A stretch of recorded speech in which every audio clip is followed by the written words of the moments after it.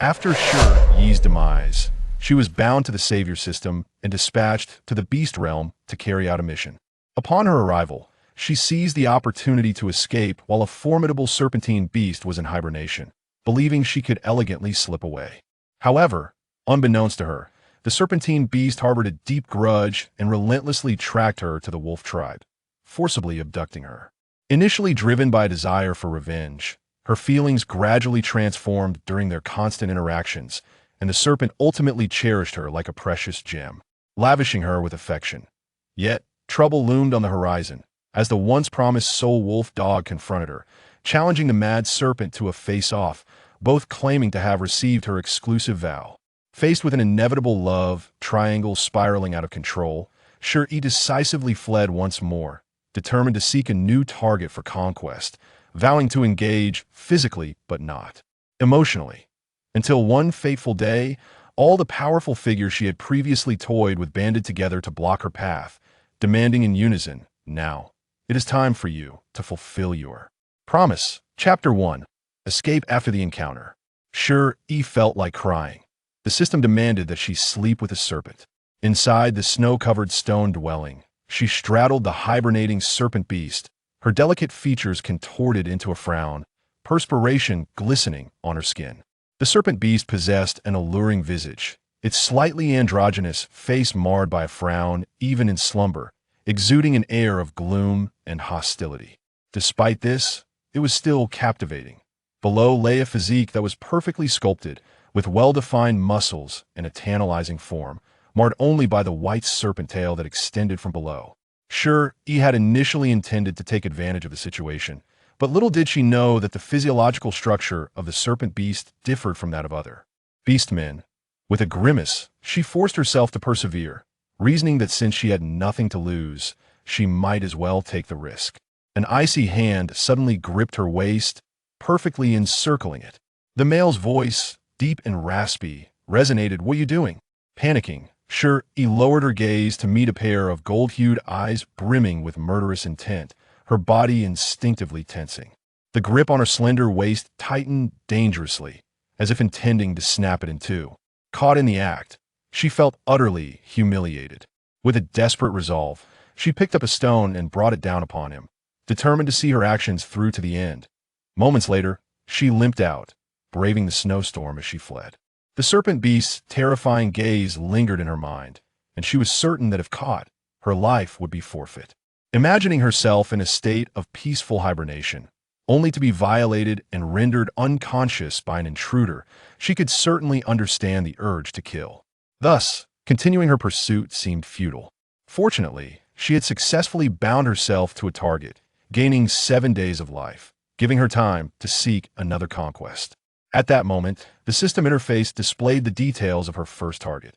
Shin Luo, half-serpent beast man, strength unknown, age 26, conquest progress 10. Initial binding. Reward of 7 days of life has been granted.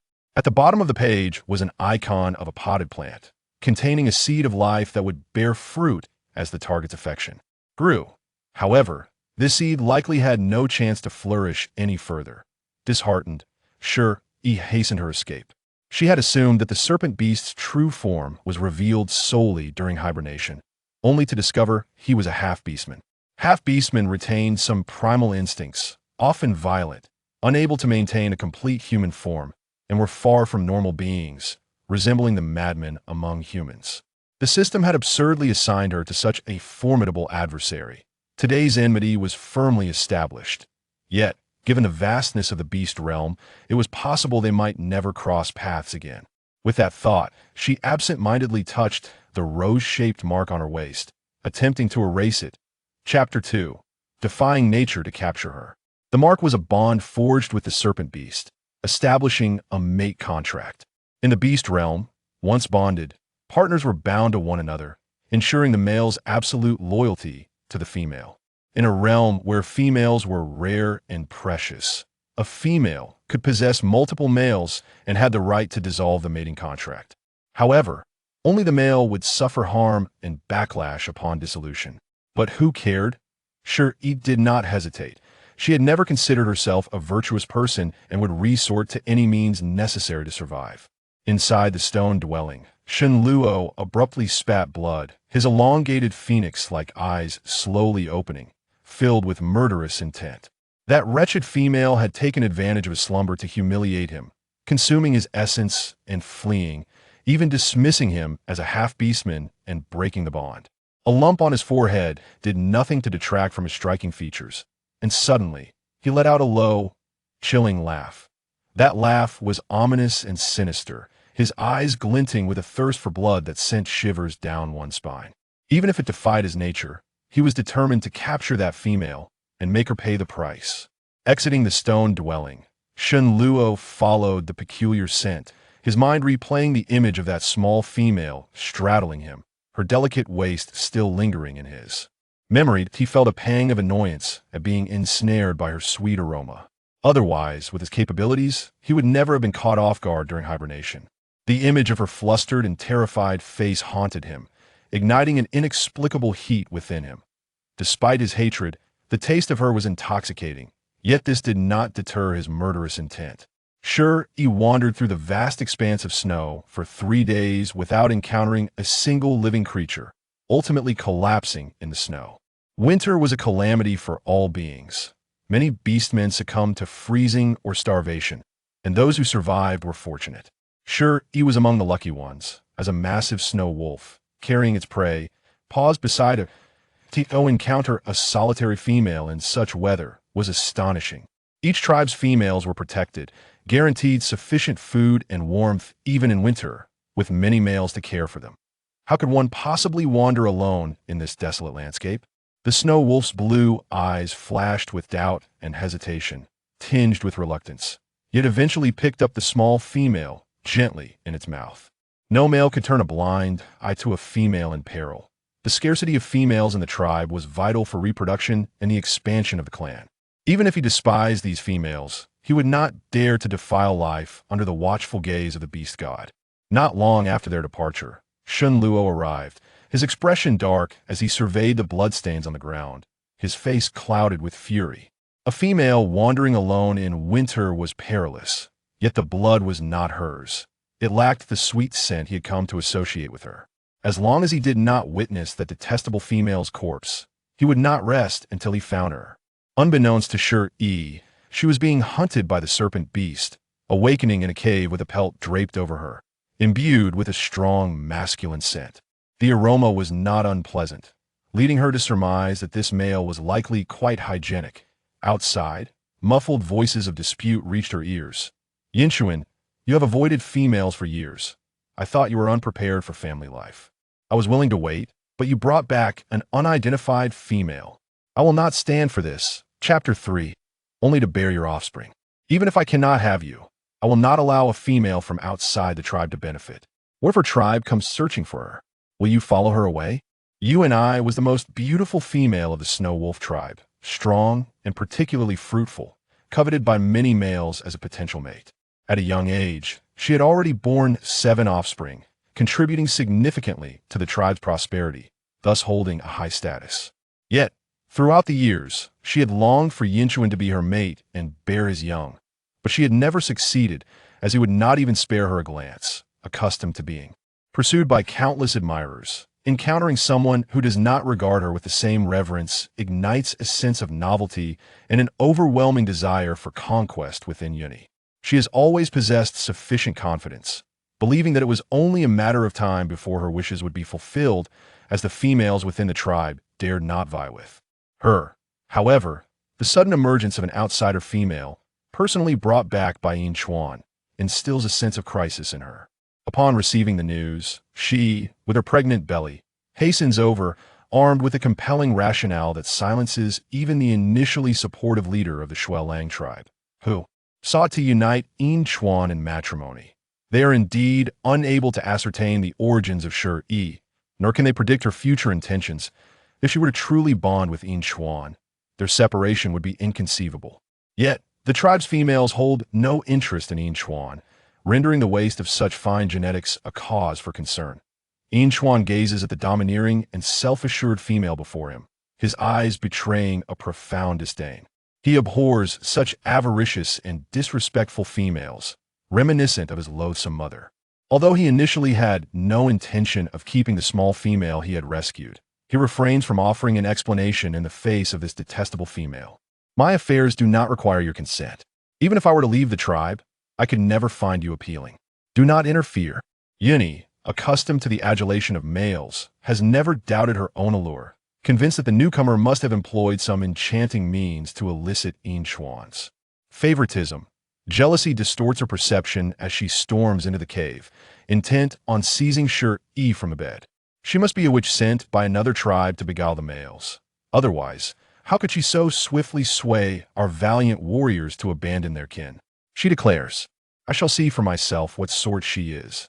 I will tear her face apart. Yi, having lived a life of luxury, indulging in eating and sleeping, possesses a robust physique.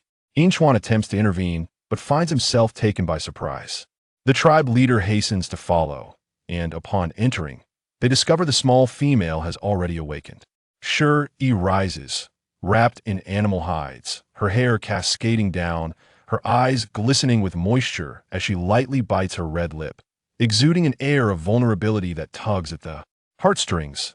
Her delicate frame stands against the wind, her slender, pale shoulders exposed, appearing fragile and ethereal amidst the snowy backdrop.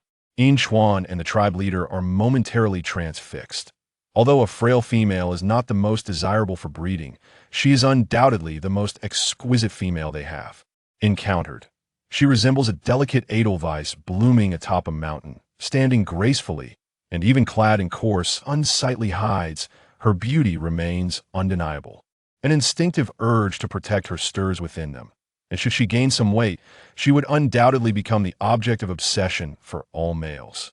Yi, momentarily taken aback by the beauty before her, feels a surge of jealousy, which is quickly masked by an air of scornful confidence. Such a scrawny female, she likely cannot bear offspring. It's uncertain whether she can survive this winter. Saving her is merely a waste of resources. I knew she must be a discarded waste from another tribe. Raising such a useless being is not worth it. Why not consider being my beast husband instead? Inchuan, give it some thought that, if you agree, I will only bear your children from now on. Chapter 4. Selling the beasts of a city as beasts of burden. Yi's haughty demeanor seemed to bestow an immense sense of superiority, reflecting the ferocity of the beastmen in the beast world. Inchuan's brow furrowed deeper, utterly vexed by the prideful and disrespectful female. Before he could speak, Shi Yi timidly interjected, Thank you for saving me. I apologize for causing you trouble. I will leave now. I can manage on my own. She expressed her gratitude to the tall and handsome male, tears of stubbornness cascading down her cheeks, creating a stunningly poignant image.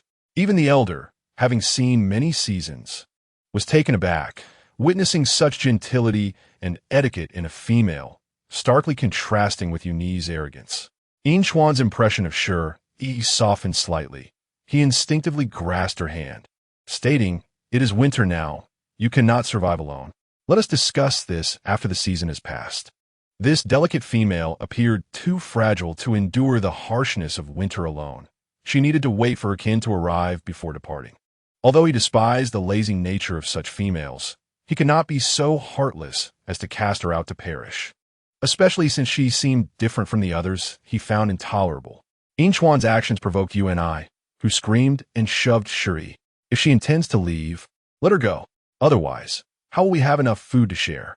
Our supplies for this year have already been allocated, and I still have to feed my unborn cubs. She haughtily cradled her belly, her face etched with malice. With swift reflexes, Inchuan caught Shi Yi, her petite frame surprisingly light, and she tumbled into his embrace. Fragrant and soft, she was indeed unlike any female he had encountered throughout his life. This was the first time he had been so close to a female, causing his ears to flush with unexpected warmth.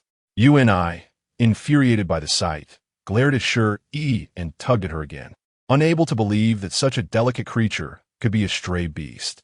How shameless can you be, coming to seduce the males of another tribe? Were you unwanted in your own? No male would desire a female like you, even if given for free. Leave our tribe at once, or we shall sell you to the beast city as a beast slave. There are plenty of males eager to toy with you. Her venomous words pushed Inchuan to his limit, and he repelled her with disdain. Have you had enough of this? Leave my home. I will share my food with her, and you have no right to drive her away. Fuming, Yu and I realized our arguments were falling on deaf ears. So she pulled the elder aside, seeking his intervention. Elder, our food is already scarce. Why should we help others sustain a female? This frail creature is of no use. It will be better to abandon her to die. The food saved could be given to my cubs. She continued. She even attempts to lure away our tribe's finest male. Will you stand by and watch her ruin our kin?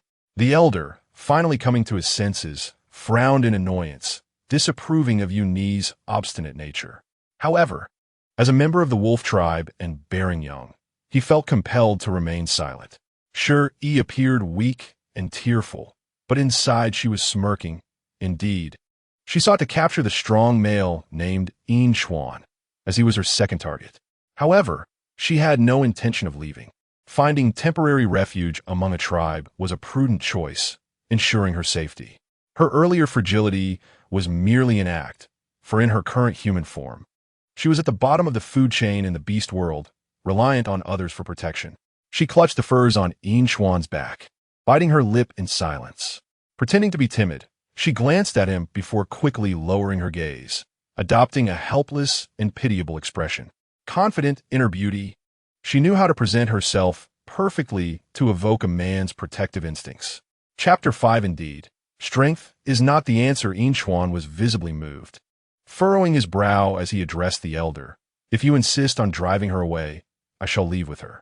Perhaps this little female was truly abandoned by another tribe.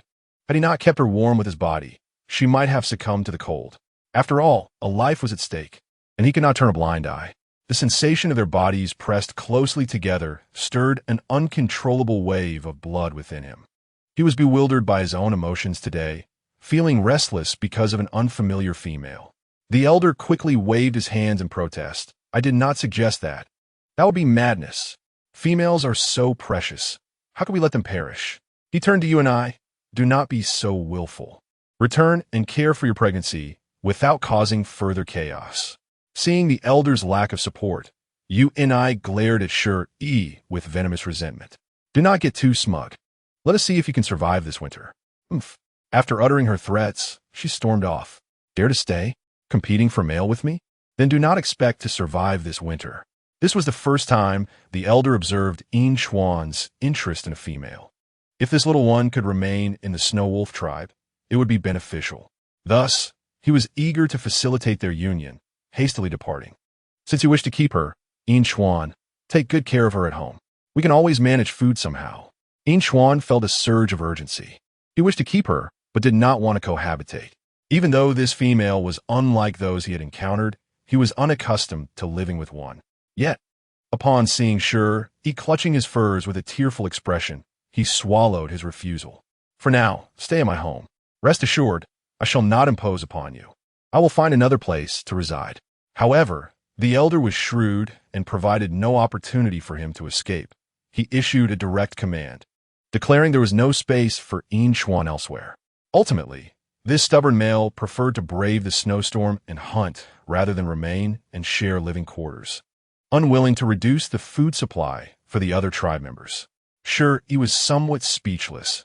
She initially thought this wolfish male would be easier to manipulate, only to realize he was as stubborn as a rock. With this commotion, only 3 days of her 7-day lifespan remained. She needed to hasten her progress. At the very least, she must successfully bind with him to gain an additional 7 days of buffer time. However, the binding conditions were twofold. The other must possess a favorable impression level above 10 and have skin contact, and they must engage in intimacy. The snow wolves do not hibernate. She did not believe she possessed the resilience to enforce love upon a robust wolf beast man. There was a risk of being crushed with a mere swipe of his paw. The only viable path lay in gradually cultivating affection. While she pondered this, Xuan returned, collapsing at the doorstep, a long gash on his back, oozing blood. Hunting in winter was perilous, and it appeared he had encountered a fearsome beast. For her sake, this male truly exerted himself. Shi Yi struggled greatly to lift him onto the bed, expertly cleaning and bandaging his wound. The scars on his sturdy back were gruesome, flesh torn and exposed, a frightening sight, Yet thankfully, his bones were intact, rendering it not too severe. Shi Yi carefully tended to the wound, her slender, delicate hands pale and soft, with a faint pink hue at her fingertips, gently gliding over the male's solid back. Her rosy lips hovered close, softly exhaling warmth. Her eyes filled with compassion, and her exquisite face, serious, was undeniably beautiful, resembling a porcelain doll. She contemplated the likelihood of forcibly binding with him, wondering if the wolf beastman would be more difficult to handle than the serpent beastman. Just as her thoughts wandered, her cheeks flushed, the male beneath her suddenly awakened, reflexively flipping her over and pinning her to the bed. His sharp claws pierced her delicate shoulder, causing blood to flow profusely. Shi Yi sitiflet hartives, a hint of pain crossing her face. Indeed, he was not to be forced. Chapter 6. Fragile to the touch, I merely wish to tend to your wound. Inchuan gazed into her misty eyes, filled with profound fear. He quickly retracted his claws, the coldness in his gaze transforming into guilt and panic. He was not adept at interacting with females, nor was he skilled at comforting anyone. Faced with the small female who was crying from the injury he had inflicted, he found himself at a loss. In his mind, all females were selfish, cold, and cruel beings who regarded males as mere tools, expecting to be provided for without gratitude. He had never anticipated that this little female would care for him so tenderly, and his instinct was to shield his own back, inadvertently causing her harm. Shi Yi perceived the guilt in Yin Chuan's eyes and seized the opportunity to cultivate goodwill, stifling her sobs. Her restrained cries were soft and delicate, akin to a kitten's mew, evoking a sense of compassion.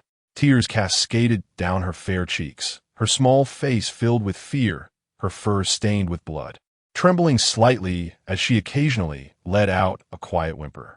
Inchuan's heart tightened, an unfamiliar emotion spreading within him, his throat dry as he murmured, "Do not be afraid. I am sorry, it was unintentional. I will fetch the shaman." But Shi Yi grasped his arm firmly, saying, "No, your wound is still bleeding. Wait until I bandage it. If it opens again, it could worsen." Inchuan froze, disbelief evident in his eyes. Years of preconceived notions about females had been drastically altered. Despite having hurt this little female, she was not angry. She was concerned for his well-being. It turned out not all females were selfish and contemptible. Her delicate hand brushed against his back, bringing a warmth he had never felt before, causing his body to tense up, his ears flushing red. This little female was fragrant, soft, frail yet timid, and extraordinarily gentle, yet he had harmed her. For the first time, he felt he had overstepped. As Inchuan grappled with his guilt, Shi Yi's mind was filled with system notifications. Her affinity with Inchuan had merely shifted from negative to 0. How could this not be considered progress? She found herself curious as to why this male had a negative affinity, seemingly not just towards her, but towards all females. Perhaps he had suffered emotional wounds? What a predicament! The unreliable system had presented her with a challenging task. After enduring such pain, the affinity had barely improved. Heaven knows how much those claws hurt. Now that it had come to this, she would press on. During the process of bandaging his wound, Shi Yi deliberately created skin contact, observing the subtle shifts in the pure-hearted wolf dog's emotions with great amusement. Though he appeared stoic, he was easily flustered, giving off an impression of being easily conquerable. Yet his affinity remained stubbornly unchanged. Indeed, one should not judge by appearances, whether it be human or beast. Once the bandaging was complete, Shi Yi prevented Inchuan from seeking the shaman, saying, "It's just a small injury. A bandage will suffice to avoid misunderstandings." Hurting a female was not a matter of pride. It could lead to public punishment. Her understanding nature left Inchuan momentarily stunned, unable to believe that this little female could be so kind. At that moment, his affinity for her rose to 1, albeit just a slight increase. Shi Yi felt a pang of frustration, wishing to curse. Yet she bashfully pulled down her fur skirt, revealing her smooth, pale shoulders, marred by several alarming blood marks. It was as though a perfect piece of art had been damaged and desecrated, invoking pity. "Could you help me? I cannot manage on my own." Desire is inherent, especially for beastmen. She doubted this male would remain unmoved. Shi Yi turned her head away, her slender, snowy neck fully exposed before Chuan, radiating a deadly allure. He suppressed the dark thoughts that tempted him and hastily rummaged through a corner for some medicinal herbs. It was common for him to get injured while hunting, and he preferred not to burden the shaman, so he always kept some herbs at home. Chuan, accustomed to being rough and rugged, applied the medicine with unintentional force, causing Shi Yi to stifle a pain groan. Her cat-like whimper left Chuan momentarily dazed, his gaze fixated on her fragrant, soft skin, hesitating to move further. The little female seemed too fragile, like a finely crafted, delicate vessel that would shatter at the slightest touch. Chapter 7. No different from punishment after enduring the discomfort of applying the medicine, Chuan felt an unfamiliar heat coursing through him. He stood up, intending to step outside to cool off, but the soft hand of the little female grasped his fur. She made a request that was quite suggestive. "I am afraid of the cold. Could you sleep here with me?" This was a request Chuan should have refused. He had always despised frivolous and loose females. Yet, today, for reasons unknown, looking at the fragile little female, his mouth acted independently of his mind, and he instinctively agreed. All right. Afterward, he justified his decision to himself. This little female was weak, it was cold, and she was injured. What if she truly could not survive the winter? Let this be his penance for injuring her. The stone bed was merely covered with a layer of fur, suitable for beastmen, but far from adequate for Shi Yi, a human. Even wrapped in fur, she shivered and ultimately nestled entirely into Chuan's embrace. He was like a warm, furry furnace. She drifted off to sleep with a blissful smile, unaware of the turmoil her presence caused in the male beside her. The warmth of soft flesh in his arms awakened primal instincts within Chuan, making his previously dormant heart begin to beat with an uncharacteristic restlessness. If he were to possess such a little female, perhaps it would not be so unacceptable after all. His affinity for her subtly increased by another point. Shi Yi dreamt of laughter, envisioning herself completing the system's task and surviving, no longer needing to fight for her life. In her previous life, she had suffered from a terminal illness and encountered an apocalyptic scenario, ultimately meeting her demise at the hands of zombies, only to bind herself to a savior system thereafter. By accomplishing the task set before her, she could acquire a healthy body and the power of immortality, choosing to live in a specific realm or continue as a task-executing traveler. Yet, Shi Yi did not think that far ahead. She simply wished to survive for now. The dog system had granted her a golden finger in the form of a universal shopping mall, but lacked self-defense capabilities in a post-apocalyptic world. She perished before finding a target to extend her life. Only after her death did she realize the unreliable dog system had chosen the wrong map. To compensate, it had given her a second chance, selecting the most manageable task in the beast realm. Life here was indeed much easier.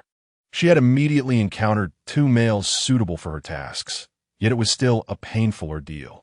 Beastmen were generally tall and robust, and her diminutive human form was no different from being punished. However, the system indicated that once her task progress reached a certain level, the universal shopping mall would be unlocked again, offering premium attributes of beastkin for sale. Once she transformed into a beastman, her burdens would be lifted, and the task of conquest would become significantly easier. Once she accumulated a century's worth of lifespan, she could exchange it for a healthy body, gaining the opportunity to choose a new life.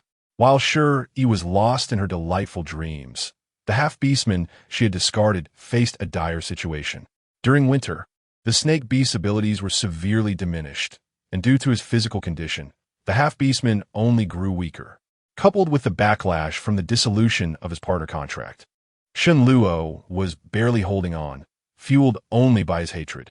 To make matters worse, he encountered the relentless pursuit of beastmen, as half-beastmen were regarded as anomalies, often seen as threats to be eliminated. Yet most of the time, Shen Luo met only overconfident foes, all of whom met untimely ends. However, this time he sustained considerable injury, forcing him to temporarily abandon his pursuit of Shi Yi and seek a hidden place to recuperate through the long, harsh winter. Unbeknownst to him, Shi Yi was not far away, merely separated by a mountain, within the territory of the Shui Lang tribe. Even less did he know that the little female had already given up on him as a tool and was now shifting her focus to her next target. Chapter 8. May I Like You? The winter frost lasts for 4 long months, leaving Shen Luo, battered and bruised, to hibernate in a dismal state. Meanwhile, just a mountain away, the Xiuelong tribe thrives with ample food and warm beds, where Shi Yi enjoys a comfortable life. The tribe, comprising hundreds of beastmen, faces a food shortage, prioritizing the sustenance of the females. Each year, the game hunted by Yinchuan is distributed among the tribe members to minimize mortality, leaving little for himself, as he has the ability to hunt during winter. However, this year, he unexpectedly has an extra mouth to feed, necessitating additional hunting before the depths of winter render the animal scarce. Initially, the tribe leader contemplated reallocating some food from other females to Shi Yi, but UNI preemptively claimed the surplus food, citing her pregnancy as a reason for her increased appetite. Consequently, there was no food left for the females Yinchuan intended to bring back. UNI harbored resentment and spread rumors, claiming the newcomer was a shaman with enchanting powers over males, even ensnaring the tribe's foremost warrior, Yinchuan, and dissuading others from sharing food with her. The tribe leader, helpless, recognized that the females needed nourishment for their unborn young and could not let them starve. Yinchuan did not insist, opting to share the remaining food with Shi Yi while braving the harsh elements to hunt. He soon discovered that this small female consumed remarkably little. While others feasted on several pounds of meat, she could barely manage a palm-sized portion and was quite particular, requiring her food to be cooked, never consuming it raw. It was perplexing that this petite female had never revealed any beastman traits and had such a small appetite. Was she perhaps of the Mouse clan? Alternatively, sure, he might have been intentionally offering her food to him, yet observation revealed she consistently ate only this modest amount. If she ate more, she appeared uncomfortably full, patting her small belly and pacing the cave while performing strange movements. No wonder she was so delicate. Her meager consumption left little room for growth. Yinchuan, indifferent to others, silently allocated some of his food to Shi Yi, hoping to ensure her survival through the winter. In reality, every meal was a struggle for Shi Yi. With limited space to practice yoga during her free time, the cave offered only meat devoid of vegetables, and although she despised eating meat, she endured it to survive, finding it monotonous and lacking flavor. Yet, the male consistently filled her plate with meat, and she had no choice but to feign delight in accepting it.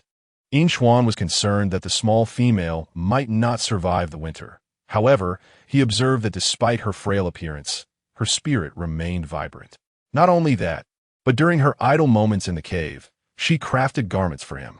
Her delicate hands, akin to green onions, worked wonders, transforming the pelts of giant rabbits into exquisite attire previously unseen.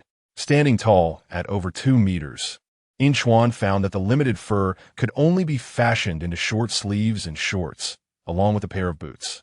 Most beastmen wore similar attire, predominantly fur skirts that left little to the imagination. So Shi Yi tailored her creations to be shorts, wary of leaving pinpricks.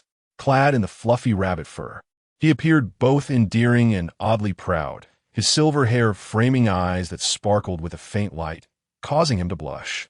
He awkwardly averted his gaze, muttering a thank you. Shi Yi, with eyes resembling polished obsidian, narrowed them into crescent moons. You saved me and offered me shelter for the winter. I should be the one thanking you. Despite her words, she found the male quite difficult to navigate. With only 1 day left in her lifespan, her efforts had only garnered a mere 5 points of affection. Time was of the essence, and she needed to act swiftly. As Yinchuan returned with firewood, he stumbled upon Shi Yi heating water, her petite form appearing fragile yet well-developed in all the right places, her skin luminous as she washed herself. The snow-white skin, glistening in the warm water, took on a delicate blush, framed by her long, dark hair, resembling a flower poised to bloom. Enchanted, he lost himself in the moment, failing to evade her gaze, their eyes meeting with intensity. Shi Yi, momentarily startled, bit her lip nervously, her doe-like eyes shimmering with innocence and shyness. misting over with unshed tears. After a brief hesitation, as if resolved, she stood before him, her voice clear and vibrant. "May I like you?" Chapter 9. The possibility of being hit, it was not a forceful demand, but rather a tentative inquiry. Shi Yi's bright eyes sparkled with innocent anticipation. Her small face flushed with a rosy hue, her features becoming increasingly exquisite, exuding an undeniable beauty. For a fleeting moment, Chuan was taken aback by her charm, but soon his brow furrowed with concern. Had this small female truly developed feelings for him after only a few days? Or was it merely gratitude for rescuing her? He could not deny the allure of her affection, yet instinctively recoiled. He hesitated to take that step, fearing that all females were the same, initially captivated by novelty, only to grow weary and abandon their partners. His mother had pursued his father with similar fervor, yet that did not prevent her from later abandoning her family. Even though he had become the foremost warrior of the Xiulong tribe, the wounds of his past remained unhealed. Perhaps he also grappled with a sense of inferiority. Chuan had turned down the affections of all females in the tribe out of disdain. Yet he found himself unable to resist the charm of this fragile creature before him. She was the most beautiful, gentle, and remarkable female he had ever encountered, and he feared he was unworthy of such splendor. He worried that this beauty might shatter. He was unwilling to engage in something uncertain. Thus, he refrained from responding immediately, his gaze growing increasingly cold. His deep-set eyes, framed by silver hair, radiated a chill, as if he were a deity too distant for mortals to approach. Sure, he was taken aback by his unexpected reaction. Her eyes dimmed, quickly filling with tears that cascaded down like pearls from a broken string. Her eyes were strikingly beautiful, reminiscent of enchanting peach blossom petals, with a slight upward tilt at the corners and a red teardrop mole beneath, capturing the soul with their depth. Although she cried quietly and with restraint, the fragility of her demeanor elicited empathy, causing Chuan to feel a pang of discomfort.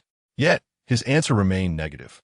He lacked the confidence to share a partner, for neither his father nor mother had taught him how to love, having endured the shadows of his mother's abuse. A capricious, malicious, and domineering woman, he harbored no romantic illusions about females. Observing the resolute expression on Chuan's face, Shi Yi sighed inwardly, already aware of her fate. With only hours left, she had no choice. Therefore, she awkwardly donned her fur skirt and rushed towards the door, declaring, "I will no longer disturb you." Chuan, taken aback by her sudden outburst, swiftly grasped her wrist, inadvertently pulling her against his chest with considerable force. Shi Yi looked up at him, her tear-stained eyes and small, delicate nose flushed from the impact, her expression pitifully endearing. This time, her tears were genuine, but it was worth it, for Chuan's affection surged to 8 points, just a bit more, and if she could extend her life, she would not have to perish. Clearly, she needed to employ a bolder strategy. Since showing weakness was effective, she decided to fully embrace it. "I cannot control my feelings for you. I apologize for the trouble I have caused. I do not belong here and should not linger to disrupt your life." Chuan held her slender arm tightly, his tone urgent. "I do not wish for you to leave." She raised her tear-streaked face, stifling soft sobs, her beautiful eyes glimmering with a hint of hope. Yet, she was secretly contemplating whether she might be met with hostility if she were to throw herself upon Chuan. In this moment, Chuan concocted a feeble excuse, expressing his reluctance to share a partner and his disinterest in establishing a family. Having witnessed his father's rejection by his mother from a young age, he had endured considerable maltreatment himself, never having experienced maternal affection. Merely days after his father was abandoned, he passed away, leaving Chuan to grow up in solitude. Raised by his kin, the detrimental influence of his original family instilled in him a deep-seated aversion towards females, rendering the notion of sharing a wife utterly unacceptable. He would rather remain single. Momentarily taken aback, Shi Yi regarded Chuan with a trace of curiosity, eager to discern whether his dismissive words stemmed from a genuine lack of affection for her or an overwhelming possessiveness. If it were the latter, she could still entertain the notion of nurturing a more promising future with other potential partners. For now, survival was her primary concern. The hesitation reflected in Shi Yi's demeanor elicited a barely perceptible disappointment in Yin Chuan, his deep blue eyes dimming slightly. Indeed, the concept of monogamy seemed an unattainable luxury. Lacking a female partner, he would prefer solitude. Unexpectedly, Shi Yi grasped his hand with utmost seriousness, pledging, "I could be your only partner. I can remain in the Shuel Lang tribe." Despite knowing that her words might lack reliability, Yin Chuan found himself unable to suppress a surge of emotion at this moment. Her tender hand resting upon his robust arm created a stark contrast between his strong, sun-kissed skin and her delicate, pale complexion. A strange warmth unfurled within him, quietly planting seeds of affection in his heart. Yin Chuan despised this uncontrollable emotion, yet he could not help but feel a flicker of delight at the thought of Shi Yi choosing to stay with him. Should she truly decide to remain, over time, feelings could blossom. It was not beyond the realm of possibility. Shi Yi tentatively drew closer, her small hands encircling his muscular waist, even daring to caress his abdominal muscles. Her exquisite face leaned against his solid chest, attuned to the fervent rhythm of his heart, which raced wildly at her proximity. Yet, the affection he held for her remained stagnant. If not for her ability to perceive his feelings, he might have believed Yin Chuan was truly moved. But the affection level was merely at 8. Evidently, more effort was required. As the atmosphere shifted, Shi Yi shyly inquired, "May I be your partner now? I will prove it to you." Her straightforward invitation and earnest promise were made with simplicity and clarity. Her thoughts were uncomplicated. Endure a bit of hardship for a few days in order to prolong her life. The innocent wolf dog's ears flushed crimson, turning his face away as he stammered, I haven't decided yet." He felt an acute sense of regret. He had always detested females who approached him so openly, yet he found himself unable to adopt the same cold demeanor with this little female. Shi Yi felt frantic. With less than an hour remaining before her demise, she could not afford such innocence. She wrapped her arms around Yin Chuan's neck, compelling him to lower his head, and offered her crimson lips. "I want to be your partner right now, Yin Chuan. I like you so much. Will you protect me always?" The kiss, as fleeting as a dragonfly's touch, left her youthful face adorned with the excitement and nervousness of a maiden, captivatingly beautiful. Yin Chuan's mind erupted in a riot of colors, instinctively licking his lips, which still bore the sweet fragrance of the little female. The tension between them intensified. No one could resist the allure of such a captivating offering. In that moment, the youthful wolf dog was overwhelmed with emotion, grasping her delicate waist and inhaling her intoxicating scent. His voice turned hoarse as he asked, "Are you truly certain? Yuan Ti regret it? Regret? Absolutely not." Shi Yi dismissed any further hesitation, rising on her toes to kiss him once again. This time, Yin Chuan did not hold back. He effortlessly lifted her, allowing her slender legs to wrap around his powerful waist. He lowered his gaze, awkwardly synchronizing with her, his heartbeat racing, as he carried her towards the stone bed. Winter presented the optimal opportunity for procreation.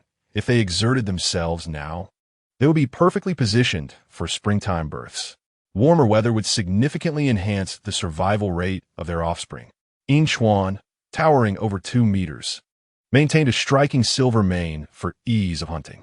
His rugged features and deep-set eyes exuded youthful vigor, resembling a formidable wolf dog.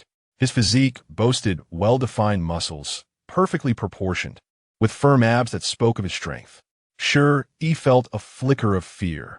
Her trepidation was genuine, as her initial encounter with the serpent beast had been far from pleasant. At least in terms of appearance, Yin Chuan seemed far more formidable than that brooding serpent. Shi Yi's petite form made Yin Chuan hesitant to bear down fully upon her, instead supporting himself with his arms, cautiously exploring the delicate beauty nestled in his embrace. In the realm of beastmen, certain instincts were innate and unlearned. The drive to reproduce was imprinted in their very genes. Yet the fragile body beneath his hands was so slender that even the slightest touch left marks upon her snow-white skin. Having spent years hunting, Yin Chuan's hands bore calluses. Despite his efforts to temper his strength, he still left numerous impressions upon Shi Yi's delicate form. particularly as he sensed her quivering beneath him. He found it increasingly difficult to proceed. She was so frail and petite, surely unable to endure the strains of reproduction. The act of bearing offspring was fraught with difficulty. A weak female faced dangers that warranted allowing her to recuperate and grow stronger before attempting to conceive. With these thoughts in mind, Inchuan suppressed his surging emotions, transforming into a massive snow wolf, exuding an air of majesty and undeniable charm. His blue eyes sparkled like fragmented galaxies, illuminating the little female nestled beneath him. However, Shi Yi was too consumed by fear to appreciate his handsome visage. Her delicate face was awash with terror, nearly crying out in alarm. For beastmen, the act of reproduction necessitated assuming their beastly forms. Yet this male, while feigning innocence, sought to mate with her immediately? Shi Yi was utterly taken aback. This was simply unacceptable. She was human and could truly perish. Her small hands pushed against the snow wolf's form, yet he remained unmoving. Tears streamed down her face as she merely wished to form a bond without such harshness. Inchuan was momentarily stunned, not expecting to frighten the little female to tears. His intentions were simply to keep her warm, believing that this position would suffice. As she cried, her soft voice was reminiscent of a tiny, adorable creature, igniting a flicker of mischief in Inchuan's heart.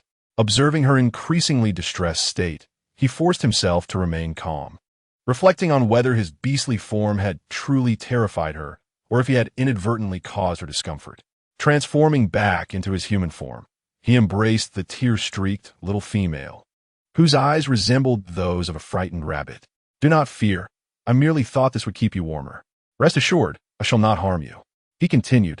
"You are far too fragile to endure such strain right now. You must focus on nurturing your health." The prospect of childbirth was daunting, especially considering she might not even survive the process. This conundrum weighed heavily upon him. Shi Yi sniffled, feeling wronged. So, he had merely intended to keep her warm, not to mate. The little yellow creature turned out to be herself. At that moment, a notification from the system appeared, successfully bound to target 2, Inchuan. The Snow Wolf Beastman, age 22, level 3 fighter.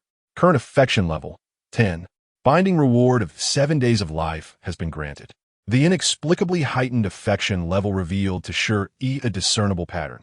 Her affection increased each time she feigned weakness and vulnerability. It seemed that males were indeed attracted to this persona. Thankfully, her delicate appearance naturally evoked the protective instincts of males. The system interface displayed a small potted plant, its life seeds sprouting tiny buds. As the affection level for her target increased, the life seeds would grow and bear fruit, subsequently granting her additional days of life. For now, she simply needed to remain with Inchuan and cultivate their affection, allowing her a momentary respite. She, cradling a warm and cozy pillow, enjoyed a night of particularly sweet slumber. However, Inchuan found himself unable to sleep at all, his primal instincts preventing him from maintaining composure while embracing such beauty. The alluring fragrance wafting from her stirred his imagination, conjuring malicious thoughts of causing her tears. The more he pondered, the more he felt a feverish discomfort. Ultimately compelled to dash into the icy wilderness to regain his composure, he wished to shield Shi Yi from this sordid aspect of himself. Chapter 12. An addictive allure upon awakening. Shi discovered several expertly processed giant rabbit pelts in the cave, brought back by Inchuan during his restless night spent hunting for tranquility. The snow-white rabbit fur was warm and delightful, perfect for crafting garments and blankets. When Inchuan returned, laden with prepared meat and firewood, snowflakes clung to his hair and shoulders. The moment Shi spotted him, her eyes sparkled with joy as she rushed forward to help brush the snow off him, only to be met with a playful shower of snowflakes in return. Though he resembled a human, his essence was still akin to that of a large canine.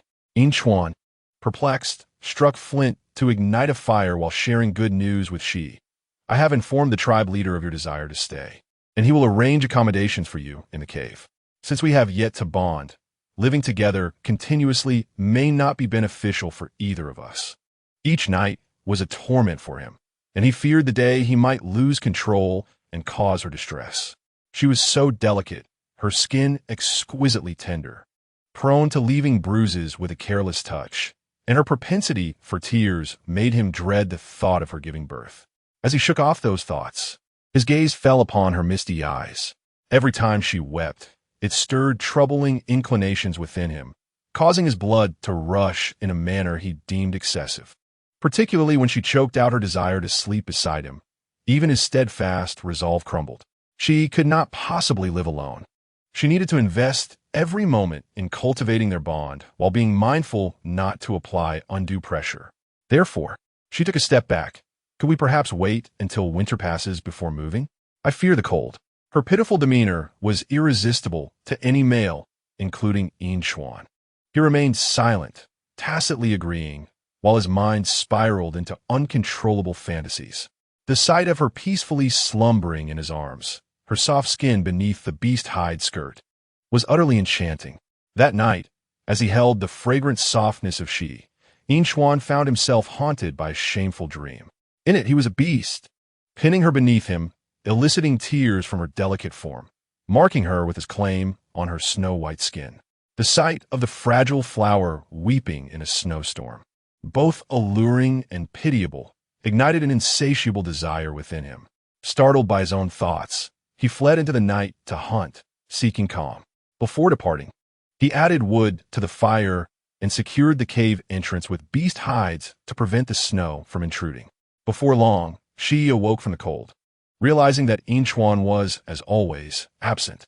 Curiosity piqued. She wondered why he consistently vanished in the dead of night. Was hunting easier under the cloak of darkness? The following morning, she was greeted by a commotion outside, and someone rudely barged in. It was Yuni, the haughty and rude female from before, who was far from agreeable. She offered her no warmth. This is Inchuan's home. If you have business, you should wait for him to return. Yuni cast a disdainful glance at the still-burning fire before her gaze fell upon the snow leopard hide covering Shi. Upon seeing the newly fashioned snow rabbit skin skirt adorning her, jealousy flared in her eyes. Yuni had long coveted a snow rabbit blanket, but the timid creatures were difficult to catch. Though Inchuan could capture them, he refused a share, now bestowing all his efforts upon this newcomer. In the tribe, she had always enjoyed the finest resources, and anything she desired was within her grasp. This female dared to stay and compete with her for Inchuan. She would not hesitate to be ruthless. Inchuan truly favors you, Yuni sneered. He risks his safety hunting in winter, and now he is injured in dire straits. While you sleep soundly. Injured? Shi's immediate reaction was skepticism. She was no fool, and the malice emanating from Yuni prompted her to question the truth of her words. Noticing Shi's immobility, Yuni scoffed. You truly are heartless, unconcerned for Inchuan, merely using him to endure the winter, aren't you? He is currently at the southern rocky shore, and the shaman has already been dispatched. I shall reveal your true nature to him, and he will cast you out. With that, Yuni sauntered away, flanked by her several beast husbands. She hesitated, then wrapped herself in a fur shawl and ventured out. Driven by the bond she shared with Inchuan. Time was of the essence. She had no opportunity to pursue another target, and she needed to ascertain the truth. As she traversed the icy landscape, she inquired with others and confirmed that the shaman and the tribe leader had indeed traveled to the southern rocky shore. Though Inchuan's condition remained uncertain, perhaps Yuni was not lying after all. Battling the harsh winds and snow, she pressed onward, unaware that Yuni stood above, watching her retreating figure with a sinister smile. Beside her, the beast husband ere he expressed concern. If Inchuan learns we deceived that female, he will be furious. There have been sightings of half-beasts in the mountains recently. Yuni, in a fit of rage, slapped air, fully aware of the half-beast's presence and relishing the opportunity to send Shi to her demise. Half-beasts were known for their volatile tempers. Even the most precious female would not fare well in their hands, destined for torment and suffering. She longed for the demise of the woman who dared to compete with her for Inchuan's affection. Chapter 13. Just wanted to find him. Yuni's face contorted with malice, her features trembling with a sinister expression. I did not lie. The shaman and the tribe leader did indeed venture to the southern rocky shore, but they have since returned. She chose to go out. Inchuan will never know.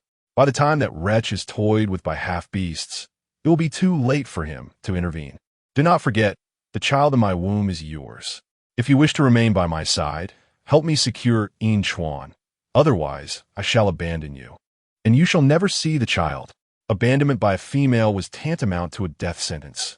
And ere he paled, biting his tongue in silence.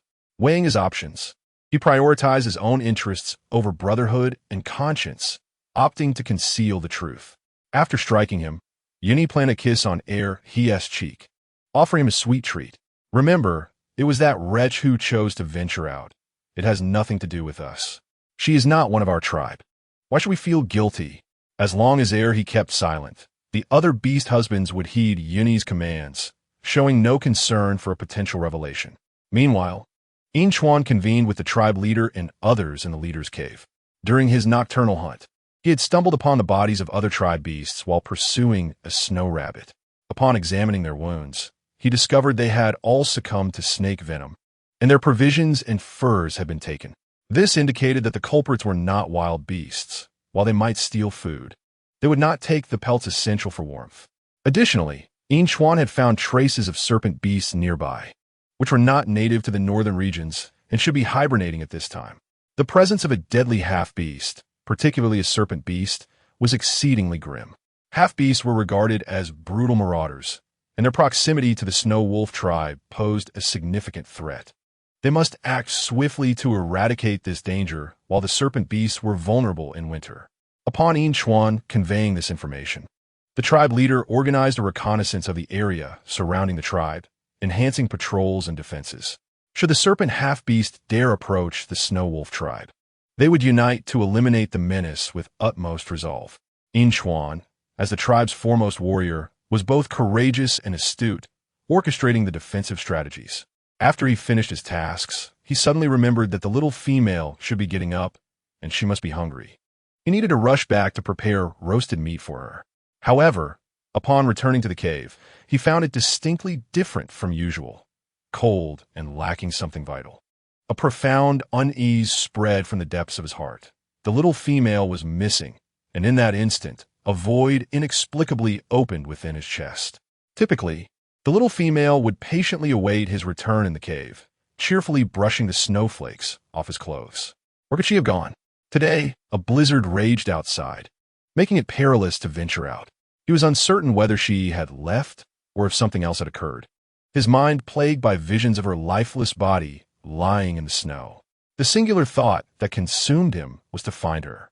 Yinchuan searched the entire tribe, but found no trace of Shi Yi. It was only after inquiring with a few who had seen her that he learned she had left the tribe. So, she had been lying all along, never intending to stay in the Shualong tribe. Yet, she could have waited until after winter to leave. There was no need to take such a risk now. A painful sensation, difficult to articulate, spread from his heart, leaving him somewhat breathless. Yuni observed this and felt a sense of joy.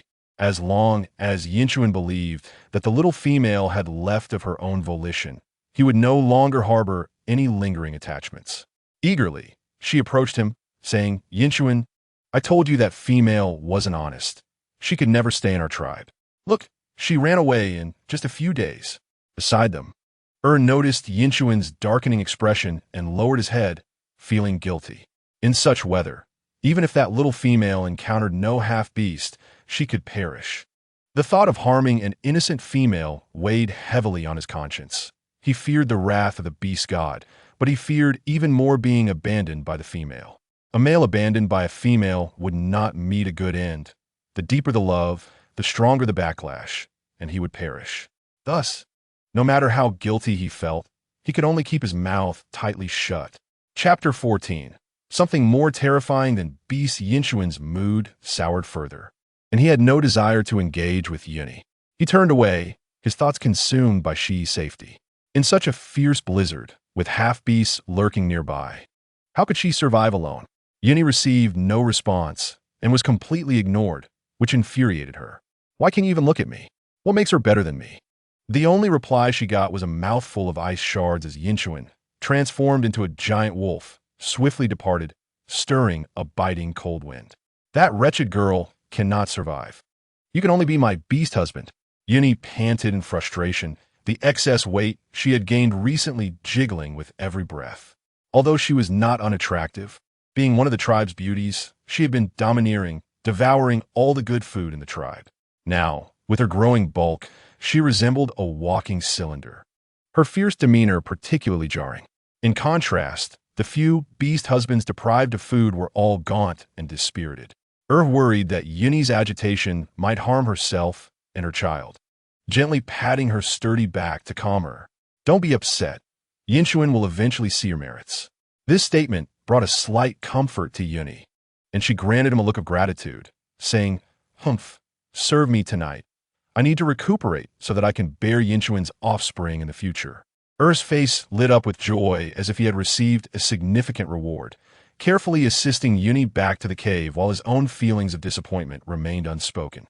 He was all too aware of how he had ascended to his position. He willingly became Yinchuan's substitute. No, not even a substitute. He was merely a tool for Yuni to provoke Yinchuan, although it seemed to have little effect. Meanwhile, Shi Yi trudged through the snowstorm, her nose reddened from the cold. Frost accumulating on her long eyelashes, resembling a spirit born from the ice and snow.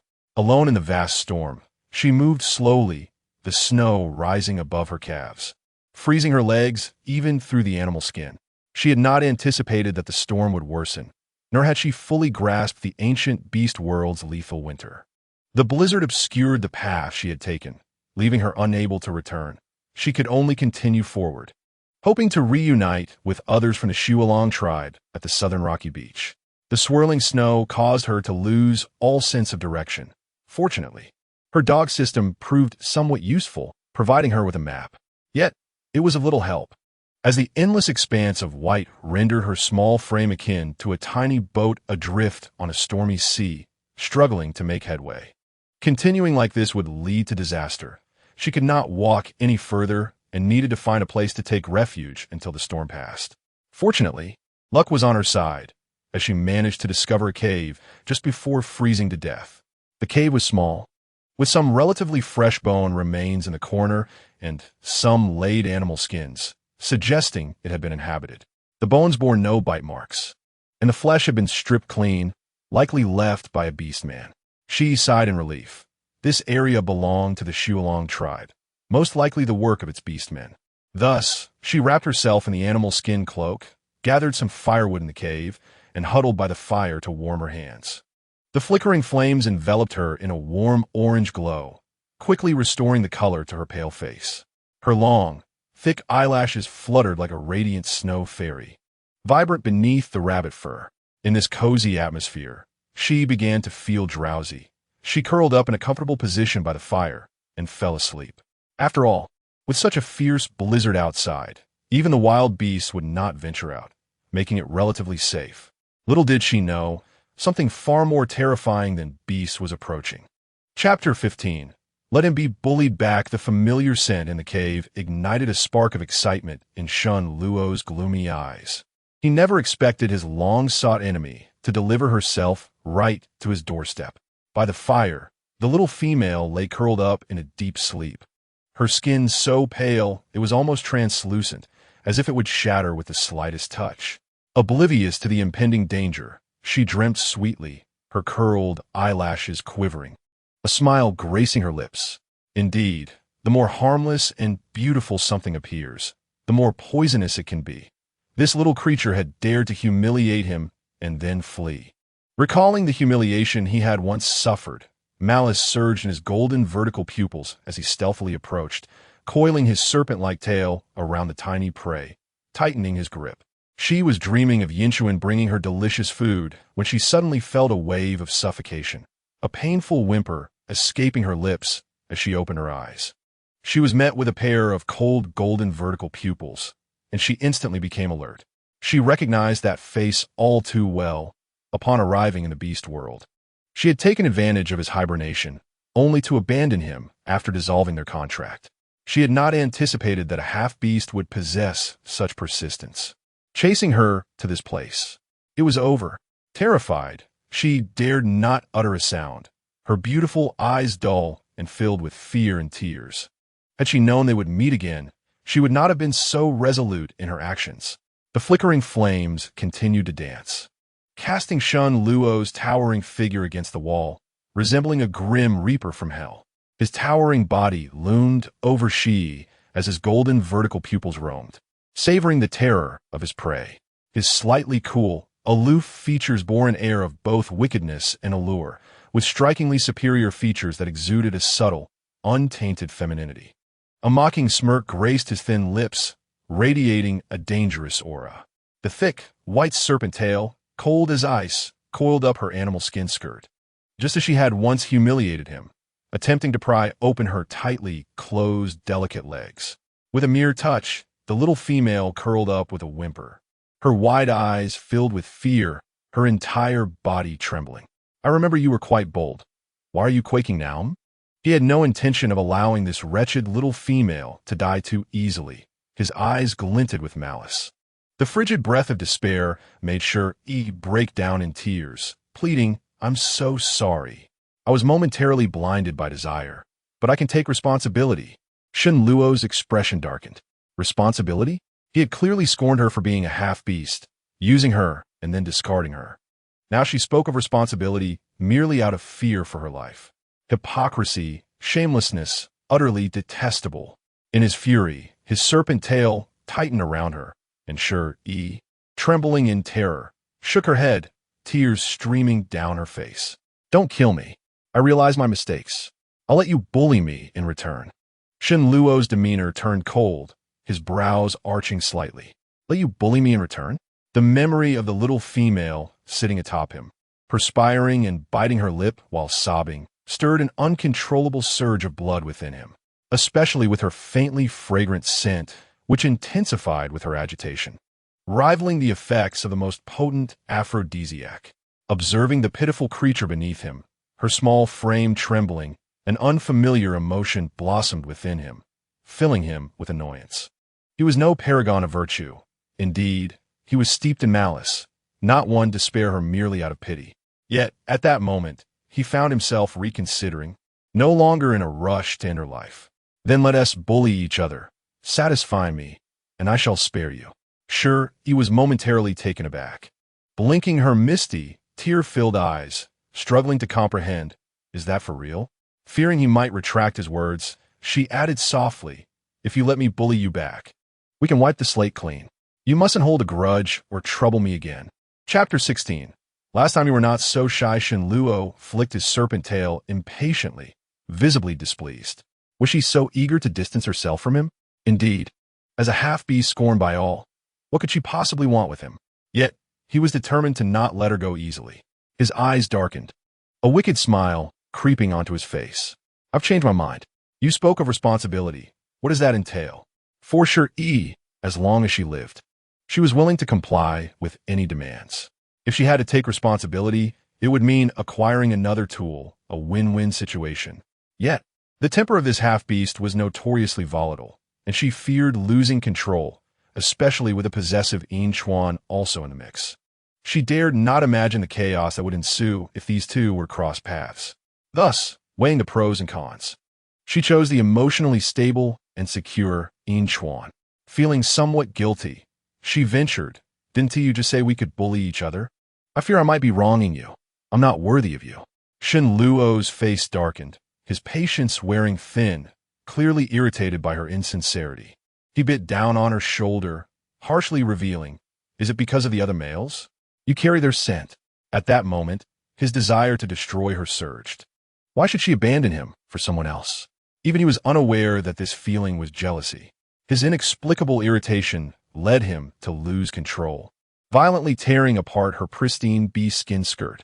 Shi Yi whimpered in pain, regretting ever provoking this madman, lamenting her angering him.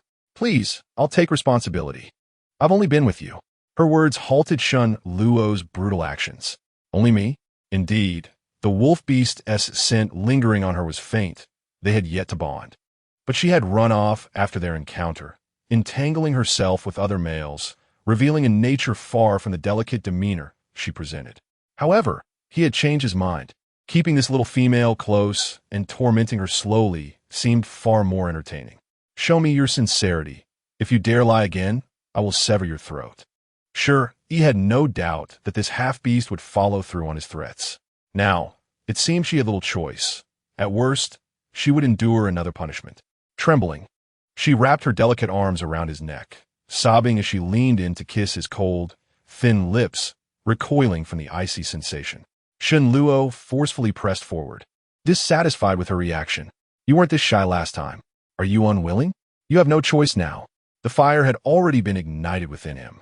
He no longer wished to hold back, only wanting to fulfill his desires. His crude actions made sure he panic and struggle, her lips torn, filled with the taste of iron. She feared that this serpent beast might be poisonous, making kissing a perilous endeavor. Her desperate struggles, resistance, and tears met with the unyielding strength of his muscular form. The scant fabric covering her body was sacrificed entirely. The difference between initiating intimacy and being forced into it was stark. The boldness of the first encounter now seemed a distant memory, replaced by the harshness of the present. Feeling the little female's resistance, a chilling glint appeared in Shen Luo's eyes. Was she contemptuous of him? Why had she not felt such disdain when she was with him? With a slight exertion, he could easily break her delicate waist. He was not a patient man, were it not for her frailty. He would not have needed to invest so much effort in this elaborate game. His cold serpent tail coiled up her leg, sending ripples of shivers through her, impatiently marking her pristine skin with bruises. Chapter 17. Addicted, gazing at the marks he had left, Shen Luo felt a surge of irritation. All the females he had encountered were robust, unlike this fragile creature. He wondered how she had survived thus far, appearing so delicate and incapable of enduring. If she were to comply with his whims, she surely would not survive. Despite his vexation, Shen Luo softened his actions. He did not wish to end her life so swiftly. Even he was unsure whether his motivations stemmed from vengeance or a simple desire to keep her close. However, it made little difference. Her body bore the evidence of his torment, resembling that of someone who had suffered unspeakable cruelty, gasping for breath. Shen Luo was not known for his patience nor his comforting demeanor. He resolved issues in his own way. Sure, he had thought that by feigning vulnerability, this detestable half-beast might show her some gentleness, but the opposite proved true. The tears of the weak only served to excite the predator. She could only do her best to cooperate, to alleviate her physical suffering. Yet, things seemed to deviate from her expectations. The metallic sweetness in her mouth gradually blurred her consciousness. It felt as if a fire ignited within her, growing increasingly intense, her very being melting into a puddle under Shen Luo's hold. This was serpent blood, Shen Luo's blood, which, while not lethal, carried other unmentionable effects. The only silver lining was that the serpent blood seemed to mitigate some of the pain, making the punishment more bearable. Outside the cave, the howling winds and swirling snow concealed the pitiful cries within. Her mewling, reminiscent of a distressed kitten, ebbed from high-pitched wails to low sobs, finally dwindling into hoarse whimpers. Fortunately, the serpent beast did not descend into madness, only administering a singular punishment, yet it was more than she could endure. The distinction between voluntary and coerced actions was profound. She felt as though her very spine might snap, her entire body aflame with pain. Thankfully, the system had informed her that intimate interactions with males would fortify her body, rendering it less prone to damage. Yet, the system had neglected to mention the extraordinary stamina of half-beasts. After several hours, she had already succumbed to unconsciousness multiple times. Pleasure, too, had its limits. Initially, Shen Luo had aimed to vent his frustrations, but as time passed, he found himself craving more, instinctively seeking greater satisfaction. This was a sensation he had never experienced before, entirely different from the humiliation of their first encounter. It was until nightfall, after he fainted for the third time, that Shen Luo reluctantly concluded their encounter, his elongated, enchanting eyes reflecting a hint of satisfaction. The emotions he had been deprived of for days were finally satiated, and the sweetness of the experience left him insatiably addicted. He caressed the blood-red rose at her waist, the contrast between pure white and vibrant red forming a perfect tableau. Shenluo was pleased with his handiwork. This little female now bore his scent entirely. Since she had dared to provoke him, let her become his possession. Though abandonment may invite retribution, the bond of a contract serves as a formidable restraint. As long as he remains unperturbed, the contract merely serves as the tether to a kite, held firmly in his grasp, preventing it from soaring far. He possesses ample confidence that the little female would not dare attempt to erase the mark again. Otherwise, he would show no mercy. Casting a glance at the shattered beast's skin skirt on the ground, he chose not to use the foul pelts of the orcs. Instead, shedding his own, it was lined with his own serpent's shed, enveloped in the warm fur of ferocious beasts, providing substantial warmth. The little female in his arms was more sensitive to the cold than a serpent beast, instinctively burrowing closer to him, yet repelled by his icy touch. She frowned and drew back. Shenluo found this somewhat amusing, a smirk blooming on his lips as he wrapped Shi Yi snugly. Chapter 18. A balance restored. Shenluo was intrigued by the nature of this little creature, a female orc daring to roam in the winter without any means of self-defense. Was she perhaps the female of the nearby snow wolf tribe? How could they allow her to venture out alone? Yet, it mattered little. She was now his. The thought of another male scent clinging to her sent a chill through Shenluo, a jealousy taking root that he himself was unaware of. By midnight, the little female had yet to awaken, her body burning with fever, a precarious state in the winter that could lead to her demise before spring. Shenluo had not anticipated her fragility. A mere trifling with her could spell her end. After striving to capture this little creature, he was not about to let her slip away so easily. However, the harsh weather made even stepping outside a challenge, and in the icy expanse, finding useful herbs seemed impossible. No, there was a solution. A nearby snow wolf tribe had a shaman, and with it medicine. When Shi Yi awoke, the fire in the cave blazed fiercely, and she was wrapped in the half-orc's beast skin. Her fever clouded her mind, leaving her feeling as if she had been run over by a cart, particularly in certain areas, where even the slightest movement sent sharp pangs of pain coursing through her. Had she known that her misdeeds would lead to such swift and severe retribution, she would have thought twice. She felt like a parched fish, dry and cracked, her lips pale and chapped, her body marred by ghastly marks, appearing utterly pitiable. After lying for what felt like an eternity, Shi Yi mustered the strength to shuffle to the cave entrance and scoop snow into her mouth. Her mind cleared slightly, but the blizzard outside raged on, and in her fevered state, escape was impossible. The half-orc had bound her in a mate contract during her delirium, indicating he did not wish for her death, but rather harbored possessive intentions. This was a balance restored, yet once the blizzard passed, she would still need to find a chance to flee. Remaining with this half-orc was too perilous. The sudden blizzard was more fierce than in previous years, leaving the outside world eerily silent, and it was uncertain how many days it would last. Chuan scoured the area surrounding the tribe, unwilling to believe that such a fragile female could wander far on her own. Yet, the evidence was undeniable. 2 days had passed since a female left the tribe alone, and her chances of survival were slim. He simply could not accept this outcome. The tribe leader, fearing for Chuan's safety, brought him back with the other warriors. The leader, Sang Mu, stroked his snowy beard, a look of compassion on his face as he spoke. Chuan, since Shi Yi has chosen to leave, we must respect her decision. If you are worried, we can search once the blizzard has passed. You know better than anyone how dangerous this weather can be. Do not act recklessly. Chuan felt a pang of sorrow. He had believed the tribe would gain a precious female. This little female was not only beautiful and charming, but also captured Chuan's affections. He had never seen Chuan so enamored with any female before, thinking he was finally ready to settle down.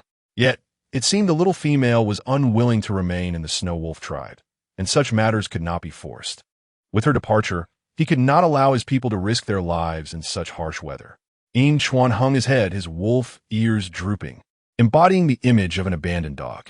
He could not comprehend why the little female, who had just professed her feelings, would suddenly vanish without a trace, leaving no forewarning. She was so delicate and fearful of the cold. Why would she leave in such a blizzard? Did she possess some compelling reason to depart? That slender figure had briefly crossed his world, only to vanish without a trace, leaving behind a mark that took root and grew fiercely like wild grass. Suddenly, Inchuan lifted his head, determination gleaming in his eyes. I refused to believe she would leave. Chapter 19. Invasion. His declaration left those present exchanging glances, none daring to speak, perceiving Inchuan's sorrow as a sign of being forsaken by the female, unwilling to confront the reality. San Musaid repeatedly. Surprised by the stubbornness of this love-struck wolf, truly the purest of their kind. Only ere he hung his head, filled with trepidation, guilt gnawing at his conscience. Fearful that Inchuan's relentless nature would lead him to seek answers. If the truth came to light, they would no longer be friends, and he would be scorned in the tribe. Harming a female was a grave offense, punishable by severe consequences. Yet, he could not betray his mate. Inchuan remained oblivious to his friend's unease, returning to the cave, which had reverted to its former coldness and silence. Despite being the most familiar of surroundings, it felt alien and empty, as if something vital was missing.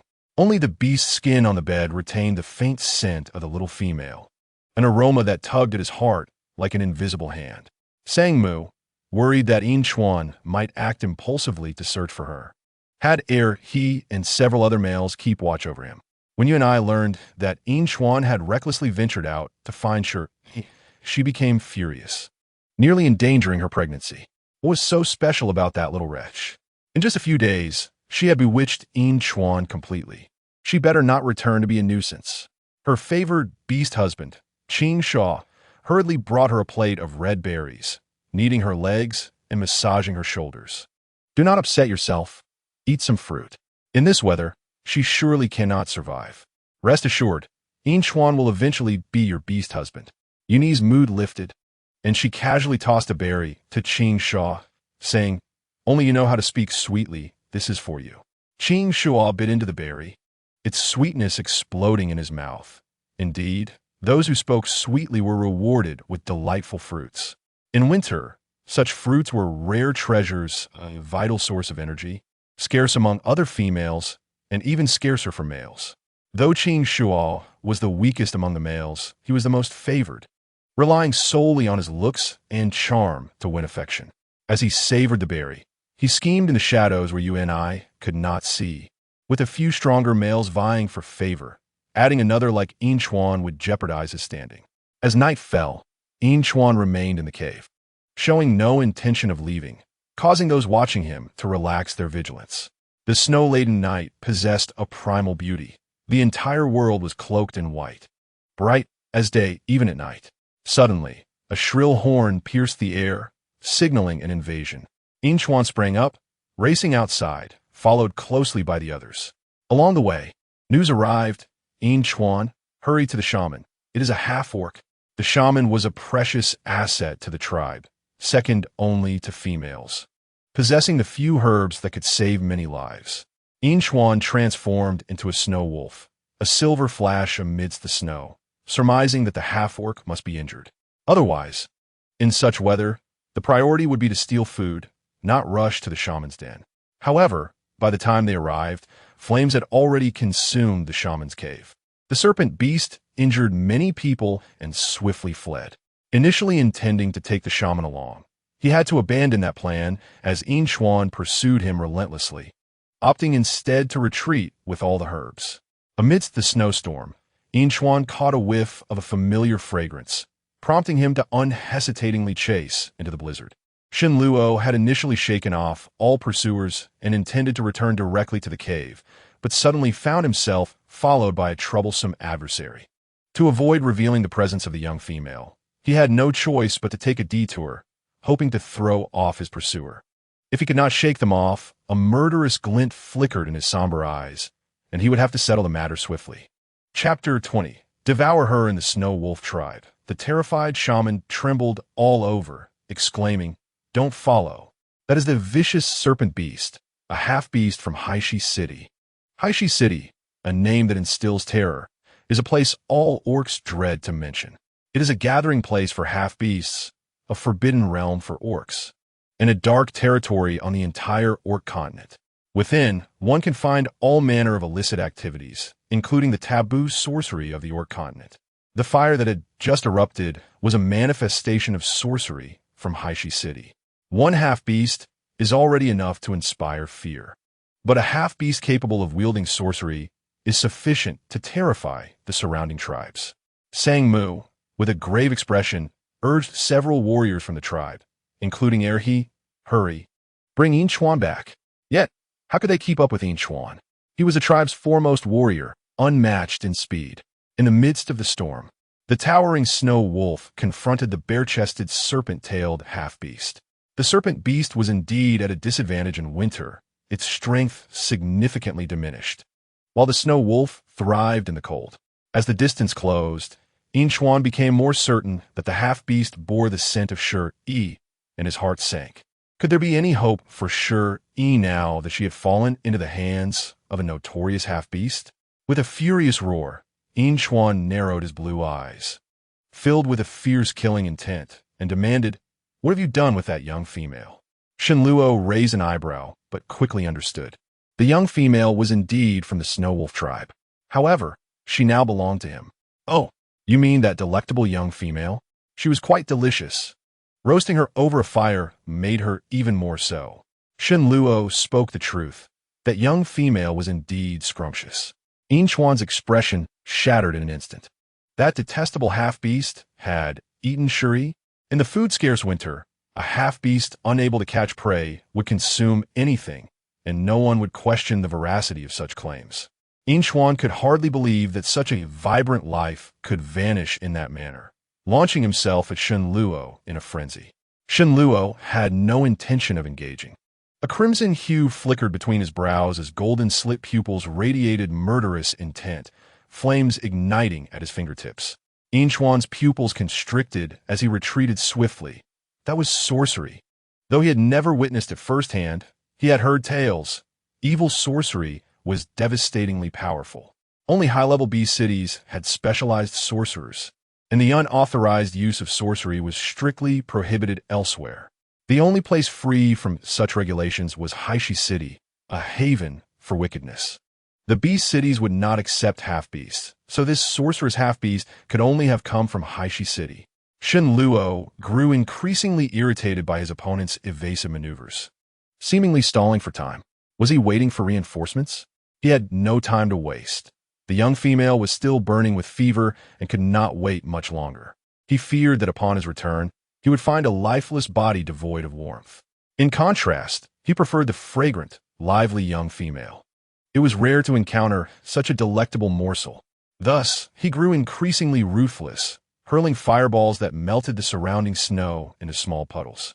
Yin Chuan's beautiful fur quickly became drenched, certain areas scorched black by the flames, and his speed began to wane. If this continued, he would lose. But he could not afford to lose. Only he could avenge Shi Yi. Spotting a flaw, he launched a fierce attack, but Shen Luo merely smiled ominously, as that was the flaw he had deliberately exposed. The massive snow wolf transformed into a block of ice mid-air, crashing heavily into the snow, its blue pupils filled with shock and disbelief. This half-beast wielded both ice and fire sorcery. In that moment, his gaze dimmed. Such a formidable opponent was beyond his capability to defeat, shattering the pride of the tribe's youngest warrior into pieces. Chapter 21. Jealousy arises. Shen Luo spared not a single glance at the defeated foe, suppressing the crimson hue between his brows, and swiftly vanished into the blizzard. By the time he and the others arrived with reinforcements, Yin Chuan had already succumbed to the cold, unconscious, gazing at the colossal ice sculpture. The group wore expressions of terror, their eyes filled with dread for the sorcery and half-beasts, frantically attempting to break the ice to rescue him. If even their tribe's greatest warrior had been bested, they would all be in grave danger if the half-beast truly set its sights on the Snow Wolf tribe. That day, the atmosphere in the entire Snow Wolf tribe was bleak. If that half-beast came for them, the entire tribe would be at risk. The only bit of solace was that Yin Chuan was still alive. Surviving the clutches of a half-beast was a stroke of luck, and no one would blame him for his defeat. Were it not for Shen Luo's urgency, Inchuan would not have survived at all. Upon returning to the cave, Shen Luo found Shi Yi curled up beside the fire, her entire body burning with heat, her mind foggy. He selected the useful herbs and placed them near the young female's lips, only to discover that she was utterly unaware of how to open her mouth, let alone chew. After a moment's hesitation, Shen Luo placed the herbs in his own mouth, resembling a cold, mechanical machine as he chewed and lowered his head to feed her. Dazed, Shi Yi's feverish face turned bright red, her mind clouded. Instinctively, she frowned and opened her eyes, only to meet the chilling, golden-slit pupils, causing her to struggle in fear. Shen Luo frowned in displeasure, disgusted, dared to spit it out and see what happens. Upon realizing who stood before her, Shi Yi hastily swallowed the herbs in her mouth. This half-beast, named Shen Luo, was administering her medicine. She was astonished. Where had this serpent beast found the herbs? In the depths of winter, procuring herbs was akin to climbing to the heavens. Shen Luo, with an expressionless demeanor, stood up and skewered a piece of meat to roast over the fire, casually grabbing a handful of herbs to continue chewing. It was only then that Shi Yi noticed his bare upper body was covered in fresh wounds, some flesh even turned inside out, revealing bone. She bit her lip in shock, her emotions swirling. This fearsome-looking creature had endured significant hardship to find her medicine. It was not hard to guess where the herbs could be found. He must have gone raiding. The nearest tribe was indeed the Snow Wolf tribe, and he had dared to raid it alone. How bold! Shi Yi blurted out, "You went to the Snow Wolf tribe?" Shen Luo looked up coldly, displeasure etched across his face. What? Still thinking about going back? Forget it. That Snow Wolf was weak beyond measure and has already been killed. Shi Yi's expression froze. Was he referring to Inchuan? He had killed Inchuan? Taken aback, her pale lips trembled slightly, and her eyes, red from her cold, appeared to be suffering a significant blow. This pitiful expression irked Shen Luo, and a smirk of cold malice crept onto his lips. What? Feeling sorry for him? I can send you to accompany him. Shi Yi recoiled in fear. That was unnecessary. He was merely an object of conquest. Who would sacrifice themselves for him? Moreover, through the system's connection, she could clearly sense that Inchuan was still alive and that his favorability had increased by 5 points. The little serpent beast was merely talk. He had ventured alone into the Snow Wolf tribe and returned in such a sorry state. It was a miracle he was back at all. She gazed into the watchful, distant golden eyes and suddenly smiled, her voice sweet as a mountain spring. Are you angry? Or perhaps jealous? Wrapped in animal skins, she appeared small. Her skin as white as snow, and her dark hair cascading down like a blooming flower bud, utterly beautiful. Shen Luo gazed at the playful little female before him, gradually realizing the subtle fracture in his expression. Chapter 22. Wasn't it you who first treated me this way? He suddenly leaned in, exuding a distinctly masculine aura. Filled with aggression, his eyes laced with a hint of mockery. Are you jealous? Because of you? Why else would he lie about having killed Inchuan? Was it not simply due to jealousy? Or perhaps a possessive desire? In any case, it was clear that he cared. Shen Luo's presence was overwhelmingly powerful, his long white hair enhancing his chilling aura, making his golden slit-like pupils appear all the more eerie. This male, both fair and beautiful, possessed a temperament shrouded in darkness. Shi Yi instinctively averted her gaze, her pearl-like white teeth lightly biting her lips, rendering her already pale lips even more colorless. Each beast-man held a unique scent, and Shen Luo's was particularly alluring. Despite the frigid atmosphere, his essence radiated a suppressed heat, quickening one's heartbeat. In the next moment, a chilling scoff echoed in her ears. You don't actually think you qualify to be my partner, do you? You are at best a bedwarmer. Your life and death dictated by my whims. Know your place. Shi Yi shivered involuntarily, her eyes glistening with unshed tears, her face a portrait of disbelief at the male's cruelty. Ridiculous, she never sought a title. Her survival hinged solely on her acting skills. She was not exactly virtuous either. After all, she was the one who initiated the wrongdoing, which could only be seen as poetic justice. Before her stood a formidable demon, and Shi Yi lowered her posture, her eyes glistening like autumn waters, filled with deep emotion, retreating in order to advance. I've already allowed you to assert your dominance. Our matters should now be settled. Should they not? Why must you still cling to me? After speaking, she shyly lowered her head, her slender fingers nervously fiddling with her bee-skin skirt, appearing pitifully frightened as she dared to cry softly. Her hands were exquisitely beautiful, pale and delicate, with a faint rosy hue at the fingertips that deepened with pressure, trembling slightly as she wept. This fragile demeanor made it exceedingly difficult for anyone to harden their heart against her. Shunluo narrowed his eyes, a smirk playing at his lips as he observed the little creature's performance. He had witnessed such theatrics countless times. If such tricks were effective, he would have perished numerous times already, devoid of a heart. Where would his compassion stem from?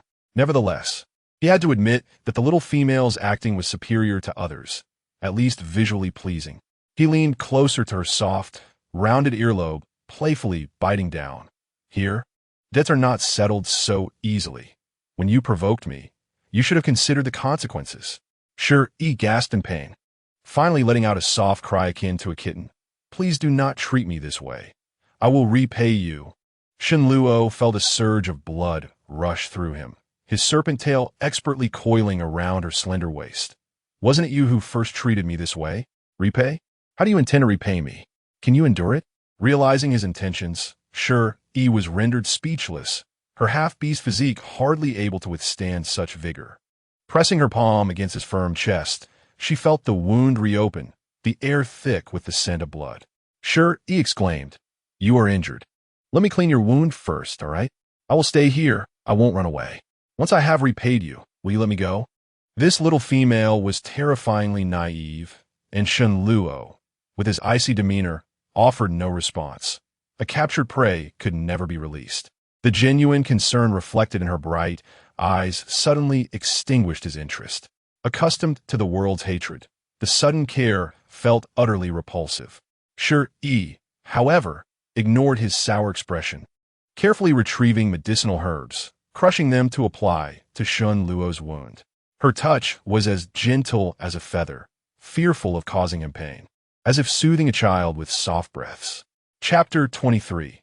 She went to find him. Shunluo was unaccustomed to such unfamiliar tenderness, his fists clenched tightly, veins bulging, struggling to suppress the discomfort that arose, allowing her delicate hands to roam across his body, igniting a fire within him. "You know about medicinal herbs?" She beamit bidaiti, replying without hesitation, "Yes, I know many things. You will find out in due time." Shunluo was taken aback. The females in the tribe were tasked with expanding the clan, living in luxury each day. If she claimed to know many things, it could only mean one thing. Her life had not been as pleasant as it appeared. Despite her dire circumstances, she still worried for others. Only a fool would be scorned for such naivety. Shi Yi remained oblivious to Shunluo's mental musings, her brow furrowed in guilt. "You were injured because of me. You are a good beast, and you'll let me go, right?" Her earlier words had stirred a flicker of softness within Shunluo, only to be swiftly extinguished by her subsequent thoughts of escape. The little female was fixated on leaving. Her sweet words were merely a pretense to achieve that goal. In that moment, an indescribable fury surged within him, and disregarding his injuries, Shunluo pinned her to the cold ground. "We will discuss your survival after you have repaid your debts." Shi Yi gasped, coughing repeatedly, her face flushed, tears streaming down her cheeks, appearing as if she might faint. Shunluo lost interest, leaving her alone in the cave as he turned to cool off. Shi Yi wiped her tears, exhaling deeply. Indeed, he was a beast, and she needed to find an opportunity to escape, lest she be killed by this volatile creature. In the Shualong tribe, when Chuan awoke, his blue eyes were devoid of life, the stone bed cold beneath him. Two soon-to-be adult youths remained by his side, preparing to teach the young ones how to hunt upon the arrival of spring. Thinking of spring, it was a pity that the lovely little female would not witness the blooming of flowers. Noticing Chuan's despondency, a youth named Tuanzi brought over a stone bowl filled with warm water. "Brother Chuan, please drink some water. You haven't eaten or drunk anything for 2 days. Your body cannot withstand it." Chuan closed his eyes, unwilling to speak. He merely wished to lie quietly, regretting having saved Shi Yi once. yet failing to ensure her survival. Tuanzi sighed, murmuring, "If only I had stopped Sister Shi Yi that day. She mentioned she wanted to find you. Who knew you had already returned?" Hearing this, Inchuan suddenly turned, his lips trembling. "What did you say? Sure, you want to find me?" Tuanzi nodded. "Yes. Sister Shi Yi asked about your injury, and then she went to find you. By the way, it was Yuni who informed Sister Shi Yi about your injury." With this information, Inchuan quickly pieced together the truth of the matter. It was Yuni who told Shi Yi he had been injured, prompting her to rush from the tribe. Yet he had clearly returned with the clan leader. Shi Yi did not leave out of a desire to escape, but rather out of concern for his safety. Yuni, fully aware, had intentionally led everyone to believe that Shi Yi had left the tribe of her own accord. In that moment, joy and heartache intertwined, engulfing him in guilt that felt suffocating. Shi Yi, so frail, had dared to brave the storm to find him. Yet he had been blaming her for her perceived betrayal. After the breakdown came a tide of self-recrimination and fury, and Inchuan found himself at Yuni's cave, barging in without hesitation. During the winter, everyone was idle in the cave, mostly preoccupied with procreation. Yuni's belly was already quite large, and she was playing stacking games with several beastmen, a rather unsightly scene. Upon seeing Inchuan, she readily pushed aside a few beastmen. "Inchuan, what brings you here? Have you decided to become my beastman? As long as you agree to be my beastman, I will grant you anything you desire." With that, she lunged towards him. Her beast skin skirt barely fastened, believing herself to be irresistibly charming. Chapter 24. Avenging her, Shun Luo's animosity nearly overflowed from his eyes. Inchuan absolutely could not be with Yuni. Inchuan coldly sidestepped, causing Yuni to nearly fall, though several beastmen quickly caught her. The beastmen, witnessing their partner being mistreated, were seething with rage. "Inchuan, what do you think you are doing? Yuni is carrying a child." Eri felt too ashamed to meet Inchuan's gaze and said, "Inchuan, let us discuss this calmly. You must understand that Yuni is a female and carries young ones. Please do not act this way." However, Yuni was utterly unconcerned, her voice laced with feigned innocence as she questioned, "Inchuan, did you not come to seek me as your beast husband?" She believed that after eliminating the little female, a modicum of attention would surely win Inchuan's favor. Yet at that moment, Inchuan was seething with rage, nearly grinding his teeth to dust. "I shall say this once more. I could never regard you with any semblance of affection. I am here regarding Shi Yi. What have you said to her? You lured her away, and you are the reason for her demise." Yuni was taken aback, a flicker of guilt flashing in her eyes. She had not anticipated her schemes would unravel so swiftly. Instinctively, she shot a glare at He, believing that only he, with his deep emotional ties, might spill the beans. He, in a panic, shook his head in denial, but upon meeting Inchuan's fierce gaze, he averted his eyes in shame. His worst fears had indeed come to pass. The divine beasts above would surely exact vengeance upon those who committed wrongs, and he was suffering the consequences of his own actions. Yuni continued her defense. "What are you saying? I cannot comprehend your thoughts. How could you think so poorly of me? Am I truly that malicious in your eyes?" Throughout her speech, she cast surreptitious glances at He, hoping that if someone else bore the blame, Inchuan's ire would not fall upon her. Understanding Yuni's intentions, He stood in shock, as if seeing his partner for the first time. Despite knowing that Inchuan was his dear friend, he was being coerced into taking the blame at such a critical moment, showcasing how Yuni had never truly considered him. Inchuan, losing patience with their antics, vented his frustration by shattering objects around him, yet his rage remained unquenched. "You know who you are. How dare you deceive her? She is so kind, so vulnerable, merely wishing to survive. How could you act so cruelly?" Yuni had never witnessed such fury from Inchuan, rendering her speechless and causing her to clutch her belly. Feigning pain, the child within her was her shield. No matter her transgressions, the clan leader would always protect a female, nurturing the tribe's future. Inchuan, in a fit of fury, smashed a hole into the stone wall before turning and vanishing into the snowstorm, seeking vengeance against that half-beast. Had he not brought her back, perhaps the little female could have survived elsewhere. He had brought her back but failed to protect her. This was his fault. The news spread quickly, prompting clan leader Sang Mu to send someone after Yin Xuan while hastily investigating the situation. Faced with the accusations of the onlookers, Yu and I adopted an unrepentant demeanor. It was merely an outsider. Her death is inconsequential. I did not kill her. She chose to leave. Why must I bear the blame? Her words drew frowns from some of the beastmen present, who felt her actions were excessive. However, many sided with her, recognizing the value of a living female capable of bearing offspring over a deceased outsider. They took this chance to defend Yu and I, hoping to win her favor and become her beast husband. Qing Shuo was unconcerned. Compared to Yin Xuan, these males were insignificant. He had never caught Yunyi's eye before, and certainly would not now. He carelessly defended. That little female sought out Yin Xuan. The blame lies with him, not us. Qing Suo initially intended to undermine Yin Xuan, but was taken aback when Yu and I, despite her setbacks, still refused to tolerate any disparagement against him. Glaring at him in displeasure, Qing Shaw, consumed by jealousy, bit down hard, suppressing his resentment with a barely perceptible smirk. Ultimately, after such an uproar, it was clear that Yin Xuan would never accept Yu and I again. Chapter 25. Undeserving Sang Mu, a kindly elder who had never lost his temper in decades, was now fuming with indignation.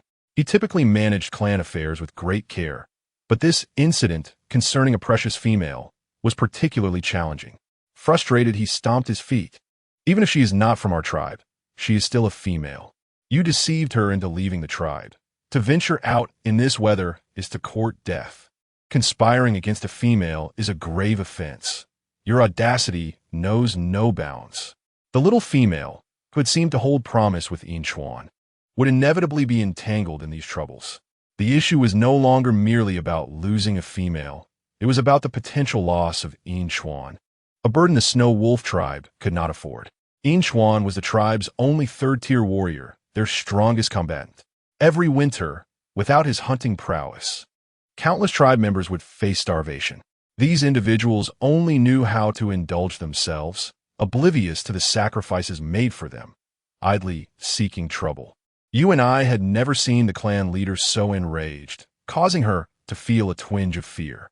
Steeling herself, she bravely protested, "Leader, your words are unjust. I did not kill her. She sought her own demise. Are you demanding I sacrifice myself and my child for an outsider?" Sang Mu's face turned pale, realizing that Yu and I was emboldened by her child's presence, which she considered a protective amulet. While the tribe had tolerated her arrogance, they never anticipated she would commit such heinous acts. Severe punishment was indeed unrealistic. Females and offspring were the bedrock of any tribe, yet punishment was still necessary. The elder's countenance darkened as he delivered his verdict. "For your misdeeds, you are forbidden to step outside from this day forth. The specifics of your punishment will be determined upon Yin Xuan's return." You and I began to fear the consequences. This situation had escalated far beyond our expectations. And if Yin Xuan did not return safely, she would be branded a traitor to the tribe. The charges of endangering a female and the tribe's foremost warrior would undoubtedly lead to severe repercussions. She also worried for Yin Xuan's safety, while Qing Sha, observing her unease, felt a surge of jealousy, wishing fervently for Yin Xuan not to return, ideally meeting his demise at the hands of that half-beast. Yet outwardly, he continued to placate you and I. Yin Xuan is merely upset. He will return shortly. We may only face confinement, and the leader will not take drastic measures without evidence. Yunyi's eyes lit up with realization. Indeed, who could prove she was responsible for Shi Yi's death?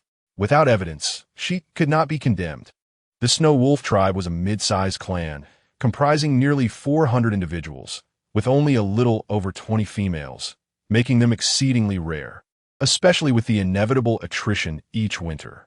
With one female lost, the Snow Wolf tribe could not afford to lose another. She was the most cherished female among them. Yunyi's sole concern was whether Yin Xuan would return alive. Was it truly worth sacrificing his life for someone she had known for merely a few days? She harbored a deep-seated hatred for the interloper who had disrupted her plans. Upon returning to the cave, Yu and I began to take stock. regarding He with a frigid stare devoid of any affection. "Traitor, you are no longer my beast husband, begone." He was filled with disappointment. This time he did not bow his head, standing tall. After pouring his heart out, he had received not even a shred of trust, nor an opportunity for explanation. Perhaps this affection had never been worth pursuing. Regret filled He's eyes, not for you and I, but for betraying his best friend. "I did not inform Chuan. I betrayed him and can no longer face him as a friend. If you wish to sever our bond, I consent." I was taken aback, astonished that this usually submissive individual would demonstrate such resolve, opposing her. Anger flared within her. Chapter 26. The Fallen Prince originally. He was a second-tier warrior, the strongest among several beast husbands, a status I was content with. Had he only admitted his fault, she might have forgiven him. Yet, in defiance, he dared to stand against her. In a fit of rage, I forcibly erased the partner mark belonging to he from her arm. I's totem was a cluster of azure thorns adorned with several azure blossoms, symbolizing her multiple beast husbands. Now it bore one less flower. The corresponding thorn totem on he's arm vanished in an instant, causing him to suffer backlash, spitting a mouthful of blood. The immense pain reduced him from second-tier to a first-tier warrior. To love the wrong person could indeed be fatal. Qing Shuo let out a cold sneer, reveling in the misfortune. "Who else could it be but you? You are the one with the closest relationship to Inchuan. What is the purpose of your actions? Are you and I and the child not as significant to you as your friends?" I, feeling irritable and tempestuous, did not wish to ponder any issues, merely furrowing her brow in impatience. He, observing the indifferent expression on Yuni's face, felt disappointment wash over him time and again.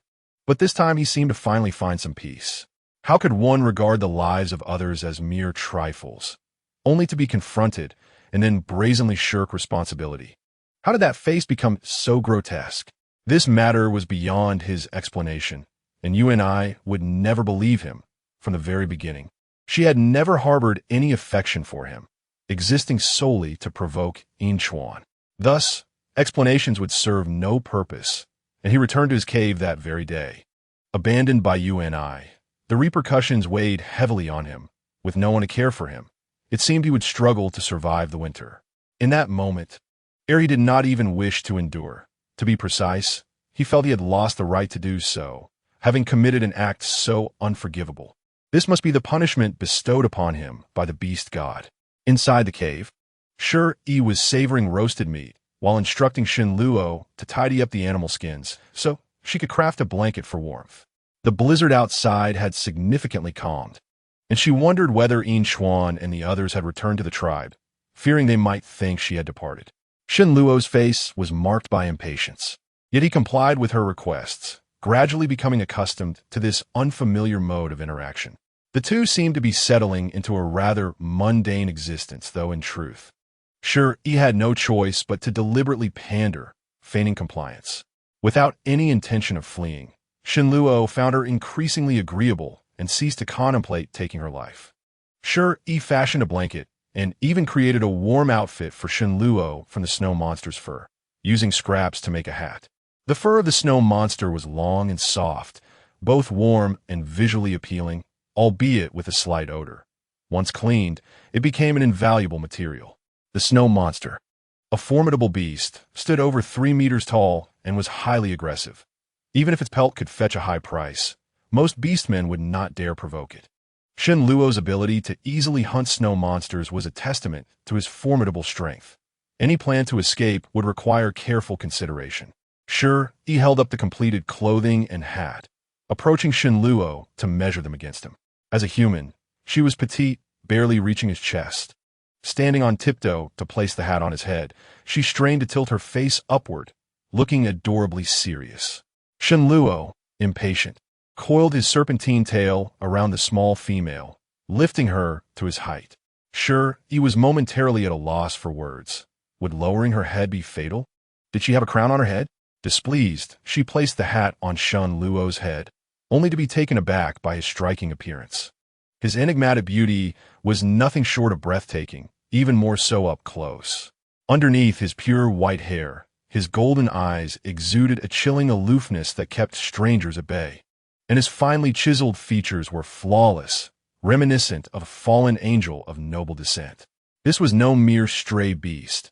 He was undoubtedly a prince in misfortune. Chapter 27.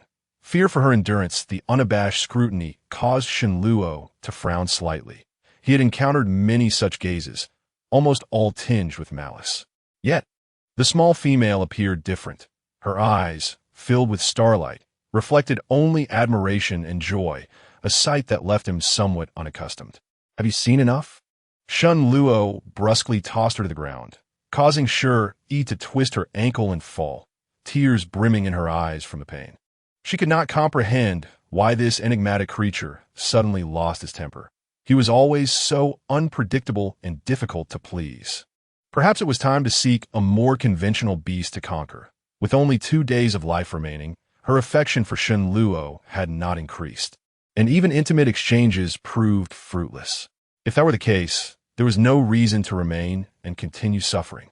Noticing the pitiable appearance of the small female, Shenluo felt a pang of annoyance. What manner of race was she that she could be so fragile? Merely being tossed to the ground had resulted in her injury. He grasped her injured foot, the delicate little appendage barely larger than his palm, with round, rosy toes that were irresistibly cute. There was no visible swelling, yet the small female wept pitifully, gasping in pain at even the slightest touch while biting her lip to suppress her tears. Her lush, petal-like red lips appeared on the verge of being bitten, becoming even more enticingly crimson. Shenluo felt a rush of warmth surging within him, instinctively averting his gaze. He dared not continue to bully the small female, fearing that her frail body could not withstand it. The herbs he had pilfered from the snow wolf tribe had been exhausted, most of them having been applied to his wounds by the small female. A subtle tenderness unfurled in his heart, and his hands unconsciously softened. "Stay put. I will return shortly." Worst-case scenario, he would raid another tribe. Before departing, Shi Yi handed him the freshly made animal skin coat. "Put this on. It will keep you warm." Who would refuse a beautiful new garment?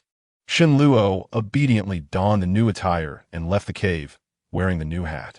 The snow monster's fur could fetch a handsome price in Bee City. The small female had not kept any for herself, but had crafted all into warm items for him. Lacking legs, he had no need for shoes, and she planned to fashion him a pair of wrist guards from the leftover material. Shi Yi stood at the cave entrance, smiling and waving. "I will have the wrist guards ready by the time you return. The sooner you go, the sooner you will come back." Shenluo responded coldly. Yet an unfamiliar emotion filled his heart. He did not feel repulsed, but rather felt an inexplicable longing as soon as he stepped outside.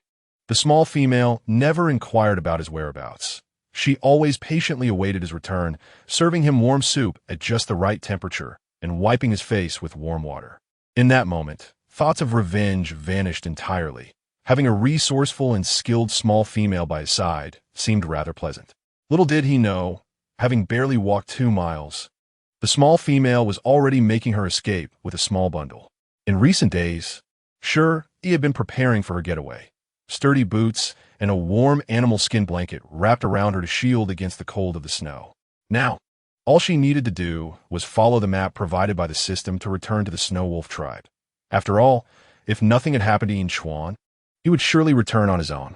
Initially, she had only intended to boost her affection level, never anticipating that her life would nearly be at stake. Despite her preparations, the winter in the beast world was still exceedingly harsh for humans. Shi Yi wrapped herself tightly, leaving only her eyes and fingertips exposed. Her eyes rimmed red and her fingertips pale, her frail body resembling a solitary wild grass, swaying under the relentless storm.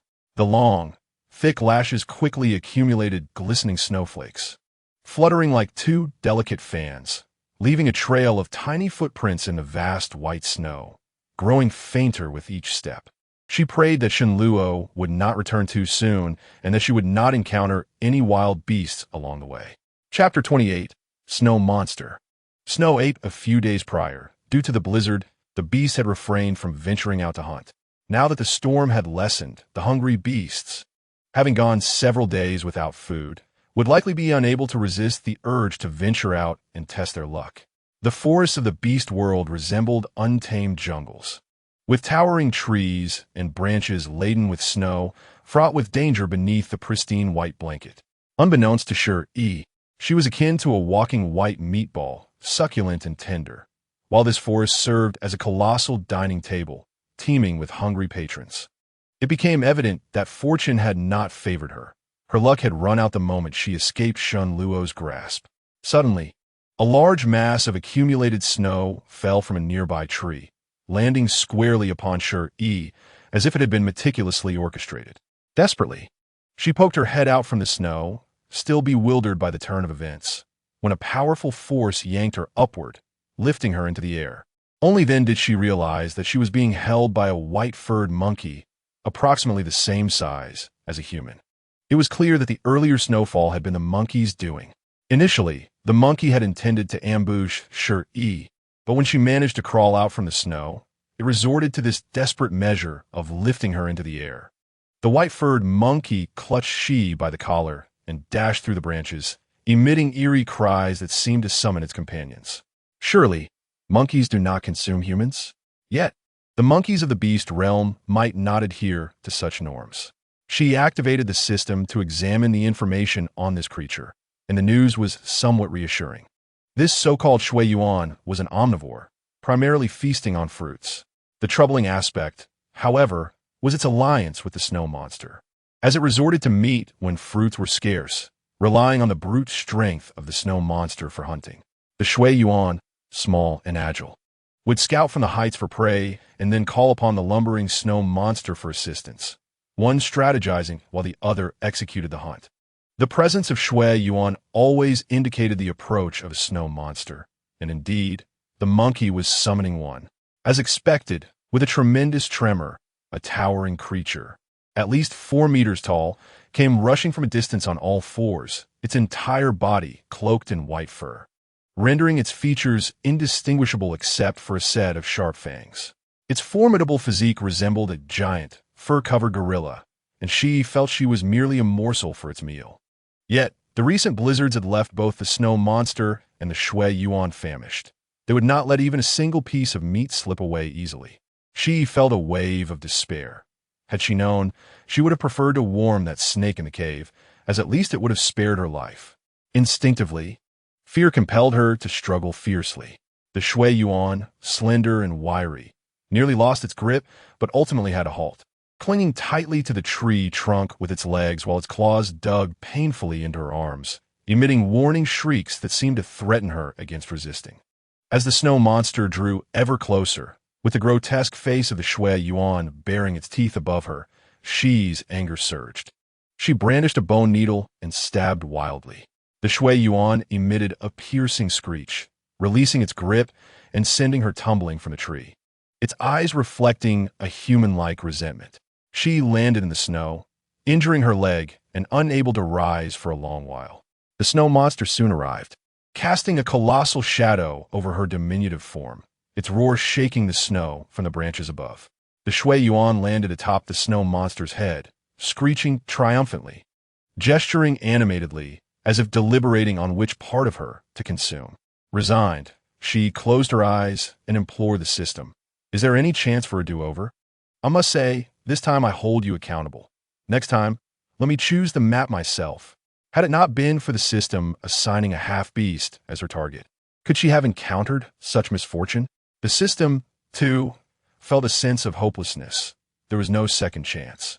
Failure of this task would lead to a dismal evaluation, resulting in both it and its host being erased. Just as the snow monster and the Shui Yuan prepared to dismember their prey, a wolf's howl echoed, causing the snow to cascade from the trees once more. Both the Shui Yuan and the snow monster halted, warily scanning their surroundings for the source of the sound. At that moment, she opened her eyes in excitement, nearly crying out. The voice belonged to Ingchuan. Chapter 29. I cannot survive without you. The massive snow wolf appeared like a flash of lightning, darting across the snowy expanse before materializing behind the snow monster and the Shui Yuan. Its blue eyes glimmered with a lethal intensity as it lunged for the Shui Yuan, simultaneously shielding Shi on the ground with its body. Heaven knows how exhilarated Yingchuan felt upon catching the familiar scent. It signified that the little female was still alive. Even now, with her so close, he found it hard to comprehend. A lone female, surviving alone in the perilous winter against various threats for so many days, was nothing short of a miracle. The Shui Yuan evaded Yingchuan's attack by hiding behind the snow monster, swiftly leaping to a tree and scaling to heights of several dozen meters in an instant. The snow monster, however, showed no inclination to flee. It was infuriated by the prospect of losing its meal and was eager to confront the formidable wolf. This creature possessed little intelligence, driven solely by its obsession with food. Capturing a snow wolf beastman would ensure it wouldn't go hungry for days. The snow monster was inherently brutal and immensely strong, and Yingchuan could not afford to be reckless. He dodged the snow monster's strike and retreated over 10 meters while carefully setting Shi down. The sight of her eyes, sparkling like scattered stars, brought a semblance of solace to his frantically beating heart. The little female was indeed alive, her body still fragrant and soft, though it now carried the potent scent of the half-beast. There was no time to ponder what Shi had endured in his absence. The immediate priority was surviving the snow monster's wrath. Fortunately, he arrived just in time. Had he been any later, the thought was too dire to entertain. Turning to face the snow monster, the tension and concern in his eyes were swiftly replaced by a fierce determination. Before him stood an adult male snow monster, a creature that any hunting party in the tribe would typically avoid. Yet this time, he had no choice but to confront it, for behind him was Shi Yi, the one he wished to protect. Shi, can you still move? Head towards where I came from. The tribe will come to your aid. With that, Yingchuan lunged at the snow monster, the emblem of a level 3 warrior shining with a silvery glow upon his back, resembling a woven silver garland. Intertwined were 3 vines, representing the honor of a level 3 warrior. Should his strength increase, the totem would evolve further. Shi was deeply moved by Yingchuan's timely arrival, fighting desperately against the snow monster for her sake, especially as her affection for him soared to 20 points, bringing her to the brink of tears. The lifespan fruit in her pot sprouted rapidly, shooting up a segment, promising the potential for fruit.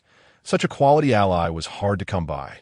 Yet, the snow monster's strength surpassed that of a level 3 warrior, and remaining would be akin to a death wish. She could only crawl and hobble forward. Uncertain if her leg was broken, the pain was excruciating, yet she limped onward, glancing back repeatedly. Yingchuan, you must come back alive. I cannot survive without you. Had Yingchuan not fought, even if her legs were uninjured, she would not have escaped, let alone now, with one leg hobbled. The giant wolf, engaged in a fierce battle with the snow monster, suddenly turned back, shock and disbelief flickering in its blue eyes. It turned out that the little female truly cared for him. Upon hearing of his injury, she had risked her life to come forth, and was now concerned for him in the face of danger. In that moment, Yingchuan resolved in his heart that if he survived, he would bravely attempt to face his fears. Chapter 30. It is her life with pain coursing through her. She was filled with astonishment.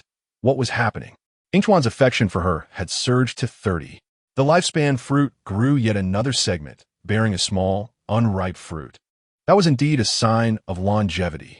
She had not anticipated such rapid results from Yingchuan. Though his affection was not exceedingly high, the speed was quite satisfactory. Once the fruit matured, it would grant her a random extension of life, far easier than returning to pursue that venomous snake. With only 2 days of life remaining, there was no time to build rapport with Shenluo. She had to gamble on Yingchuan, for this was her very existence.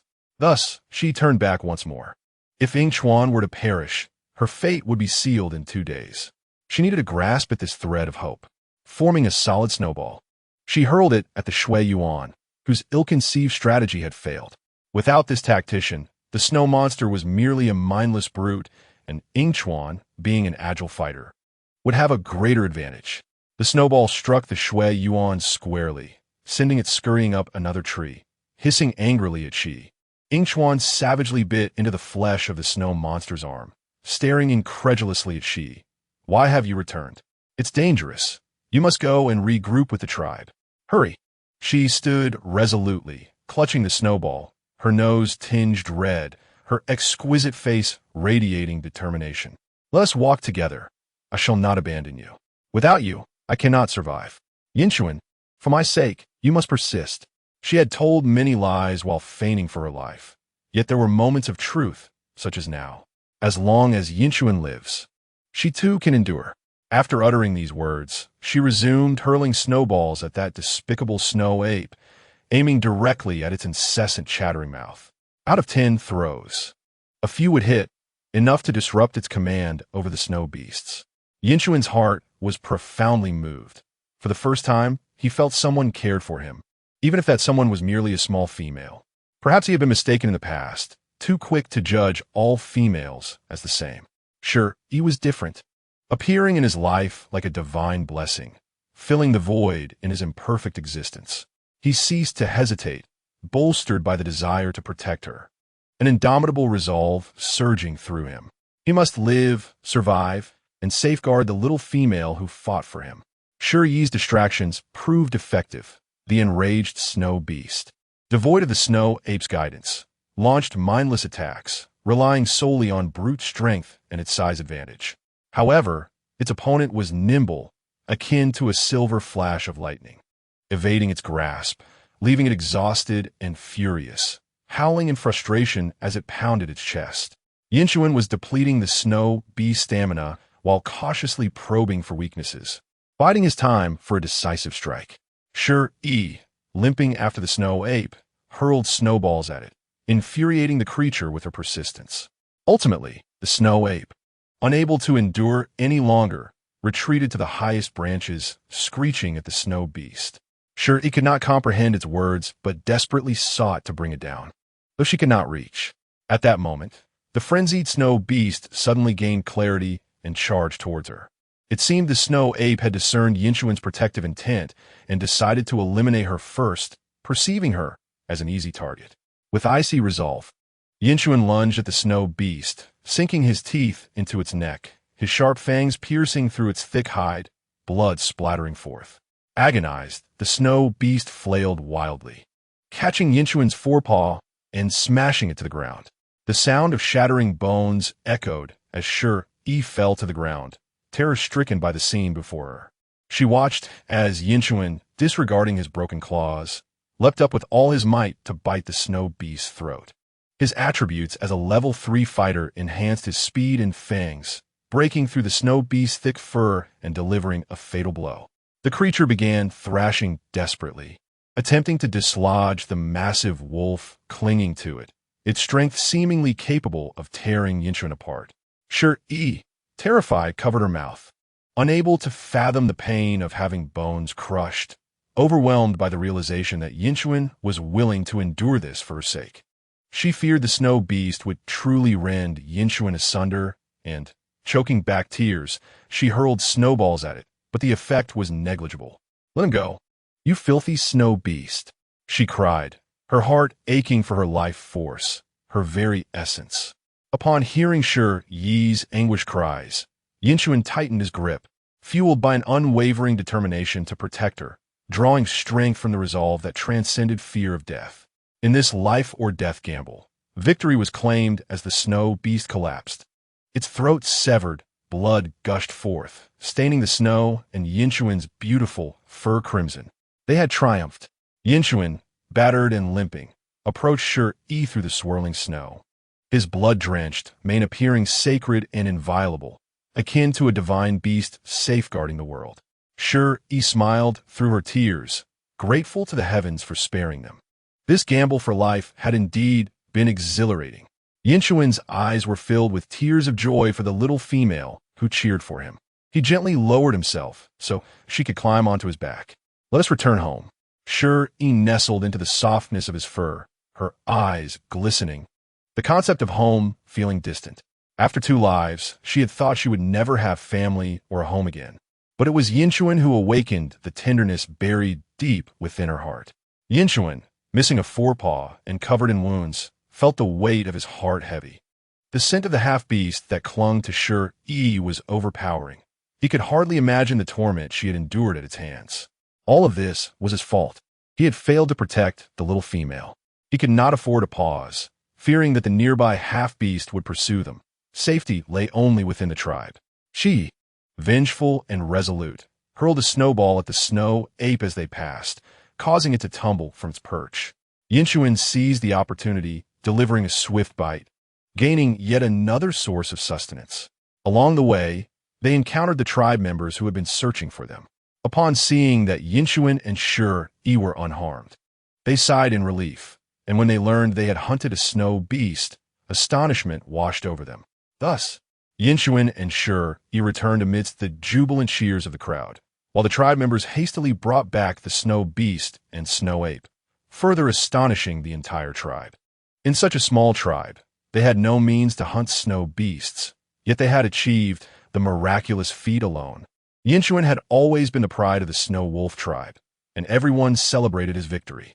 The snow beast's hide and flesh were immensely valuable, providing warmth and sustenance, preventing many from succumbing to the cold or starvation. Their gratitude was heartfelt. Sangmu had been worried about Yinchuan, but after a series of unexpected events, his concerns turned into a cascade of joy, nearly overwhelming him. Upon learning that Shi Yi was alive and Yinchuan injured, he promptly summoned all the healers to tend to them. Although the herbs had been raided by the half-beasts, the tribe could scrounge together some supplies, and Yinchuan and Shi Yi had to be safe. When the news reached Yuni, she was left in a daze, collapsing on her bed, fearing for her own health and giving birth prematurely. That wretched woman had not perished. Yinchuan would undoubtedly hold her accountable. When Shi Yi awoke, she found herself in Yinchuan's cave, surrounded by familiar surroundings and the comfort of a known bed, which brought her immense reassurance. Her beast-skin skirt had been changed, her legs treated with herbs and wrapped in thick fur. Every movement sent sharp pain coursing through her, indicating a serious injury to her bones. Though the herbs had been previously plundered by Shenluo, some families still had remnants, and Yinchuan had managed to gather enough to treat her wounds. Suddenly recalling something, Shi Yi lifted her beast-skin skirt to inspect her waist, where the rose mark had vanished. A sigh of relief escaped her lips before fainting. She had forcibly erased the mark, or else Shenluo would have undoubtedly sought her out through the mating mark. The thought of that cold, sinister beauty sent shivers down her spine. She was acutely aware that erasing the mark a second time would infuriate Shenluo. Yet, Yinchuan was a more suitable choice, and she had to make a decision, believing that now, within the Snow Wolf tribe, Shenluo would not dare to confront her alone. A young female entered, carrying a stone basin filled with warm water. Her healthy, dark face bore the innocence of youth, her clear, pure eyes suggesting she was merely in her teens. Upon seeing Shi Yi awake, her face lit up with joy. "Sister Shi Yi, you're awake. How do you feel?" During her stay in the Snow Wolf tribe, Shi Yi had mostly remained in Yinchuan's cave, unfamiliar with many of the tribe members. The little girl, however, was unreserved, chattering away. "My name is Tu, and the tribe leader asked me to take care of you. You and Brother Yinchuan are so amazing. You actually hunted a snow beast. Please, tell me how you did it." The young one, brimming with curiosity, prompted Shi Yi to recount her encounter with the snow beast as if it were a tale. Before inquiring about Yinchuan's condition, "Where is Yinchuan? How is he injured?" Upon mentioning this, a hint of melancholy graced the delicate, rounded face of Tsue Ye. "Yinchuan is quite severely injured. However, there is no need for you to worry. With the shaman and the clan leader present, he will surely recover. If he is truly fine, why not recuperate at home? He is a promising candidate for the longevity fruit." Shi Yi expressed her concerns, insisting on witnessing the situation with her own eyes. To her shock, upon arrival, she discovered the extent of Yinchuan's injuries. His arm was shattered, and he bore numerous external wounds and fractures. Currently, he resided at the clan leader's home, still in a state of unconsciousness. The clan leader, Songmu, regarded Tsue Ye with a reproachful glance upon her arrival. "Did we not agree to keep this a secret?" Tsue Ye playfully stuck out her tongue, unable to contain herself. Shi Yi appeared crestfallen, her slender figure swaying precariously. "What did the shaman say, clan leader?" Songmu, unable to bear her distress, stroked his small beard, and confessed. The injuries are quite severe, and we are short on medicine. If he can endure the next couple of days, we may have hope. Otherwise. His voice trailed off, tears brimming in his eyes, for Inchuan had grown up under his watchful eye, and this child was truly pitiable. Initially, Inchuan had chosen to conceal his injuries to spare Shi Yi from worry. Yet now that she had come, he did not mind facilitating their bond. Embellishing the tale as he spoke. To avoid alarming Shi Yi, Inchuan had secluded himself in the clan leader's home to recuperate, insisting that they keep his condition a secret. The clan had very few herbs available, and the only medicinal plants that could alleviate his pain had already been given to her. Inchuan had endured the agony of setting his broken bones alone and had likewise braved the pain while cleaning his wounds.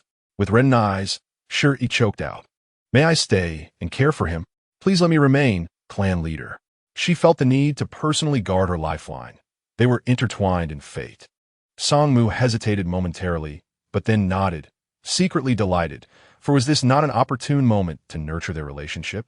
The shaman had mentioned that the next few days would be challenging, but given Inchuan's robust constitution, survival was entirely feasible, which was not a lie.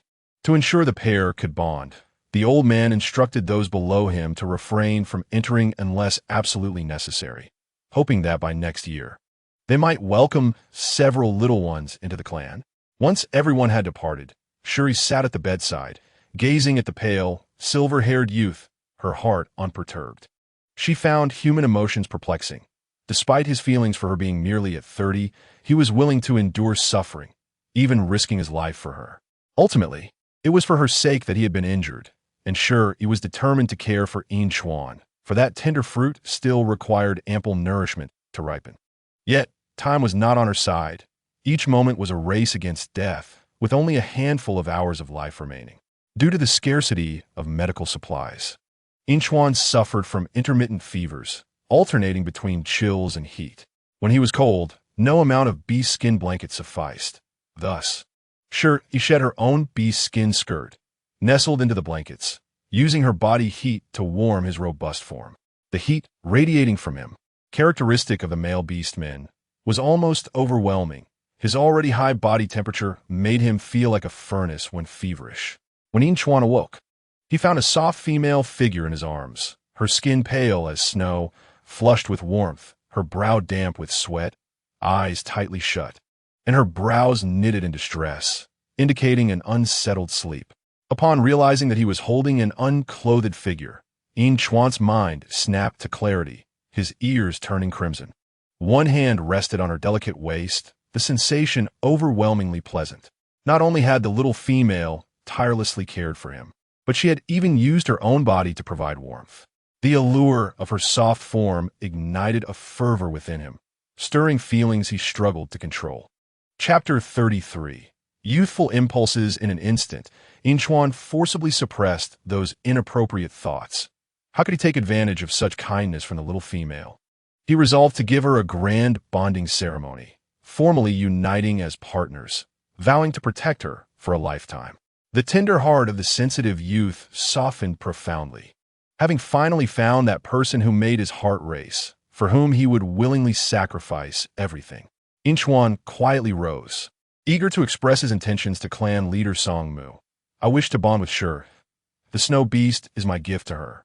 In the tribe, males would present prey or animal skins to the females they admired, signifying their strength and affection. It must be noted that Inchuan's affection was unique.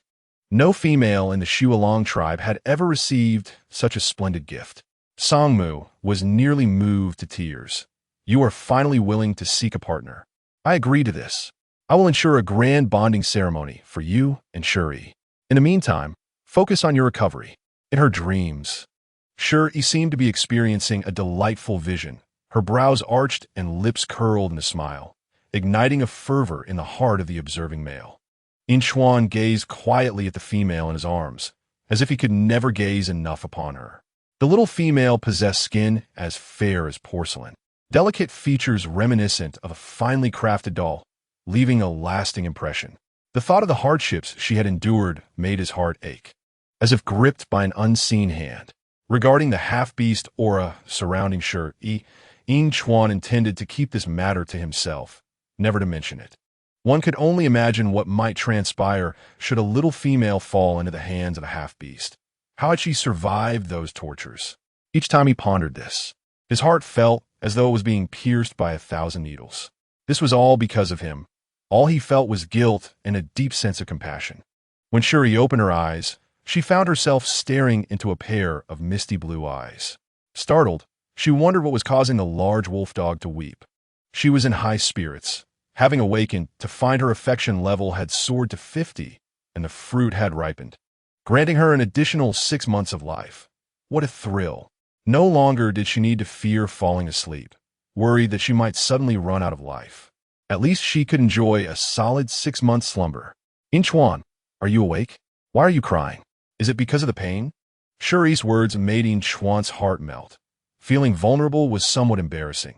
He quickly composed himself. It doesn't hurt anymore. Does your leg still ache? I have something to discuss with you. The previously proud and decisive wolf dog now appeared bashful, his ears reddening as if bleeding, filled with anxiety over the possibility that the little female might not wish to bond with him. Previously, he had dismissed those lazy and temperamental females, but now he only worried that the little female might reject him. Ying Chuan felt regretful for not seeking her consent before approaching the clan leader. Now terrified of being turned down, sensing his nervousness, Shi Yi leaned closer, their bodies brushing beneath the blanket, sharing an intimate closeness. Her breath, either intentional or accidental, brushed against his taut throat, sending shivers down his spine. What is it? Why are you shy? You've seen it all before. Ying Chuan's innocent reaction prompted her to tease him further. How could he blush so easily without any provocation? It seemed the younger generation was indeed amusing. When she had perished at 24, she had indeed been an older sister. Who could have foreseen that the seemingly fierce wolf dog was so easily flustered? Even before he could speak, blood began to flow from his nose. He truly was youthful and impulsive. Shi Yi intentionally drew closer, her delicate fingers wiping away the blood from his nose, feigning surprise. What happened? Are you hurt? Do you need my help? Chapter 34. A desire to bond with her. Ying Chuan's gaze fell downward. Beneath the blanket, the view was quite revealing, and indeed, assistance was required. Though not at that moment. He abruptly retreated, tumbling off the bed and scrambling out in a fluster. The freshly bandaged wound nearly reopened, and he lamented his lack of composure, feeling utterly humiliated in front of the little female, unable to articulate his words. However, before Ying Chuan could express himself, Shi Yi had already heard from Shi Yi about the snow beast serving as a token, indicating that the wolf dog intended to bond with her. She certainly had no reason to refuse. According to the progress of the strategy, successfully conquering one target could grant her at least an additional year of life, and she was determined to claim the remaining 6 months for herself. With sufficient lifespan, she would have the luxury of time to select her next target, as she did not wish to live each day in a state of urgency. Upon discovering that Shi Yi also held affection for him, Ying Chuan was elated and could not sleep a wink that entire night. The tribe had begun preparations for a grand feast, scheduled 7 days hence. To avoid the complications of prolonged anticipation, newly delivered Yuni was in a delicate state, and upon receiving the news, she fainted out of sheer fury. The male she had coveted for so many years had ultimately been taken by that insufferable newcomer. Upon regaining consciousness, Yuni vented her anger on Qing Shua, delivering 2 sharp slaps. Did you not say that wretch would never return alive? Now, she has not only returned, but Ying Chuan intends to take her as his mate. Their misfortune had inadvertently drawn the two closer together. Qing Shao, covering his face, remained silent. He had not anticipated that a female could survive the tempest and the threat of half-beasts. Initially, his intention was to use Shi Yi to completely sever the bond between Ying Chuan and Yuni, and the outcome was not entirely unfavorable, for Ying Chuan would no longer pose a threat to him. Yet he had not foreseen that Yuni would remain relentless, vowing, if I cannot have him, then neither shall that wretch. She forbade anyone from caring for He, nor allowed any food to be given. Eager to witness whether Ying Chuan could proceed with the ceremony in the face of her friend's misfortune, lacking a target to unleash her wrath upon. Yuni could only direct her fury at Erhi. This prompted a shiver of unease in the self-serving Qing Shua. Yuni was even more ruthless, for he had never contemplated the idea of letting Erhi die. During this time, Yin Chuan was engulfed in joy, busy preparing for the ceremony with Shi Yi despite his injuries, and only learned of Erhi's plight the night before the event when he invited friends. He had not expected Yuni to be so heartless, to abandon a partner of several years without a second thought, leaving him to fend for himself. When he finally located Erhi in the cave, all that remained was a curled-up gray wolf, breathing faintly beyond saving. Yin Chuan summoned shaman, cradling his old friend in his arms, his emotions a tempest of complexity. The moment Erhi beheld his friend safe and sound, a glimmer of smile broke through. Had it not been for his concern for Yin Chuan, he would have long suppressed his grievances. Summoning his last breath, he uttered, "I'm sorry. You must be cautious of Yuni. She will not relent." He lamented that he only realized Yuni's true nature at the very end.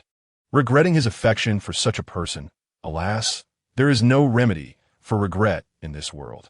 With Erhi lost, Yin Chuan, consumed by rage, struck the ground with his fist, creating a crater. He would seek justice for Erhi. In a small tribe, such as the Snow Wolf tribe, every ranked warrior was invaluable, and the demise of a level 2 warrior like Erhi under such circumstances was infuriating. Yuni's recent actions had already stirred public outrage. While Yin Chuan and Shi Yi had escaped her machinations, Erhi had perished at her hands. A female capable of such cruelty towards her own mate, regardless of her ability to bear offspring, was deeply unlikable. Chief Sang-mu, who had never imposed harsh penalties throughout the years, was now filled with righteous indignation and resolved to address Yuni's transgressions. This was also Yin Chuan's demand.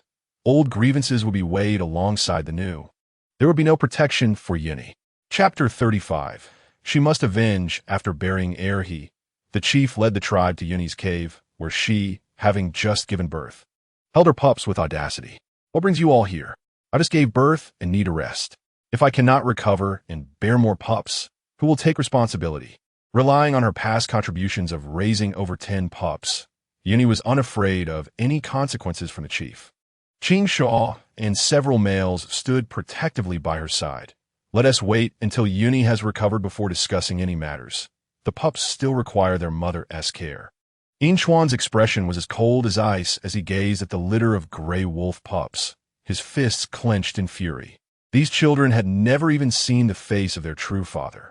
He had to seek justice for Erhi. With Erhi gone, certain things needed to be clarified today.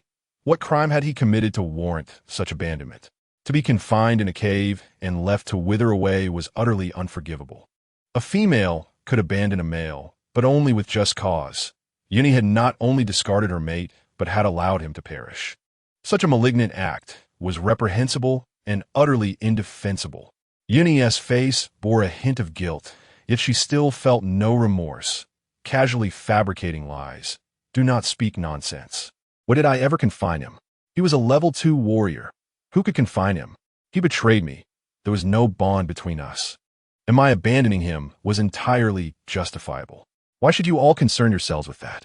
As for how he died, what does it matter to me? Do not attempt to sully my name." Her shameless remarks nearly pushed Yin Chuan to violence, who was unaware of Erhi's unwavering loyalty to Yuni. He would never forsake his mate. Now, with Erhi gone, to be maligned by his former partner was truly unjust. Shi Yi halted Yin Chuan, signaling him to refrain from acting impulsively. In this era, to accuse a female required substantial evidence. She stepped forward, her expression one of righteous indignation, her innocence lending her words weight. "You may deny your involvement in Erhi's fate, but what of your deceit in luring me away from the tribe to find Yin Chuan? Because of you, both Yin Chuan and I nearly perished outside, and you nearly caused the tribe to lose 2 warriors." The female's status was elevated, yet within the tribe, the rank of warrior held equal importance. The Snow Wolf tribe had only 1 level 3 warrior, Yin Chuan, and merely 10 level 2 warriors. The loss of one was a significant blow, not fallen in battle nor slain by an enemy, but rather at the hands of their own, marking a tremendous loss and a disgrace for the tribe. Shi Yi's words struck a chord, inciting the wrath of the people, who now regarded Yuni with scorn. Enraged, she shrieked, "You vile wretch! I merely informed you that Inchuan was injured. You chose to leave, not me. Inchuan was hurt because he sought you out. How can you blame me?" After uttering this, she cast a resentful glance at Inchuan, attempting to evoke sympathy. "Inchuan, we have known each other for so long. You know my feelings for you. How could I ever wish you harm? If it were not for this wretched person, you would have been my mate." She remained lost in her delusions, utterly incomprehensible, showing no sorrow for He's death. Inchuan's face was a mask of fury, his fists clenched. "I have stated from the beginning that I would never be your mate. You cannot evade your accountability. Today, you shall face the consequences of your actions." Yuni had been a source of trouble from the outset, deeply annoying Shi Yi, who was not one to shy away from vengeance. Everyone had eyes. It was not enough for her to simply deny her misdeeds with empty words. She enjoyed the protection of her kin, yet abused her power over them. Such behavior would only serve to dishearten the warriors of the tribe. Chapter 36. No longer alone, this placed immense pressure on Chief Sang-mu, who had always treated each tribe member with kindness and had never imposed harsh penalties before. Yet Yuni's actions were truly excessive. Although she had contributed to the tribe, her malicious heart had directly undermined the very foundation of the community. The loss of a level 2 warrior posed numerous dangers to the tribe. How many fewer prey would there be in the winter of the following year? How many would starve or freeze to death? These were incalculable losses. If Yuni was not held accountable, she would continue her reckless ways. Thus, under the watchful eyes of the people, Sang-mu made his final decision. Yuni had harmed her own kin, her heart malicious. From this day forward, she would no longer have the right to choose a mate. After the judgment, Shi Yi was left in a state of confusion. Was this truly a punishment? She was merely barred from selecting a partner? Yuni and the others reacted with extraordinary intensity, as if the sky had fallen. Her face contorted in terror as she frantically shook her head and screamed, "No, chieftain, I realize my mistakes. I shall never dare again. Please spare me." In stark contrast, the single males exhibited gleams of excitement in their eyes. Meanwhile, Yuni's several beast husbands wore expressions akin to those mourning a deceased spouse. Shi Yi mentally rifled through the system's archives, but it offered no guidance, remaining frustratingly absent. Upon reviewing the information, she learned that depriving a female of her mate selection rights was an exceptionally severe punishment in the beast realm. She would no longer have the privilege to choose a partner or the right to refuse. Every male in the tribe could enter her cave, and her sole duty was to ensure the continuation of the tribe, accepting all who came. Her status had plummeted from the highest to the lowest, and in addition to physical torment, she faced immense psychological distress. For the proud Yuni, this was an unparalleled humiliation, one that would also bring disgrace to her husbands. While her husbands gained the right to be chosen anew by other females, this was hardly a boon. Qing Shuo, a male of lesser strength, lamented the loss of Yuni, knowing that without her, he would never attract another female's attention. Regardless of how vehemently Yuni and her husbands protested, the ultimate outcome could not be altered. Yuni was confined to her cave, her 3 wolf pups entrusted to other females for rearing, rendering her an object of scorn within the tribe. Her husbands departed, unable to bear the shame, fearing the disdain of the tribe. The capable ones chose other females, while the incapable, like Qing Shuo, could only languish in a state of idle despair. Sang-mu, displaying a modicum of compassion, decreed that Yuni should be punished only after she had recovered from giving birth. In truth, if she sincerely repented, she would not endure excessive torment. No one would go out of their way to make her life difficult, let alone abuse her. For females were exceedingly scarce. Yet the taste of falling from grace into despair was unbearable for Yuni. Rather than feeling remorse, she harbored a deep-seated hatred for Shi Yi. In her eyes, if not for Shi Yi's appearance, she would never have found herself in such a predicament. It was that wretched woman who had ruined everything. Why should she endure such humiliation while that vile person enjoyed the protection of the first warrior? If this were the case, then no one should expect to fare better. Following the incident involving He, Shi Yi empathetically suggested to Inchuan that the ceremony be postponed. The death of a close friend reopened old wounds for Inchuan, intertwining the new with the old, festering painfully. He was grateful for Shi Yi's tenderness, which alleviated his solitude in mourning. His father, much like Erhe, had been abandoned by his mother and had died alone in a cave, forbidden from visiting him, resulting in a broken leg until his father's passing. Shi Yi was astonished to discover that the formidable wolf dog had endured such a tragic childhood. No wonder he had initially seemed so fierce. His ire directed not at her, but at all females. Inchuan bore many scars from the clash of time, which she had previously assumed were merely from hunting, but now recognized as more complex. In a world governed by the survival of the fittest, he must have suffered greatly to rise to the position of the tribe's first warrior. Leaning against Inchuan's shoulder, she softly murmured, "You have worked hard these years, but from now on, I will be by your side." Her voice was like the gentle breeze of early spring, nurturing love that blossomed wildly within the depths of Inchuan's heart. He carefully took her delicate hand into his palm, his sharp features softened to an almost unbearable gentleness. "I have indeed wronged you. It is well that the ceremony is postponed. Let us first pay our respects to the beast god, and I will greet you in my finest manner." Chapter 37. Unlocking the totem, no one had taught Inchuan how to love another. It was an instinctive desire to provide the best for her. To him, Shi Yi was deserving, perhaps a precious gift bestowed upon him by the beast god, for how fortuitous it was to have found her.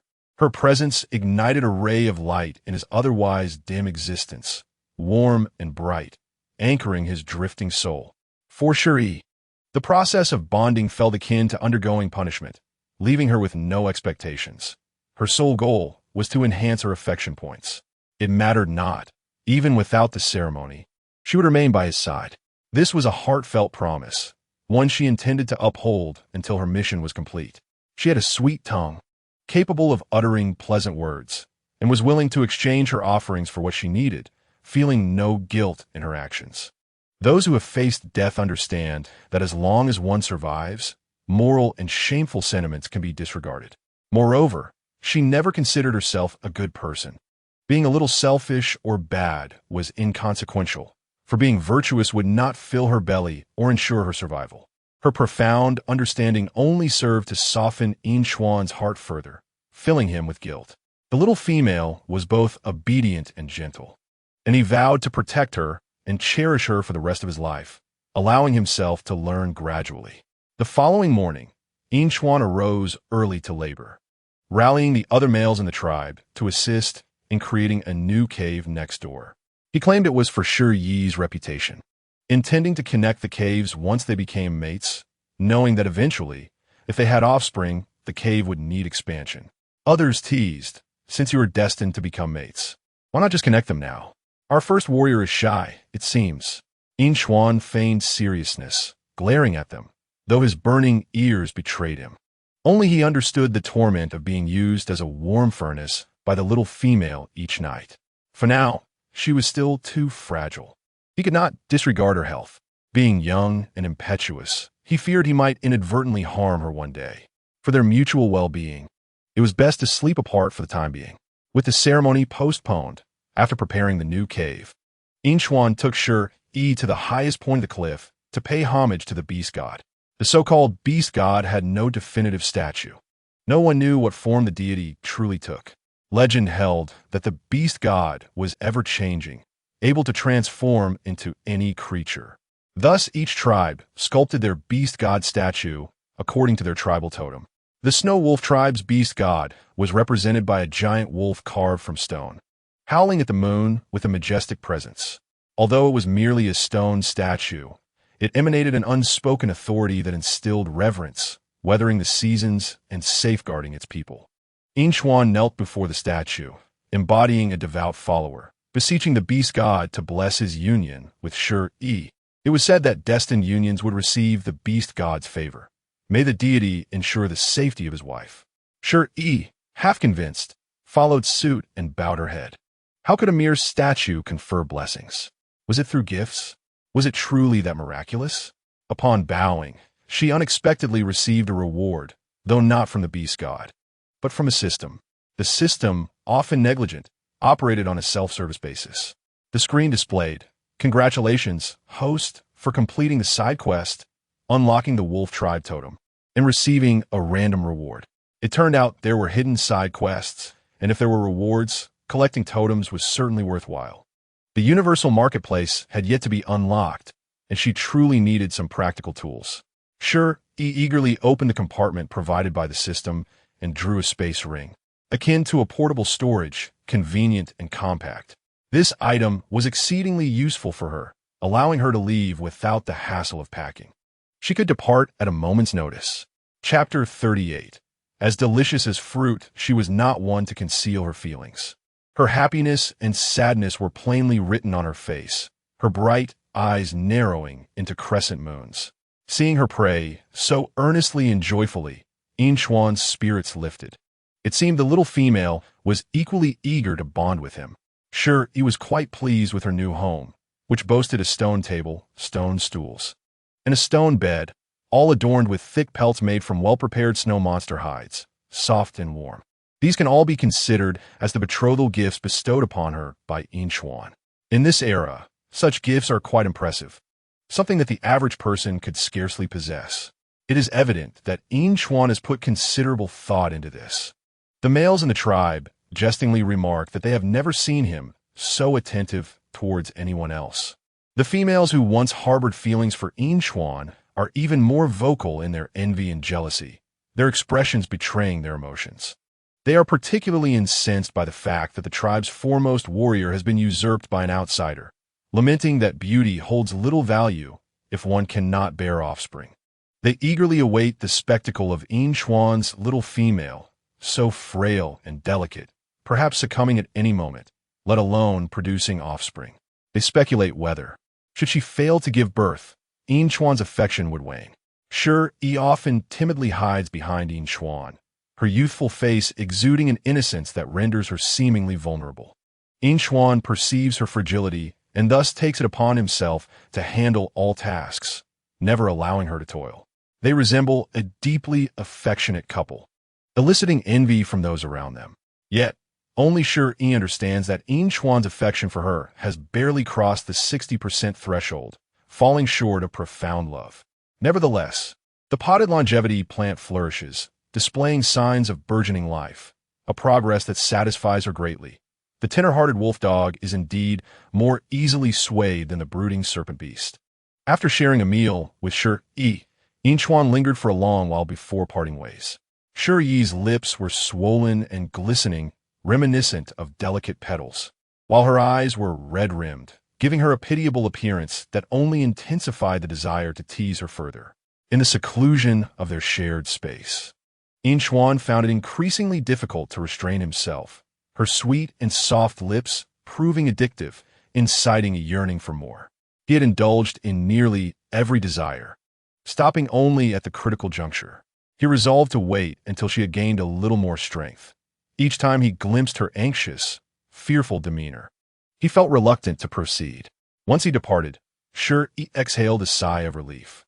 The innocent wolf dog clearly lacked experience, having left her with chafed skin and a tingling tongue.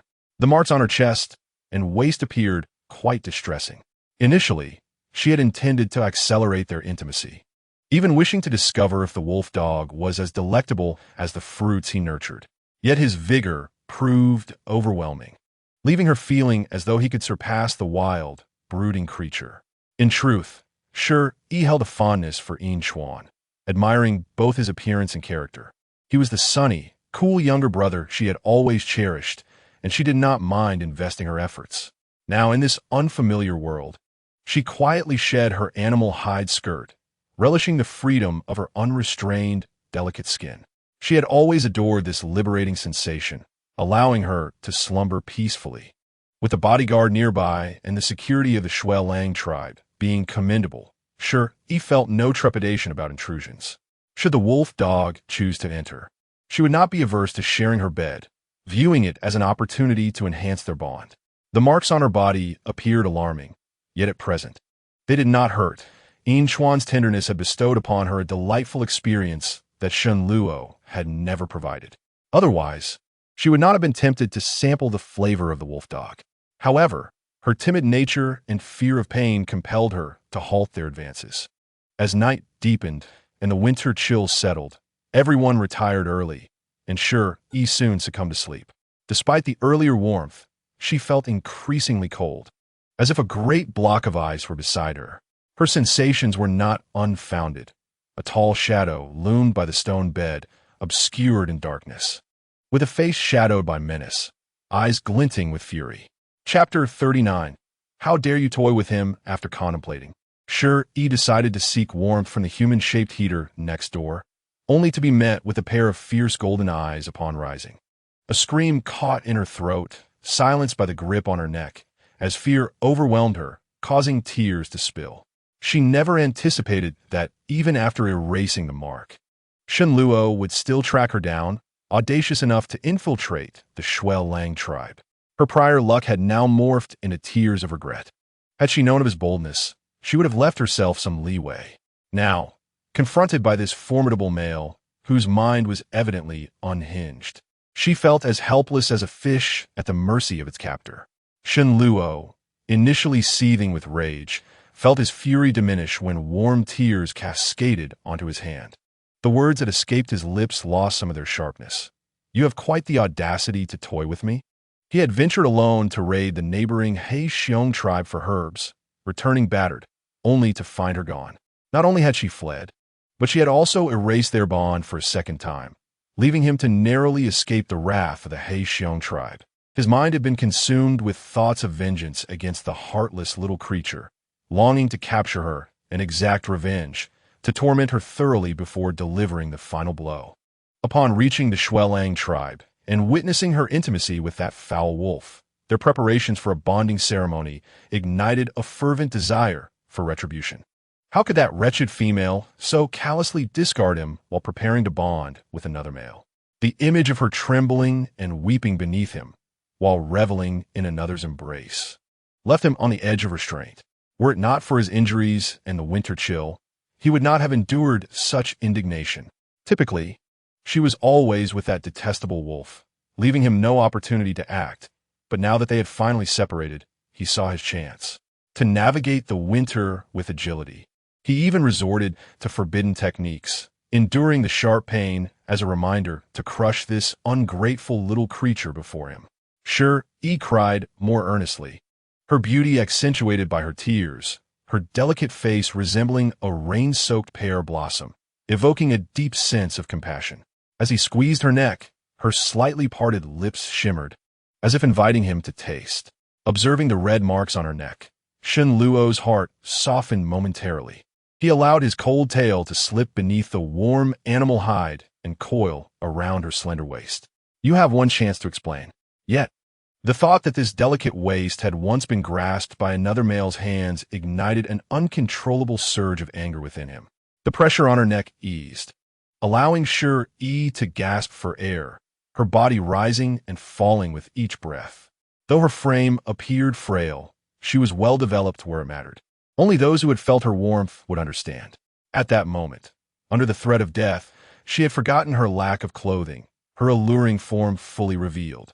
Swaying with her breaths, Shen Luo's gaze fixated on her chest, his throat tightening, the coldness in his eyes mingling with a flicker of heat. Shi Yi attempted to explain, but the grip around her waist was suffocating, forcing her to tremble out a warning. "It hurts." His body froze at her voice, and even the tip of his tail stiffened. The sight of her pleading beneath him mirrored the pitiful expression she wore when begging for mercy, as if she believed this would absolve her of his wrath. The coldness enveloped them as he pressed her down beneath him, unleashing a tempest of emotions, coldness, rage, and turmoil, ravaging the tender blossom that awaited its bloom. Chapter 40. A force fruit is not sweet. This kiss was imbued with a deep-seated resentment and a hint of barely perceptible greed. Indeed, in recent days, Shen Luo discovered that even in moments of anger, he found himself yearning for Shi Yi. Once he had released his pent-up emotions, he leaned his forehead against hers, gravely reiterating, "You have but one opportunity to explain. Have you considered your words?" Shi Yi, dazed by the pain, was oblivious to the blood in her mouth. unsure of its origin, only feeling a tingling numbness in her tongue and a throbbing ache in her lips. She wept pitifully, trembling beneath the imposing presence of the robust male, babbling incoherently. "You are too fierce. I do not like you. You cannot kill just because I do not like you." Upon finishing her plea, her face was laden with grievance, and her sobs intensified, stifled by her bitten lip, evoking a deep sense of pity. Who could fathom how the dark creature had arrived here, daring to venture alone into the territory of the Shui Lang tribe, undetected? It was a wonder that even the keen-sensed Yin Xuan next door remained oblivious to any anomaly. This time, she had indeed encountered a formidable opponent, and Shi Yi could only accept her misfortune. In reality, Yin Xuan was not asleep. He was still savoring the kiss they had shared before parting, his body ablaze. Heart racing, his mind clouded with thoughts of the little female who had been enchanted by his kiss. Unbeknownst to him, mere walls separated them. As Shi Yi's hands were bound above her head by the towering serpent beast, its tail wreaking havoc around her. Ultimately, unable to sleep any longer, he rose to check if Shi Yi was also awake. Outside, someone knocked on the stone. "Shi Yi, are you asleep?" Shi Yi's mind was foggy, her body aflame, a consequence of the serpent's blood. Upon hearing Yin Xuan's voice, she regained some clarity. Just as the thought of calling for help crossed her mind, Shen Luo interjected. "Last time I left here safely, so can I this time. Shall we gamble to see who is stronger?" Shi Yi hesitated. Even the system could not discern Shen Luo's rank as a fighter, and she dared not risk Yin Xuan, this promising seedling. The serpent's tail left red marks on her pale, soft waist, a sight both tragic and provocative, stirring the male's blood. Shen Luo placed his tail near Shi Yi's hands, making a request, "Touch it." In their prior encounters, during moments of passion, Shen Luo would insist she do so. How perverse! The presence of someone outside seemed to heighten his excitement. After a struggle, Shi Yi relented, trembling as she grasped the frigid serpent's tail and rubbed it in the manner Shen Luo preferred. She replied, attempting to maintain a calm voice, "I am asleep, very tired. Please do not come in. See you tomorrow." Yin Xuan, prepared to enter, could only retreat, feeling a tinge of disappointment. He had become accustomed to sleeping with a delightful little female in his arms, but it mattered not. Soon enough, they would be together again. "All right, I will prepare something delicious for you tomorrow. Cover yourself well to avoid catching a chill." Shi Yi sighed in relief, knowing she needed to handle this dark creature while preserving her promising male. Shen Luo, thrilled by her grasp on his tail, was no longer inclined to explain. He simply desired her. "Come with me. I will pretend nothing has transpired." He had generously offered her an escape, yet Shi Yi's resistance was evident on her face, making it hard for him to ignore. What? Unwilling? The surge of rage within him grew. Why should she choose that foul wolf over him? Shen Luo grasped Shi Yi's chin, exasperated. "Do not forget, you were the one who forcibly bonded with me first. How can you simply say you do not want this?" Under the nearly brutal friction, Shi Yi felt pain and wanted to scream, tears streaming down her face. A forced fruit is not sweet. "I have repaid my debts. At that time, I was poisoned and had no other choice. Please let me go." Shen Luo bit her lip fiercely, every word she uttered irking him. Chapter 41. Let you twist once too. Shen Luo's cool lips, stained with a bewitching red, appeared ever more wicked. "I do not care if it is sweet. If I twist it down, I will be pleased. When you twisted me, did you care if it was sweet? You not only twisted it down, but also bit and discarded it. I must have my turn as well, and only when I tire of it can we be even. Do you understand?" Quite the grudge holder, determined to repay it in kind. Fine, as long as he could vent this frustration. Shi Yi, timid and meek, lowered her gaze and timidly proposed, "Then let me twist once, and afterward, you can discard me, and we shall be even. You cannot act unscrupulously." Furthermore, she added conditions. "You know I am about to have a beast husband. You cannot let him know. Once I have repaid my debts, do not disturb me again." After all, once vengeance was served, they would part ways, a reasonable request, was it not? After all, Shen Luo had indeed saved her life in a time of peril. Consider it repaying a debt. However, the expression on someone's face darkened ominously, especially upon witnessing the innocence and calmness on her small face. She dared to ask him not to disturb her and other males. Previously, she had treated him as a mere object, used and then discarded. And now she had the audacity to suggest he be a secret lover. She was eager to delineate boundaries, so keen to avoid being his partner. She did not even want to accept his gesture of goodwill. Did this reckless little creature understand who stood before her? A cold-blooded, merciless half-beast who had slain countless orcs and half-beasts without hesitation.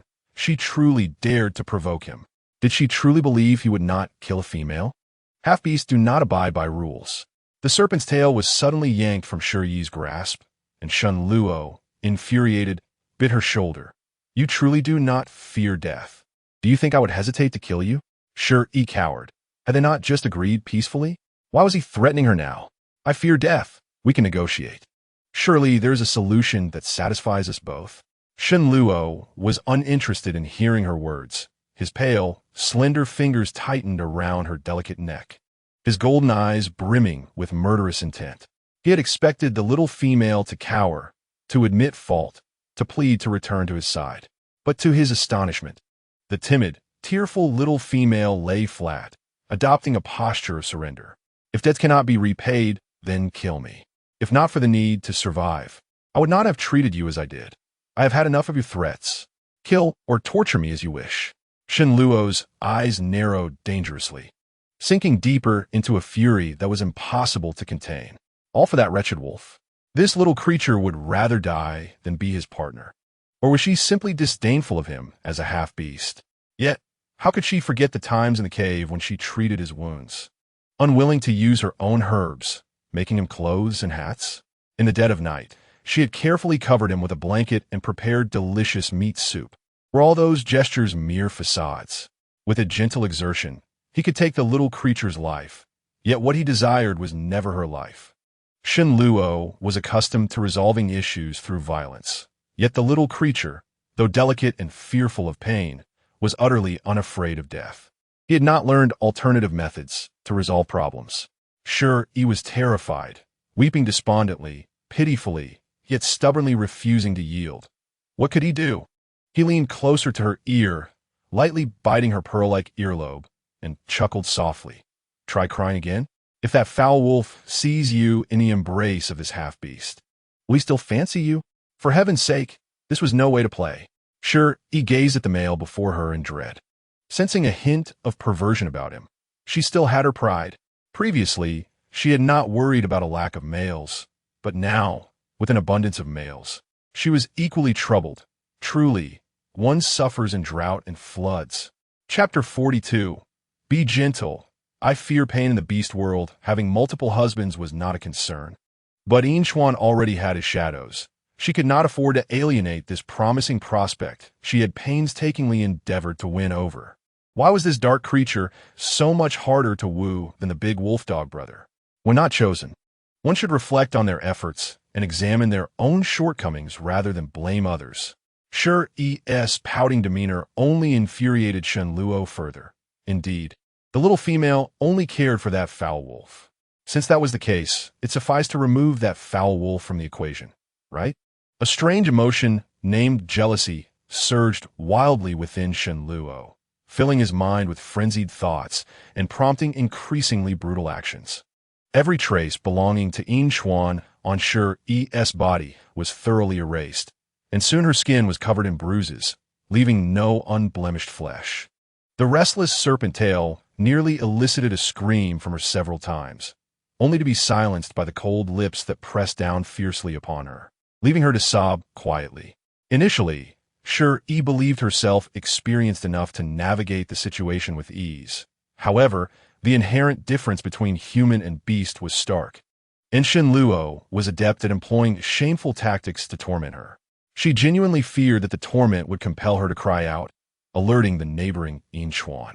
As Shen Luo's serpent tail attempted to act recklessly, she drew forth a bone dagger, aiming it at her neck in a desperate gamble. In the next instant, Shen Luo's eyes widened with rage as he swiftly seized her slender wrist. In his haste, he exerted too much force, dislocating her fragile wrist and causing the dagger to clatter to the ground. Shen Luo, seething, forcibly restrained Shi Yi's hands above her head, demanding, "Are you determined to preserve your purity for that vile wolf, even if it means your death? Did you not just claim you wanted to be even with me? Are you toying with me?" Shi Yi, nearly fainting from the pain, felt tears stream down her face, merging with her hair into a small river. She had no intention of playing tricks. She merely wished to avoid complicating matters further. She lamented the absurdity of a snake possessing such strength. It was as if it were inexhaustible on her body, and she doubted she would be able to rise from bed the following day. With teary eyes, she stammered, "If only you were gentler. I fear the pain. Please do not be so fierce. My wrist hurts terribly." She sought merely to survive and gain a slight advantage. Having committed no grievous act, surely, as a male, he had no reason to pursue her relentlessly. Shen Luo was exasperated, his anger without an outlet, and the sight of the small female on the verge of tears deterred him from any further action. It was merely a dislocated wrist, not a severed limb. How overly dramatic. Despite his simmering rage, he forcefully thrust his arm into Shi Yi's mouth, glaring fiercely. Under her terrified gaze, he audaciously returned the dislocated bone to its rightful place.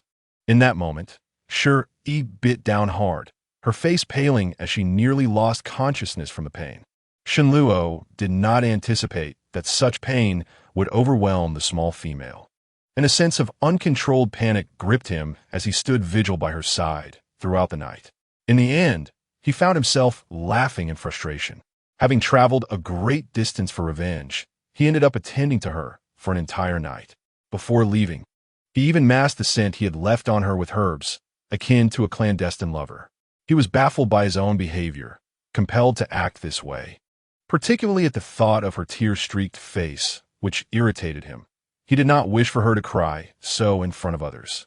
Throughout the night, Shen Luo oscillated between fury and calm, questioning and wrestling with his thoughts. The small female did not seem to disdain his half-beast identity, but he had never seen disdain reflected in her eyes. Yet, why would she not choose to remain by his side? Perhaps it was indeed his ferocity that drove her away, contrasting with the gentleness of that vile wolf. If he were gentler, perhaps she would not be frightened away to favor another. Having just caused her pain, he feared she would come to loathe him. Yet he remained uncertain of how to change, for no one had ever taught him the essence of gentleness. He only knew how to eliminate threats to survive. He had lived this way for over 20 years. Perhaps it was the profound solitude of his cold existence that led him to desire the presence of this small female who had intruded upon his life. Shen Luo was unaware that one day he would reflect upon his actions and even soothe himself. If the small female was afraid of him, he would strive to lessen her fear and eliminate the bothersome rival. He had always preferred a direct approach to resolving issues. The following day, when Shi Yi awoke, remnants of tears still clung to her face. Having endured a night of nightmares, she found her distress had manifested into sobs anew. Strangely, however, Shen Luo's favorability had inexplicably risen to 20%. It seemed he merely feigned disinterest, while inwardly reveling in the thrill of clandestine encounters. Yet, being in the Shui Lang tribe was perilous. She pondered what methods Shen Luo utilized to conceal his presence and scent from detection. What if they were discovered? She too would suffer the consequences. Assuredly, he was lurking in some corner, and since she could not shake him off, she resolved to remain steady for the time being. At that moment, Yin Chuan approached, bearing roasted meat skewered on a branch. Aware that Shi Yi preferred to sleep unclothed, he knocked on the stone outside her dwelling. "Shi Yi, are you awake? Today we have roasted meat." Shi Yi looked disheveled, her eyes swollen, her lips bruised, and her body marked, resembling someone who had been ruthlessly ravaged. Her wrist, however, no longer pained her. Such a sight must not be seen by Yin Chuan, for she could not explain it, especially considering a wolf's keen sense of smell. Moreover, she genuinely detested eating meat at every meal, particularly meat devoid of any seasoning. Here, even salt was a precious commodity. The salt exchanged with other tribes had long been consumed, and they would not be able to trade for more until spring. The flavorless roasted meat and broth were difficult to endure, devoid of any vegetables or fruits, rendering each meal a struggle. Thus, Shi Yi declined Yin Chuan's kind offer. I do not wish to eat. I want to sleep a little longer. Please do not disturb me today. Upon hearing her unusual tone, Yin Chuan became anxious. Are you unwell? May I come and check on you? I am quite worried. Shi Yi, tugging at her hair, protested. No, I merely wish to sleep. It is cold, and I do not want to move or eat meat. You need not concern yourself with me. Yet, Yin Chuan sensed something was amiss, as Shi Yi was typically lively and sunny, always eager to spend time with him. She had never behaved this way before. Could it be that he had been too rough last night, causing the small female to be angry? He took her words to heart and chose not to force her. Since she did not wish to eat meat, he would find a change of pace. With the salt depleted, it was indeed becoming unpalatable. The small female was delicate. Even in normal circumstances, she ate little, and now, with the salt gone, her appetite had dwindled even further. It seemed he would need to find her something new to try. In winter, wild vegetables and fruits were scarce. He could only see if any other females had supplies, or if he might stumble upon something in other tribes. In the afternoon, Yin Chuan hurried back, forgetting to knock on the door, eager to reveal a parcel wrapped in animal skin from his bosom. He laid it in the palm of his hand and unwrapped the skin, revealing a handful of small red fruits. Shi Yi, this is for you. Food is scarce in winter. When spring arrives, I will find more delicious treats for you. Shi Yi's eyes and lips had begun to return to normal.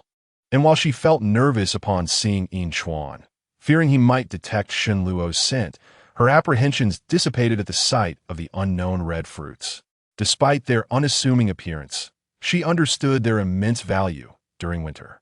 She was indeed tempted, grabbing a handful and stuffing them into her mouth. The burst of sweet and sour flavor filled her with joy. For one who adored fruit, indulging in such a treat after a prolonged dry spell felt akin to soaring into the heavens. Even if the fruits were not entirely fresh and appeared somewhat withered, she relished them nonetheless. The crimson juice trickled down the corner of her mouth, exuding a silent allure. She did not forget to offer some to Yin Chuan. What kind of fruit is this? Where did you find it? It's quite delicious. You should try it. Such a precious commodity was typically avoided by males in winter, not to mention that these fruits nourished the female body. He had no need for them. Yet, watching Shi Yi's lips stained with fruit juice, he could not help but swallow hard and lean down to kiss her.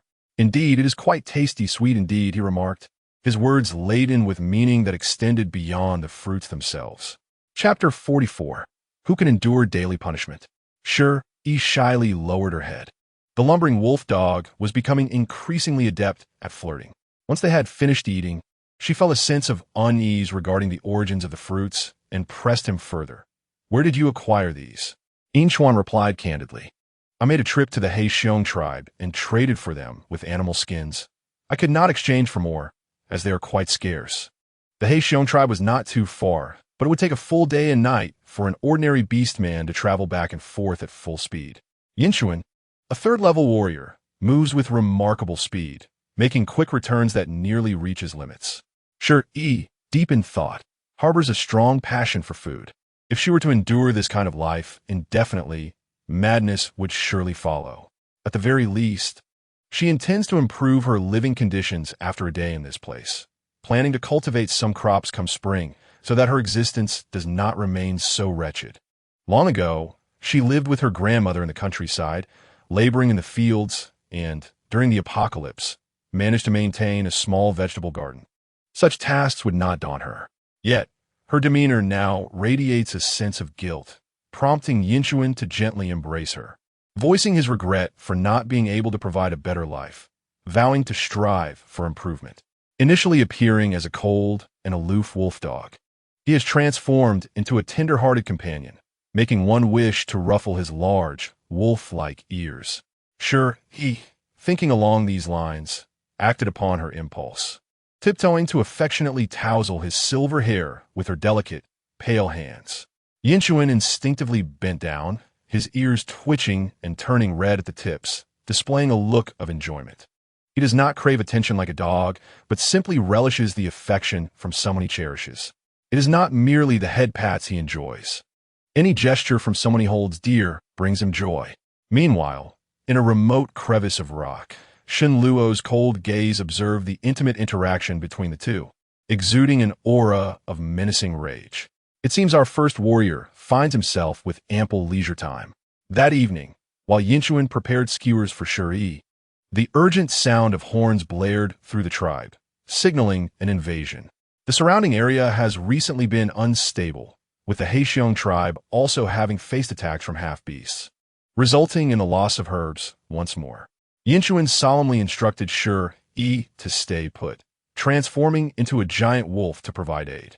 Unaware of the unfolding events, Shi Yi casually inquired with a passing orc about the situation. The male orc hurriedly replied, "There is an external invasion. Several of our tribesmen have been injured.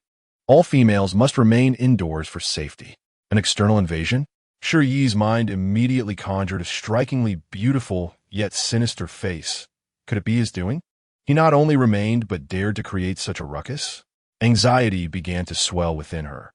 Being a meticulous planner, she was unwilling to abandon Yinchuan, whom she had nearly conquered, to follow Shen Luo. The ominous and difficult Shen Luo was not only a challenge to pursue, but also showed an unhealthy obsession with certain matters, making daily life unbearable. With Yinchuan, she was cared for with utmost attention, free from coercion and bullying. Surely, the choice was clear. If coexistence was impossible and she had to forfeit one, she could only pray that the Shuolong tribe would resolve the issue with Shen Luo. Though sacrificing 20% of her affection was regrettable, her life was far more precious. That evening, Yinchuan sent word back that the tribe was on high alert, and he could not return for the time being, urging Shi Yi to rest early and secure the entrance. The cave lacked a door, only utilizing animal hides weighted down by stones to shield against the wind and snow, or blocked with larger rocks. Lacking the strength to move heavy stones, she could only use smaller ones to weigh down the hides, which, while ineffective against intruders, at least provided some wind protection. Just as she finished these preparations and began to undress for bed, a familiar chill enveloped her, prompting her to turn sharply and collide with a solid, icy wall of flesh. Chapter 45. She lacks heart. Shi Yi trembled and looked up to meet a pair of cold golden eyes, retreating 2 steps in fright, her delicate face resembling someone on the verge of tears. This reaction only deepened Shen Luo's irritation. Why was she so affectionate with other males yet treated him as if he were a ghost? They had shared more intimate moments, and he had never truly threatened her life. So why the terror? Was it his half-beast appearance that troubled her? Suppressing all thoughts, Shen Luo decided to alter his approach with the little female. During his time injured in the cave, she had shown exceptional kindness. He staggered a few steps and collapsed against Shi Yi, his visible wounds genuine, albeit not fatal, yet looking significantly gruesome, particularly the gaping claw mark on his chest. Flesh, torn open and blood, staining the pristine animal hides, appeared especially alarming. That garment was crafted by Shi, and the sight of a bloodied half-beast contrasted eerily with its whiteness. Shi Yi did not anticipate this fellow would resort to such tactics, but she could only assist him onto the bed, considering the 20 points of affection might be salvageable. Unbeknownst to her, Shen Luo was singularly focused on how to take her away or to forcibly claim her. It appeared the little female was not entirely indifferent to him, causing a slight smile to tug at Shen Luo's lips. As Shi Yi unfastened the bloodied hides, shock overtook her exquisite features upon witnessing the horrific injuries. Did you attack the tribe? Have you lost your mind? These wounds are clearly from a beast's claws. Without stitches and anti-inflammatories, they could worsen. In this place, where medicinal supplies are scarce, are you seeking death? She was oblivious to the fact that this madman had brazenly come here and now involved her as an accomplice. If the tribe discovered this, her time here would be forfeit. Her irritation and disdain were blatantly etched upon her face, revealing that she was not one to mask her emotions. Shen Luo was infuriated. Did this little creature truly lack compassion? Were it not for the backlash of forbidden techniques and his injuries sustained while raiding the Heixiong tribe for herbs, he would not have been discovered. Initially, he had hoped to gamble on her feelings toward him, but it seemed she regarded him as insignificant, merely a fleeting distraction. He spoke tersely. They attack first. Shi Yi was speechless. A half-beast appearing in another tribe. Could they not retaliate? Reluctantly, she produced her last bit of herbs, crushing them to apply to Shun Luo's wounds. You should leave the Shuolong tribe quickly. Otherwise, luck may not be on your side next time. Once you leave, do not trouble me again. If necessary, wait until I have conquered Yinchuan before returning. I cannot manage two affairs at once. Primarily, it is exhausting, and the difficulty is too high. Shun Luo unabashedly revealed his intentions, reclining on the soft animal hide bed, his golden eyes glinting with a predatory smile. Very well. You will come with me. Panic flickered across Shi Yi's face, her hands faltering, inadvertently pressing against the gaping wound. Shun Luo inhaled sharply, pain coursing through him, his striking features contorting, muscles tensing, accentuating his perfectly sculpted physique, rendering it hard to overlook. Though he was a wandering half-beast, he was not disheveled, but rather excessively clean. With an ethereal, cold beauty, his physique was well-proportioned, devoid of any roughness or greasiness. Paired with his handsome face, had it not been for the obvious traits of a half-beast, one might have mistaken him for a noble from a beast city. To put it plainly, this male was indeed flawless in appearance, yet his temperament left much to be desired. Chapter 46. Why should the latecomer prevail? Shi Yi found herself momentarily captivated, but quickly regained her senses, still favoring Yinchuan, the sunny boy. Unlike the perpetually grim figure who wore a displeased expression daily, she was not particularly industrious, preferring to take the easy route, and aimed to secure the innocent sunny boy before anything else. I will not go with you. I intend to bond with Yinchuan. As for the past, you have not lost out. Turning the page is better for everyone. Why must you cling to me? Shun Luo's countenance darkened ominously. Though she had gazed at him with affection moments ago, thoughts of that wretched wolf had hardened her resolve, prompting her to utter a series of unwelcome statements. Why was he inferior to that loathsome wolf? The little female had only encountered him first before Yinchuan, who had rescued her back to the Shuolong tribe. They had met first and forged a bond. Why should the latecomer take precedence? And he was not at a loss. When he was coerced initially, no one considered whether he would suffer. Now, to simply turn the page is far from easy. To put it bluntly, it has only been a few days. How can such profound feelings develop to the extent of binding oneself to that foul wolf? Ultimately, it is still his identity as a half-beast that weighs heavily on their minds. Contemplating this, Shun Luo's exquisitely gloomy visage grew even darker. The prey he had set his sights upon would never be relinquished. Even if he were to tire of it, it would not be for another to claim. Shun Luo had once navigated the treacherous waters of Heishui City, a haven for half-beasts, a lawless zone, and a stronghold of the gray-black industrial chain.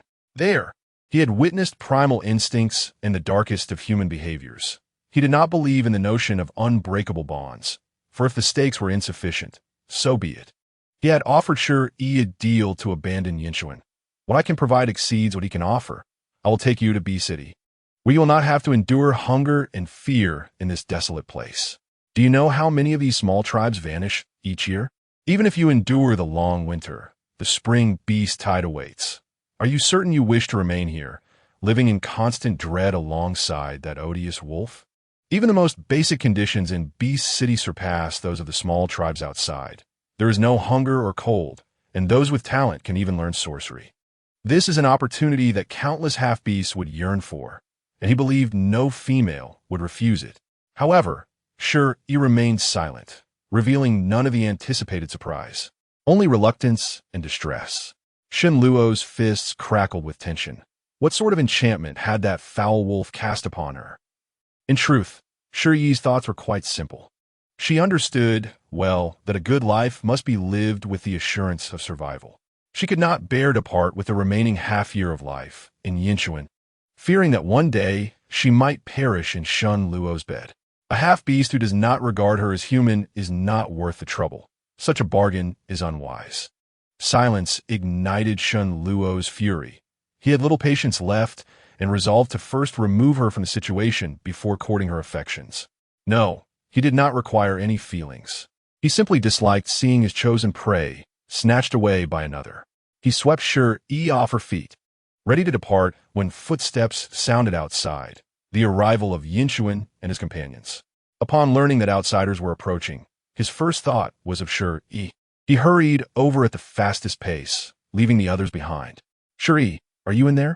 He was concerned for the little female's safety, yet wary of waking her, so he gently knocked on the stone.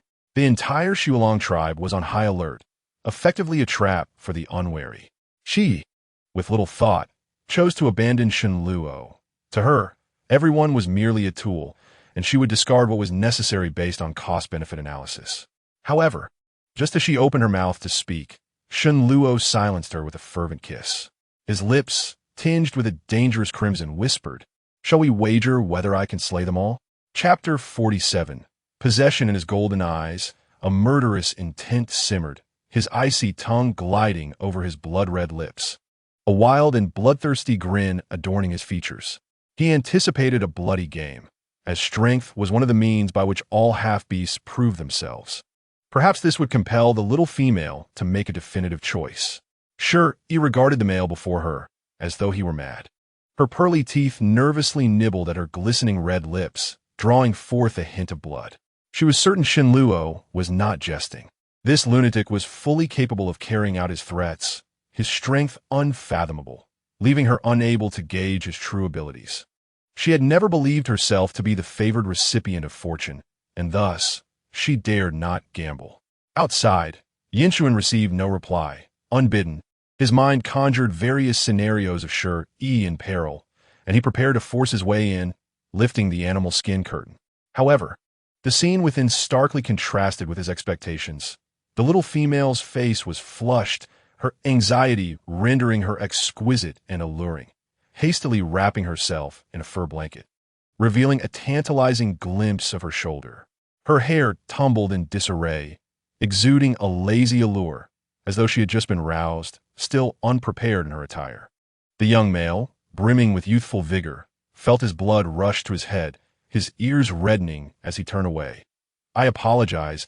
I was merely worried about your safety. The invaders have not yet found you. Please be cautious." Without waiting for a response, he dashed from the cave, too tense to notice the lingering scent of blood. This inadvertently kept others at bay, for he could not allow anyone to behold his little female in such an enticing state. "If she is not here, continue searching." Once the others departed, Shi Yi exhaled in relief, a smile involuntarily gracing her lips at the thought of Yinchuan's bashful demeanor. In the next moment, the serpentine tail that had appeared around her waist abruptly extinguished her smile, leaving her in a state of frustration. "Does seeing him make you so happy?" Shen Luo, his face darkened with jealousy, held her tightly, his possessiveness overwhelming. The soft, fragrant skin of the girl was marred by angry red marks from the snake's tail, appearing quite tragic. He, still unsated, leaned down to bite her rounded shoulder, a reflection of her earlier coyness igniting his ire, displaying such alluring demeanor before other males. Without regard for his feelings, she was a natural enchantress, more adept at attracting the opposite sex than even the fox tribe. Shi Yi let out a whimper of pain, her eyes reddening like a rabbit's, innocent and pitiful. "Please don't bite me. Your teeth are poisonous. Now that they have left, you should hurry and go. I will pretend I have not seen you." Among the two males, she preferred the bashful large wolf dog, gentle, considerate, and handsome. Shen Luo, however, did not grant her the opportunity to choose, hoisting her away. "It is indeed toxic. If you leave me, you shall perish. Therefore, you must come with me." Shi Yi struggled, too fearful to cry out, and upon seeing the dark wound on her shoulder, she surrendered. This time it was truly poisonous. A wise person knows when to yield. If forced to choose, she would opt for survival. One must learn to adapt. During their escape, Shen Luo exhibited remarkable prowess, deftly evading searches each time. Shi Yi felt a pang of fear as she realized that the ominous Shen Luo was indeed formidable, recalling his bloodthirsty smile. She felt grateful she had refrained from calling for help, for the consequences would have been beyond her capacity to bear. As she pondered these thoughts, Shen Luo abruptly halted outside a cave, his eyes glimmering with a deadly intensity she had never witnessed before. "Shi Yi, curios. followed his gaze, and discovered they were near the cave where you and I resided. Chapter 48. Multiple invaders not long after you and I had given birth. Although the tribe leader had stated that no one would enter until she had regained her strength, males had already ventured inside, sometimes more than one. Besides her former mates, there were also some unattached males from the tribe. Of course, it was of her own volition. Otherwise, even if she made a mistake now, her low status within the tribe would prevent them from bullying her indiscriminately. At that moment, hushed voices emanated from within the cave. Not of the sort that would make one blush, but rather cautious and low, as if engaged in a discussion. Shi Yi, being human, had limited hearing and could not discern what was being said inside. However, it was unusual for Shen Luo, with his dark and erratic demeanor, to eavesdrop. This was not typical of him. More perplexing was his reaction, as he listened with an undercurrent of anger and murderous intent. Strange thoughts began to swirl in Shi Yi's mind. Could it be that he had fallen in love with you and I at first sight? Was he jealous? After all, she was not his mate. This possessiveness seemed unwarranted, especially since he was still carrying her.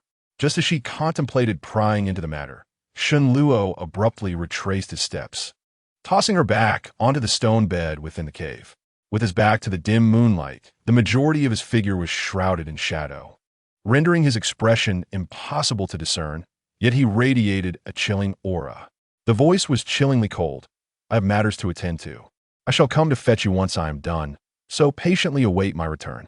Shi Yi received but a single message, indicating that she was temporarily spared. Could it be that Shen Luo believed they could not take both of them, and chose to first take away you and I?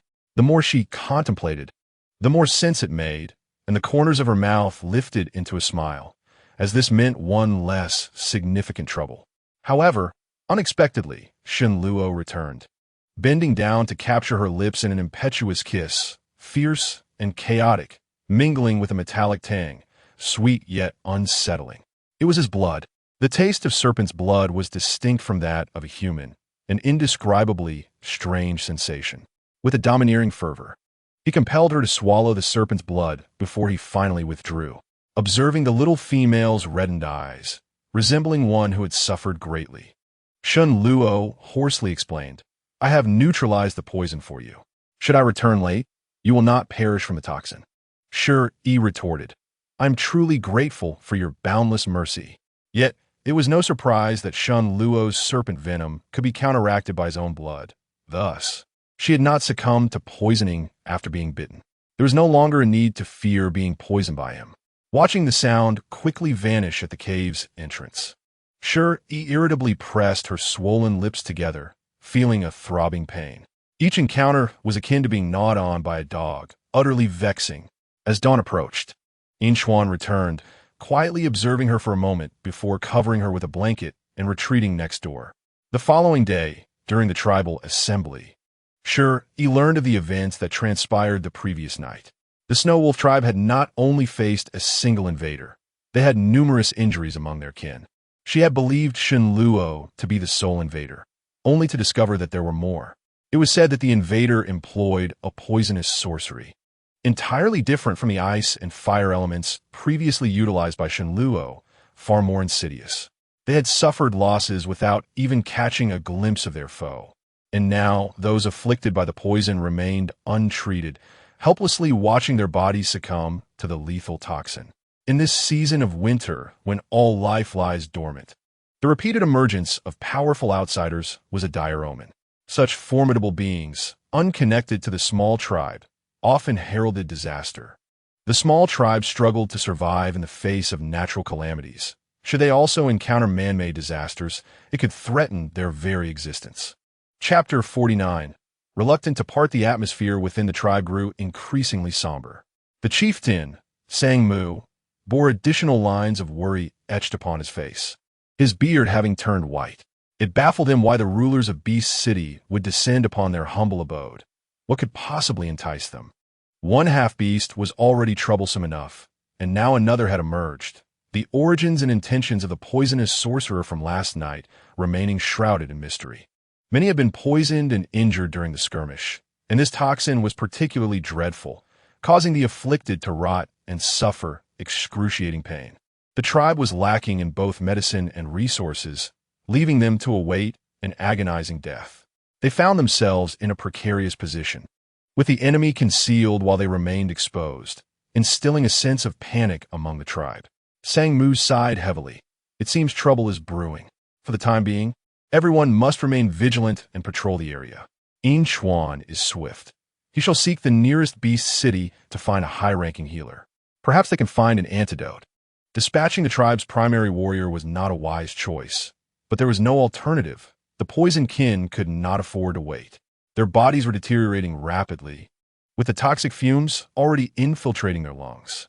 High-ranking healers were only found in Beast City, and even with wealth, securing their services was an arduous task. Not to mention whether they could indeed counteract this specific poison. It was a matter of luck. In this near-primitive era, injuries and illnesses were devastating calamities, and healers had become exceedingly rare, highly sought after, and quite proud. Yet, this was the only course of action. There were dozens of poisoned individuals, many of whom were skilled warriors, the main combat strength of the Snow Wolf tribe, and they must be saved. Even if hope was slim, they had to try. Shi Yi kept her head bowed, contemplating whether to depart from the Snow Wolf tribe. She had initially intended to settle here, but it appeared to be an ill-fated refuge. The severity of this toxin would perhaps be a minor issue in her former world, yet here it was tantamount to a death sentence. Like a plague, it was terrifyingly contagious. All the injured had been isolated, and Inchuan might very well return empty-handed. Whether he returned empty-handed or not was of little concern to her. Staying here was undoubtedly perilous, and she had to leave with Inchuan. Sangmu solemnly patted Inchuan on the shoulder.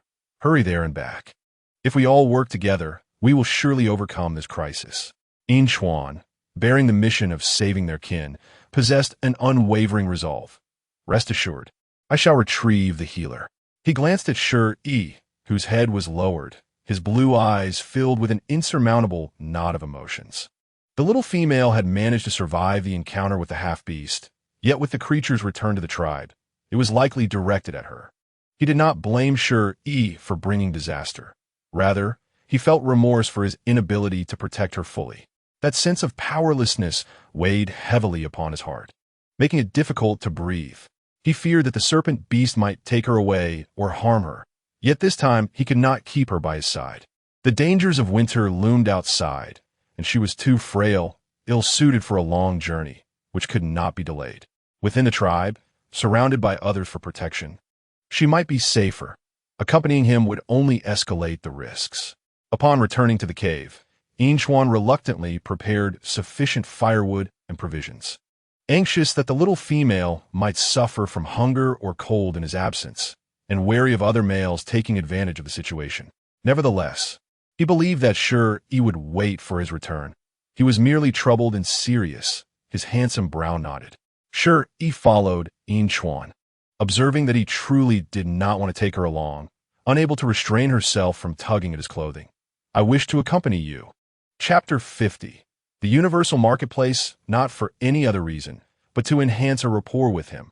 For her, time was of the essence. Ultimately, it was all about survival. Given the current dangers in the tribe, she was not close enough to these people to share life or death. Moreover, if she were absent, Shen Luo would not return to stir up trouble, thereby relieving some pressure from the tribe. She had her own calculations, while Inchuan was taken aback, harboring his own thoughts. Though the little female's dependence on him sparked a glimmer of surprise in his eyes, his stance remained resolute. The little female was weak, timid, and fearful of the cold, prone to tears at the slightest fright. Given the perilous conditions outside, he could not possibly take her with him. He embraced her with great reluctance. Ordinarily, Shi Yi's whims could be easily fulfilled, but this time it was not feasible. Yi, be good and wait for me at home. Once I return, we shall become partners. The outside world is too treacherous, and I cannot risk taking you with me. I promise I shall return swiftly. Shi Yi felt tears welling up. It was the tribe that was dangerous. If Shen Luo returned, he would undoubtedly forcefully take her away. And with Inchuan absent, there would be no one to stop him. She could only cling to the strong male-esque waist, weeping pitifully, trying to plead earnestly, but I am afraid without you. I fear I may not see you again. Inchuan's heart nearly melted at her tears. Grasping Shi Yi's hand, he kissed the ring on her fingertip.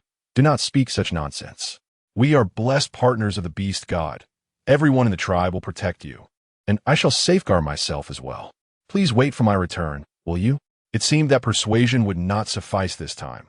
Shi Yi cried earnestly, her tears streaming down like rain, for she was genuinely distressed, fearing for her half-year lifespan. She could not afford for anything to go wrong. Time was pressing. After preparing provisions and firewood for warmth, Inchuan set off, knowing that the more he hesitated, the more painful it would be. Seeing Shi Yi's swollen, tear-stained eyes and her reluctant expression, his heart felt as though it was burdened by a great stone, heavy with sorrow. His resolve to return as swiftly as possible solidified, determined not to allow the little female to worry. As the silvery figure vanished from sight, Shi Yi wiped away her tears and returned to the cave. For the first time, she felt an overwhelming emptiness around her, and loneliness surged from all directions, making her heart ache. She stowed her belongings into her spatial ring, preparing for a hasty retreat, as staying here posed too great a risk. Although she could not depart with Inchuan, her journey was not entirely fruitless. The progress of her quest had successfully increased to 70%, and the usually silent system emitted a cold, mechanical voice. The conditions to unlock the Universal Mall have been met. The host may now purchase any items within using gold coins. The Universal Mall was unlocked. In this primitive beast world, such a skill was akin to divine intervention, saving her life. After enduring tasteless roasted meat for so long, she finally found redemption in this moment. Gazing at the familiar array of items within, tears streamed down her face. She finally had tissues at her disposal and no longer had to grab food with her bare hands. However, the mall did not contain any gold coins, which had to be earned by selling items. Fortunately, the points gained from quest progress could be exchanged for some essentials, which was a lifesaver. Without delay, Shi Yi exchanged her points for tissues and sanitary pads, using the remainder for food. Who could fathom the torment of consuming saltless meat for days? This time, she traded for dozens of packets of salt and an abundance of fresh vegetables and fruits. Biting into a peach as large as her face, juice splattered everywhere.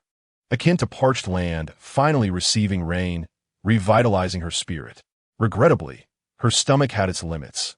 After barely managing to finish one peach, she felt utterly stuffed, leaving the remaining fruits and vegetables for later enjoyment. Everything was stored within the spatial ring, where time stood still and items would not spoil. Satiated and content, she delightfully rolled about in her bed, relishing the luxury of not having to endure hunger or cold in this primitive beast world. She no longer needed to worry about such matters. Moreover, with the Universal Mall at her disposal, she could thrive in the beast realm, earning boundless wealth as long as she had a sufficient lifespan. The rest would be pure enjoyment. However, the points were insufficient for everything she desired. She would still need to acquire gold coins by selling items in the mall, grabbing a piece of meat for experimentation. A price immediately formed in her mind. This chunk could be sold for 50 gold coins. Without hesitation, she exchanged the remaining meat for gold coins, as it was hardly palatable anyway. The price varied by weight and type, and she had grown tired of it, leaving not a single piece behind. To her astonishment, she discovered that nearly everything could be sold, even a stone, though it was hardly valuable. A large stone bed was worth merely 20 gold coins. The anxiety of being separated from Inchuan was overshadowed by joy, and that night, Shi Yi sealed the cave entrance and quietly prepared a small hot pot. Her taste buds, long deprived, awakened, and even before the ingredients were fully cooked, she began to salivate uncontrollably. Eating a hot pot in the dead of winter was simply perfect. All the ingredients she desired were readily available in the mall. Far more convenient than dining in her previous world. Once the meal was finished, she could tidy up without anyone being the wiser. One must admit, this time the system was surprisingly dependable. As she savored a piece of beef, Shi Yi felt every pore of her body relax, the savory and spicy flavor igniting her taste buds with sheer delight. A can of beer would have been the crowning touch, transforming this moment into a regal indulgence. She tossed all her favorite ingredients into the pot, using chopsticks to dip slices of beef tripe, each bite a delightful crunch. Just as she was lost in her culinary bliss, a sudden chill crept over her leg. That thing was still moving. An image of a soft-bodied, cold-blooded creature flashed in her mind, and in a panic, the small creature leaped with surprising agility. It skillfully avoided her hot pot, escaping unscathed. Indeed, her instincts were correct. It was a snake, entirely snow-white and as long as her small arm, resembling a juvenile serpent, appearing lethargic and feeble. Without a second thought, she grabbed a burning log to strike at it, but the little white snake raised its head and spoke. "Dare you lay a hand on me?" Shi Yi was startled, nearly screaming, as she gazed in disbelief at the tiny serpent. You are Shen Luo? How could you have transformed into this form?" Undoubtedly, she recognized that voice. Shen Luo, in his half-human, half-snake guise, also bore a white snake tail, though she had not anticipated such a diminutive beast form. The little white snake flicked its tongue, showing no desire to elaborate, instead slithering up her fair legs, winding around her slender waist, ultimately coiling in the warmest spot. For reasons unknown, after resolving the troublesome foes, his sole thought was to find Shi Yi. It was only when he nestled in the soft warmth of her form that he found comfort and drifted into a drowsy state. The icy touch sent a shiver through Shi Yi, and her cheeks flushed with embarrassment as tears threatened to spill. She struggled to suppress them. "You're freezing. You need to leave." To her dismay, the little snake showed no inclination to depart. Instead, it burrowed deeper, its fatigued and weary voice laced with annoyance. "Be quiet. Let me sleep for a while." Those troublesome foes had indeed proven a challenge, and defeating them had drained nearly all his energy, leaving him with little strength to heal. He now craved an utterly safe environment to rest and recuperate. Sure, he felt somewhat exasperated. Could he not be more courteous while sleeping in her embrace?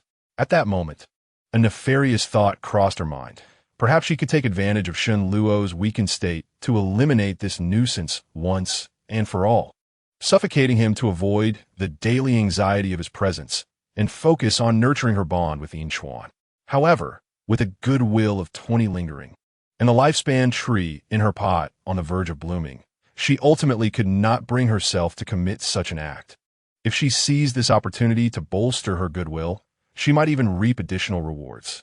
Sure, he had always perceived herself as a shrewd and calculating individual, weighing the pros and cons of every situation to choose the most advantageous outcome for herself, with little regard for the interests of others. Yet, she was oblivious to the fact that this very calculation would ultimately save her life. The little snake nestled in her arms only relaxed slightly as she resumed her hot pot feast, maintaining a degree of vigilance even in slumber. Had Shi Yi chosen to strike, the outcome would undoubtedly have been fatal. As she continued her meal, fuming, Shen Luo revealed a hint of a smile before peacefully drifting off to sleep. The fact that the little female had not taken action during his vulnerability indicated that she still cared for him, adhering to a principle of not wasting resources. Shi Yi endured the discomfort brought on by the creature in her arms to finish her meal. After tidying up, she washed up and prepared for bed. She disliked the sensation of being in close proximity to the cold, dangerous snake, feeling as though her life were perpetually at risk. Carefully removing her clothing, she planned to stealthily wrap the little white snake in her fur skirt and cast it aside, only to be met with two fierce golden eyes glaring back at her. As its form shrank, Shen Luo's golden gaze became more diminutive, losing some of its intimidating aura, appearing rather adorable. Shi Yi swallowed hard, her mind racing. "I only wanted help with your injuries. Why are you so defensive? Are you afraid I will toss you in a hot pot?" The little white snake flicked its tongue, obediently lying on the bed without moving, its golden eyes filled with confusion, pondering the nature of this hot pot. In truth, he could not fathom why he had instinctively sought out Shi Yi despite his severe injuries, for she was undeniably untrustworthy. Shi Yi, upon observing his unguarded demeanor, discreetly exhaled a sigh of relief. She spent some coin in the marketplace to procure anti-inflammatory powder for external wounds, fearing that Shen Luo would be averse to taking any internal medication, as he was exceedingly cautious. It was not until she began applying the ointment that she was taken aback by the multitude of wounds adorning the little serpent's body. Had she not paid closer attention earlier, was there any intact flesh left on him? External application would likely prove ineffective. He would require internal treatment as well. Since she had resolved to pursue this endeavor to the end, investing some effort and resources was not unreasonable. She was not one to be overly frugal. She presented him with an anti-inflammatory capsule, urging, "Consume this. It will prevent infection and inflammation of your wounds." The little white serpent regarded the peculiar oval pill before him with suspicion, refusing to open his mouth to ingest it. Frustration welled up within Shi Yi as the round-headed, naive appearance of the little white serpent made her momentarily forget her fear. She seized his jaw and forced the capsule into his mouth, exclaiming, "What are you so wary of? Why seek my assistance if you fear I poison you? It is merely an anti-inflammatory capsule. It won't kill you." The little white serpent felt an urge to protest, but as he opened his mouth to speak, the pill was unceremoniously lodged in his throat, nearly choking him. His expression darkened considerably. "You better not have fed me poison. Otherwise, I shall ensure you regret this." Chapter 53. Harshness towards him. Sure, he truly contemplated abandoning this endeavor. She had little desire to engage in such thankless tasks. However, the cost of the anti-inflammatory medication was exorbitant, amounting to several dozen gold coins. Had it not been for her reluctance to let her previous investment go to waste, she would not have bothered with this ill-tempered serpent. With a displeased expression, she applied the powder to the wounds adorning the little white serpent's body. "Killing you benefits me in no way. What on earth were you doing that night? What did you end up like this? Are you in league with that poisonous sorcerer?" She posed these questions casually, not genuinely seeking answers. The powder stung as it touched his wounds, causing the little white serpent to furrow his brow in irritation. Yet, upon meeting her innocent, doe-like gaze and the sight of her beautiful figure clad in scant clothing, his anger subsided significantly. He was reluctant to divulge too much about his injuries, as such knowledge would not benefit the little female and could lead to further complications for him. Thus, he offered a vague response. "An enemy, it has been dealt with. There is still a traitor yet to be handled." Shi Yi, taken aback and somewhat speechless, realized that Xinluo was indeed the one she had summoned, and that the poisonous sorcerer had pursued him. Did this not imply that she had instigated the entire affair? The burden was too great for her frail body to bear, and admitting culpability was out of the question. She would simply bury it within herself. In any case, the villain had already been dealt with by Xinluo, and as long as he refrained from causing further trouble, the Lang tribe would remain safe, allowing her to stay here in peace. But there was still that traitorous informant. Xinluo would likely take care of that as well, sparing her any concern. Presently, Xinluo was injured and in this vulnerable state, lacking any intimidating presence. Thus she temporarily dismissed thoughts of fleeing. As a human with no means of self-defense, she valued the little female too much. Venturing out alone was far too perilous, and she would not take that risk unless absolutely necessary. However, it would be prudent to encourage Xinluo to depart the Lang tribe soon. This would be beneficial for all parties involved. Who knew how many enemies he had made? What if they came seeking him again? She wished to settle here temporarily, not to ruin this place. Shi Yi retrieved some bandages and carefully wrapped the little white serpent from head to tail. "There you go. You are strong and healthy. This minor injury is nothing. Now, quickly leave, lest someone discovers you." She was shooing him away. Despite his grievous injuries, she was heartlessly urging him to depart. What strength could he possibly possess in such a state? Xinluo felt a spark of anger as he attempted to entwine her slender neck, only to discover that his body was tightly bound by the cloth, rendering him unable to move, much like a mere stick. The material used to wrap his wounds was unfamiliar to him. It was soft and lightweight, yet wrapped too tightly, hindering his movements. Moreover, the peculiar aroma emanating from the strange food she had used to cook was unlike anything he had encountered before. A female who possessed medical knowledge and an understanding of herbs, along with so many curious items. Did they truly originate from her small tribe? He harbored doubts.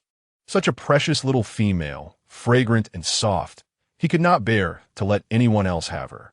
The The little white serpent raised his neck, his gaze frosty. I cannot leave. You may attempt to have someone capture me if you wish.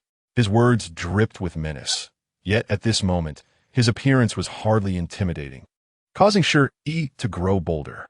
Those two little golden orbs, glimmering with mischief, were hardly a threat, and she had never encountered a serpent with such audacity.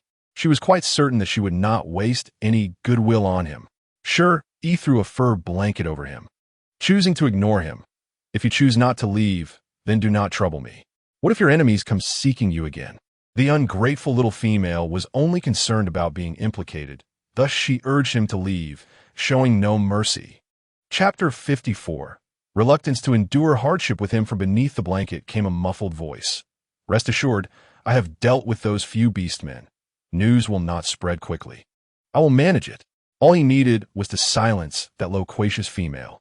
That night, he had intended to take Shi Yi away with him. But upon passing by Yoni's cave, he overheard their conversation and discovered that those individuals had been lured there by her. That wretched female had declared that as long as Shi Yi remained in the tribe, that half-beastmen would inevitably come searching for her. Given her ability to attract attention, the half-beastmen had refrained from killing her, clearly taking an interest in her. They could use her as bait.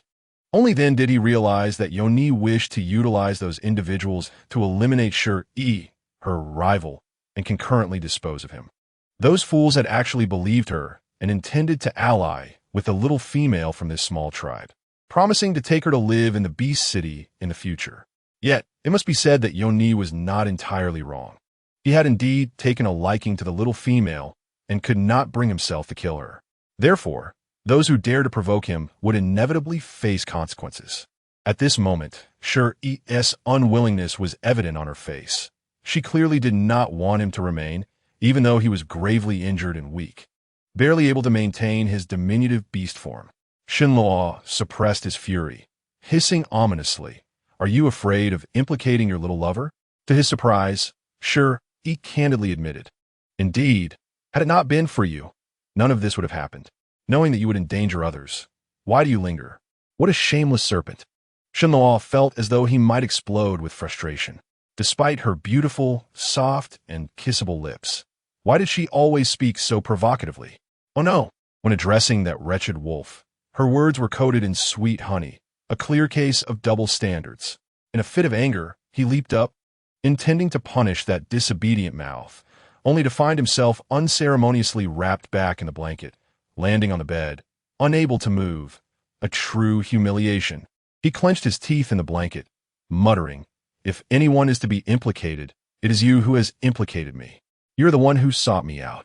If you do not wish to endanger others, then come with me. You shall not escape until I tire of you." He was fuming, yet his current state lacked any intimidating presence, resulting in Shi Yi feeling little fear. She even playfully patted his tail through the blanket, saying, "Then you may stay here." Oof. She had never possessed much of a sense of morality. How could she possibly endure hardship simply because she feared implicating others? Leaving with him was out of the question. Why should she forsake her comfortable life for hardship? Was it because of his handsome appearance? Or the thrill of his many enemies? Shinluo was exasperated and wished to retort, but Shi Yi had no intention of engaging further, tossing an additional blanket over him, plunging the world into silence. Inhaling the addictive fragrance, Shinluo's anger dissipated significantly. Coming to his senses, he chuckled softly. What was there to be angry about with such a heartless little creature? Once he had healed, whether she chose to accompany him would no longer be her decision. The next morning, Shinluo awoke first, and to his delight, the pain from his injuries had subsided. The effects of the medicine were surprisingly effective. Of course, his innate healing abilities were also quite formidable. As he gazed at the still, slumbering little female, his heart inexplicably raced. With long eyelashes, a delicate nose, and lips resembling petals, she appeared exquisitely ethereal, as though she did not belong to this world. The petite female seems to harbor secrets, perhaps even more than his own. She appeared out of nowhere in his hibernation cave, bearing miraculous medicines, peculiar vessels, and food that even the Beast City lacked. Could she truly have fallen from the heavens? Chapter 55. biting where one should not. Shi Yi, diminutive in stature, found even a large stone bed insufficient for her comfort, rolling around as she pleased, inadvertently pinning the little white snake beneath her leg. If one were to overlook her rather ungraceful sleeping posture, the scene was indeed perfect. Only after finishing her antics did she suddenly recall that it was the gloomy deity Luo. Embarrassed, she buried her head under the blanket, too shy to utter a word. Deity Luo, his head tilted from being struck, was momentarily dazed, narrowing his eyes dangerously as a smile crept upon his face. Initially worried that she might have had a nightmare, he now discerned that she seemed to have experienced a delightful dream, one that was rather embarrassing. Observing the small figure beneath the blanket, he chose not to expose her, as it was not the right moment to provoke flames. Instead, he shifted the topic. Stop pretending to be dead. I'm hungry. Get up and make me something to eat. He mused that her little lover must have treated her rather poorly, leaving without even a morsel of food and expecting her to hunt in the pristine cave. Sure, he rolled her eyes secretly. Inchuan had left her plenty of provisions, all of which she had sold. Not everyone was as despicable as him. She had no intention of retrieving her cooking tools, too lazy to explain and weary of being scrutinized. She casually pulled out 2 loaves of bread filled with vegetables, fruits, and a slice of ham, creating a makeshift sandwich. Deity Luo had never encountered such food before. Each item exuded a unique fragrance that tantalized the senses. Sure, he assumed he was worried about poison. Regardless of whether he would eat, she nibbled contentedly, a satisfied expression adorning her face. After finishing, she turned her head only to find that the sandwich before the little white snake had vanished. The snake flicked its tongue, appearing unsated. She playfully wiped the crumbs from the snake's mouth, grinning mischievously. Tasty, wasn't it? Well, there's no more. Weren't you afraid it was poisonous? Yet you still ate it. Deity Luo found her triumphant demeanor endearing rather than bothersome, unable to resist the temptation to nibble on her tender, pale fingertip. Shi Yi gasped, feigning shock as she noticed the small wound from the snake's fang, bursting into a storm of tears. You bit me. How could you repay kindness with malice? I fed you and even tended to your wounds, and yet you wished to poison me. Deity Luo, feeling somewhat helpless, thought her reaction was overly delicate. It was merely a small puncture, devoid of venom, yet she wept as if the world had ended. He flicked his tongue, preparing to say something when, in an unexpected turn, he suddenly bit down on his tail. The miniature snake was so diminutive that it was incredibly easy to bite where one ought not. Deity Luo let out a sound, his expression a mix of shock, speechlessness, and embarrassment. The bite was rather painful, and he inhaled deeply, his voice hoarse as he commanded. Release. Chapter 56. The last fragments of patience and good temper. Shi Yi's mind was consumed with thoughts of drinking snake blood to detoxify, biting down vigorously. Yet she couldn't even break the scales, puffing up like a steam bun. Oh, you're too much. If I die, you won't escape either. Inchuan will avenge me. She felt utterly wronged, sobbing as she clutched the snake and bit down, yet she was unable to pierce its skin, ultimately collapsing into tears. Deity Luo found her both amusing and frustrating. She was upset he had mentioned other males, yet her delicate demeanor made her all the more endearing. Eventually, seeing Shi Yi weep so heartily, he awkwardly cleared his throat and explained in a hushed voice. There is no poison. All the venom was used in battle. If you don't believe me, look. He opened his mouth, only to realize that his tone had softened unconsciously, laced with an unexpected gentleness. He was truly losing his mind. He couldn't fathom why he felt no anger when the little female cried. Shi Yi, with tears streaming down her face, leaned closer to examine the snake's mouth, where 2 small fangs were visible, one of which was broken. She glanced at her still rosy fingers, confirming she hadn't been poisoned, yet it still hurt. Blood droplets were forming, and she lamented, Why did you bite me? I won't talk to you anymore. The little snake approached her, awkwardly attempting to console her. I won't bite anymore. Initially, he had merely intended to tease her. Who would have thought she was so sensitive that a mere touch could provoke tears? No wonder she cried during intimate moments. She was inherently delicate, recalling their affectionate encounters. Shi Yi's tear-stained visage filled his mind, causing a heat to rise within him, stirring certain instincts.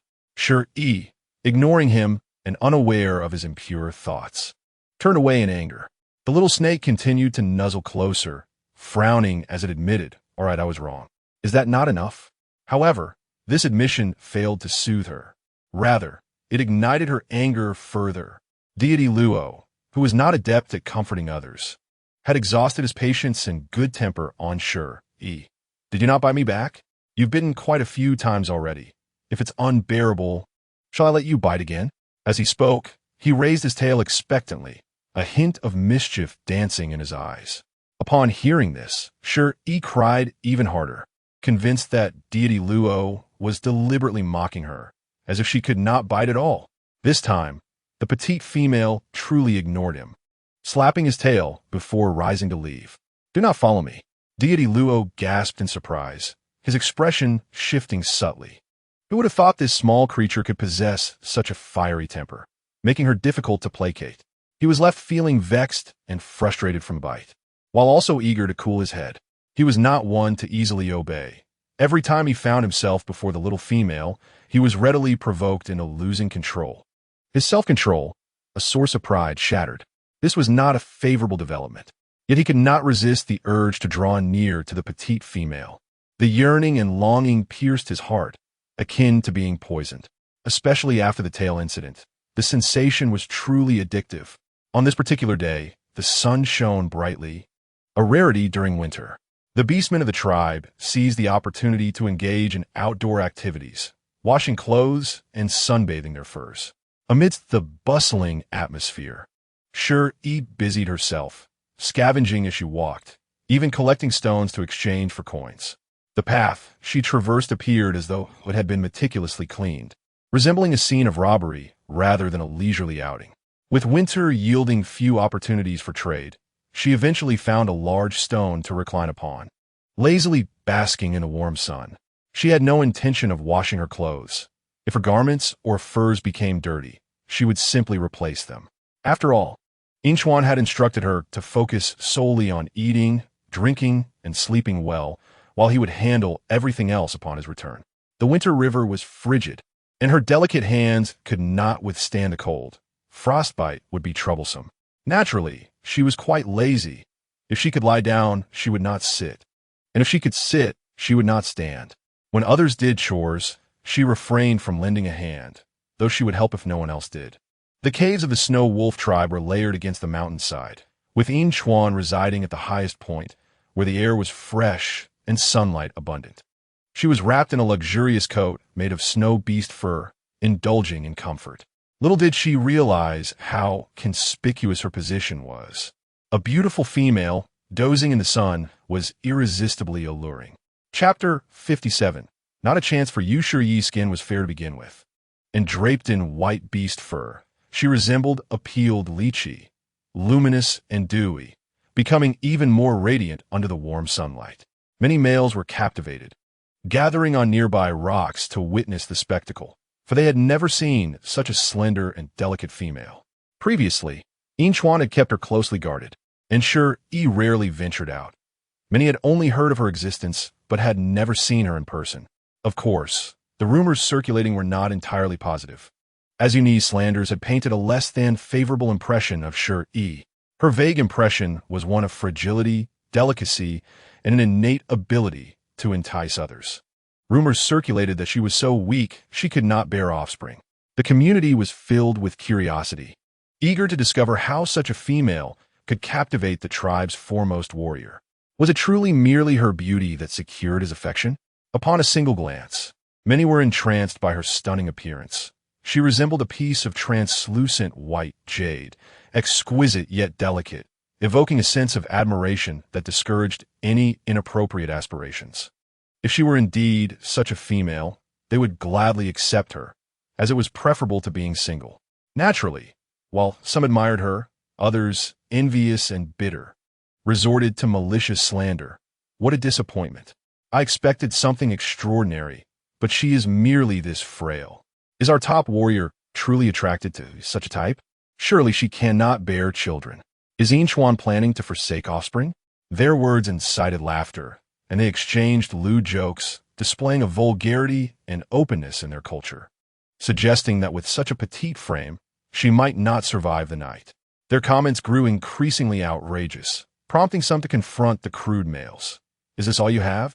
Beyond her slenderness, she possesses unparalleled beauty. How can you presume to know if she could bear offspring? You're not a shaman. I find her quite appealing, more so than the females of our tribe. With a little nourishment, she would be even more stunning. Indeed, look at her delicate skin. She must be a pampered lady from a beast city, far too refined to even glance at you worthless fellows.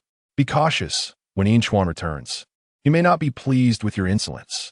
It's clear that Inchuan cherishes her, treating her like a precious gem, unwilling to share her with anyone else. Yuni's mate, Qing Shua, was also present, seething with envy. Lacking prowess, he found himself without a female after Yuni was punished, now relegated to enduring hardships alongside her. Each day, he watched Yuni grow close to other males, dutifully serving her despite the insults and beatings he endured. Yuni's temperament had worsened, her frustrations often directed at him with blows and curses, and he, unable to hunt, relied solely on her. If she was pleased, he might receive a morsel. If not, he would go hungry, kneeling at the entrance, shivering from the cold, all the while harboring a simmering anger. Were it not for Inchuan and the emergence of that new female, he would not have fallen to such depths. Consumed by jealousy, he maliciously disparaged her. Who knows her true origins? If she were truly a lady from a beast city, would she be wandering in our impoverished corner of the world? Ever since her arrival, calamities have struck one after another. With her enchanting looks, who can tell if she brings fortune or misfortune? His words resonated with many, who began to entertain the notion. Indeed, it seemed that trouble had only begun to arise since Shi Yi joined the Xuelang tribe. Could she truly be a witch feeding off the vitality of males? Chapter 58. Disdain, however, there were those among the beastmen who remained clear-headed. A female named Kong Shui, visibly pregnant, cast a disdainful glance at Qing Shua, who was the epitome of a talentless gossip. Qing Shua was indeed deeply devoted to Yuni, yet here he was, still defending her while she had not even given up on Inchuan. Was he spreading rumors in her absence? Embarrassed, Qing Shua retreated to the back of the crowd. Toot was ashamed to respond. Only he knew what Kong Shui was mocking, for after Yuni's troubles began, he had been the first to entertain thoughts of leaving for Kong Shui's cave. He attempted to win her favor, hoping to become her mate, but she scorned him as a mere leech. Winter brought food shortages. With 5 mates and offspring on the way, she had no excess to spare on a freeloader. Useless and bothersome. Now, confronted by Kong Shui, he felt the sting of jealousy as she mocked him publicly, leaving him humiliated. If Yuni were to discover this, he would surely be cast aside, and if it reached Inchuan's ears, he would face a severe beating. All the while, hidden within Shi Yi's garments, Shen Luo listened intently, a murderous intent brewing within his golden eyes. The notion of another coveting what was his was deeply unsettling. Especially upon hearing those foul remarks and slanders, his desire for vengeance surged. Kong Shui, noticing the blatant stares from the males, smiled and cautioned, "Do not gaze too long. She belongs to Inchuan, and they are blessed by the beast god." Those who had been swayed by Qing Shua's words suddenly realized their folly. Indeed, how could those favored by the beast god bring misfortune? Such thoughts were absurd. They revered the beast god and would never question his choices. Yet, they were not without their own prospects. Which female did not have multiple mates? One by one, they smirked. "Shui, you have 5 mates already, while Shi Yi has only Inchuan. Who knows, she might be looking for more." No matter how outstanding Inchuan was, he could not monopolize a single female. Could he? If the little female took a liking to them, could he truly stop them? Exactly. Just because you deny us does not mean she looks down upon us. Right, everyone? The crowd echoed their agreement. Kong Shui watched the males with amusement. Well, you can certainly try your luck and see if she finds any of you appealing, especially after you just mocked her inability to bear offspring. Those who had previously spoken ill of Shi Yi fell silent, now eager to vie for her favor as potential mates. The truly attractive and capable males had already been claimed by the females of the tribe, leaving a lackluster selection. With Inchuan as a benchmark, It was indeed unlikely that Shi Yi would find any of them appealing. Across the cave, Uni stood at the entrance. Watching as Shi Yi garnered admiration from the crowd, her teeth clenched in rage. Once the shining star of the tribe, she had now been reduced to a mere breeding tool, while the male she had scorned could easily enter her cave. The very female she despised had won the heart of the tribe's greatest warrior, donning luxurious furs and enjoying the finest treatment. How could she not be filled with hatred? To make matters worse, they had the blessing of the beast god. Why should he protect them? If she could not have it, then neither should anyone else. Uni's hatred nearly overflowed, her lips nearly drawing blood from her biting. Her intense resentment was so palpable that even Shi Yi, in her slumber, could sense it, stirring awake with a look of disdain. What a stroke of misfortune to see someone so detestable while basking in the sunlight. To Uni, this was nothing less than blatant mockery and contempt, prompting her to lose her composure. How dare that little wretch provoke her? Chapter 59. She is always adaptable, Shi Yi, disinterested in the antics of the woman opposite her, cast a bemused glance at the throngs of beastmen nearby, oblivious to her own audience. She mused that these individuals truly knew how to choose a sunny spot, gathering together in a cluster. Rising to relocate, she was met with Uni's glare, which only heightened her irritation. With a silent scoff, she cursed the woman for trying to do her harm, yet failing, now brazenly harboring resentment. With such a character, it was no wonder Inchuan had no interest in her. She would be repugnant even to a male. Her disdain and scorn were unmistakable, and she even offered a taunting smile to Uni, seeking to vent her frustration.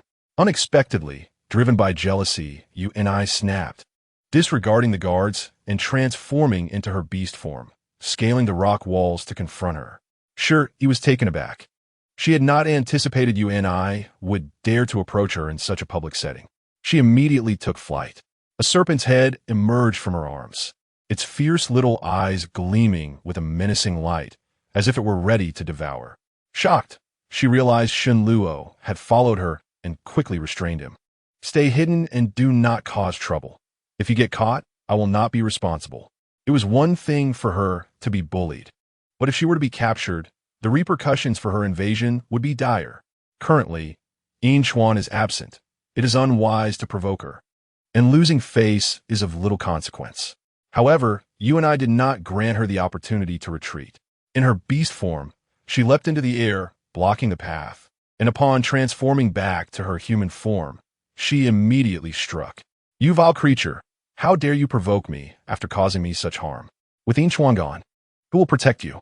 Shen Luo, concealed beneath a fur coat, glared at Uni, the treacherous informant, a surge of murderous intent igniting within him. Anyone who dares to bully him is courting death. Shi Yi, fearing he would cause trouble, pressed one hand tightly against her chest while the other confidently attempted to shield herself from Uni's slap. Little did she know that the strength of the beast folk was unexpectedly formidable. While she managed to block it, she was still thrown off balance and fell to the ground.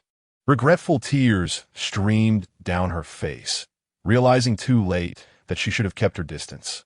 In the face of such a racial disparity, her fragile human form was utterly defenseless.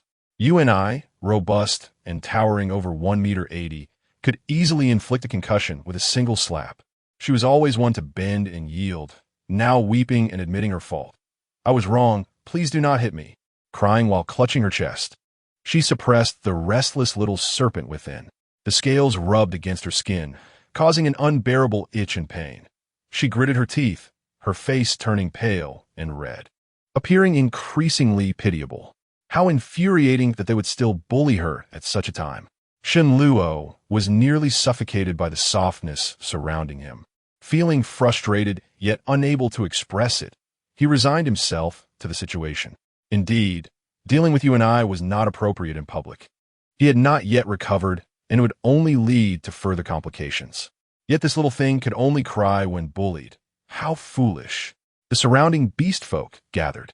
Those males aspiring to become Shi Yi's mate looked on as she wept inconsolably, their indignation palpable. The suddenness of the incident had left them momentarily stunned, but now they eagerly rushed to express their support for Shi Yi. You have gone too far. Even after punishment, you remain unruly. Who gave you the right to leave the cave and bully other females? Clearly, the chieftain's punishment was too lenient. Is it merely jealousy over Shi Yi's affection from Chuan that drives you to torment her partner? How malicious of you to strike so harshly. Can that frail little body withstand your bullying? Indeed, Shi Yi is so delicate. Who knows if she has sustained an injury? We must hurry to fetch the shaman. If anything happens, you will not escape. You stood dumbfounded. She had not even struck her target, yet had fallen instead. How could this possibly injure anyone? The beast folk were not so fragile, and she was convinced that Shi Yi was intentionally framing her for sympathy, immediately unleashing a torrent of curses. What are you pretending for? No beast folk are this weak. You wretched creature, get up. Shi Yi, caught at her grasp, could not rise.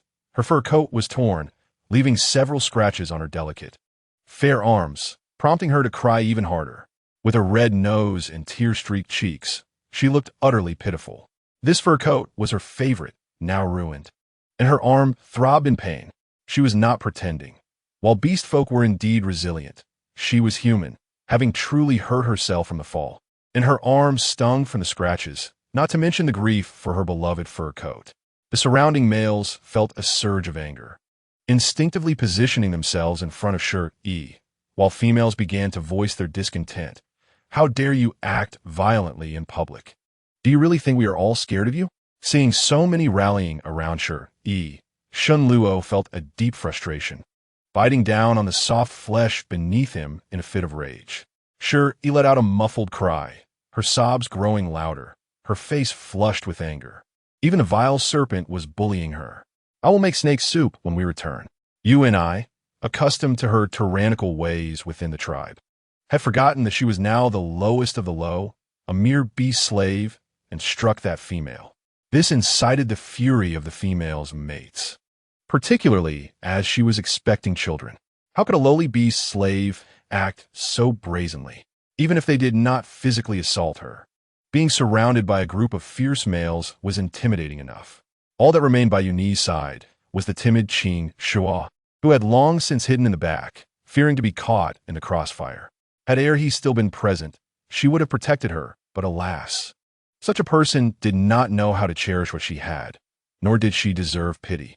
Seeing no one come to her aid, I felt both fear and anger, glaring at Shi Yi and roaring through gritted teeth. Explain yourself. I did not even hit you. You fell on your own? Shi Yi's voice trembled as she cried, her frail form shivering slightly, unable to articulate her words. She was indeed timid and fearful of pain. Now, her entire body ached. Her pitiful demeanor evoked sympathy. Yet why should she play the martyr when she was being bullied? At this moment, she needed not utter a single word for others to advocate for her. A witness stepped forward to testify. I saw it. It was you and I who attacked Shi Yi, causing her to fall, and now she attempts to argue. She had sought to harm Shi Yi from the start, and now openly attacked her. Someone should fetch the chieftain to seek justice. You and I was infuriated, glaring at everyone with venomous eyes. She's a lowly outsider, and you all conspire to frame me. You traitorous fools. Her curses were met with disdainful glances. The beast folk were straightforward in their speech and generally held simple minds, disliking individuals with malicious intent. In contrast, Shi Yi's fragile appearance stirred their protective instincts, including those of the females. To be reduced to a beast slave in such a precious tribe of females was indeed a grave sin, one that all beast folk scorned. Seeing no one willing to intervene, you and I lost our composure, frantically attempting to push Shi Yi off the rock. Fortunately, the surrounding beast folk restrained her, preventing her from succeeding. Nonetheless, Shi Yi stumbled, nearly falling, and was steadied by a pregnant female. The force was not gentle, inadvertently pressing against the female's abdomen, causing her waters to break. Not only had you and I harmed a female, but she had also endangered the unborn child, inciting the wrath of the crowd, and several males forcibly escorted her back to the cave. She had never anticipated the situation would escalate to this, while Shi Yi remained unharmed. She had only exacerbated her own predicament. If she had truly harmed the unborn child, She would never recover from this disgrace. No, this is not how it happened. I did not do it on purpose.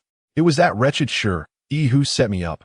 Shi Yi stood there, exuding an aura of innocence, declaring herself incapable of such vile deeds, positioning herself as the pure victim. No one wished to hear Yuni's excuses. They possessed various means to ensure her silence. Although males generally did not bully females, Yuni's vile character made her an exception. The female who had assisted her was named Kong Shui, affectionately called Shui Air by all. She had previously exposed Qing Shua's malicious intentions in public as well. Yuni had bullied Kong Shui numerous times in her quest to claim the title of the tribe's most beautiful female, and their relationship was far from amicable. Now, with the onset of her contractions, Kong Shui's face turned pale from the pain, and Shi Yi, disregarding her own minor injuries, hurriedly guided her to the nearest cave. Conveniently, it was the cave shared by her and Yin Chuan, who favored solitude, residing high above and avoiding crowds. She instructed others to place Kong Shui on her stone bed and quickly sent for hot water. Having no experience with childbirth, she only knew that hot water would likely be beneficial, unaware of the specific needs of beast folk during labor. The males retreated outside, leaving a few experienced females inside to assist Kong Shui. Initially, Shi Yi thought this would be a terrifying ordeal and intended to avoid it, but after the contractions, Kong Shui surprisingly initiated a casual conversation. Your bed is so soft, it feels warm and comfortable to sleep on, though the cave is a bit too spacious. But that is fine. After all, you will be living with Yin Chuan. Indeed, it was spacious. Everything that could be sold had been exchanged for gold coins. Shi Yi marveled at Shui Air's mental strength, forcing a smile. Once you have given birth, I will gift you a fur blanket as a present. The bee-skin blanket on the bed was stained with amniotic fluid and blood, and feeling too lazy to wash it, she decided it would be better to give it as a personal favor to someone, simultaneously expressing her gratitude for their assistance. Kong Shui's eyes instantly sparkled with excitement. Really? Then I shall not hold back. The bee-skins here are the finest in the tribe. Before she could finish speaking, pain surged through her again. This ordeal was sheer torment for an unmarried, childless human girl. The female named Yin Fei, who had been slapped by Yuni, wore an expression of indignation. If Shui Air and the cubs come to any harm, that foolish Yuni better not expect to escape unscathed. The matter had already been reported to the clan leader, and Yuni could not evade punishment today. Shi Yi could not help but hide in the cave of Yin Chuan, trembling at the sounds of agony coming from next door. The little serpent in her arms poked its head out, flicking its tongue and offering cold remarks. So fierce in front of me, yet you cry when bullied outside. Just the sight of someone giving birth makes you shiver. How foolish. Though it spoke these words, it still bit the small medicine bottle to apply medicine for her. Its gaze icy as it observed the bloody wound. Shi Yi was overwhelmed by pain and began to cry, her watery eyes glaring at Shen Luo. Are you deliberately seeking revenge on me? Shen Luo replied. So you truly did intend to hurt her while applying the medicine, did you?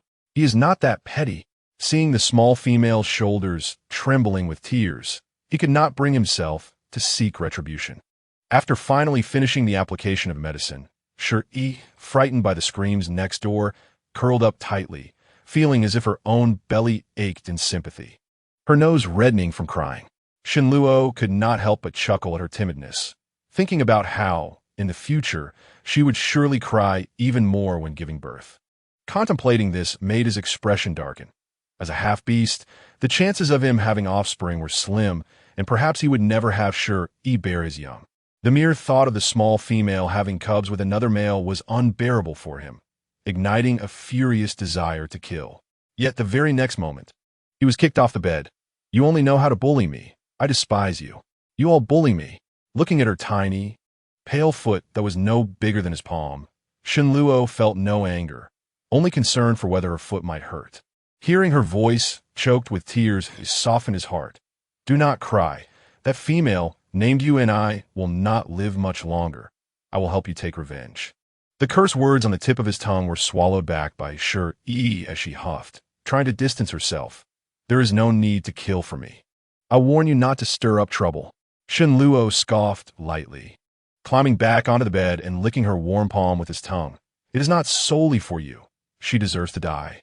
Shi Yi, feeling repulsed, withdrew her hand and rubbed it against the beast's skin coat, still unaccustomed to close contact with a cold-blooded creature, her skin crawling with goosebumps. Chapter 62. Never to bear offspring again, her distaste was too evident, causing Shun Luo to narrow his eyes in dissatisfaction as he burrowed into the beast's skin coat. The icy sensation brushed against her skin, both itchy and uncomfortable, making Shi Yi's eyes brim with tears as she desperately tried to extract the troublesome serpent. Yet, that rascal persistently sought out sensitive spots, infuriating her. In her anger, Shi Yi belatedly recalled the night Shun Luo intended to take her away. Wei changed his mind outside Yunyi's cave.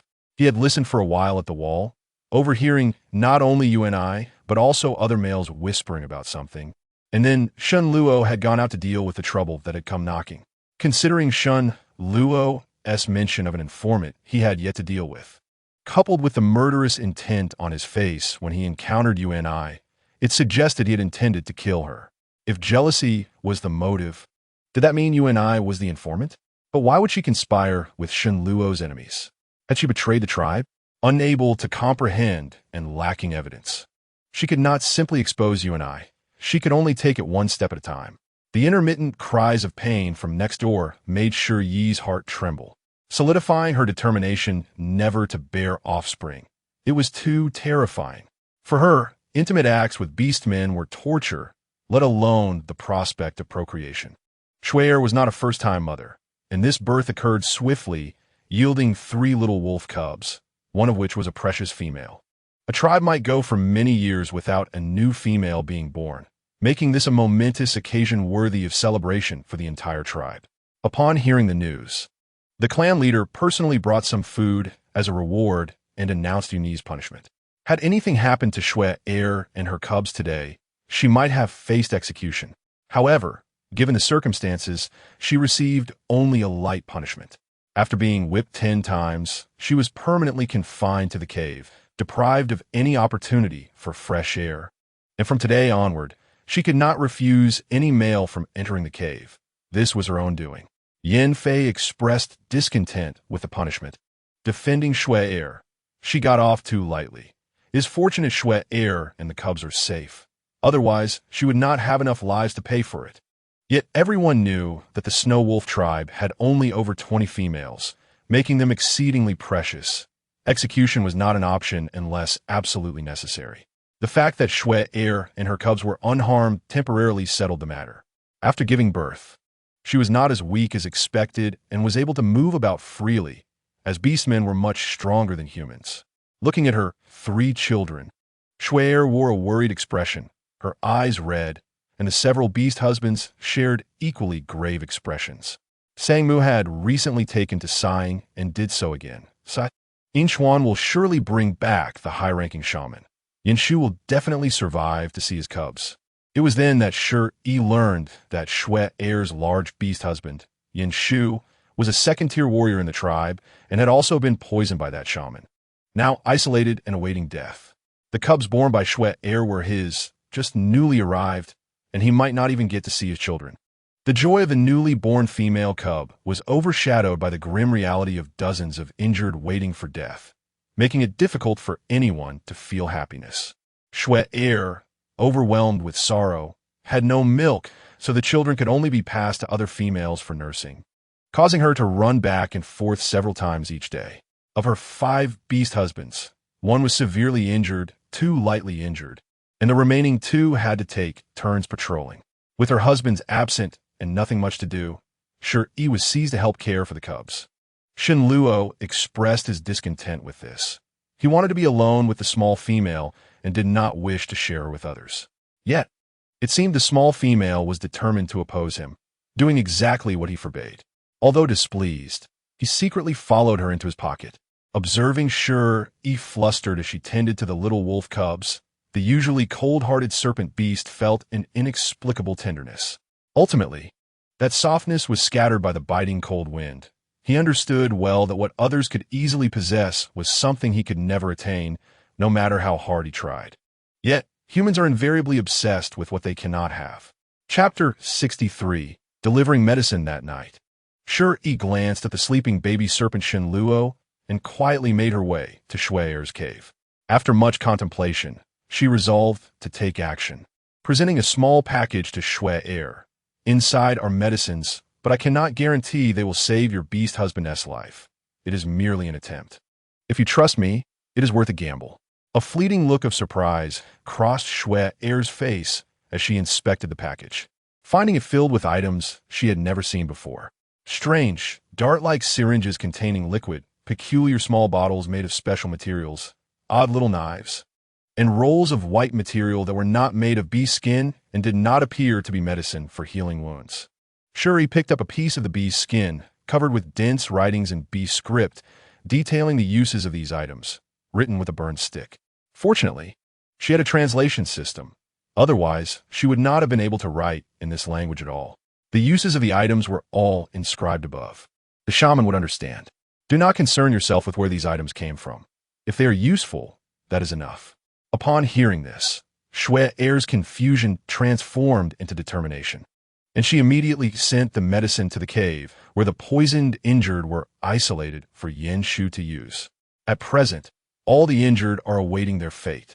Even the slightest glimmer of hope compels them to try. Shui grasped Shi Yi's hand, her heart brimming with gratitude. Thank you, Shi Yi. Regardless of the outcome, I will always remember your kindness. Shi Yi felt a twinge of embarrassment. She had never been adept at forging friendships, seldom allowing anyone to get close to her. Although not inherently good, she felt compelled to reciprocate when others showed her kindness. Having grown up devoid of love, isolated and alone, her heart softened at the sight of the pitiful wolf cubs. In the marketplace, she procured anesthetics, surgical knives, anti-inflammatory drugs, and bandages, hoping to save Shui's beast husband. Lacking professional medical training, she could only buy some remedies that might alleviate their symptoms, fully aware that she could not guarantee success. If they failed, it would not be her fault. The poison they were afflicted with caused rot wherever it spread. By excising the infected tissue and properly treating the wound, perhaps a life could be saved. Others had attempted this before, but most succumbed to wound infections and ultimately perished. With access to anti-inflammatory medication to prevent infection, thorough wound cleaning, and the inherent robustness of the beastmen, there was a considerable chance of recovery. Initially, the shaman was astonished by the bizarre assortment of medicines and tools in the package, hesitating to act after studying the instructions inscribed on the animal hide. It was Yin Shu who insisted the shaman test the medicine on himself, believing that if it proved effective, it could also save others in the tribe. Encouraged by Yin Shu, the shaman followed Shi Yi's written instructions, administering the anesthetic from the syringe to himself. After numbing the area, he used a sterilized surgical knife to excise the necrotic flesh affected by the toxins. Expecting pain, Yin Shu was pleasantly surprised to find it barely registered. The medicine was indeed miraculous, far superior to the pain-relieving effects of Ma Tuan grass. The peculiar knife, remarkably sharp and efficient, quickly cleansed the rotten flesh. After the debridement, the area was treated with medicine and bandaged, and the process proved relatively straightforward. Initially, Wu Yi had intended to remove the rotting flesh to halt the progression of the toxins, but the tribe lacked anti-inflammatory herbs and pain relief, resulting in agonizing suffering and inevitable infection, leading to death. The poison was highly contagious. Any contact with other body parts would lead to infection, instilling fear among the tribe to act recklessly.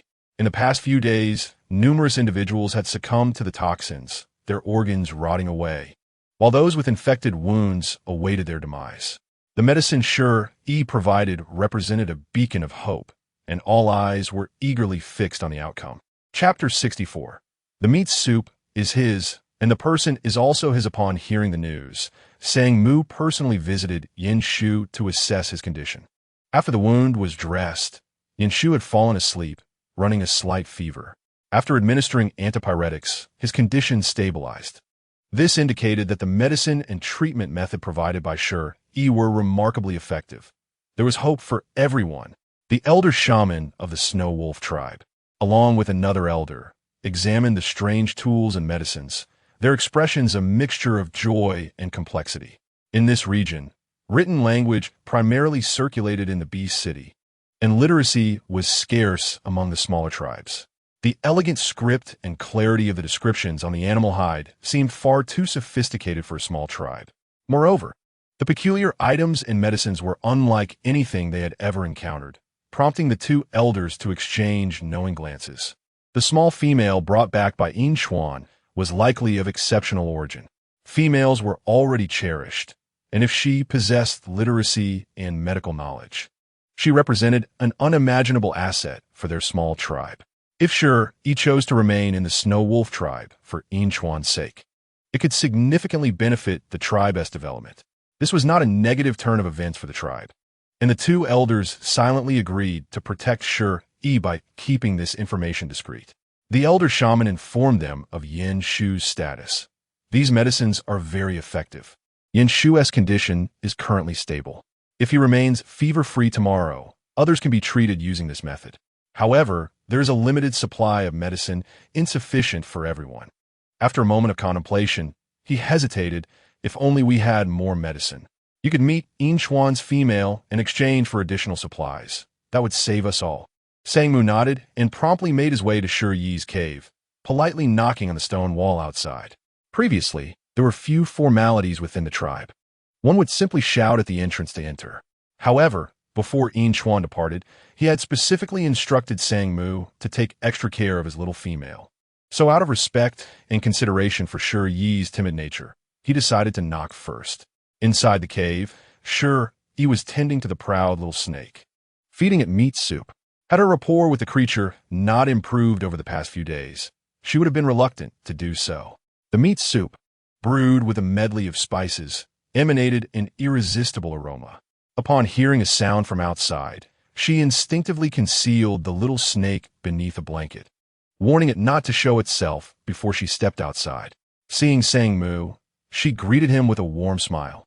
"Is there something you need, Uncle Chieftain? Have you eaten? Come in and enjoy some meat soup to warm up."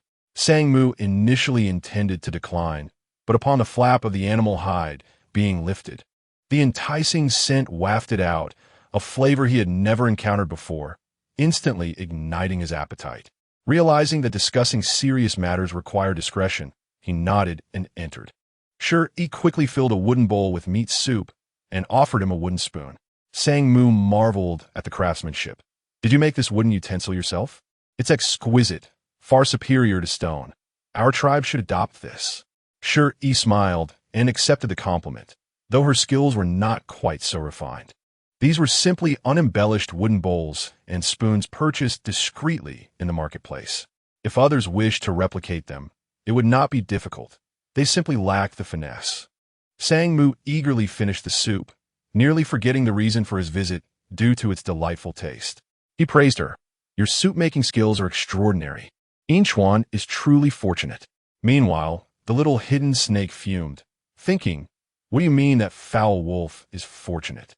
It was the little female who prepared the soup for him. Not only is the soup his, but the person is also his. Such detestable wolves ought to be silenced soon.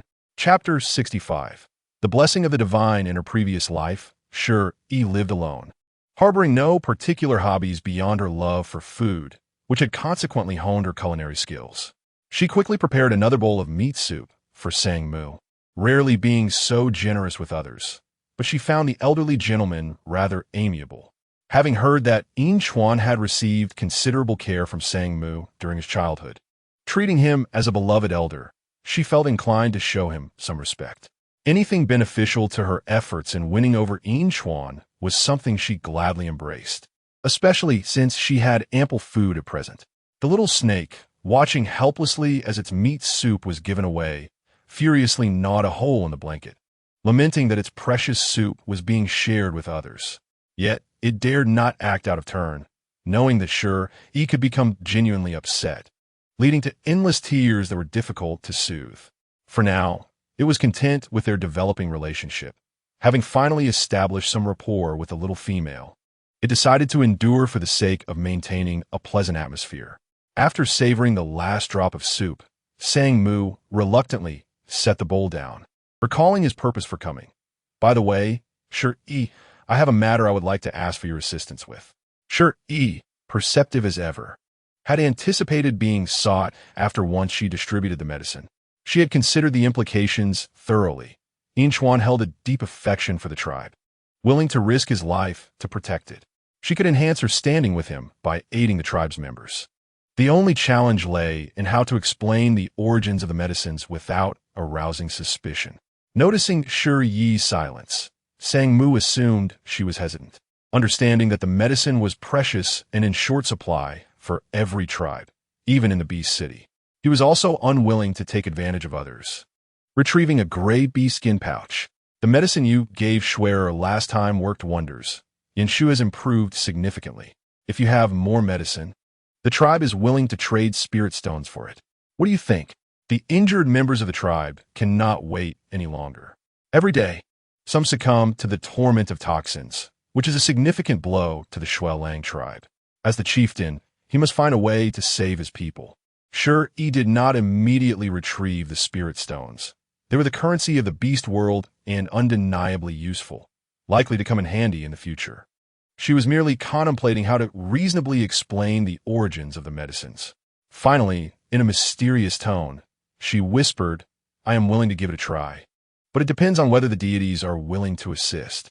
The beastmen revered the deities, and upon hearing Shi Yi's words, Sang Mu's face, filled with surprise, revealed his astonishment. "Are you saying you can communicate with the deities? Are these miraculous medicines gifts from the gods? Could it be that she not only hails from the beast city, but is also a goddess favored by the deities? Such divine blessings could only possibly occur in cities of medium standing and above. The beastmen of our small tribe have merely heard of such figures. And what fortune has Inchuan brought back?" Unbeknownst to Shi Yi, Sang Mu had inadvertently assigned her an incredible identity in his astonishment. She was merely fabricating a plausible excuse.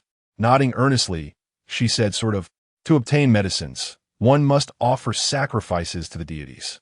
The more sacrifices made, the greater the blessings received." Indeed, she needed to trade items for gold coins. Otherwise, how could she squander gold without sufficient means? She was not that altruistic.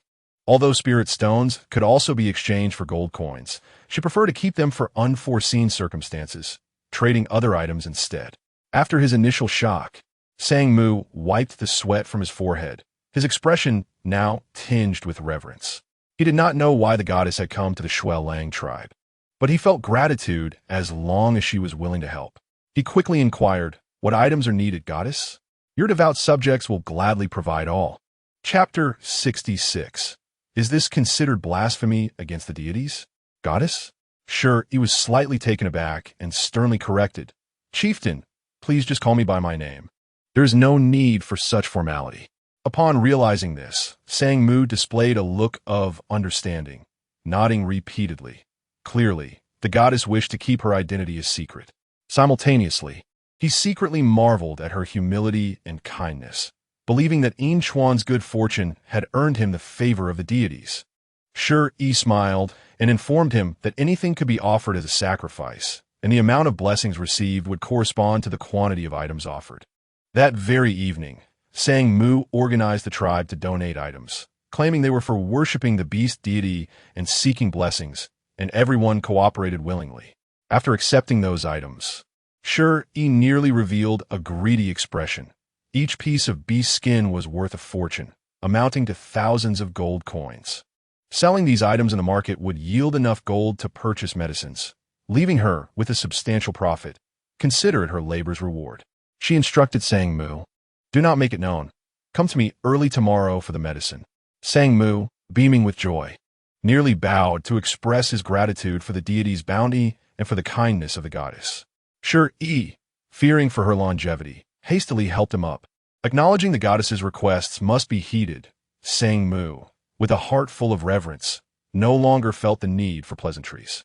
After the people departed, Shi Yi looked at the room filled with items and felt a bit troubled, especially with one still lying on the bed, making it difficult to operate. Shen Luo emerged from the blanket, his expression resembling an anthropomorphic smirk. "Goddess? I'm also curious about where you acquired all these items and where you come from." In the outside world, identity was entirely fabricated, and she was confident it would not be exposed. You doubt me? I'm indeed a goddess. All these items are gift from the deities, or you may consider me a deity as well. The little white snake slithered up her leg, its tongue flickering mischievously, finally resting on her neck, exhaling softly. You dare to claim to be a deity? Am I now blaspheming against the gods? Shi Yi, flustered, felt her cheeks redden, annoyed at his audacity. You are the one with the gall, daring to blaspheme the deities. Go away. I need to make a sacrifice to the gods. She angrily tossed the little snake aside, feeling a strange satisfaction in asserting her dominance. If only Shenluo could remain this weak indefinitely. Shenluo lay on the beast's skin blanket, flipping onto his back, dissatisfied as he flicked his tongue. He did not believe in the existence of gods, as the deities had never protected their subjects. To him, the concept of a goddess was merely that of a charlatan, a trickster. However, he was quite intrigued to see how the little female communicated with the deities, eager to witness her tricks. To appear more convincing, Shi Yi deliberately hummed a modern rap song, resembling an incantation, and it truly sounded the part. Shenluo lay on the bed, flicking his tongue as he watched her performance. Shi Yi, in front of the little snake Shenluo, sold each item to the universal market. Watching the items vanish into thin air, the little snake's golden eyes showed no signs of change. It had many tools for storing items. So this was not a remarkable feat until Shi Yi produced strange boxes adorned with crosses. The little white snake's face gradually expressed disbelief. The alley was filled with jars and tools it had never seen before. While storage bags were common, these unfamiliar items were indeed inexplicable. Seeing the little snake bewildered, Shi Yi smiled with pride. Never seen such things, have you? Gifts from the deities. Others do not possess them, so you had best show me some respect, or I shall let the gods take you. Shenluo raised an eyebrow, disdainfully appearing on her shoulder and teasingly kissing her soft lips. Then let the gods take me. Chapter 67. Who on earth is she? Being kissed by a serpent in beast form was utterly disgusting. Shi Yi's eyes reddened with anger as she tossed the little snake aside. Had it not been for the system's refusal to accept the sale of beast men, she would have sold him long ago. He clung like a dogged plaster, unable to conceal anything. How annoying! Seeing her flustered demeanor, the little snake revealed a human-like smile, realizing that the notion of deities was merely an excuse. This little female was full of secrets, such as the high-level storage ring on her finger, an item not easily obtainable by the average person. Shenluo grew increasingly curious about the little female before him. Fortunately, he had ample time to explore the mysteries she harbored. Shi Yi believed her fabricated tale of the deities was flawless, aside from that annoying snake. She was no longer interested in deliberately cultivating goodwill, adopting a mindset of abandonment. She would interact with him when she felt good, and when she did not, she would cast him aside. If all else failed, she could find an opportunity to eliminate the snake and silence him for good. After sorting out the necessary quantities of medicine, Shi Yi temporarily stored the items in her ring before going to bed, primarily to guard against that troublesome snake. Shenluo found her childish behavior amusing. If he truly wanted to do something, how could she possibly defend against it? Later that night, while Shi Yi slept soundly, the little snake stealthily approached her pink, white fingers adorned with the ring. He had tested it. Aside from the little female, no one else could wield the ring. It was indeed a magical artifact, intricately carved with the totem of the wolf tribe, exquisite in craftsmanship. Given its artistry, it was unlikely that anyone in a high-ranking beast city could forge such a piece. It certainly could not have originated from the Xuelang tribe. Gazing at the slumbering beauty of the little female, the little white snake's expression grew obscure. Who on earth was she? The next morning, Sang Mu arrived anxiously to collect the medicine, thinking it would be a modest amount and intending to keep it confidential. So he came quietly, until Shi Yi produced dozens of medical boxes from her storage ring, leaving the old man dumbfounded. She was rather stingy and greedy. Upon discovering that Sang Mu's bag, which he used for snacks the previous night, was also a storage tool, she decided to keep it. Now, the medicines were laid out on the ground, and how to carry them away was not her concern. Sang Mu, overwhelmed with joy, wept tears of gratitude, never having expected the deities could grant such abundant blessings. These medicines were enough to save everyone's lives. The goddess was truly benevolent. He hurriedly took out another storage pouch and packed all the medical kits into it. In fact, such storage pouches were quite precious in the small tribe. Not everyone possessed one. As the chieftain, Sangmu only had these two, and he felt too embarrassed to ask Shi Yi for the pouch containing the spirit stones back. However, upon noticing that the old man had another storage pouch, Shi Yi quietly felt a pang of greed. She had a peculiar fondness for various small bags, relishing the act of organizing and neatly arranging items. Exhibiting a touch of obsessive-compulsive behavior, Sangmu didn't have time to express his gratitude and immediately rushed to the cave, isolating the injured. The old shaman, seeing that matters were in motion, quickly called upon his two apprentices to assist in treating everyone. Due to a shortage of manpower, he sought out a few skilled males to help, as the debridement process required meticulous care to avoid contamination with necrotic tissue, which could lead to infection. Thanks to the anesthesia, the debridement process proceeded without any screams, and the application of medicine and bandaging was executed seamlessly. Under normal circumstances, intravenous fluids would be necessary. But as Shi Yi was not a doctor, the only assistance she could provide involved topical and oral medication, leaving the rest to the resilience of their physical constitutions. Once the effects of the anesthesia wore off, the orcs began to wail in pain, and the process of changing the dressings was also a significant ordeal. This torment would continue until the necrotic flesh healed. But the good news was that they would likely all survive, and the remaining medicine was sufficient for their treatment. The news of a high-level shaman emerging in the tribe spread rapidly. Although Sangmu concealed the fact that Shi Yi was a goddess, the presence of so much medicine could not be hidden. The Xuelang tribe was not large, and rumors spread swiftly. Soon everyone learned that the medicine came from the newly arrived female, Shi Yi. Chapter 68, Jealousy, Scheming. Once the news was out, Sangmu had no choice but to order the tribe members not to disseminate it further. Shi Yi had rescued dozens of warriors, making her a revered hero within the tribe.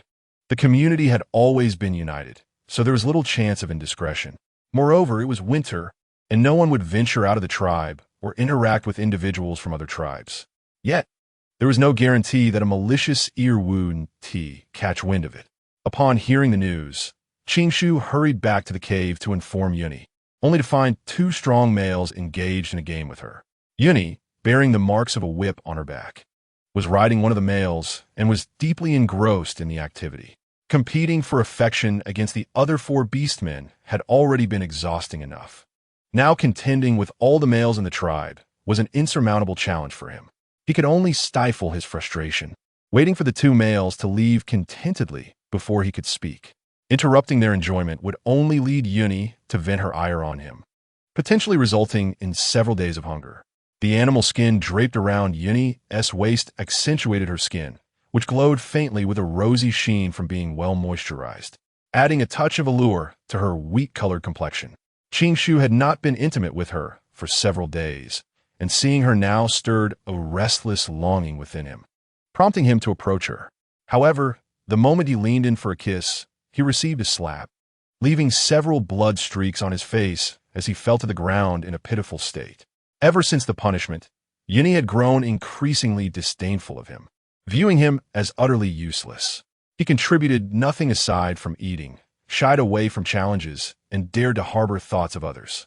Compared to Inchuan, he was far inferior, and she regretted her previous harshness towards He, realizing that had He still been around, she would not have ended up in such a state. She was well aware that Qingshu lingered only because he had nowhere else to go. Otherwise, he would have followed the others to court other females. Did you not see that I was injured? I serve them tirelessly every day, and you dare to join in their torment. Useless fool, get out. Qingshu, stifled by his emotions, felt his face flush with indignation. Just moments ago, who had been enjoying themselves? Was it unacceptable for him to do the same? Being a beast man felt utterly humiliating. Yet, not wishing to face hunger and cold again, he quickly knelt and pleaded, I was wrong. Please don't be angry. I have something important to tell you. Yuni was uninterested in his words. After all, She knew him well enough to recognize his empty promises. You better truly have something to say, otherwise you'll never come looking for me again. Even without a beast man by her side, she would be fine. Other males would take care of her, ensuring she wouldn't starve or freeze. Although resentment brewed within Qingshu, he had no choice but to placate Yi. It's about Shi Yi. She gave the chieftain a lot of medicine and saved the injured in the tribe. Now, she is hailed as a hero by everyone. Upon hearing this, Yi's eyes reddened with anger, jealousy flaring as she struggled to believe.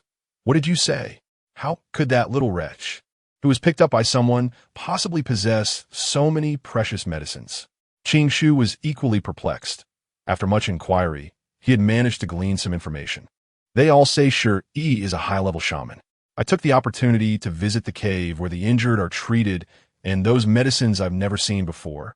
Even the containers are made from materials I've never encountered. They're not like the usual items from our tribe.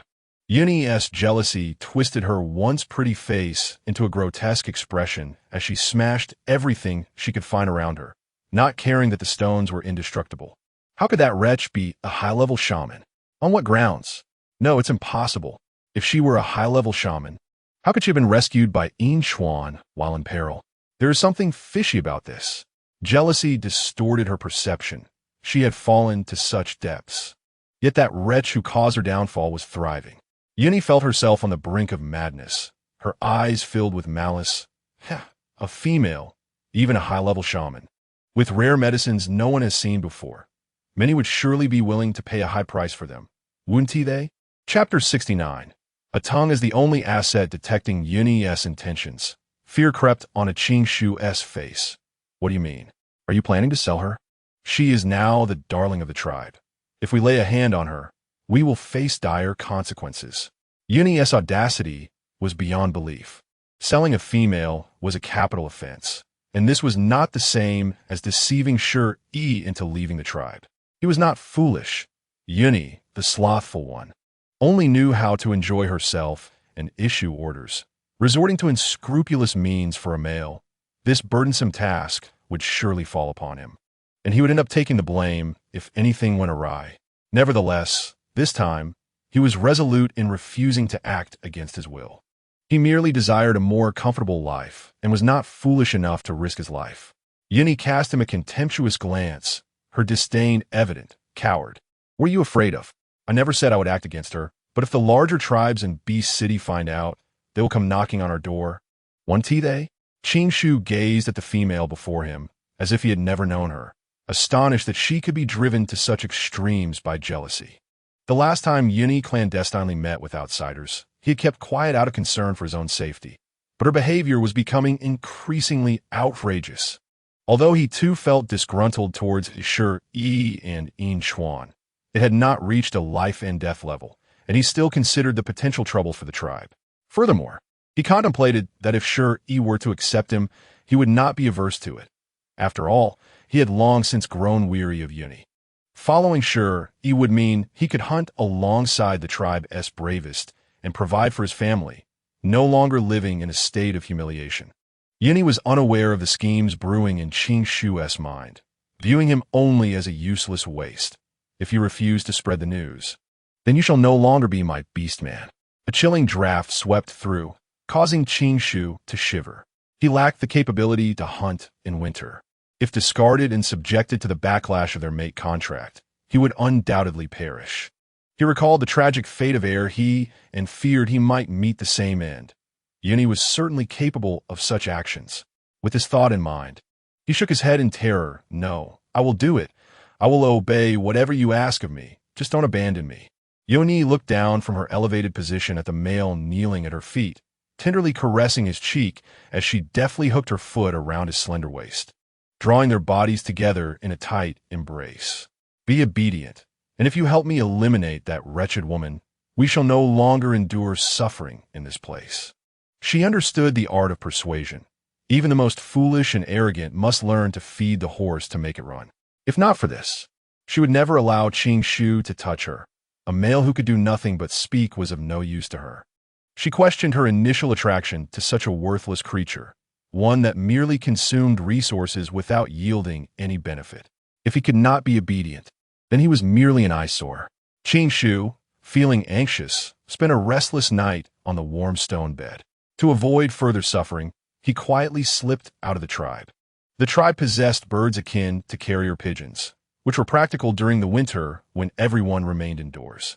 However, the success rate was only 50%, as these winter birds often disappeared mid-journey, either hunted down or frozen in search of food, or delivering messages to the wrong destinations. Consequently, most tribesmen refrained from using them. It was far more convenient to deliver messages in person, avoiding the complications that arose from the illiteracy of many orcs. Not daring to venture far, Qin Shu captured a few winter birds nearby and tied hastily scrawled messages onto them. Where these messages would end up depended solely on the birds' flight paths.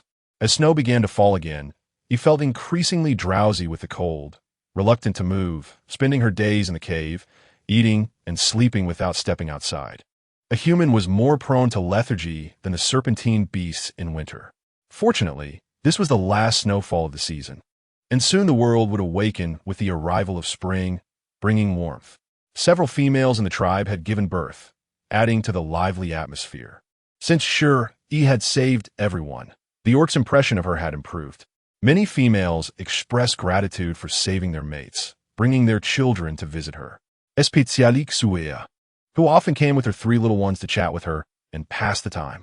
Shi Yi was generous, inviting them to share meals of exquisite dishes they had never tasted before, while also entertaining the little wolf cubs. The delicious food left a lasting impression on the orcs, quickly spreading the news that Shi Yi was not only a skilled healer, but also a talented cook. Not everyone had the opportunity to sample her culinary delights, as food was scarce in winter, and she wasn't overly generous, sharing only with those she had close relationships with. At home, a freeloader lingered, consuming her food and drinks and refusing to leave even after recovering. This made her daily life fraught with anxiety, fearing that someone might discover the terrifying creature hidden in her bed. Shi Yi was troubled. Inchuan had been away from the tribe for nearly a month, and if he returned to find Shenluo here, it would be a disaster. She resolved to prepare a lavish hot pot feast for the baby snake that night, sending him away from the snow wolf tribe on good terms. After all her efforts, the affection level had only increased by 3 points, which felt rather unworthy. Better yet, when Inchuan was absent, his affection had risen by 5 points, constantly thinking of her. Thus, she was even more determined to pursue Inchuan first, leaving the pesky snake behind. Shenluo was unaware of her plans, savoring the spicy and numbing delicacies before him. Initially, he struggled with the unfamiliar taste, but now he could eat them in one go without needing water, even daring to try the medium spice level. Once satiated, Shi Yi picked up a beer and stated her purpose. Your injuries have nearly healed. Soon winter will end. You should leave the snow wolf tribe while you can. Her small face bore a serious expression, with a forced look of concern. Hiding like this isn't safe. If the tribe discovers you, it could be dangerous. Take advantage of the snow when no one is out and leave quickly. Shenluo's mood darkened at her words. It was because that wretched wolf was returning that she was eager to send him away. Why hadn't she suggested he leave when they were cuddling at night? Did she intend to use him as a mere substitute and discard him once she was done? During this time, because Shi Yi preferred his baby snake form, he had not reverted to his normal shape. Now, consumed by anger, he transformed into a half-human, half-snake figure, his beautiful yet gloomy face radiating a chilling aura, causing the terrified female to retreat in fear. Of course, I will leave, and I will take you with me. Shi Yi's voice trembled, her doe-like eyes misting over with tears. I don't want to go with you. I only slept with you once, and you're back to normal now. I saved your life and cared for you for so long. That should suffice. You can't treat me this way. It's so unfair. Seeing her weep so pitifully only intensified Shenluo's inner turmoil, gradually eroding his ability to control his emotions. Are you that unwilling to part with that filthy wolf? You'd rather die than be without him? Shi Yi sniffled, her voice quavering. Yes, I like him. I want to be with him. That was her very life. How could she not cherish it? Shenluo, furious at her timid yet brave demeanor, grasped her delicate chin and blurted out in anguish, "And what about me?" Shi Yi hesitated, wanting to say that it was not within her considerations, but she feared his wrath. She turned her face away with reluctance, tinged with shyness. "You're wonderful, but I promised Inchuan that he would be my only mate. I can't go back on my word." How could she not even consider his feelings? She had cast him aside simply because of another male. What was he to her? Just a tool for breaking her poison? Without any value. Should he be discarded? Shen Luo was driven nearly mad by jealousy, his serpentine tail winding tightly around Shi Yi, as if that would make her belong solely to him. "I want to allow it. You are mine, only mine, and I will kill him. Then you want to have to fulfill your promise." Was this the thought process of a rational being? Shi Yi struggled against the constriction of his tail, her small frame utterly powerless beneath his towering presence. She pushed against his solid chest with her hands, indignantly fighting back, her fingers turning pale from the effort. But he remained unyielding. Her feeble resistance only inflamed his desire, serving no purpose but to provoke him further. His kisses rained down upon her, rough and merciless, leaving cruel marks upon her delicate skin. He punished her for being angry with another male for their quarrel. During this time, Shen Luo had contemplated a harmonious relationship, but each time he sought intimacy with Shi Yi, she would burst into tears. After several failed attempts to soothe her, he ceased to force the issue. Now, all thoughts of gentleness were cast aside as he sought to possess the small female before him entirely, ensuring that she saw only him. Shi Yi yimped. Her sobs fractured and heart-wrenching, evoking both pity and a twisted desire to make her cry louder. "Ye be good, don't cry. I will be gentler than him." The thought of the dreadful double punishment made Shi Yi weep uncontrollably, eventually leading her to retch, completely losing control. Shen Luo's anger flared, yet he softened his grip slightly out of concern. "Am I making you nauseous? Is even my touch so repugnant?" He had believed that their time together over the past month had been warm and harmonious, that the little female had cared for him with utmost tenderness. But it was all a facade. Shi Yi, tears streaming down her face, felt utterly miserable, lacking the strength to even roll her eyes in exasperation, nearly driven to madness by the situation. Whether it was a case of an upset stomach or something else, her nausea persisted. Shen Luo stood beside her. His face darkened as he served water and patted her back, nearly consumed by his own fury, feeling a mix of reluctance and heartbreak at her suffering. He believed he had committed numerous wrongdoings, and it was only today that he found himself trapped by a mere little female, helpless and tormented. When Shi Yi finally ceased her retching, exhausted, she collapsed onto the bed, drifting into a hazy slumber, glistening tears still clinging to her lashes. Curling up in a ball, her small face was pale, a pitiful sight that could shatter anyone's heart.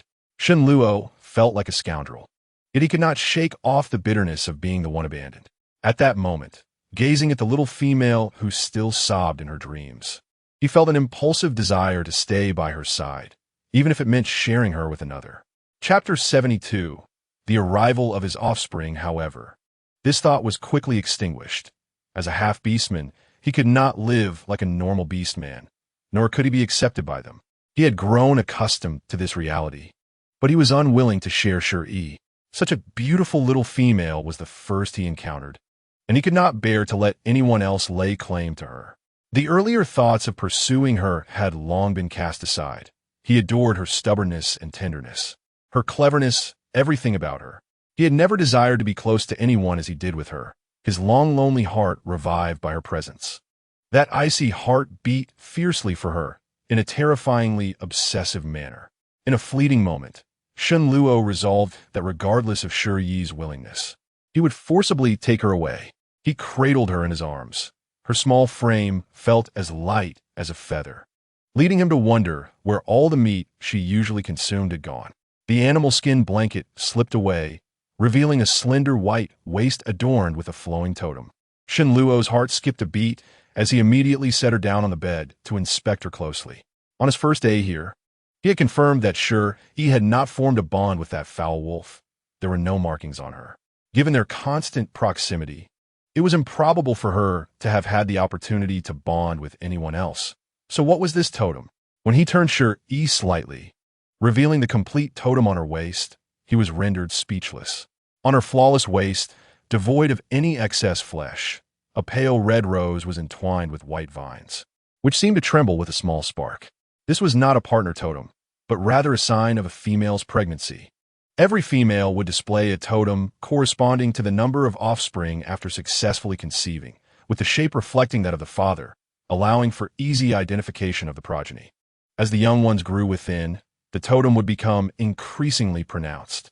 Shen Luo stared at the small spark that resembled the mark hidden between his brows. Unable to regain his composure, this could not be a falsehood. The little female was indeed carrying his child, and though it was only one, it was astonishing enough. As a half-beastman, it was challenging to have offspring, and he had never envisioned continuing this tainted bloodline. Yet, the little female was pregnant.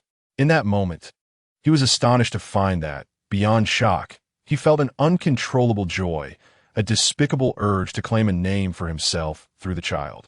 But he instinctively recoiled, fearing that the child might still be a loathsome half-beastman, destined to inherit the same dismal life as he, and subsequently face Shi Yi's disdain. The complexity of emotions spread through him, prompting him to reach for that mark. The small flame trembled more vigorously, as if responding joyfully to its father's touch. In a mere instant, Shen Luo hastily withdrew his hand.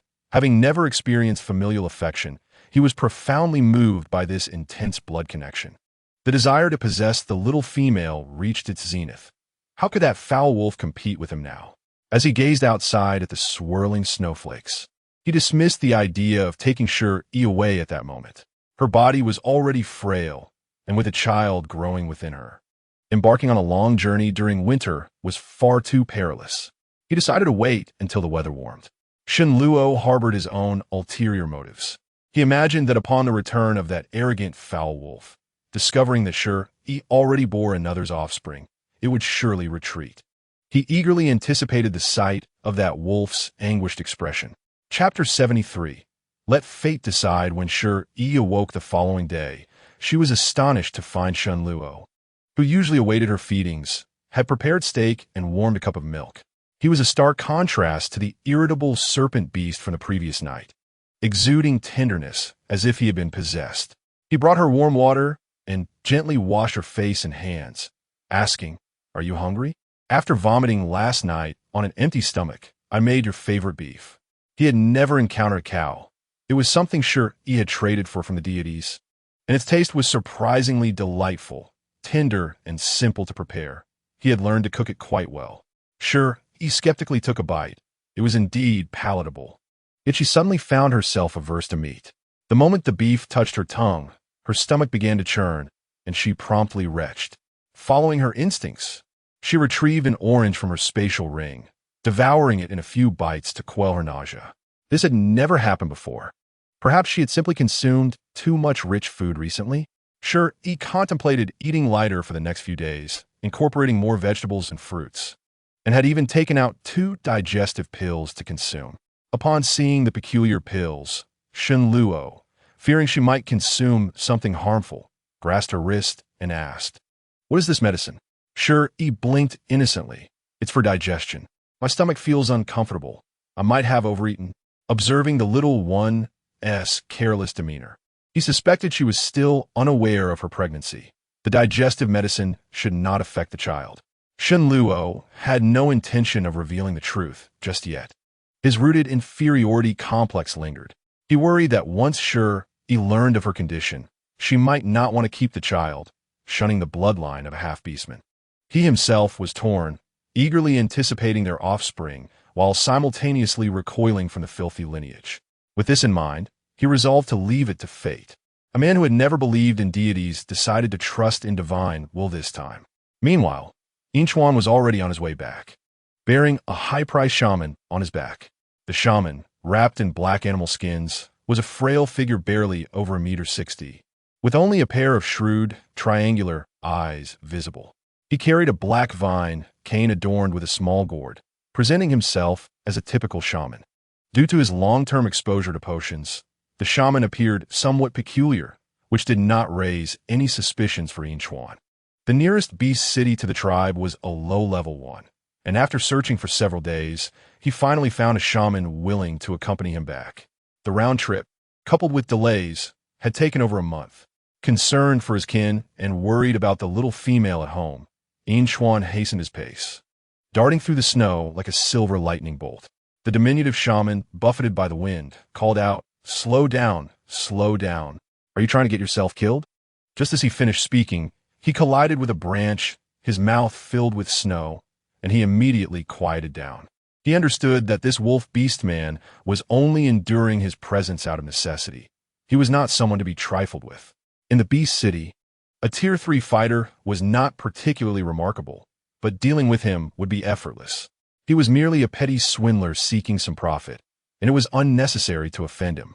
Thus, feeling stifled along the way, he encountered a cold-weather bird and, needing to replenish his energy, swiftly brought it down. However, upon eating, he discovered a piece of animal skin tied to the bird, marked with writing. It was uncommon for beastmen to use cold-weather birds, and he felt a twinge of regret. After examining the writing, he furrowed his brow, struggling to decipher it.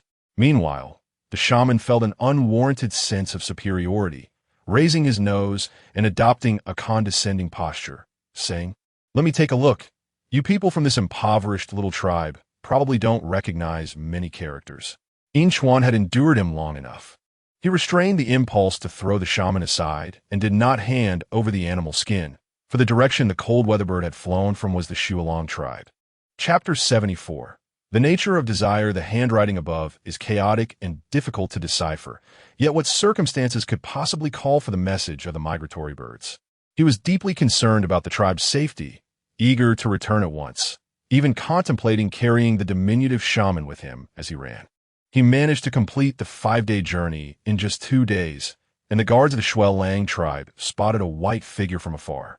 Hastily sending word, "Xuan has returned." Shi, who was napping, was abruptly awakened by the commotion, instinctively pushing Shun Luo to find hiding place. Resembling a thief caught in the act. "You must leave quickly. Xuan has returned." Shun Luo's face darkened, resembling a clandestine lover, and the sight of the little female's pleading expression caused a pang in his heart.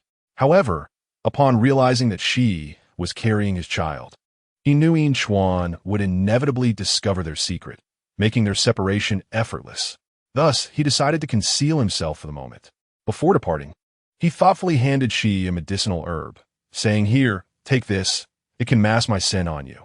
Shi's cheeks flushed red, as his words insinuated a deeper intimacy than she was comfortable with. Yet she found solace in Shun Luo's understanding nature. Xuan, possessing a keen sense of smell, would indeed require some means to obscure Shun Luo's scent, though she felt the herb alone was insufficient. Watching Shun Luo transform into a small serpent and vanish outside the cave, she took out a bottle of perfume and sprayed it liberally on herself. This was far more effective than the herb, completely concealing her scent. Upon arriving at the tribe, Xuan immediately handed the shaman over to the other tribe members before returning to the cave. Seeing the little female he hadn't laid eyes on in over a month, he noticed she had gained a bit of weight, which brought a smile to his face. Glancing around at the food and firewood he had prepared before leaving, which had been nearly used up, it was evident that she had taken excellent care of herself. Indeed, not only had she cared for herself well, but she had also nurtured their little serpent. With excitement, Xuan embraced her, saying, "I am sorry for returning so late. Have you been well during my absence?" Just as he spoke, he was overwhelmed by the potent scent of her perfume, which was both delightful and somewhat suffocating. "What is that scent? It's a bit overwhelming." She, feeling a bit guilty, averted her gaze, attempting to change the subject. "You must be exhausted from your journey. I prepared some food for you. Go wash up with some hot water first." She was quite fastidious about cleanliness, already having hot water boiling on the fire. Xuan, unaware of the happenings in the tribe during his absence, was oblivious to the significant events she had been involved in. Eager to clean up and properly embrace her afterward, he hastily filled the basin with water and began to undress. In his heart, he had already regarded Shi as his partner. Thus he felt no need for modesty. After all, they had already been completely honest with one another, merely lacking that final step. She felt slightly bashful. It did not deter her from admiring the handsome figure before her. Desire is a natural instinct. One should gaze openly upon a well-defined physique. As their eyes met, it was Inchuan who felt a bit shy, hastily grabbing a nearby ladle to splash water on his chiseled chest. He was pleasantly surprised at how effective the wooden ladle was, and to alleviate the awkwardness, he shifted the conversation. This tool is quite handy. Did you make it? After scanning the cave, he noticed many new wooden items that had not been there before. She calmly arranged a variety of fresh ingredients, casually responding, I didn't make them. I bought them. The stone table was filled with both meat and vegetables, and there was even a precious assortment of fruits arranged into a colorful platter, leaving Inchuan in awe. Chapter 75. The fear of inadequacy. Those vibrant fruits and vegetables appeared incredibly appetizing. Not all beastmen were exclusively carnivorous. Most were omnivores. And plant-based foods were considered a luxury. In Shi's hands, these luxuries were dispensed as though they were of no value, leaving anyone who beheld them astonished. Soon, the delicious aroma of grilled meat filled the air as spices were applied, intensifying the fragrance. Inchuan, having eaten very little during his travels, was indeed feeling famished. After hastily washing up, he donned a clean fur skirt and approached Shi, who was gently preparing food for him, a sight more beautiful than any he had ever witnessed. Melting his heart completely. Allow me to take over. I promise to care for you. So from now on, you shall only have to wait for your meals. Inchuan accepted the oddly textured spatula and followed Shi's example to grill the meat. He had been mulling over questions in his mind, and now, seeing these peculiar items and unfamiliar fruits and vegetables, he felt a sense of curiosity tinged with concern. He was certain these items were not from the tribe. So who had visited during his month-long absence? After some internal conflict, he opted to trust Shi and directly inquired, These items are quite strange. I've never seen such fruits and vegetables. Where did they come from? He pointed to a soft, white object on the table. And what is this? She casually took a piece of the tissue to wipe her hands, offering a rehearsed response. The gods provided them. As long as I make sacrifices, the god will send me gifts. This is tissue, and it has many uses. She had merely conjured an excuse, unaware of the profound impact her words would have on the beastmen who revered the divine. Inchuan stood there, mouth agape, struggling to comprehend her claim. Are you saying you can understand the will of the gods? She tilted her head cutely as she considered, then nodded. That seemed acceptable. Inchuan was now thoroughly unsettled. He had initially thought he had merely acquired a frail and unwanted little female, but it turned out she could communicate with the divine. If that were the case, then she was indeed a goddess, an entity that only appeared in prosperous beast cities and was exceedingly rare. He had unwittingly brought home a divine being. At that moment, Sangmu arrived, well acquainted with the situation, and headed straight for the aroma of grilled meat. The arrival of the elderly man alleviated Inchuan's tension. Yet the words that followed struck him like a thunderbolt. Inchuan, you truly are the blessing of our tribe. You have brought back a treasure. You have no idea how grateful we are to Shi Yi. All the poison tribe members have survived thanks to her. You must establish a bond with her tonight and show your gratitude. Do not mistreat her. If you dare to bully her, we will not stand for it. Sanmu, with his own ulterior motives, sought to ensure Shi Yi remained with Inchuan, believing it would greatly benefit the tribe's development. Inchuan and Shi both turned crimson, one filled with anticipation while the other trembled in fear at the thought of pain. She had seen the size of a great wolf dog before and knew it was far beyond what a mere human could endure, rivaling even the size of a monstrous serpent. She was indeed desirous, but she was not without her reservations. After savoring the 2 pieces of grilled meat, Sangmu reluctantly withdrew, knowing to leave some private space for the young couple. He had merely come to check in. Wiping his mouth, he stood up and said, All right, I will go check on that shaman. Even if we do not require his assistance, we must treat him well and send him back, ensuring he does not feel neglected. Sangmu's whirlwind visit left Inchuan's mind in turmoil. His frail, timid little female, who was prone to tears, could not only communicate with the gods, but also possessed medical skills to save lives, even curing potent poisons. This revelation brought him immense joy. Yet it also instilled a sense of inadequacy within him. fearing he might not be worthy of such a remarkable treasure. Chapter 76. Only belonging to him, Shi Yi sensed a shift in the atmosphere, though she could not pinpoint the cause. She placed the remaining grilled meat onto a wooden platter. You must eat. Why are you just staring? Eat as much as you want. I will continue grilling for you. Would you like it spicy? Inchuan nodded silently, entirely unaware of what chili was. The red powder intrigued him, but upon tasting it, he was immediately met with a coughing fit, his throat burning. She quickly handed him a cup of coconut water, and as he drank, he managed to regain his composure. What is this? It tastes strange, but sweet and delicious. Chili, a type of seasoning, and the water is coconut juice, the liquid from fruit. She felt a tinge of disappointment. She relished spicy food and typically enjoyed her meals with a kick of heat. It was evident that Yinchuan was not compatible with her culinary preferences. Conversely, Shenluo was able to share her passion for spicy dishes, enduring the heat even to the point of coughing, and eventually grew accustomed to it. Strangely, she found herself thinking about that mischievous serpent. Unbeknownst to her, at that very moment, a certain baby snake was lurking in the shadows, secretly watching with jealousy, its eyes tinged with a crimson hue. Each time he witnessed Shi's tender attentiveness towards that insufferable wolf, he felt as if a wild beast were clawing at his heart. He believed he could endure for a while, but when confronted with the reality of the situation, he realized that every second was a torment. Shi offered Yinchuan a piece of non-spicy meat. The difference in taste mattered little, as compatibility in character was what truly counted. Primarily, his appearance was to her liking, and he promised longevity. What minor issues could not be overcome? Yinchuan took a bite and was astonished. He had never tasted such tender meat, perfectly seasoned. Were these delicacies divine gifts? She lowered her gaze and nodded, feeling a twinge of guilt as she avoided making eye contact while lying. Yes, you enjoy your fruit. I will be ready shortly. As she spoke, she fed him a slice of apple, the sweet flavor exploding in his mouth. It was the sweetest fruit he had ever tasted. Yinchuan grasped her delicate hand, feeling a mix of trepidation and seriousness as he earnestly sought Shi's affirmation. Are you truly willing to bond with me as a partner? Without any regrets? Of course, I am genuinely fond of you.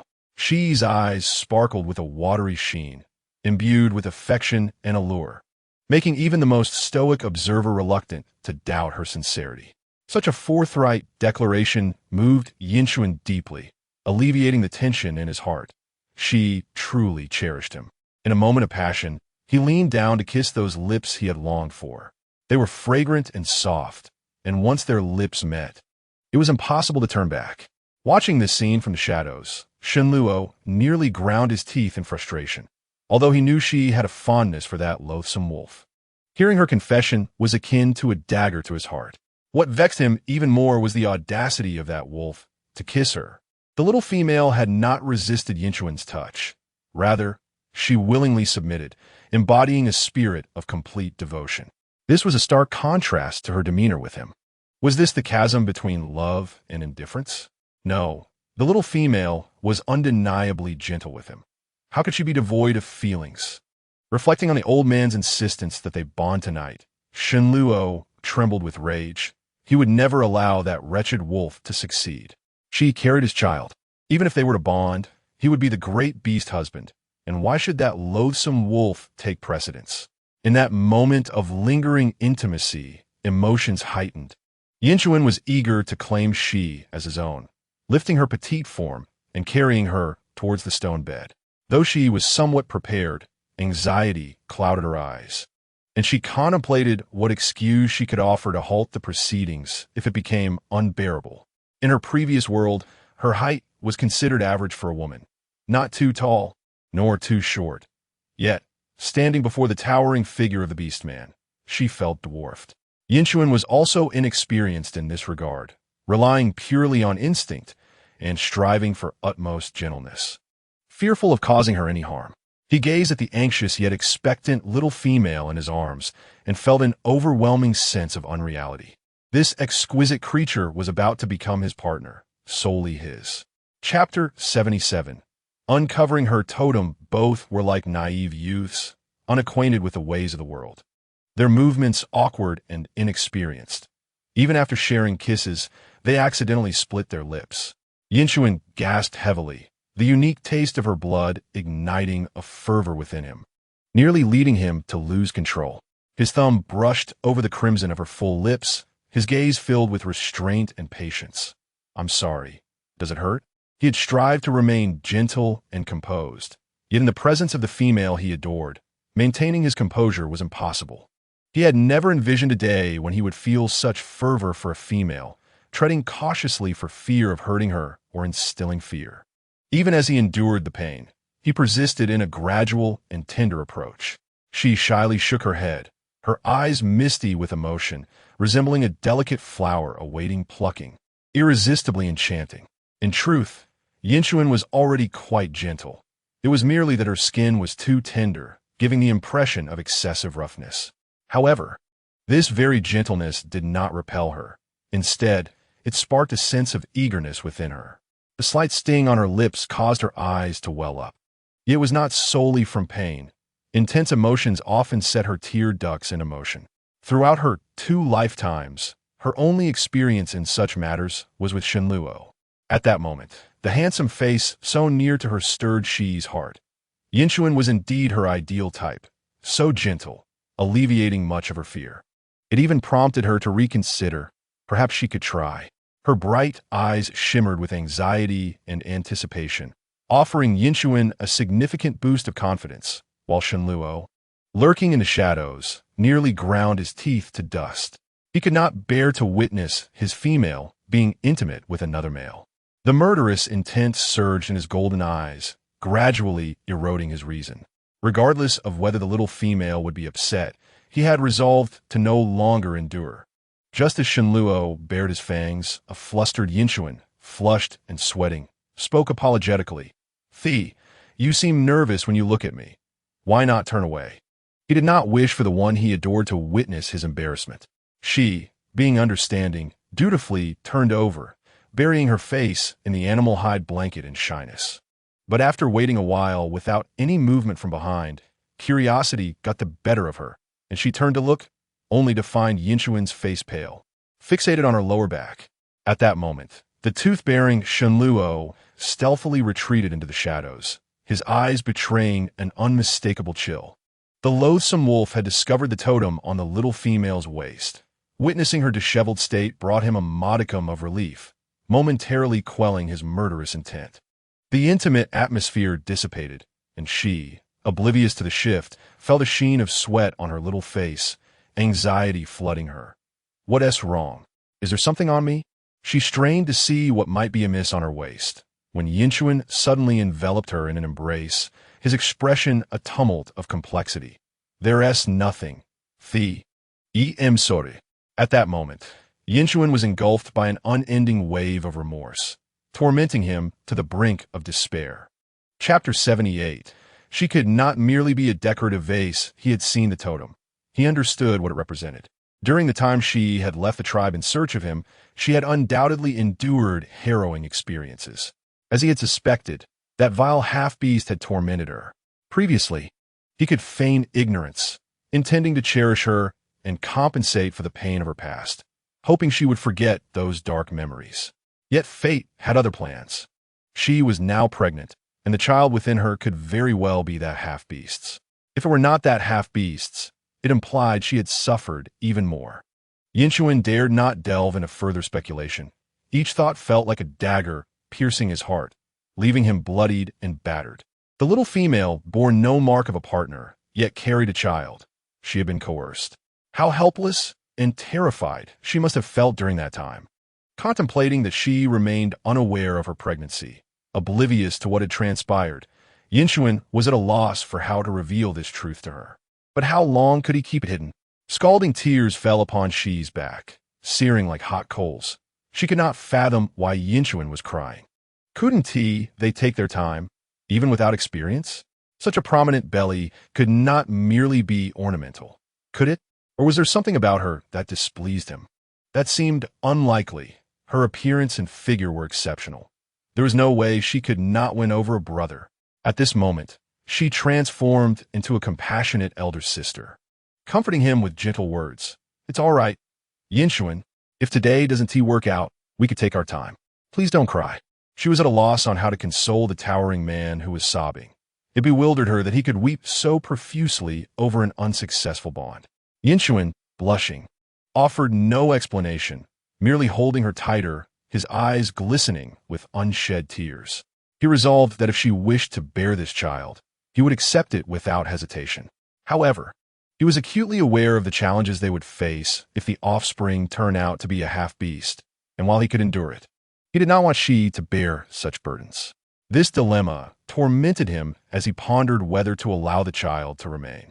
Observing the tightly embraced couple on the stone bed, Shen Luo clenched his fists, veins bulging on his forehead. He had expected that the foul wolf would turn hostile upon seeing the totem, but to his surprise, that scoundrel displayed such magnanimity.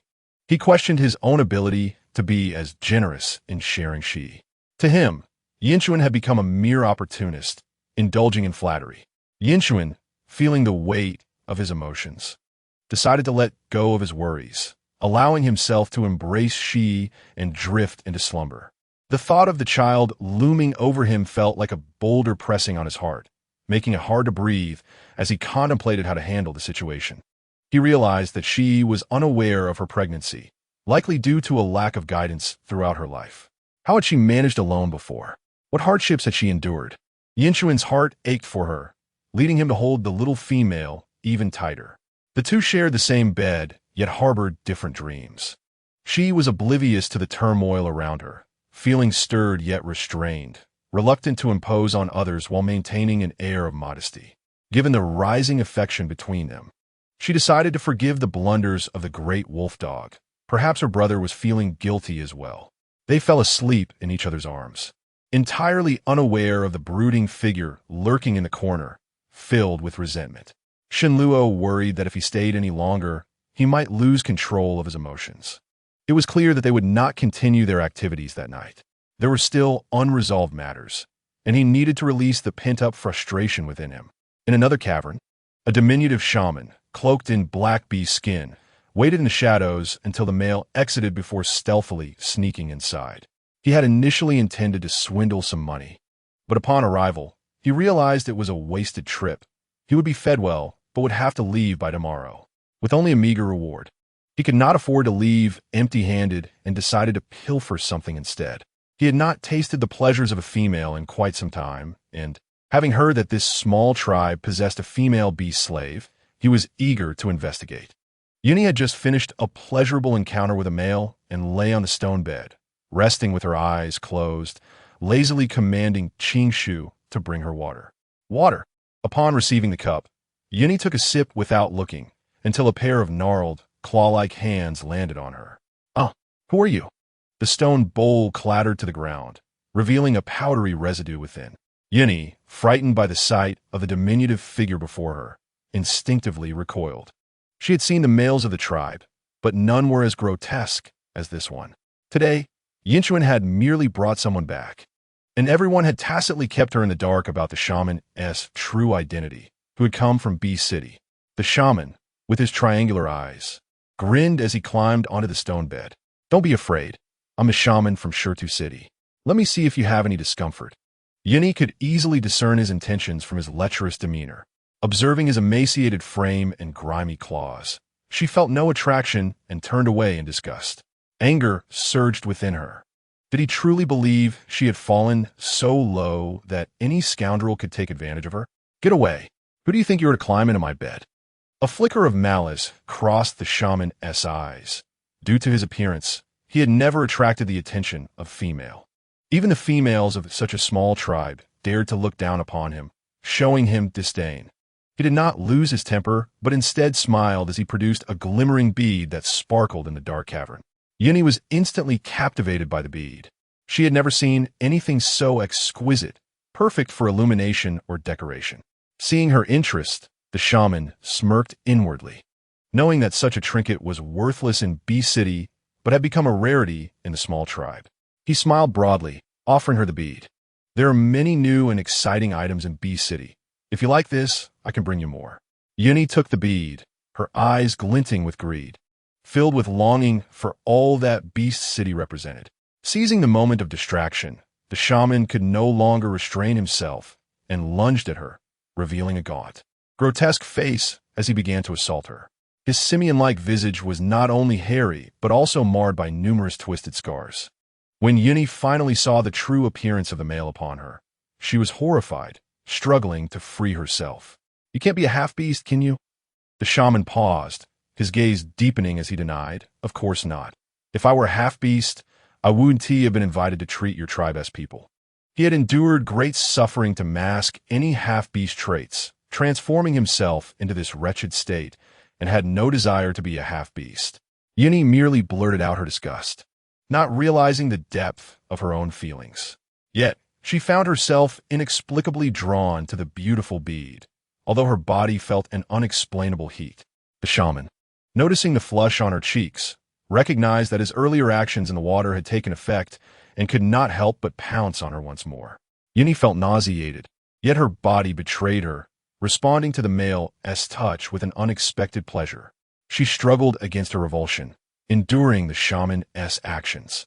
Throughout the ordeal, she wore a frown, wishing for it to end swiftly, yet could not resist her body's instincts, finding herself lost in the sensations. When the shaman finally collapsed, exhausted, she disdainfully sat up, toying with the bead in her hands, her mind racing with plans. "We have something exquisite in our tribe that you won't find in B City. Are you interested?" She thought to herself that she could not let herself suffer alone. That wretched creature should not have it easy either. The shaman, adjusting his robe to cover his emaciated form, eyed her greedily. "Well, it depends on what you have. Is it even more beautiful than you?" He was a rogue, unafraid of any scheme, and if such a treasure existed, it would surely fetch a high price in the upper echelons of Beast City. After some time, the shaman stealthily exited Yuni's cave. A satisfied grin plastered on his face. Qingshu happened to return just then, witnessing the scene and feeling nauseated. Yuni truly was not picky. She welcomed any male. Indeed, while Yuni could refuse males from outside the tribe, it was merely a matter of mutual benefit. Qingshu entered the cave with a stern expression, finding Yuni cleaning herself with a disgusted look on her face. Upon seeing him, she coldly commanded, "Fetch me a basin of water. I feel utterly revolted." Was that stench like a dead rat? The odor was indeed repulsive, reminiscent of something that had rotted under the sun for countless days. Qingshu instinctively recoiled, resisting. "But you seem to enjoy it. Why the sudden disdain? You certainly are not picky, are you?" Having already been revolted, Yuni was infuriated that even this useless individual dared to defy her. "Who do you think you are? You're nothing but a worthless waste, even less than that monkey." In a fit of anger, she seized a stone bowl beside her and hurled it at Qingshu, striking him squarely on the head, causing him to see red. "Get out. Just the sight of you infuriates me. Don't return tonight. Perish outside." Qingshu, equally incensed, turned on his heel and departed, knowing there were places within the tribe where he could find refuge. Even if he was not well-liked and faced disdain, there were always vacant caves available, such as the one that once belonged to Erhi. In that moment, he felt an inexplicable sense of desolation. He was no better off than Erhi. After his departure, Yuni furiously got out of bed to wash herself, for she could not endure the repugnant odor that would keep her awake all night. Previously, a few beastmen attended to her, and such tasks had never fallen to her lot. She couldn't even boil water. Eventually, she resorted to fetching a basin of cold water melted from snow to wash herself, the icy water making her shiver uncontrollably. Suddenly, footsteps echoed behind her, and she mistakenly thought it was Qingshu, that worthless creature, returning. While washing herself, she scoffed, "Aren't you supposed to be tough? Why come back with your kind? How dare you disdain me? Hurry and come here to help me wash." When no one took the cloth from her hand, Yuni impatiently turned around, ready to hurl insults, but the words caught in her throat upon seeing a stunningly beautiful face. It was not Qingshu, but rather a remarkably handsome male with an exquisite physique. Instantly, her cheeks flushed, revealing the bashfulness of a young girl. In the Shuelang tribe, aside from Yinchuan, she had never encountered a male so striking. "Which tribe do you hail from? Once I wash up, I shall accompany you." Having tolerated the company of such loathsome creatures, She found this exceptional male quite appealing. However, when she glanced down and spotted the serpent tail protruding beneath him, her smile vanished in an instant, replaced by terror as she stumbled back. A half-beastman. The very half-beastman that had caused chaos in the tribe before was a snake beast. She could scarcely believe he had infiltrated the tribe once more, and now he had approached her. Shen Luo chuckled lightly, a cruel excitement tinged with bloodlust in his voice. I have come to settle the score with you. You and I would never realize that the rumors she spread were true. Her life was forfeited due to her own reckless words. When the outsiders inquired about the whereabouts of the half-beastmen, she had no knowledge of them. And to eliminate Shi Yi, she fabricated a lie about their intimate relationship. Little did she know that those outsiders were utterly useless, and her own words would ignite her downfall. The following morning, a male emerged from Yuni's cave, screaming, sending the entire tribe into a frenzy. Yunai was dead, her demise gruesome, her body bare, skin mottled with hues of blue and green, swollen to the point that it seemed a mere poke would cause her to ooze foul fluids. Though she had only recently passed, an overpowering stench enveloped her, akin to that of a decaying corpse, rendering her death most peculiar. Even more alarming was the absence of any visible wounds on her body, and none dared to approach for a closer examination. Though she was a sinner, the death of a precious female in the tribe was a matter of utmost importance, prompting Sang Mu to immediately order the sealing of the tribe's exits. Upon learning of Yuni's tragedy, Qing Shua hurried back, rolling and scrambling. Despite his disgust for Yunai, life would be even harsher without a female to rely on. The nauseating odor quickly led him to a primary suspect. The shaman Inchuan had brought back. He had visited the previous night, and remnants of his presence lingered in Yunai's body, undoubtedly poisoning her. If you don't believe me, seize him and interrogate him. As Yuni's beast husband, his words carried a degree of credibility, prompting Sang Mu to promptly send someone to apprehend the diminutive shaman. Indeed, that individual was the prime suspect. The tribe's members were unlikely to have harmed Yunai, and the events transpired shortly after the arrival of that foreign shaman. The shaman was knowledgeable in toxicology, making it plausible that only a shaman from the Beast City could possess the skill to rot a person from the inside out while leaving their skin intact. Upon receiving the news, Inchuan hurriedly made his way there, having left Shi Yi sleeping, choosing not to awaken her. If it truly was his guest who had slain Yunai, he would need to provide the tribe with an explanation. However, when the group reached the cave where the shaman had been temporarily residing, he was already gone, clearly having fled in fear of being discovered. Sang Mu was infuriated, ordering a search to be conducted immediately. At that moment, a shadowy figure was stealthily approaching the highest cave. Upon reaching the entrance, the figure inhaled deeply, his uneven features reflecting greed. Even before seeing anyone, he caught a whiff of the enticing fragrance. The female had not lied. She was indeed exquisite, not only beautiful, but also a shaman, a highly sought-after prize in the Upper Beast City. Yunai had obtained more information from the tribe's males than she had disclosed, fearing that Shi Yi's ability to communicate with the divine would incite caution in others, preventing them from taking action. Nevertheless, merely her identity as a female and her shamanic skills were enough to make her the object of desire. The shaman glanced around to ensure no one was present, then stealthily slipped inside. He had patiently waited for the male of the little female to leave, having lingered nearby since early morning. As he beheld the small female sleeping soundly on the stone bed, he realized that the term exquisite could hardly encapsulate her perfection. Her stunning visage and skin that glowed with an ethereal whiteness made his mouth water at the mere sight of her exposed arm. He resolved that once he abducted this little female, he would certainly indulge himself before selling her. For such a rare gem would not come his way again in this lifetime. Even breathing in the air surrounding her invigorated him. Her intoxicating scent was the most alluring he had ever encountered. Just as he reached out towards Shi Yi, a gaping maw suddenly lunged from his side. A voice, chilling as a nightmare, echoed menacingly. "Hey Gue, you are quite fortunate." The shaman, named Hey Gue, turned in terror to see the last face he ever wished to encounter again. He immediately knelt, pleading, "Master, please spare me. I shall never do so again." He knew that fleeing was futile. Escaping from the hands of the death god Shenluo had been a miracle in itself. And who could have anticipated crossing paths with him in such a small tribe?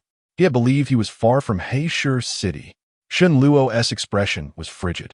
He felt no pity for this former slave who had committed grave errors and was now fixated on his female. Coldly, he hissed, "Oh, master, you haven't forgotten your status as an escaped slave, have you? From the moment you betrayed me, you were as good as dead." With that, his serpent tail struck fiercely at the pale-faced He Gui, sending him crashing against the cave wall. The commotion startled Shi Yi awake, her bleary eyes scanning the surroundings in confusion, unaware of the unfolding chaos.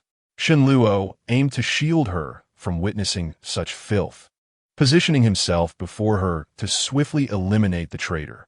Shi Yi, not seeing the small black figure in the corner, instinctively feared an encounter between Yinchuan and Shenluo, as if she had committed some wrongdoing.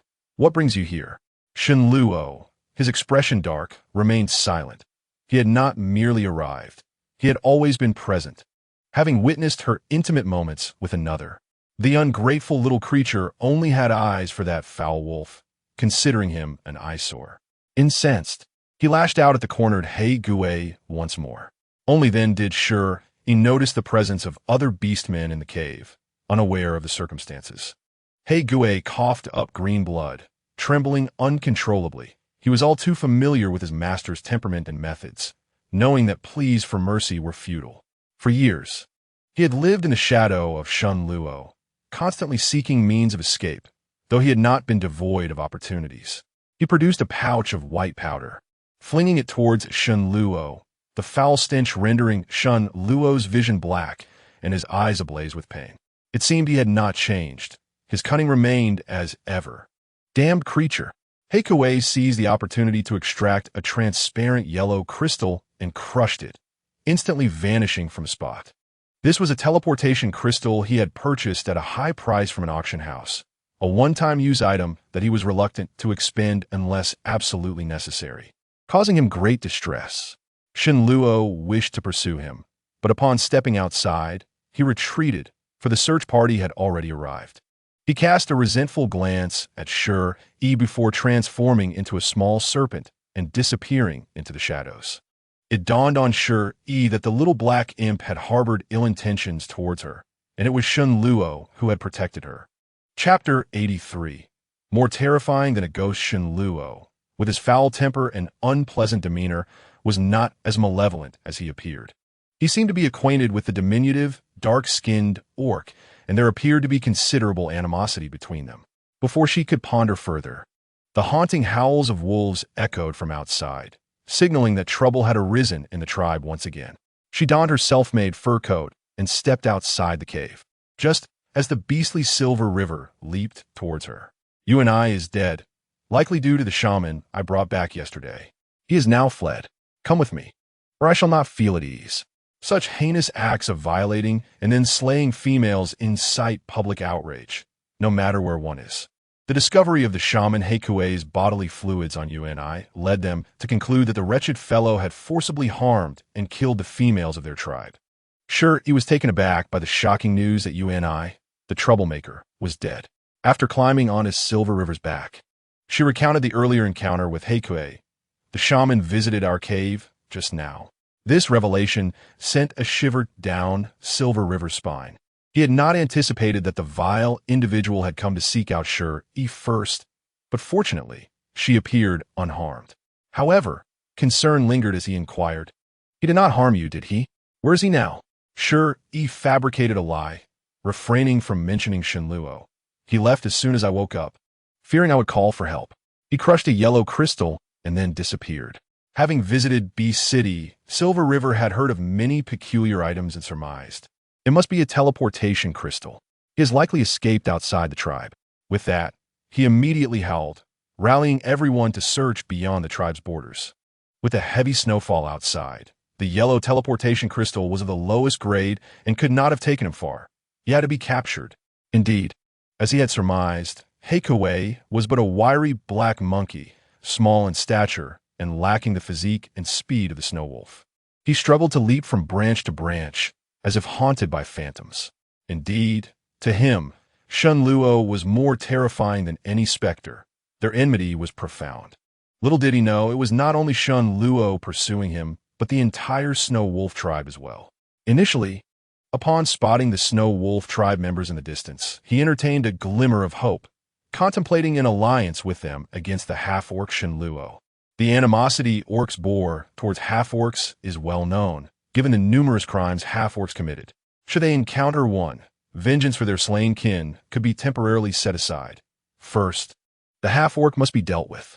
He had once experienced the bitter taste of being hunted, living in darkness for decades, and was all too aware of the feeling. Yet when he heard the snow wolves howling that they must capture the black monkey shaman, he realized they were referring to him. Heikue swiftly turned on his heel, unnerved, and reflected on his past misdeeds. Aside from having violated that female twice, he believed he had committed no other offenses. Could it be that his identity as a fraud had been uncovered? Or perhaps his status as a half-orc was exposed? No, he had already shed most of his half-orc characteristics. Regardless, it was best to flee first. He found himself surrounded on all sides. Before he could get far, a white python appeared out of nowhere, and he was unable to evade it, losing an arm to its vicious bite.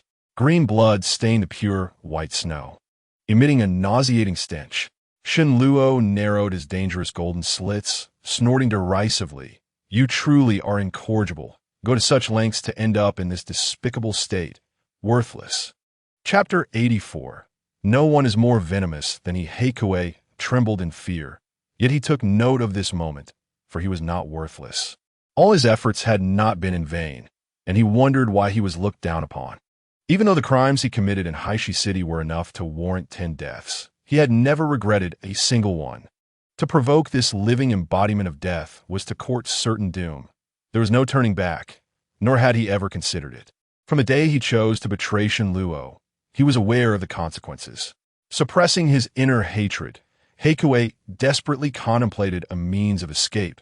He was ever adaptable. Full of schemes, he prostrated himself, pleading, Master, I was wrong. Spare me, and I shall provide you with greater value. I had no idea that female was yours. It was that female beast slave of the Snow Wolf tribe who ordered me to capture her. I dare not do it again. Please let me live. He sank into the snow as he begged, seemingly oblivious to the pain from his severed arm. Shen Luo remained unmoved, his expression as cold as ice. Could he not recognize the beast's slave he had trained? Cunning, devious, and devoid of morality, Heikue was vengeful and treacherous. If he were to let him live today, he would undoubtedly betray him in the future. How could he allow this scoundrel to harm his precious female? With icy disdain, he declared, That female beast slave is already dead. Now it is your turn. The gaping maw opened slowly, prepared to dispatch the venomous creature using poison against poison. Driven to desperation, Heikue's face hardened as he realized there was no escape. If he was to die, he might as well fight fiercely. Suddenly, a green liquid oozed from his body, exuding a repulsive stench that enveloped him completely. Shen Luo wrinkled his brow in disgust, halting his actions. This substance was truly vile, leaving him at a loss for how to proceed. The green blood was highly toxic. When he had bitten off Heikue's arm, the venom had touched his mouth, causing a burning pain. He possessed a formidable immunity to various poisons, yet this wretch's toxic blood had managed to injure him, confirming that he could not be allowed to live. Observing Shen Luo's darkening expression and his delay in attacking, Heikue laughed triumphantly. If you're not afraid of death, then go ahead and try it. Let's see whose poison is more potent. Shen Luo raised an eyebrow, looking down upon the frail creature before him with derision. Unable to fathom the source of his misplaced confidence. Did he truly believe that his hodgepodge of toxins could threaten him?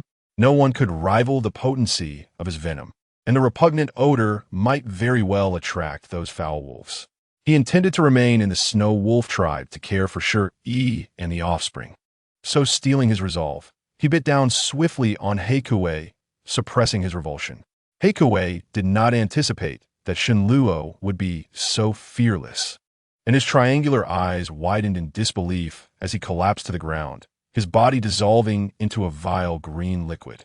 The white python retched several times, feeling worse than if it had consumed excrement. The nauseating odor filled its mouth, accompanied by a searing pain that corroded its flesh.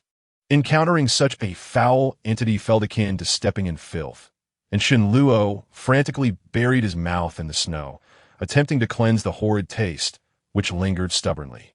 He had no desire to linger in this repugnant place any longer. His massive form swiftly vanished into the snow. When Silver River and the others arrived, following the scent, they found only a pool of green liquid seeping into the snow, its horrid stench repelling them from coming closer. On top of the liquid lay a black beast skin cloak and a complete set of black fur, the very attire worn by the shaman Heikue. Chapter 85. Apologizing for his recklessness, Yenshu was the second bravest warrior in the tribe after Silver River. Daring and meticulous, he resumed his duties after his injuries had healed somewhat. He grimaced as he used his claw to lift the repugnant beast skin for inspection, the foul odor making him shake his head in disgust. Inchuan, could this vile thing possibly belong to that shaman? The stench was reminiscent of what clung to you and I. What on earth was this? It was utterly revolting. Shi Yi, perched upon Inchuan's back, felt waves of nausea overcome her, the scent akin to that of a fish dead for a month, exposed to the sun and then boiled again, permeating the very air. Each breath a potential invitation for pneumonia. Observing her distress, Inchuan stepped back a bit to allow her to dismount, then approached the mysterious puddle. Amidst the overwhelming stench, he detected a different scent. As a third-tier warrior, his sense of smell was far superior, and he recognized the unmistakable odor belonging to the serpent beast. The half-beast who had tormented Shi Yi, nearly taking her life, had mixed its venom into this mess. He concluded. Indeed, the shaman had perished, dissolved by the half-beast's poison. A chill ran through Shi Yi. Had Shenluo done this? Had he chased her down to kill? Yet, it seemed unlikely that it was solely for her sake. There had been grievances between them prior. She swallowed hard, feeling a wave of fear wash over her, her small face paling in terror. Was Shenluo's venom truly that fearsome, capable of dissolving a person? It was more terrifying than sulfuric acid. The half-beast was inherently brutal and harbored deep grudges. And this was her first close encounter with the chilling nature of a half-beast. She silently apologized for her past recklessness, hoping Shenluo would not hold a grudge against her, praying fervently for mercy and not revenge. The sight of the green liquid rekindled her nausea, and she felt on the verge of vomiting. The others exchanged anxious glances, apprehensive. They had not anticipated that the serpent half-beast would still be lurking nearby. After tirelessly pursuing the killer, they felt somewhat stifled knowing he had eluded them and even inflicted harm. The half-beast remained a looming threat. Seizing this opportunity to trace its whereabouts would allow them to eliminate it for good. With Inchuan needing to care for Shi Yi, he instructed the others to search ahead. He gently patted her slender back, so delicate it tugged at the heart, quickly offering her a thermos. It was Shi Yi's thermos, filled with pleasantly warm water, which Inchuan had carried, making it appear like a charming accessory against his tall frame. Although he possessed storage pouches and spatial rings, he relished in fetching things for Shi Yi, cherishing the intimacy it fostered, willing to do anything for her. The pink thermos seemed oversized in Shi Yi's hands. After taking a few sips, she began to recover. I'm fine now. They've gone far. You should hurry after them. Inchuan nodded and transformed into his beast form, crouching down for her to mount. Once she was settled, he began to jog, gradually picking up speed. Soon, the returning orc reported. There were traces of the serpent beast nearby, but they vanished further ahead. Should they continue the pursuit? Shi Yi lowered her head to mask her unease. She understood that Shenluo would not permit them to find him, or rather, the person they sought had already returned to their lair.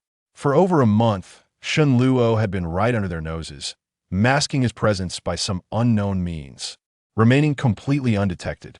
Now, she was the greatest accomplice, and the weight of guilt made her feel uneasy in Inchuan's presence, as if sitting on pins and needles.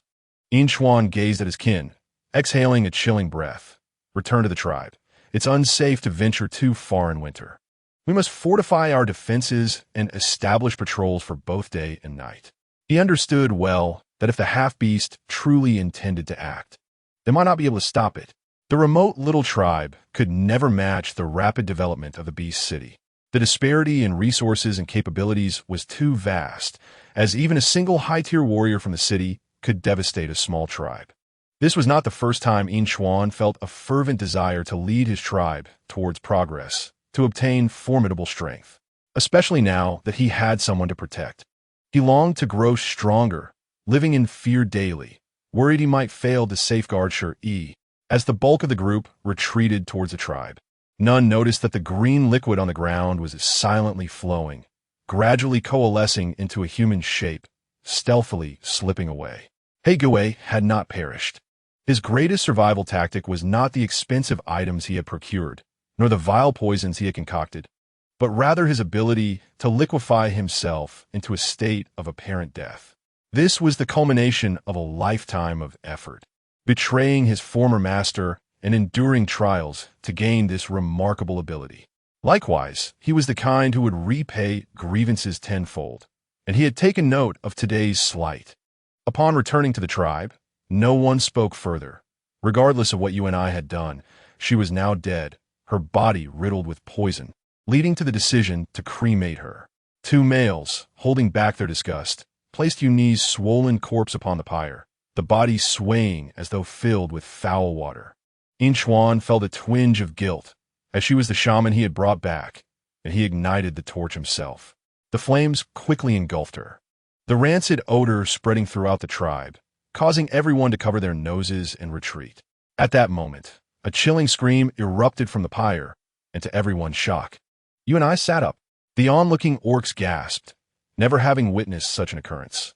Was it resurrection or mere survival? Curiosity gripped them, yet none dared approach. The scene too bizarre and the stench unbearable. Inchuan hesitated, but decided to brave the odor and investigate, if she was indeed alive. They could not allow her to burn to death. As he drew closer, he realized that you and I truly had not died. Her previously swollen body was now returning to normal under the flames, her face contorted in terror. She was alive. He could not afford to hesitate, transforming. He dashed into the flames and retrieved UNI, nearly overwhelmed by the horrid stench.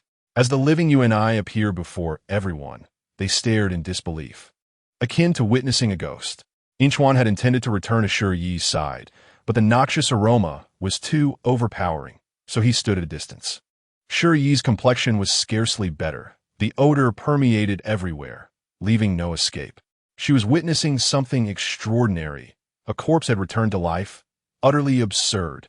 This phenomenon bore no resemblance to the undead. No, there was a distinction, for zombies lacked intellect, while you and I seemed to possess the awareness of a normal beast, exhibiting expressions of fear, leaving one puzzled about what was truly amiss. After her brush with death, you and I, trembling, scanned the crowd, her gaze landing on Qing Shua. Take me home. I'm scared. Qing Shua's expression was more exaggerated than that of someone encountering a ghost. When had the former you and I ever spoken to him in such a manner? She had always been arrogant and domineering. Now, she was expressing fear and even acting coy. Terrified, he did not dare move, even retreating a few steps. Who could tolerate the shock of a being that had died and returned, emanating such a dreadful stench? Indeed, upon hearing that Yuni was plotting against Shi Yi, expressions of disdain surfaced on everyone's faces. Inchuan's countenance darkened. He had not anticipated her stubbornness. It appeared that the beast skin he had acquired was indeed released by Qing Shua. He tossed the skin aside and inquired, "Is this it?" Qing Shua picked it up, nodded vigorously, and declared, "Indeed, I merely feigned compliance with her words. In truth, it was filled with nonsense. I would never betray our tribe. Shi Yi is our benefactor, and Yuni's madness in attempting to harm her is appalling. Thankfully, I intervened and prevented the news from spreading." He secretly congratulated himself, hoping to accrue some goodwill. Yet Shi Yi's gaze never fell upon him. Instead, Yuni wobbled towards him, demanding, "Are you not my beast husband? Why do you not take me home? I wish to return." Qing Shua, frightened, let out a cry, and Yuni, in her delirium, pursued him. The situation quickly descended into chaos, prompting Sang Mu to order Yuni to be forcibly taken back to the cave and confined. They held their own superstitions regarding resurrection, believing it could portend misfortune. Potentially seen as punishment from the beast god, Sang Mu sighed and ascended the mountain to pay homage to the beast god, entrusting the tribe's defenses to Yin Xuan. Yin Xuan settled Shi Yi within the cave and engaged personally in the tribe's security and patrols, determined to prevent that serpent beast from seizing any opportunity. With the half-beast still at large and Yunyi's resurrection unsettling the tribe, alongside that anomalous cub, he needed to regain his composure. Nevertheless, he worried that Shi Yi might feel lonely, so he instructed Yin Shu and others to summon their females to accompany her. Shui Er and Yin Fei, upon receiving Yin Chuan's invitation, promptly arrived, eager for distraction and delicacies. They were not entirely free of obligation, however. They would always bring some food as a token of goodwill. Accompanying them was Shi Yi, a young female who had previously cared for Shi Yi and was soon to reach maturity herself, needing to select her own beast husband, making it a perfect opportunity to learn from her sisters. Upon entering, Shui Er jested, "Your Yin Xuan is quite considerate, busying himself while worrying about you being alone. So he sent us to chat with you." But it was peculiar. The calamity of Yunyi, filled with malice, had seemingly returned from the dead. They speculated whether she was a curse upon their tribe, a harbinger of doom. Their assessments of Yunyi were far from favorable. Yin Fei chimed in. The chief was so alarmed that he ascended the mountain overnight. Such a scourge ought to be expelled from the tribe to prevent further wrongdoing, especially considering her intentions towards Shi Yi. They had not witnessed Yunyi's burning up close, only observing from afar, feeling it was ill-omened. Even from that distance, an unpleasant stench reached them, a scent that now made them feel nauseated. The chief would make a decisive judgment. They only needed to be cautious of her in the future. Shi Yi expressed her thoughts aloud, but inwardly she kept a record, determined not to be a pushover. However, Yunyi's resurrection was entirely illogical. Something must have gone awry, potentially linked to Shun Luo. In Chapter 88, it was suggested that Shun Luo had mentioned addressing troublesome entities. Yet, Shi Yi was unaware of his whereabouts and could not seek clarification. She casually accepted the 3 little wolf cubs from Shui Er, their eager eyes captivating her. They were utterly adorable and momentarily lifted her spirits, allowing her worries to fade. Despite their charm, she lacked the courage to bear wolf cubs with Yin Xuan. No amount of affection could compel her to consider it. The thought sent shivers down her spine. How could one bear wolf cubs? Shi Yi, her mind filled with thoughts of food, immediately began to devour the meat she had brought, discovering a bag of dried fruit that she eagerly shared with everyone. She had grown accustomed to the position Shi Yi had for snacks, consistently finding various treats. After tasting a piece of dried plum, she squinted from the sourness and exclaimed, "Wow, Shi Yi, what is this? So sour. Do you enjoy this?"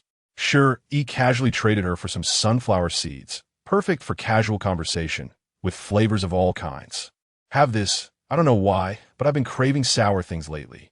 Too much meat hasn't been good for my stomach." Shi Yi cracked the seeds, her round face visibly crestfallen. "It seems I won't be able to enjoy the grand meat feast that Shi Yi prepares today." Shui Er and Yin Fei exchanged amused glances. This little one, soon to choose her beast husband and bear cubs, still behaves like a child, only knowing how to eat and play. Shi Yi set the little wolf cubs down and graciously retrieved some pork and beef from her spatial ring, along with a package of mushrooms for soup. "Today, I shall prepare something special for you. Ginger beef and bell pepper pork, along with hen soup. Await your meal." Upon hearing this, excitement illuminated their faces. Even the 3 little wolf cubs howled joyfully. Having already experienced the taste of meat, they were now curious about foods beyond their mother's milk. The orcs, being large and hearty eaters, required substantial portions, and Shi Yi utilized large pots for cooking. Meanwhile, Shui Er and her companions busied themselves assisting her, as their palates had become accustomed to the finer taste since befriending Shi Yi.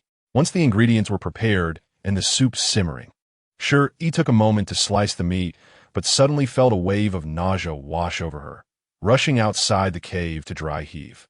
Shui Er and Yin Fei, bewildered, followed her out, sensing something was amiss given her distress. Especially Shui Er, who had recently given birth, began to draw parallels with her own pregnancy symptoms. Shi Yi, how long has this been happening? It doesn't seem like mere stomach discomfort. It appears more akin to pregnancy. In Chapter 89, Yin Fei, being rather straightforward, excitedly approached. Shi Yi, have you and Yin Chuan already formed a bond? Quickly check if you're expecting cubs. Cui Yi joined in, and the three of them began inspecting Shi Yi, seeking signs of pregnancy. Shi Yi, are you a child? Many of the sisters in the tribe have struggled for years without conceiving, yet you arrive, and it happens so swiftly. How impressive! Impossible. Absolutely impossible.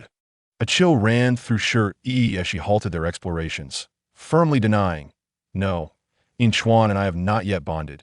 How could there be a child? If one were to suggest there was a child, a chilling visage of a beautiful yet sinister figure flashed through her mind, prompting her to swiftly dismiss the terrifying thought. The system's description of half-beasts indicated that procreation was exceedingly rare, occurring only twice. It could not be so easily achieved. Although Shen Luo possessed remarkable vitality, Shui'er looked perplexed. So, you truly just have an upset stomach? Yin Chuan must possess remarkable restraint, such a stunning beauty in his arms. And he hasn't made a move. Surely, he isn't physically incapable? Laughter erupted as Yin Fei and the others joined in, causing Shi Yi's face to flush crimson. Although she had grown accustomed to their open-mindedness, she still felt a twinge of shyness. It would be rather awkward to admit that Yin Chuan lacked experience, as he had faltered at the crucial moment. Shui'er, being seasoned with 5 beast husbands, noticed Shi Yi's bashfulness and worried that she might feel too shy to engage intimately with Yin Chuan. Taking on the role of a wise older sister, she imparted her wisdom. Do not be embarrassed. After all, he is a male. With time, you could train him. Yin Chuan is a formidable figure. His physical prowess is not in question, but he may simply lack experience. I can share a few tricks with you. To her surprise, Shi Yi's bashfulness was indeed warranted. As Yin Chuan was inexperienced, Shi Yi covered her ears, her cheeks aflame, feeling utterly humiliated as a modern individual being teased by a group of primitive beastmen. Just when her shyness resurfaced, a nauseating sensation threatened to overwhelm her again, almost causing her to retch. To avoid staining her coat, she removed the mink fur coat purchased from the market, revealing a 2-piece bee-skin skirt that appeared to be handcrafted, though it was, in fact, a fox fur set she had acquired from the marketplace. The local bee skins were only minimally processed, and she found their scent intolerable. As Shui'er patted her back, Yin Fei brought over a glass of water, admiring the fox fur she wore. What kind of fierce beast is this made from? It's so soft and beautiful. And does it keep you warm? Do you have any more? I could trade you some bee skin for it. She grasped the edge of the garment, rubbing it, when she suddenly noticed the totem marks on Shi Yi's exposed skin. What is this? Curious, the others gathered to inspect, discovering the rose totem on her waist and the flickering little flame. The atmosphere fell silent as Shi Yi's eyes welled with tears. She turned to inquire, "What's wrong? Is there something there?" Shui'er and Yin Fei exchanged glances, unsure of how to respond. If Shi Yi's claim was true, and she had not bonded with Yin Chuan, then it was impossible for her to be pregnant. So where did this come from? Both were troubled by their thoughts, and in her astonishment, blurted out, "Sister Shi Yi, you haven't bonded with brother Yin Chuan, yet here you are pregnant, but it's just one cub, and it looks quite good." Shi Yi was bewildered and hastily retrieved a small mirror to see her lower back. Upon seeing the peculiar totem in the mirror, she swallowed hard. What does this mean? Does this totem signify that I am pregnant? How can that be? It was unfathomable. Her mind erupted with panic. There was absolutely no way she could be carrying the offspring of that vile snake. Shui'er and Yin Fei, realizing she was not lying, dared not speak further. If the child was not Yin Chuan's, then the situation could turn dire. Who had dared to encroach upon the first warrior's territory? Chapter 90. He already knew Shui'er and Yin Fei, having experienced similar situations, chose to remain silent until the truth was revealed. So Yi patiently explained to Shi, "This flower represents your mark. If you had bonded with a male, their characteristics would appear around the flower. Should you have their offspring, small branches resembling their totem would manifest. You see, This cub's totem is a small white flame. Could it possibly belong to Brother Inchuan? The females of the tribe were educated from a young age about essential survival skills and knowledge, and every female understood these matters, except for Shi Yi, an outsider relying solely on the system's encyclopedia.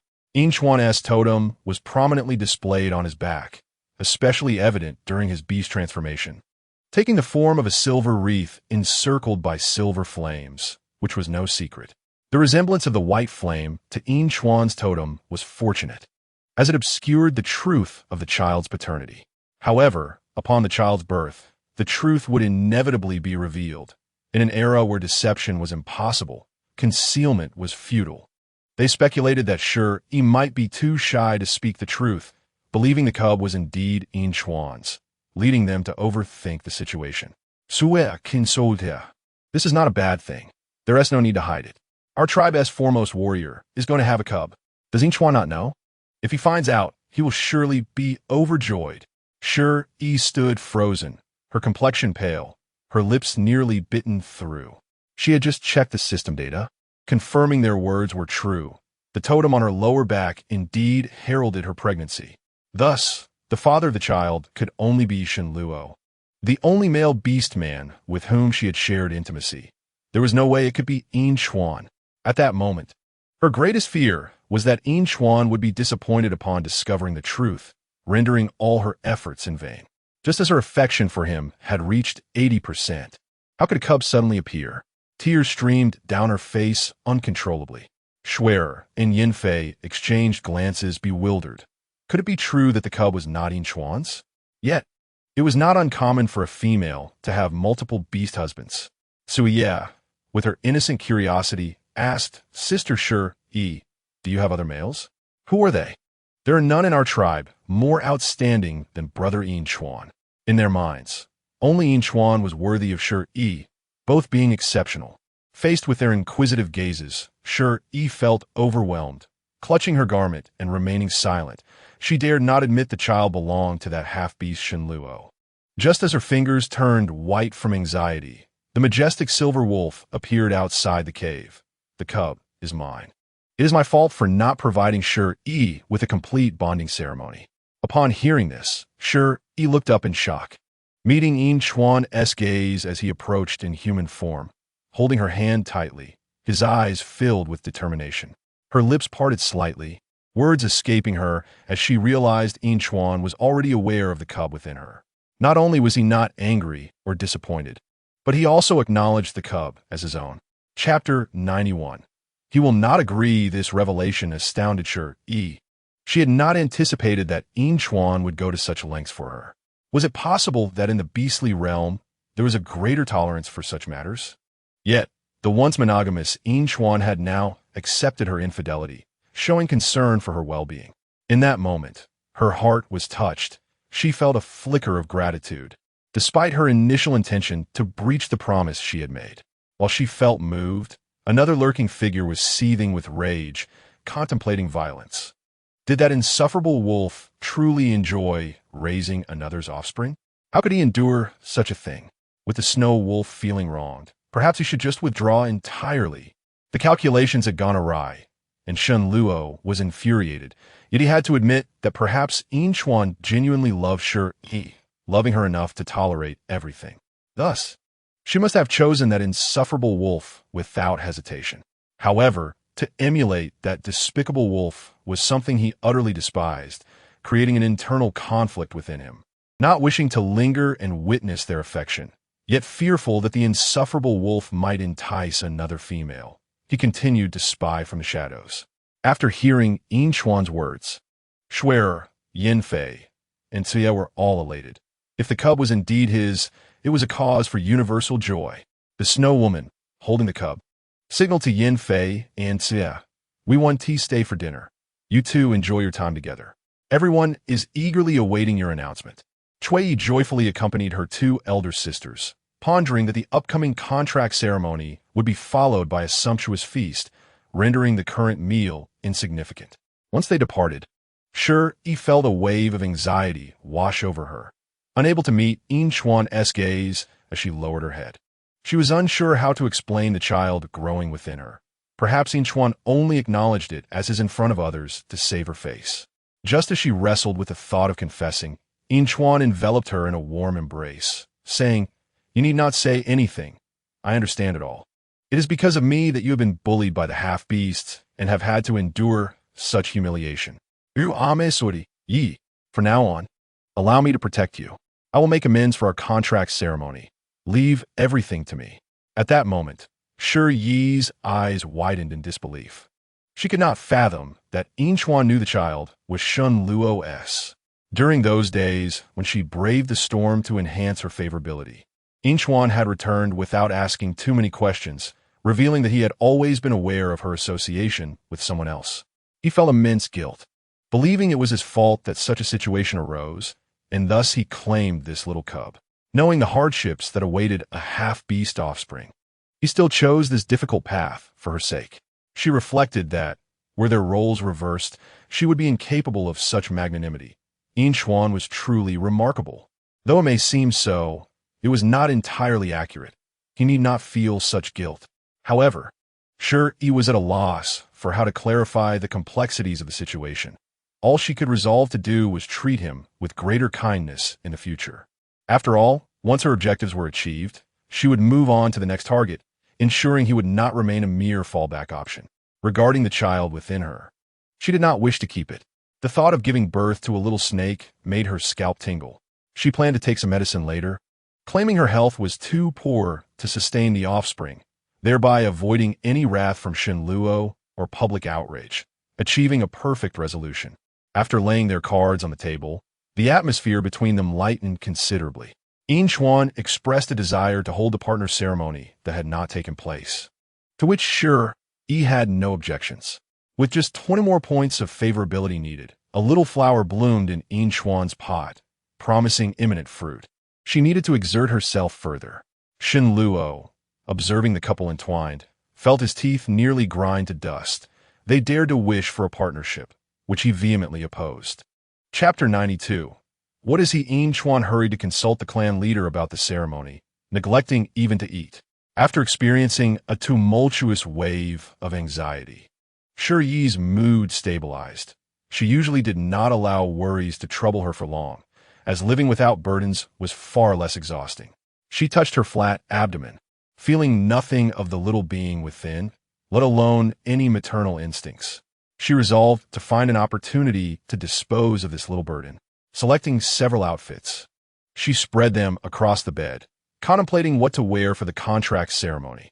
In this place, orcs typically donned newly crafted animal skin skirts for such occasions. Avoiding anything too flamboyant or unconventional, a warm animal skin skirt would be the wisest choice. Wearing modern clothing here would appear outlandish and not conform to popular aesthetics. She chose a single-shoulder, diagonally collared short rabbit fur top, paired with a matching animal skin skirt that reached her thighs. Her exquisite figure was perfectly accentuated, and the white rabbit fur made her skin appear even more fair and delicate. With her long hair casually pinned up, she exuded a playful yet alluring charm. Particularly, her exposed slender waist was intoxicating, leaving Shun Luo's blood boiling. His mind was filled with images of his hands gripping that delicate waist, a sensation that lingered deliciously in his thoughts. In his thoughts, he acted accordingly, his perfectly proportioned upper body silently pressing against hers, enveloping Shi Yi in his strong embrace. Startled, she gasped, resembling a frightened little rabbit about to leap away, only to collide with his solid abdominal muscles. Who would run around bare in the winter? She swallowed hard, feeling guilty. When did you arrive? Sneaking about and scaring me. Shin Luo tightened his grip on her waist, leaning in closer. I have always been here. What are you afraid of? Afraid I will learn that you intend to bond with that foul wolf? Upon being exposed, Shi Yi's eyes brimmed with tears. Feeling frightened and angry, she was profoundly uncomfortable with being monitored and having her intentions laid bare. In a mix of anger and timidity, she muttered her discontent. You have been spying on me? Pervert and without clothes. Although she could not see anything inappropriate, the sight of his chiseled physique and eight-pack abs was overtly enticing. Shin Luo was unconcerned with notions of propriety. If she favored that foul wolf-esque bathing, Then his physique was even more impressive. With a slight increase in pressure, he held her tighter, their bodies pressed closely together. The softness in his arms and the fragrance at his nose provided a fleeting moment of tranquility amidst his tumultuous heart. He had witnessed Shi Yi change clothes with clarity. How could such a beautiful figure be allowed to fall into another male's hands? Just the thought of that image drove him to madness with jealousy. This time, he did not adopt his usual domineering demeanor. Instead, he pressed his forehead against the little female's, his voice low and coaxing. "All right, I am the pervert. Do not bond with him, you belong to me." He was not well-versed in humility or comforting others, at least not in the past. But this was the lowest position he had learned recently. Shi Yi fell silent, shivering slightly, her mind racing at the thought of the snake cub within her. If Shen Luo discovered it was his child, would his possessiveness not grow even stronger? Thus, she must ensure that he never learned of the cub's existence. She had a nagging feeling that this fellow would become a troublesome outcome once he was pursued, making it difficult to shake him off. Perhaps it was best to abandon the endeavor altogether and move on to the next. Lowering her head in silence, Shen Luo interpreted her silence as a form of protest and rejection, believing she intended to keep his child while bonding with another. Though his heart burned with frustration and urgency, he still patiently continued to coax her. "If you do not behave, I will kill him." Saying such a terrifying thing in a gentle tone shocked Shi Yi into looking up at him, her eyes red and brimming with tears, her voice choking with indignation. In a fit of anger, she retorted, "If he dies, I will die with him." Shen Luo's gaze darkened, his grip tightening suddenly. Did this little one truly wish to provoke him? Was he truly that important to her? What about them, their offspring? This last thought he dared only to whisper to himself, as he suspected the weight of their cub was even less than his own. Shi Yi despised being threatened, and in her fury, she shot back. "Consider yourself unlucky." Chapter 93. Only children make choices. Shen Luo, exasperated, felt his icy demeanor grow even more severe. Yet, gazing upon her tear-streaked face, he found it impossible to remain angry. His tone softened slightly. He tenderly kissed her brows, wiping away the tears on her cheeks. His voice a blend of dominance and pleading. "Do not bond with him. You are mine and only mine." His large hand rested on her waist with just the right amount of pressure, not painful yet unyielding. Shi Yi bit her lip in silence, her long, curled lashes fluttering like a butterfly with broken wings, struggling in pain.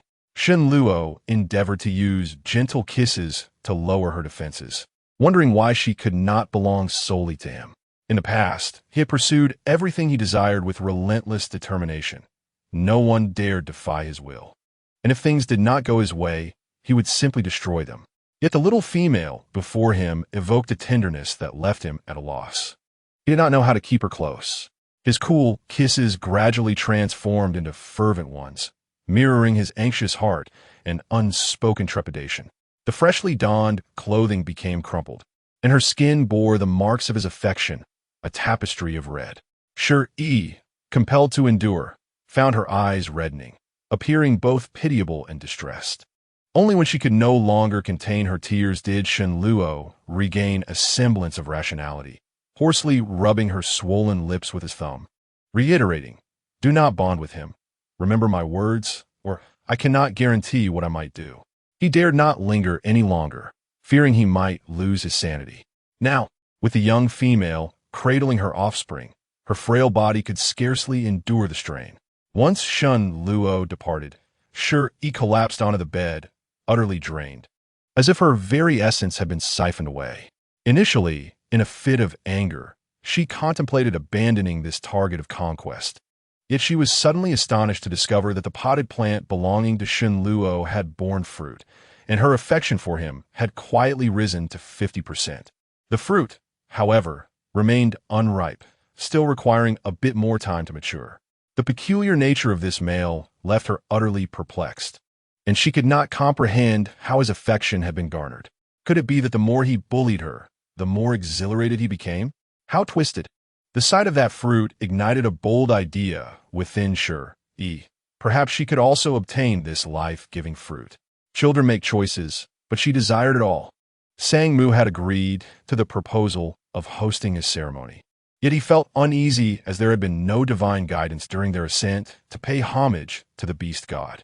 The incident of Yu Ni's resurrection had left him in a state of deep anxiety, and he yearned for some joyful event to dispel the ominous atmosphere.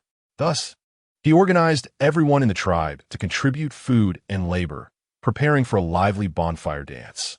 With several hundred people in the tribe, the precious food could not be provided by one family alone. It was customary for everyone to contribute, akin to a gift. Although sure, he could provide a significant amount.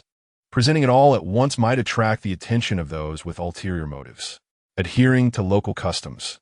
The winter months spent in the cave had left everyone yearning for a bit of festivity, and they were all eager to participate. However, all the food in Inchuan had been sold in the marketplace. The two of them could not simply show up and partake without contributing. After all, this was her first marriage, and she had invested heavily in barbecue ingredients and seasonings, purchasing numerous grills and dozens of cases of drinks and beer. As everyone was to patrol that night, it would be inappropriate to indulge excessively in alcohol. A modest toast would suffice, for she was certainly not stingy. As for Shun Luo, she felt a twinge of anxiety, fearing that he might become uncontrollable in a fit of rage. Yet considering that the entire tribe would be present, he would likely refrain from direct provocation. If he truly possessed the power to eliminate Inchuan, he would not merely be making idle threats. Chapter 94. Those who deceive for wealth, beauty, and affection shall face retribution. The tribe boasted dozens of ranked warriors, and even the mightiest Shinluo could not challenge an entire tribe.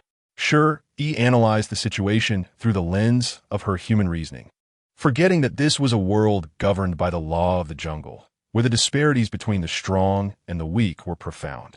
When Inchuan sought assistance in moving items, the males were left awestruck, having never encountered such rare items, all bestowed by the gods. They eagerly carried the items to the open space in the center of the tribe. The Xuelang tribe was surrounded by towering rock walls, forming a vast basin, providing ample space to host the bonfire party while also shielding them from the wind. After much hesitation, Sang Mu approached Shi Yi for counsel, pondering that her ability to communicate with the divine might offer insights into their fate. Shi Yi, what do you make of Yu Ni's situation? I am plagued by unease. This left her momentarily bewildered. Her casual mention of communicating with the divine was just that, casual. How could she truly commune with the gods? Nevertheless, Yu Ni's resurrection was indeed peculiar, a phenomenon that would be astonishing in any realm. This matter warranted an opportunity to inquire with Shinluo. Perhaps he held the answers, assuming he was the one responsible for her death. Thus, she urged Sang Mu not to rush. The divine will provide guidance. Let us face challenges as they come. Do not panic. Upon hearing this, Sang Mu felt a wave of clarity wash over him. With the goddess present in their tribe, surely any issue could be resolved with ease. There was no cause for alarm. The old man cheerfully rallied the tribe to prepare for the bonfire party, his face illuminating with joy. As evening approached, everyone had made significant preparations. The males gathered around the fire, dancing, drinking, and singing, striving to showcase their prowess.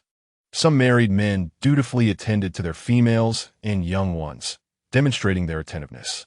Inchuan diligently followed Shi Yi's guidance in grilling skewers, promptly placing the first perfectly cooked piece before her. To prevent the ground from getting cold, he laid thick pelts where she sat and wrapped her snugly in a bee skin coat, leaving only her head and small hands exposed, resembling a plump little snowman. Each time he glanced back at her, his gaze was filled with unparalleled tenderness, devoid of anyone else but her. Such fervent affection was difficult for Shi Yi to ignore, and a flicker of guilt and unease arose within her. Would this deception for wealth, beauty, and affection lead to retribution? The answer, as the system informed her, was no. The system regarded this as mutual benefit, where contributions negated feelings of betrayal.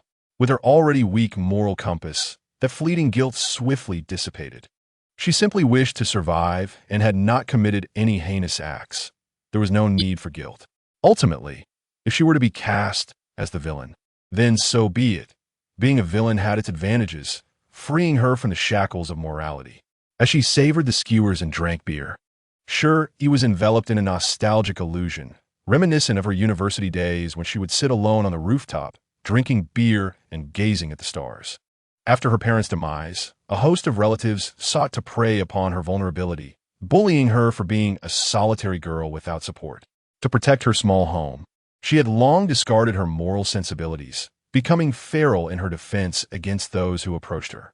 Thankfully, the apocalypse had arrived, alleviating her fears that her home would fall into the hands of those greedy relatives. Those events seemed to belong to another lifetime, and now, in this foreign world, she was determined to thrive by any means necessary. Chapter 95. Is she in such a hurry to find a second beast husband? Her petite figure was shrouded in a veil of solitude and melancholy. Xuan, sensing her sudden change in mood, handed the skewers to Tuanzi to grill while he approached to check on her. However, a flamboyantly dressed male was quicker to reach Shi Yi, removing several strings of beast tooth necklaces from around his neck and presenting them to her. "For you, beautiful little female." Shi Yi, momentarily taken aback, tilted her head to gaze at the orc before her. Goodness, she had almost forgotten that they favored wearing scanty bee-skin skirts. From this angle, she was nearly exposed to sights best left unseen. The male, clad in a leopard print skirt, had his upper body bared to reveal well-defined abs, adorned with at least 7 or 8 strings of beast-tooth necklaces, quite alluring. Perhaps this was the unique aesthetic of the orcs. Shi Yi quickly rose, thinking he might be offering her a gift for their bond, and reached out to accept it. In the next instant, her hand was firmly grasped by a strong hand, and Xuan's face was etched with jealousy. He lowered his head, looking pitifully at her. "You promised that I would be the only male for you. Are you now hastening to find a second beast husband?" Shi Yi was taken aback, her lips parting in surprise, her bright eyes filled with confusion. What nonsense was this? Why would she be looking for a second beast husband? The male who had presented the beast tooth necklace was displeased. "I say, Xuan, it is the female's right to bond with multiple males. Your jealousy may lead to her rejection." As fellow warriors of the same tribe, they usually maintained amicable relations. Yet the matter of seeking a partner became a serious affair. Shi Yi finally realized that accepting a male's gift carried significant implications. Each tooth on the necklaces represented their glorious achievements in battle. The more teeth, the greater the number of beasts conquered, signifying strength and valor, making it a precious gift. She hastily sought to clarify the misunderstanding, asserting that she would not waste time on those who had not met the criteria for conquest. Yet, other eager single males began to gather around, each presenting their own beast tooth necklaces. "There's so many single males in our tribe. Xuan, you cannot monopolize the most outstanding female. Indeed, little female, take a look at me. Although I may not compare to Xuan, I would gladly be the least among the beast husbands." Shi Yi's status within the tribe had risen significantly, making her the object of many male affections. And she was now a highly sought-after prize. In the city of Yinchuan, a figure bore an expression of discontent, yet he found himself unable to voice his grievances. This was simply the custom among the beast men, where many females would select multiple beast husbands during their coming-of-age ceremonies. Although it was tradition, it was hardly a source of joy for him, who would relish the thought of their mate being pursued by others. However, he also wished not to appear petty in the eyes of Shi Yi, fearing her rejection if he displayed jealousy. Thus, he could only watch, resembling a towering figure of discontent.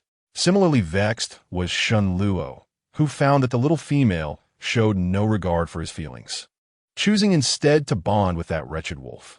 Furthermore, her popularity among all the males was unbearable, as it was painful to see something that belonged to him being coveted by others. Yet, he was reluctant to resort to drastic measures. Annihilating the tribe would only deepen Shi Yi's disdain for him. Yet, he could not bear the thought of watching her become another's partner. Shi Yi's gaze was entirely fixed upon Yinchuan, and she could hardly suppress a smile at the sight of his jealousy, outright rejecting the advances of other males. "Apologies, but my heart only belongs to Yinchuan. Please direct your affections elsewhere." Her resolute and candid refusal left all the males disheartened. while Yinchuan's eyes sparkled like stars in the night. Who would have thought that this taciturn individual possessed such charm, captivating Shi Yi so completely? Alas, it seemed they were without hope. Yinchuan was not only striking, but also devoted. What if one day Shi Yi changed her mind? Perhaps they still had a chance. Upon hearing such sentiments, Yinchuan's expression darkened further. He would not grant them the opportunity. Summoning his courage, he boldly kissed Shi Yi, publicly declaring his claim over her. With her affection displayed before all, what was there to fear? Even if Shi Yi were to be swayed by others in the future, he could never bring himself to part from her. Each moment spent with her was a stroke of fortune. Yet, an inexplicable anxiety gnawed at him, despite her presence. He worried incessantly about the possibility of her disappearance. The kiss deepened under the weight of his trepidation, fervent and sincere, surrounded by the raucous laughter of their peers. Shi Yi's cheeks flushed a radiant hue, resembling a glistening apple, exquisite and enticing. Engaging in such public displays of affection was indeed a wild departure from Yinchuan's usual demeanor. She playfully nudged his robust waist, signaling him to temper his ardor lest she succumb to embarrassment. A group of females joined in the revelry, and Shui, observing the envious expressions of the males, remarked with a smile, "Do not harbor hopes. This is true love." Shi Yi is already bearing Yinchuan's child. Today is a double celebration. At this declaration, Shi Yi trembled slightly, and Yinchuan sensed her unease, drawing her into his embrace. Their companions interpreted her reaction as shyness, offering their blessings, while only the two of them understood the true origins of the child. Yinchuan wished to steer the conversation away from this topic and called out to the crowd, "Tonight, we shall take turns patrolling. Indulge in food and drink to your heart's content." As the bonfire crackled in the lively winter night, the icy wind howled against the rock walls, bringing a piercing chill. Shen Luo stood beneath the starry sky, his white hair billowing in the breeze, his striking features sharpened by the cold, exuding an aura of despair and solitude. The warmth of the bonfire only served to intensify the ache in his golden eyes as he watched the pair huddled together, consumed by jealousy and a desire to eliminate those loathsome interlopers. The little female seemed entirely indifferent to his suffering, even allowing another to claim the role of father to his offspring. No, sure, he must care for him. Otherwise, why would she choose to bear his child? She must be mindful of his half-beast heritage, hence her desire for a full beast to act as a husband and raise their child. Having reached this conclusion in his muddled state, he was startled when a four-legged dragon at his feet dropped its jaw in disbelief. He would rather blame his half-beast identity than accept that the female did not love him. Was this truly the cold-blooded overlord he once knew? The dragon, sensing its master's turmoil, refrained from voicing its thoughts, instead opting to say, "Yes, master, it must be so. She loves you, or else she wouldn't bear your child. After all, it takes courage to have offspring with a half-beast." Enough. It lamented its own plight, forced to speak disingenuously merely to survive. Shen Luo's brows unfurled, seemingly reassured by his own deductions. The notion that he was merely a tool for her brought him some measure of comfort. It was his fault. One day, he would make her accept him. The stigma surrounding half-beasts would no longer hold sway over the beastmen. The four-legged dragon found this line of thinking absurd. Perhaps its master had indeed lost his mind, but it dared not voice its concerns. They had only just reunited, yet it felt as if he had been possessed. The once invincible and ruthless overlord, who would execute any who dared to cross him, now found himself mired in self-reflection and doubt. If things had been as they were before, anyone who dared to cast a sideways glance at him would pay dearly. Yet now, he found himself feeling inadequate. It seemed that before that little female, all taboos were rendered insignificant. Oh, great beast god, who could tell it what its master had endured during their time apart? With his spirits lifted, Shen Luo abandoned thoughts of carnage. He understood that Shi Yi favored gentleness, and he could not afford to be despised. Regardless, he would not permit that wretched wolf to succeed in his courtship. At that moment, another figure lurked in the shadows, consumed by jealousy. Qing Shuan gnawed angrily on skewered meat, his previously handsome features twisting into a grotesque mask. He had thought that revealing his intentions towards Uni would endear him to Shi Yi, but instead, he found himself witnessing her bond with Yinchuan. As he watched the capable males of the tribe approach her, anxiety and jealousy gnawed at him, fearing that they might win her favor first. Fortunately, Shi Yi had shown no interest in any of them. Perhaps she was waiting for him. Qing Shuo held a great confidence in his appearance. Yuni's past affection had led him to believe that even without prowess in hunting, he could captivate the females. What did it matter if he lacked a necklace of beast teeth to display his achievements? He could win their hearts. Exposing Yuni's true nature was a feat in itself. Sure, he would surely treat him differently. After all, there was no returning to Uni. He must secure the position of a second beast husband.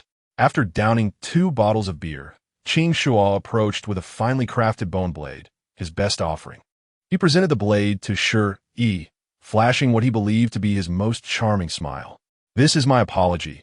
I was constrained by my circumstances with Uni. I hope you can forgive me." Yinchuan was conveniently absent, called away by the clan leader for a drink. Shi Yi hesitated to accept the blade. The customs here were vastly different from those of her previous world, fraught with traps. Should she inadvertently acquire multiple beast husbands, Yinchuan would surely cast her a reproachful gaze. Moreover, she recalled this male. He was one of Yuni's former husbands, notorious throughout the tribe for his unscrupulous behavior. Did he not realize the extent of his poor reputation? How brazen to approach her. She had often heard Shui Air and others discuss the sordid affairs of the Quail tribe. To summarize, Qing Shuo was incompetent, lacking in virtue, and deceitful, relying solely on his silver tongue. Were it not for Yuni's patronage, no female would have considered him. He was the epitome of a parasitic gigolo. And not only that, he had no sense of boundaries, harboring a heart full of malice. During his time with Uni, he had bullied others with impunity, and in his eagerness to please her, he had sunk to new lows. Moreover, it was difficult to deny his involvement in the incident with Erhi, and he had undoubtedly played a role in Yuni's schemes against her. The thought of this insidious creature harboring designs against her caused a wave of nausea to wash over her, compelling her to turn away and gag.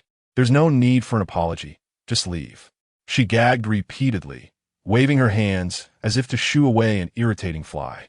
Qing Shuo's face turned pale. Having made an effort to be amicable, he found himself met with not just rejection from Shi Yi, but an outright display of disgust. Did she find him repulsive? Unable to swallow his pride, he remained rooted in place, shifting the blame onto Uni. "I apologize for your unfavorable impression of me. It is only natural given Yuni's past misdeeds. I cannot rein her in, but now our relationship is severed. I trust that in time, you will come to dispel your misunderstandings of me." It seemed he took advantage of her recent arrival to the tribe, assuming she was oblivious and that her youth made her an easy target. Sure, he felt a rising urge to retch as she saw Qing Shuo's hand approaching. She recoiled in fright, exclaiming, "Don't touch me." Her voice startled Qing Shuo, freezing him mid-motion. His face blanched and then flushed with a mix of embarrassment and barely concealed malice as countless eyes turned to him, their gazes piercing. Chapter 98. Reflecting on oneself, those around him quickly discerned the situation.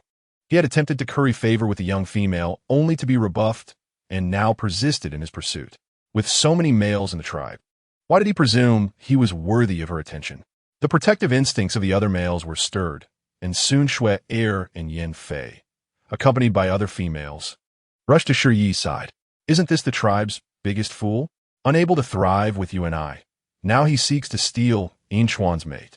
Does he really think he can measure up? Sure, he would never regard him favorably. It would be wise for him to depart swiftly. If he left now, come spring, without any females to provide him with food, he would be left to languish, unable to fend for himself. As Qing Shuo listened to the mocking remarks of the beastmen, his complexion darkened. He was indeed lazy and unwilling to exert effort or learn the art of hunting. Yet he had managed to win the favor of a female through his own means, which was far superior to the lot of these rejected males. What difference did it make if he, among many who did not lift a finger, was added to their ranks? Their jealousy was palpable as Yin Fei, with keen eyes, remarked upon the bone blade in his hand. "You intend to gift that bone blade to Shi Yi, the one you and I nearly fought Shui Er over? Huh? You present that to her? Surely, you have nothing of value to offer. Instinctively, Qing Shuo concealed the bone blade behind him, embarrassment washing over him as he could not lift his head amidst the laughter surrounding him. His self-esteem festered within him, breeding resentment. While others sought affection through their genuine merits, he had nothing to offer but the remnants of a past relationship to present to another female. Shui glared at Qing Shuo with disdain, then comforted Shi Yi. It's all right, don't be afraid. He wouldn't dare act against you. Shi Yi nodded, her face pale, not from fear but sheer disgust. Yin Fei was relentless. Who doesn't know Qing Shuo was envious of you and I pursuing Yinchuan. He's done his fair share of scheming behind her back, and now he cannot bear to see them happy. Qing Shuo's face burned crimson. His gaze turned cold as if he were ready to devour someone. His meager pride had been trampled time and again.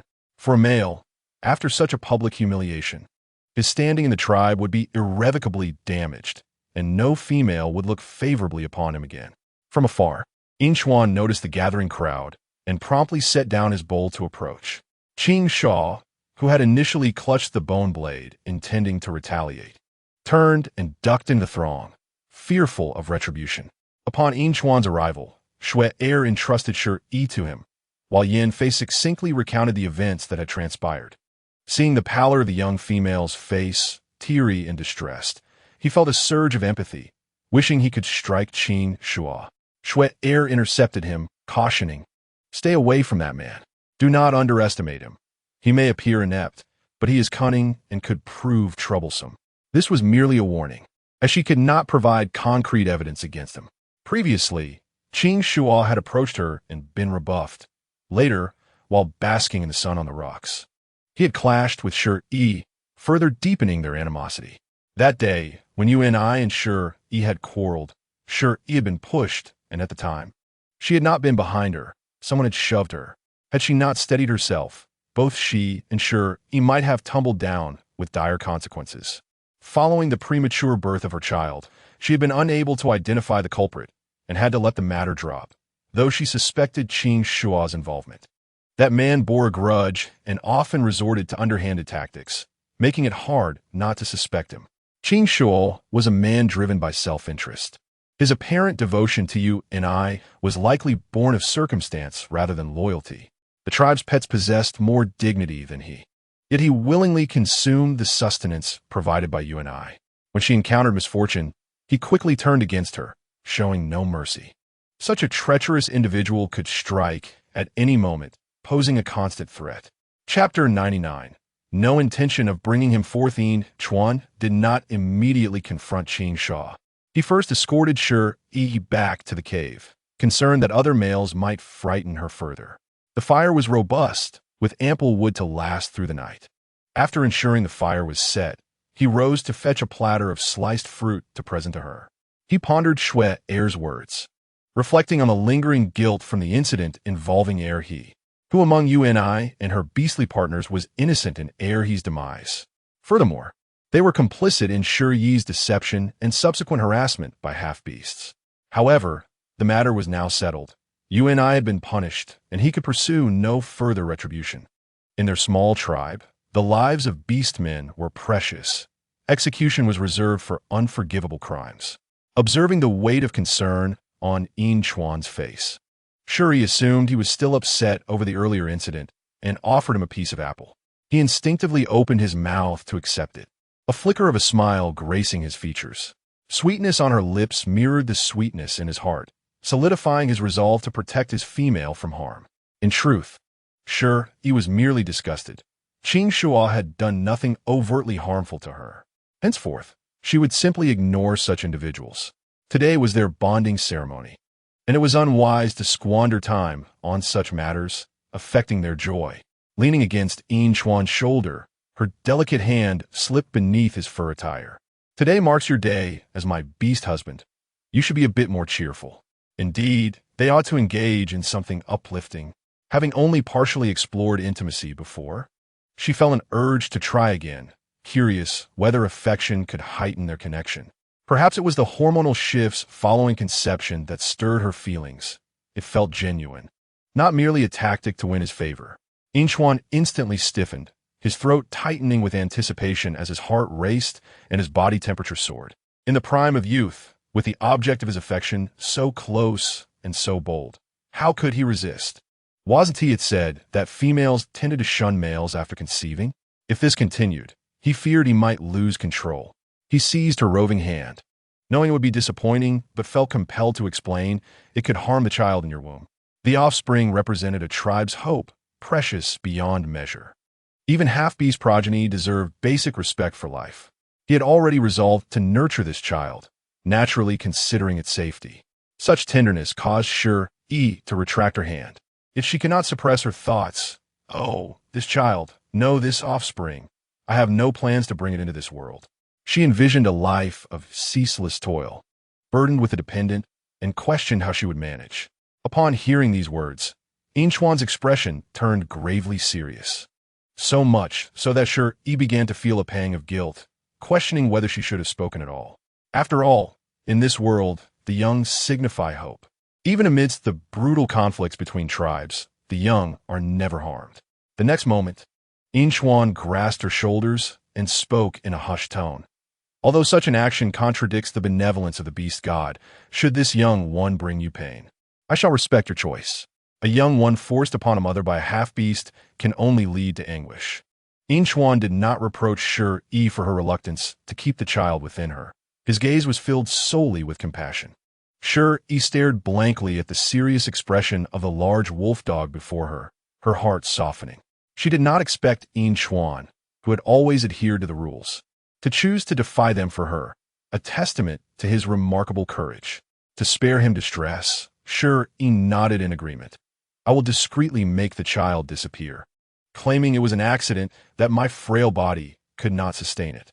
That night, due to the commotion caused by the males, Shi Yi revealed her pregnancy, and now the entire tribe was aware of the young one she carried. This situation needed to be resolved swiftly, otherwise, as her belly grew day by day, matters would become increasingly complicated.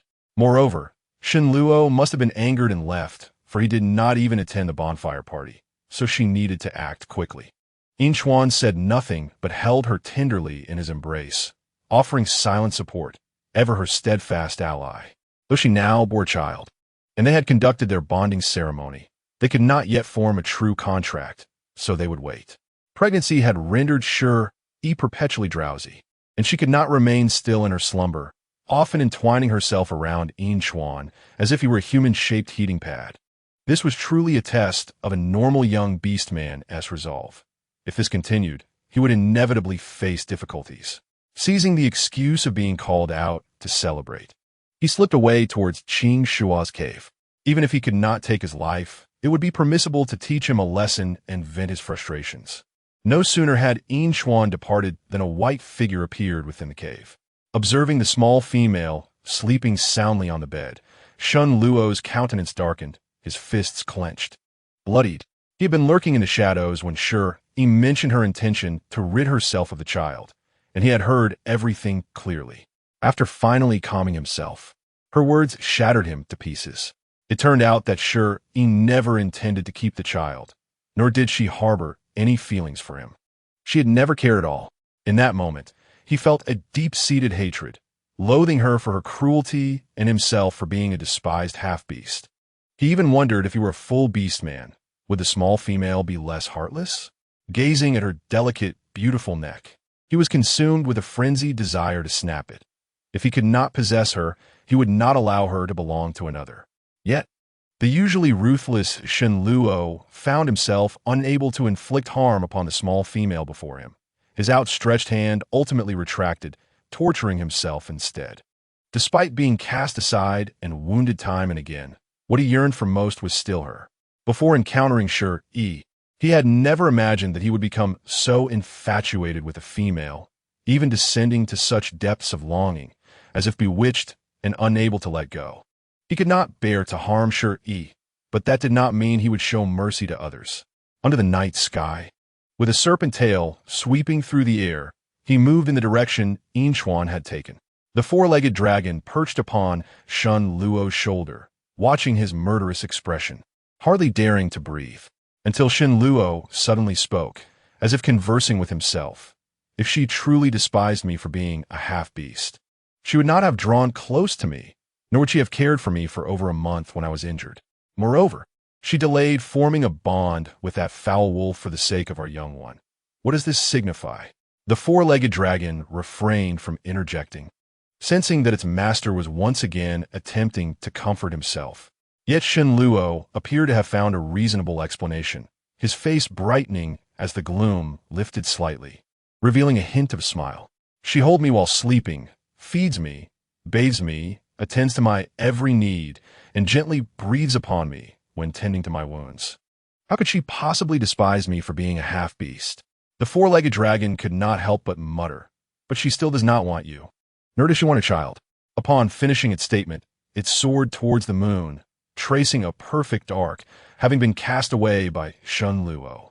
His eyes glinted with a faint red hue, radiating murderous intent. Aside from being a half-beast, I am superior to that foul wolf in every other aspect. She merely seeks the wolf as a crutch, fearing that our child would also be a half-beast. Thus, she hesitates to keep the child. It indeed requires great courage to be with me, and I will wait for her. The absence of a child matters not. What he cared about was never the child. The child was merely a bond between him and Shi Yi, a means to tether her to him. The four-legged dragon, having scrambled back, rolled its eyes in disbelief at such an ultimate love-stricken sentiment. When it first discovered its master hibernating in the cave, who had left a note claiming he would go and kill an oblivious female. And now, here he was, having fallen in love while attempting to kill her. Even having a child, it seemed he had lost his wits entirely. Now, it dared not speak ill of the small female. A single frown from its master could invoke his wrath, disregarding their long-standing bond. As it finally managed to climb back onto Shen Luo's shoulder, it was promptly cast off again. In the chilling wind, only a single remark floated back. She is cold. Go back and watch over her. Do not let her kick off the blanket. The four-legged dragon was left in shock, unable to believe that this affectionate and warm-hearted figure was indeed its cold-blooded master. After all, it was a top-tier battle pet, reduced to the point of having to cover a female with a blanket. As it entertained thoughts of mischief, Shen Luo, seemingly reading its mind, issued a warning without turning around.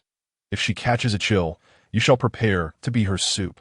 The memories of being roasted for disobeying commands loomed vividly. The master remained unchanged, still that brutal overlord, only gentle towards that small female. And that meager tenderness was not shared with it. Upon returning to the cave, the four-legged dragon discovered that the small female indeed kicked off the blanket. Her exposed arms and legs were fair and slender, quite dazzling. Her serene beauty while asleep was incredibly endearing.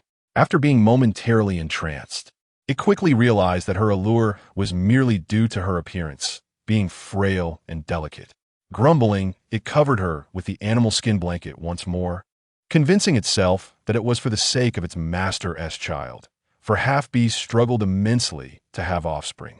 This female was merely fortunate. Just as it prepared to leave, Shi Yi turned over again, kicking off the blanket once more, mainly because the bonfire was blazing too brightly, making it uncomfortably warm.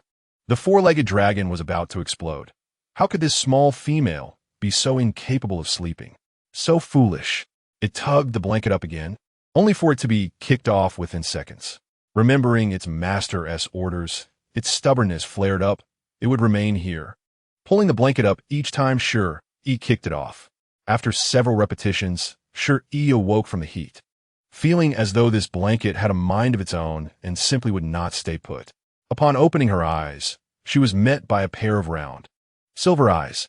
The air suddenly fell into an eerie silence as she gazed at the small creature biting the blanket, her mind racing to identify what it was. It was rather adorable. The four-legged dragon felt its paws grow clammy, silently repeating to itself, "You cannot see me, you cannot see me," attempting to evade detection, while subtly performing an act of disappearing in place.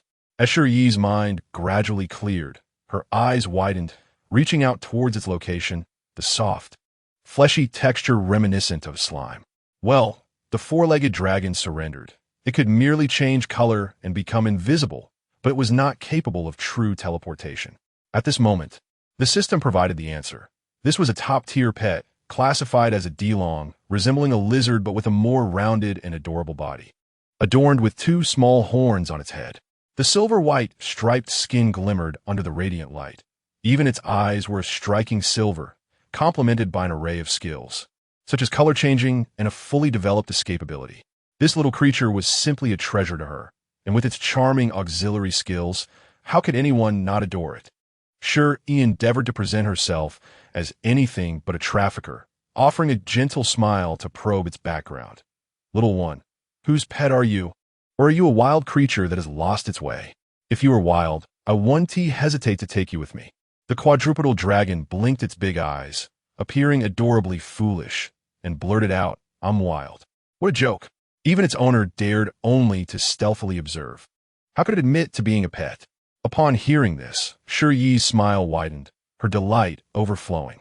A talking pet, albeit with a rather coarse voice, was simply too enchanting for her to resist.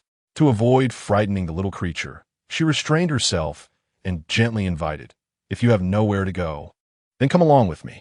At least you won't suffer from hunger or cold. The quadrupedal dragon contemplated refusal. It had its own master and could not heed the commands of a female. Moreover, this female had caused its owner's mind to become unhinged, so it could not possibly harbor any fondness for her. However, when presented with a plate full of mealworms, its resolve crumbled. It could not resist such delectable offerings, and the taste was exquisite, far superior to the meager rations it had to fend for while following its master. Happiness made the dragon's eyes squint, its long tongue eagerly devouring the mealworms. Noticing this opportunity, Shi Yi generously purchased several types of pet food from the marketplace. The little creature feasted heartily, lying on a fragrant and soft fur blanket, its round belly contentedly protruding. For the first time, it realized that life as a dragon could be so delightful. Previously, it had believed that following a strong master was the only path, but now it found the idea of being a pampered pet quite appealing.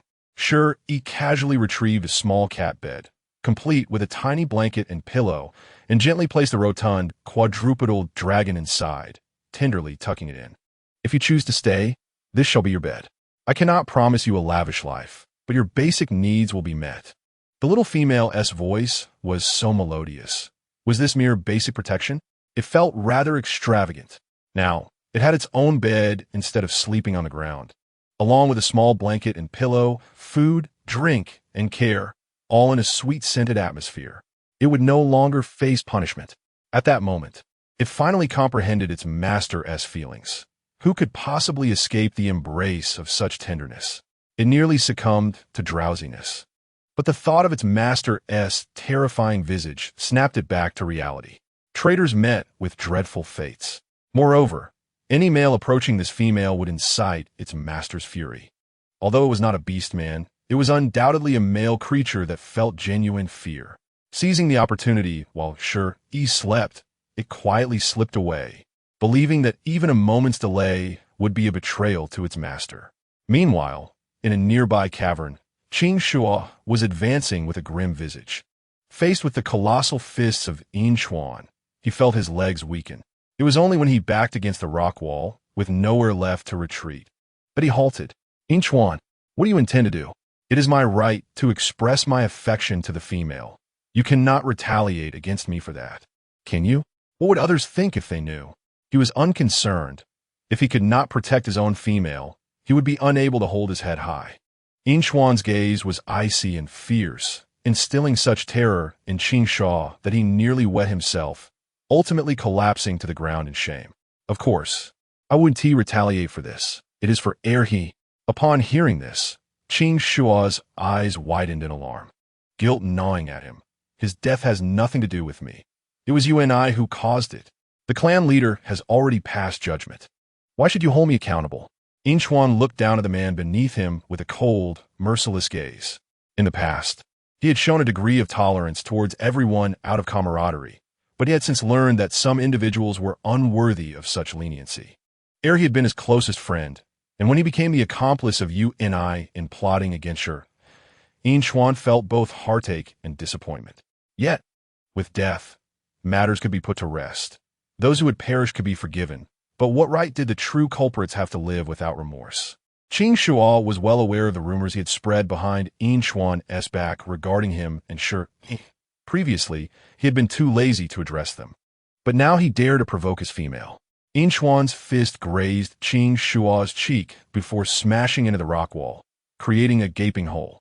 This man needed to be taught a lesson to deter him from causing trouble in the future. Qing Shuo, terrified, lost all dignity, and the foul odor of his fear permeated the air, leaving him embarrassed and distraught. To lose face before his nemesis was far worse than death. He trembled with rage and fear. It has nothing to do with me. Even if you kill me, it remains unrelated. If you kill me, you won't be able to stay in the tribe. Qing Shuo understood all too well. If he admitted to orchestrating He's downfall, Yin Xuan would not spare him. As long as he did not confess, he would only suffer minor consequences. Yin Xuan would not dare to kill him. Yin Xuan had no intention of killing him. Whether he confessed was inconsequential, but he needed to instill a lesson. Fists fell like rain, and Qing Shuo found his own fist lodged in his mouth, rolling his eyes without uttering a sound. Once the beating concluded, Yin Xuan stood, slightly panting, and issued a warning. The matter of he is settled. Should you ever dare to covet my female again, I will not show you mercy. He knew well that while I was overbearing, she lacked the intelligence for cunning schemes. Qing Shuo was by no means innocent. Today, he had shown mercy by letting Qing Shuo off with a warning, but he was unaware that this act of kindness would only breed resentment. Qing Shuo glared at Yin Xuan's retreating figure, filled with hatred, and spat blood onto the ground, waiting a long while before daring to curse under his breath. What is there to be proud of? The first warrior? How long until I make you pay? As he finished speaking, a figure entered, startling Qing Shuo in a hurriedly pleading for forgiveness. I was wrong, Yin Xuan. Please don't strike me. I won't dare again. The newcomer found his desperate demeanor amusing, but felt no sympathy. Instead, murderous intent arose. A claw mark appeared on Qing Shuo's neck, blood gushing forth. And only then did he realize that the individual before him was not Yin Xuan, but rather a half-beastman with a serpent's tail. Shen Luo disdainfully wiped the blood from his fingertips, feeling somewhat relieved. This male dared to covet Shi Yi, and he deserved to die. Now he could also make that foul wolf's life miserable, which was a fitting end. As for why he did not directly harm Yin Xuan, it was simply due to his concern that the little female might be saddened or resentful of him. Otherwise, there was no way he would leave that foul wolf alive. The quadrupedal dragon reported back. That foul wolf has returned, master. Shall we continue to spy? Meeting Shen Luo's icy gaze, it quickly corrected itself. Ah, I meant to say, shall we continue to protect that gentle and lovely female? It then let out a tremendous belch, the scent of mealworms wafting forth, and hastily covered its mouth with its chubby paw, feeling guilty. Fortunately, its master was not angry and even offered it a hint of kindness, merely for having genuinely praised Shi Yi moments ago. Rest assured, I won't allow her to lose her young. She will soon return to my side. The quadrupedal dragon remained silent, only daring to voice its thoughts internally. How could such a gentle and sunny little female be paired with a cold-blooded schemer like him? Just with a single encounter, it had been won over by delectable mealworms. Unable to bear the thought of such a charming little female being mistreated by her own master. Could that delicate, tender figure withstand a single punch from him? In the future, if one were to venture to a place as sinister as Haishi Chung to endure hardship alongside the master, merely contemplating it stirs a pang of sympathy. Chapter 104, A Life Lost. Shen Luo stood guard while it slumbered. Not everyone possessed such a peculiar penchant for surreptitiously observing their partner's repose. At dawn, Yin Xuan was roused by the tribal patrol and taken away. Shi Yi awoke, the solemn atmosphere leading her to believe another significant event had transpired within the tribe. She hurried outside to inquire what has happened. Yin Xuan presumed it was about the altercation with Qing Shuo the night prior. Thinking perhaps Aiden would scold him and impose a couple of lashes, nothing more. Therefore, he fabricated a casual excuse. It's nothing. I have a matter to attend to. You may continue to rest. Typically, many affairs within the tribe required Xuan's assistance. So sure, Yi harbored no substantial doubts, though she noted the somber expressions of those around. Perhaps they were merely fatigued from revelry the previous night? With that thought, she returned to her slumber. Shenluo quietly observed her from the edge of the bed for a considerable time, his eyes brimming with affection, rendering the dragon uncomfortable. Once satisfied with his gaze, he rose, preparing to investigate the commotion. He instructed the plump quadruped dragon, who was entrusted with the blankets, to watch over her and not to kick off the covers and catch a chill. The quadruped dragon sparkled with excitement in its eyes, showing no resistance as it began to ponder how to charm its way into treats. After a few steps, Shenluo found it odd that this lazy creature showed no defiance. However, he dismissed the thought, knowing that resistance was futile. Xuan was brought before the chieftain, his peers regarding him with complex emotions. He candidly admitted, "Is this about Qing Shua? I confess I struck him last night. I harbored grievances due to ere he ensure es matters. Please punish me, chieftain." Sang Mu had initially clung to a glimmer of hope, wishing the incident bore no relation to Xuan. However, he was taken aback when Xuan confessed outright. The already aged chieftain's face creased further as he grimly asked, "Are you certain you sought out Qing Shua last night? You have always acted with composure. What led to such folly this time?" Xuan, puzzled, responded, "It was merely a scuffle. Such occurrences are commonplace among the males in the tribe. It cannot be this dire." Yet, he was bold enough to nod in affirmation, saying, "Yes, I confronted him and resorted to violence. I accept the consequences." Upon hearing this, Sangmu nearly gasped for breath, realizing this was no mere fight, but a heinous crime against kin. This was the tribe's finest prospect. He could not bear to impose a severe punishment. However, to shield him would leave Sangmu unable to explain to the tribesfolk. With a heavy heart, he struck his chest in despair. "Xuan, you have always been upright and magnanimous. Why this impulsiveness?" Xuan remained bewildered, questioning why such a fuss was being made over a simple brawl. Historically, grievances among individuals were typically resolved through combat. Could it be that Qing Shua was up to some trickery? Enraged at the thought, he retorted, "Chieftain, do not be agitated. He simply needed a lesson. I have nothing further to argue." Sangmu, with tears in his eyes, could scarcely articulate his anguish, almost fainting at the sight of a promising youth being so recklessly ruined. Nearby, Yinshu furrowed her brow and explained, "It is not as simple as a mere fight. Qing Shua has perished. Sure, he had saved his life, and she did not wish for this matter to implicate Xuan, but the current situation was precarious." Xuan, in a state of confusion, could hardly fathom how Qing Shua could be dead. He had exercised restraint during their confrontation. It was inconceivable that he could have caused such harm. Impossible. How could he have died? "I did not strike him fatally. I merely sought to teach him a lesson." He had only just acknowledged having struck someone, unaware that the individual had perished. Chapter 105, Ominous Portents. A male, known for his malice, spoke up. "Regardless, all we know is that you visited Qing Shua's cave, and thereafter he met his end. How can you claim innocence? He was the one who had gifted Shi Yi a necklace of beast teeth, named as Shi, one of the tribe's secondary fighters, second only to Xuan. Rejected publicly in his courtship, he believed it was Xuan who had thwarted his advances, thus seizing the opportunity to express his resentment. He commanded the other beastmen to bring forth Qing Shua's lifeless body, covered in animal hide, pallid and devoid of life. Yet peculiarly, the body had not undergone beast transformation. Ashur's face contorted with hatred. The absence of beast transformation signifies a portent of the beast god's wrath. How do you intend to deny it? Upon death, all beasts would transform. Failure to do so foretold ill omens.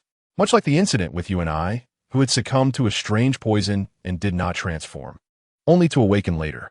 Now, she was regarded as a monster, cursed and avoided by all but the guards, who dared not approach her cave. With Qing Shua's death presenting yet another instance of non-transformation, the tribe was gripped by fear, apprehensive that this heralded impending disaster. Encouraged by Ashur, many came to believe that Xuan's actions had provoked the wrath of the beast god. Voices rose in anger. The body lies here. How will you deny it? Just because you are the tribe's foremost warrior does not grant you impunity. You harbored resentment because Qing Shua sought your female and, in a fit of rage, killed a fellow kin. It is utterly monstrous. Immediate agreement followed. Indeed, to strike against one's kin so ruthlessly, even as the foremost warrior, is an affront to life itself. Many sought his female that night. Your heart is so small, your actions so brutal. We must be wary of your vengeance. They clamored, each voice more outrageous than the last, demanding the chieftain provide an explanation. Inchuan opened his mouth, but could not articulate a response, his gaze falling upon familiar faces now twisted in doubt. He had never wished for Shi Yi to be with another male. Yet he would never resort to murder for such a reason. The very companions he had once trusted now questioned his integrity. Observing Qing Shua's body, he furrowed his brow in deep contemplation. Indeed, there was a scratch upon Qing Shua's exposed neck, strikingly similar to his own. This frame-up artist knew him well, understood the conflict between himself and Qing Shua, seeking to implicate him in this heinous act. Thus, it was highly probable that the true culprit resided within the tribe. Arriving at this conclusion, Inchuan spoke calmly. I did not slay him. Believe me or not, I merely administered a lesson. Ashur ripped away the hide, covering Qing Shua's body, exposing the gory remains, hollowed out and bloodied. Do you still wish to deny it? You just admitted to striking him. You were the only one who visited his cave. The scratch on his neck is unmistakably yours. And he was disemboweled in a fit of rage. Who else could harbor such animosity towards him apart from someone within the tribe? Everyone knew that you and I had nearly caused Shi Yi's demise, and Qing Shua had been her loyal advisor, the architect of that calamity. He was not a virtuous individual. Everyone was aware of his underhanded schemes against Shi Yi, and yet he sought to win her affection. The grievances between them provided Inchuan with a plausible motive for murder. Everything appeared to align so perfectly. Chapter 106, a deliberate frame-up. Confronted by numerous skeptical gazes, Inchuan experienced a fleeting disorientation. Throughout his time in the tribe, he had diligently cared for all. During winters of food scarcity, he had even shared his rations. Braving storms to hunt, each member of the tribe had benefited from his generosity. Yet now these very individuals were unwilling to extend him a shred of trust. They seemed disinterested in uncovering the truth, eager only to condemn him. Inchuan clenched his fists, standing firm, his typically vibrant blue eyes now filled with disappointment. However, this was not the time for quarrels. Reason prevailed, and he must uncover the truth. The one who schemed against him deserved punishment. Failing to expose them could lead to further chaos. He turned to the chieftain, Sang Mu, and articulated his suspicion. Someone has deliberately framed me. Though I know not their motives, it is imperative that we expose this individual. Ashur scoffed, remarking, You dare to bite back now? Are you implying that the murderer lurks among us, intent on framing you? I never imagined that Inchuan would be such a coward. Bold in action, yet timid in consequence. Angered by his taunts, Inchuan seized Ashur by the collar, exclaiming, You speak nonsense. It was not I. I am unaware of who it was, but I shall uncover the truth. Ashur stood his ground, defiantly arching his neck, his expression a mask of fury. Do you think I fear you? Should you wish to resort to violence, you may be the very murderer. Who knows whom you would frame? The two men faced each other, baring their teeth, ready to unleash their primal instincts, prompting those around them to retreat in fear. Ashur, one of the strongest in the tribe, had lost his mate due to illness in the harsh winter and refused to father offspring with the other females of the clan. Instead, he had set his sights on the newly arrived Shi Yi. Initially, he was willing to be subordinate to Inchuan, but he never expected to be publicly rejected. In his view, Inchuan was simply petty, wishing to monopolize the female, selfish and envious, lacking the qualities of a true male. Males typically resolve disputes through sheer strength, where the strongest voice prevailed. However, Ashur understood that he was no match for Inchuan.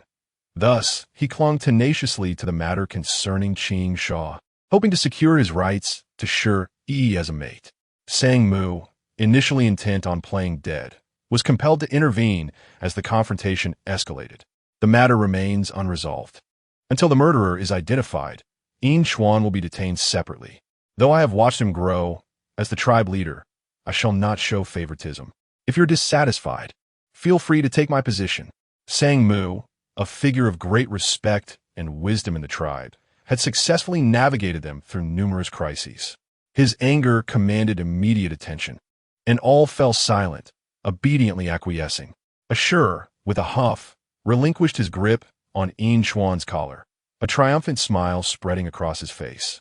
Feeling that he had regained his dignity, Yin Chuan, unwilling to accept this outcome, sought to plead, "Leader, it truly was not I.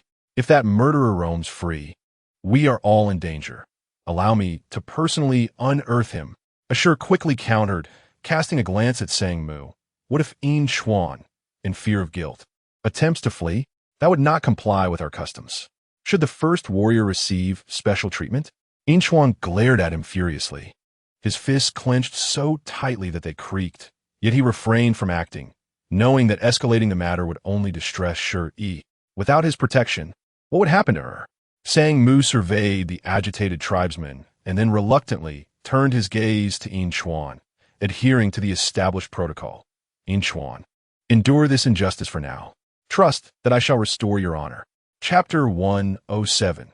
A kiss, and I will tell you. Yin Chuan, unwilling to burden Sang Mu further, shot a resentful glare at Ashur before retreating to the cave designated for detaining those who err. Observing this unfolding drama from the shadows, Shen Luo smirked with sinister satisfaction. His attention returned to the disemboweled corpse on the ground, his gaze deepening with intrigue. Last night, he had merely slashed the throat. He had not consumed the entrails. Who else had been present? He was apprehensive that an extraneous individual might inadvertently sabotage his scheme to frame Yin Chuan.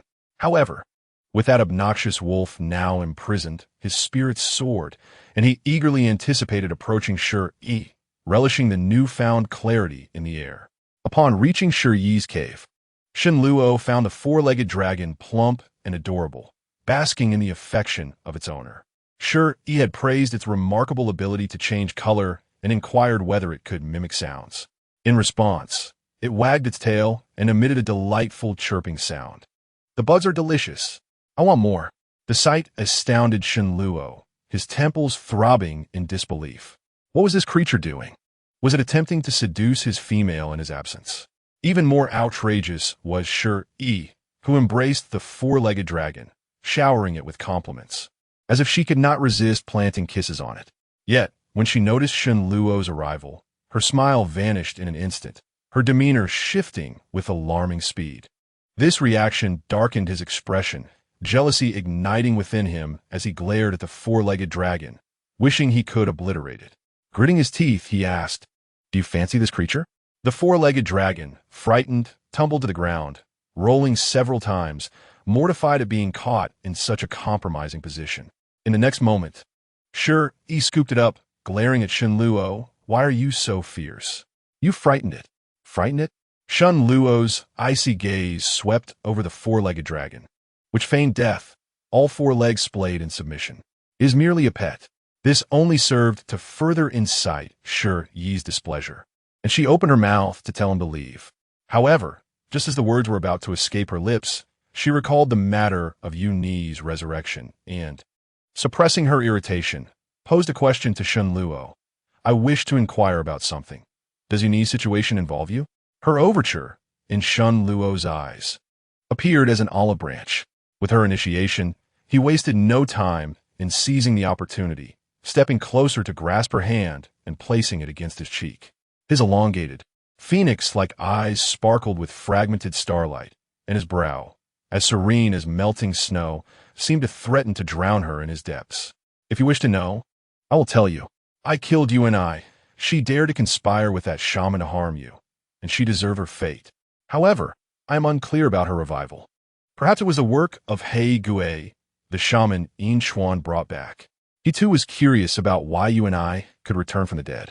Having observed her closely these past few days, noticing her changed demeanor, he had refrained from taking immediate action, contemplating the power of resurrection. A subtle gravity and chill flickered in his eyes, hinting at a burgeoning suspicion that He Gui might still be alive. The answer Shen Luo provided fell within Shi Yi's expectations. Her curiosity lay solely in the methods employed by the shaman He Gui to resurrect Uni and his ultimate intentions. The ability to revive the dead in the beast era held immense significance, potentially granting dominion over all. It was akin to the apocalyptic outbreak of a zombie virus, sweeping through the world and transforming it into a kingdom of the undead. Truly a frightful prospect. Yet, with that black monkey now reduced to mere water, she no longer had to worry about being targeted. She preferred straightforwardness, so she cut to the chase. You know that shaman, and you have grievances with him. You must know what he intends to do, correct? Shen Luo smiled slightly, his captivating visage growing more enchanting, his eyes filled with mischief and allure. Just kiss me, and I shall reveal all. Chapter 108. Shall we have offspring? Shi Yi was taken aback by his brazen audacity, causing the four-legged dragon to become increasingly rigid in alarm. Was this truly the same master she had known? Initially, it had felt shameful to act cute for a morsel of food, but now it sensed that its master had crossed the line. Shen Luo, however, remained unfazed, planting a gentle kiss on Shi Yi's soft, pale palm, his golden eyes brimming with anticipation. Just a kiss, all right? Shi Yi's heart skipped a beat. This enchanting rogue was far more alluring than when he was fierce. She was not devoid of desire. Women remain eternally youthful, and at 18, they are in their prime. Seizing the moment, she planted a swift kiss on Shen Luo's cheek. Now, how can we talk? Shen Luo's eyes sparkled with amusement, his demeanor transforming into one of uncharacteristic gentleness as he placed his hand on her abdomen. Then, will you bear my offspring? He was becoming increasingly audacious. The four-legged dragon felt a cramp in its legs, its mind spinning. It did not wish to witness its master's shamelessness. Shi Yi, startled, hastily withdrew her hand, stepping back a few paces, nearly twisting her waist in the process. Shen Luo, quick to react, caught her, his palm encircling her slender waist, his tone softening further. Do you truly despise me so much? Is even the thought of offspring unbearable? Shi Yi had harbored a sliver of hope, but she had not anticipated that he was already aware of her desire to avoid having children. A wave of anger surged through her, realizing he had been secretly watching her. Was there no privacy left? In a fit of anger, she spoke without restraint, declaring, "Indeed, I despise you. I have no intention of bearing your offspring. You are not permitted to spy on me any longer." The four-legged dragon, startled, jumped in fright. The last orc who had spoken to its master in such a manner had long since become a mere memory. It genuinely feared that Shi Yi might be harmed, for without her, it would no longer indulge in those delectable insects. Yet, to its astonishment, the anticipated scene of cruelty did not unfold. Instead, its cold-blooded, unyielding master appeared to be on the verge of tears, his eyes glistening with a hint of vulnerability. Through gritted teeth, he uttered words devoid of resolve. "Retract your previous statement, and I shall pretend I did not hear it." The four-legged dragon rolled its eyes and disdainfully kicked a clump of dirt onto Shen Luo's shoes before bounding away. Shi Yi felt suffocated. She detested the sensation of being constantly observed, devoid of privacy and freedom. It reminded her of the relatives who had covertly monitored her every move, employing all means to track her down, which filled her with loathing. Turning her head away to ignore Shen Luo, she rose to seek Yinchuan. However, Shen Luo abruptly pulled her into his embrace, stating, "You shall not go. Do you wish to find that wretched wolf? He will not return." Overcome with emotion, Shi Yi began to weep, turning back to slap him, exclaiming, "What have you done to Yinchuan?" The four-legged dragon, cowering in a corner, covered its eyes in disbelief at Shi Yi's audacity to strike her master. Such defiance could lead to dire consequences. Shen Luo was indeed furious, but his anger was limited to pulling her back and tossing her onto the bed, adding with a hint of concern, "You are barefoot. It is cold." The four-legged dragon was in a state of panic, feeling as though it no longer recognized its master. Something must have gone terribly awry. Shi Yi was at a loss for words, crying uncontrollably, lamenting the loss of her very essence. With less than half a year of life remaining, How could she possibly endure? In Shen Luo's eyes, her sorrow stemmed from her deep affection for Yin Chuan, which only fueled his frustration to the brink of shattering his teeth. Reluctantly, he spoke the truth. He is not dead. He merely killed a fellow orc and has been imprisoned. If you agree to bear my offspring, I shall ensure he does not perish. Shi Yi harbored a strong aversion to being threatened. Her eyes blurred with tears as she protested. I can save him.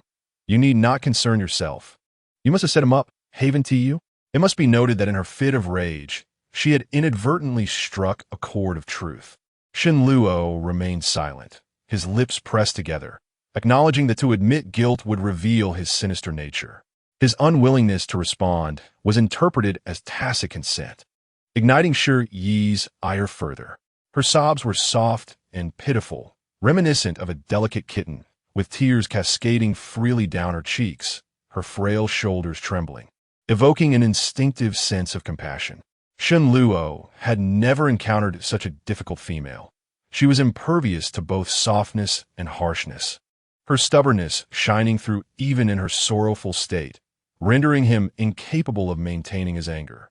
If he were to unleash his wrath, she would only weep more fiercely, a situation he could not bear. Yet he insisted upon his demands, his eyes glistening with intensity. The offspring is a result of our first union. It is your choice, and you shall not abandon it. He endeavored to reason with her, albeit with a hint of petulance, caught in a web of helplessness.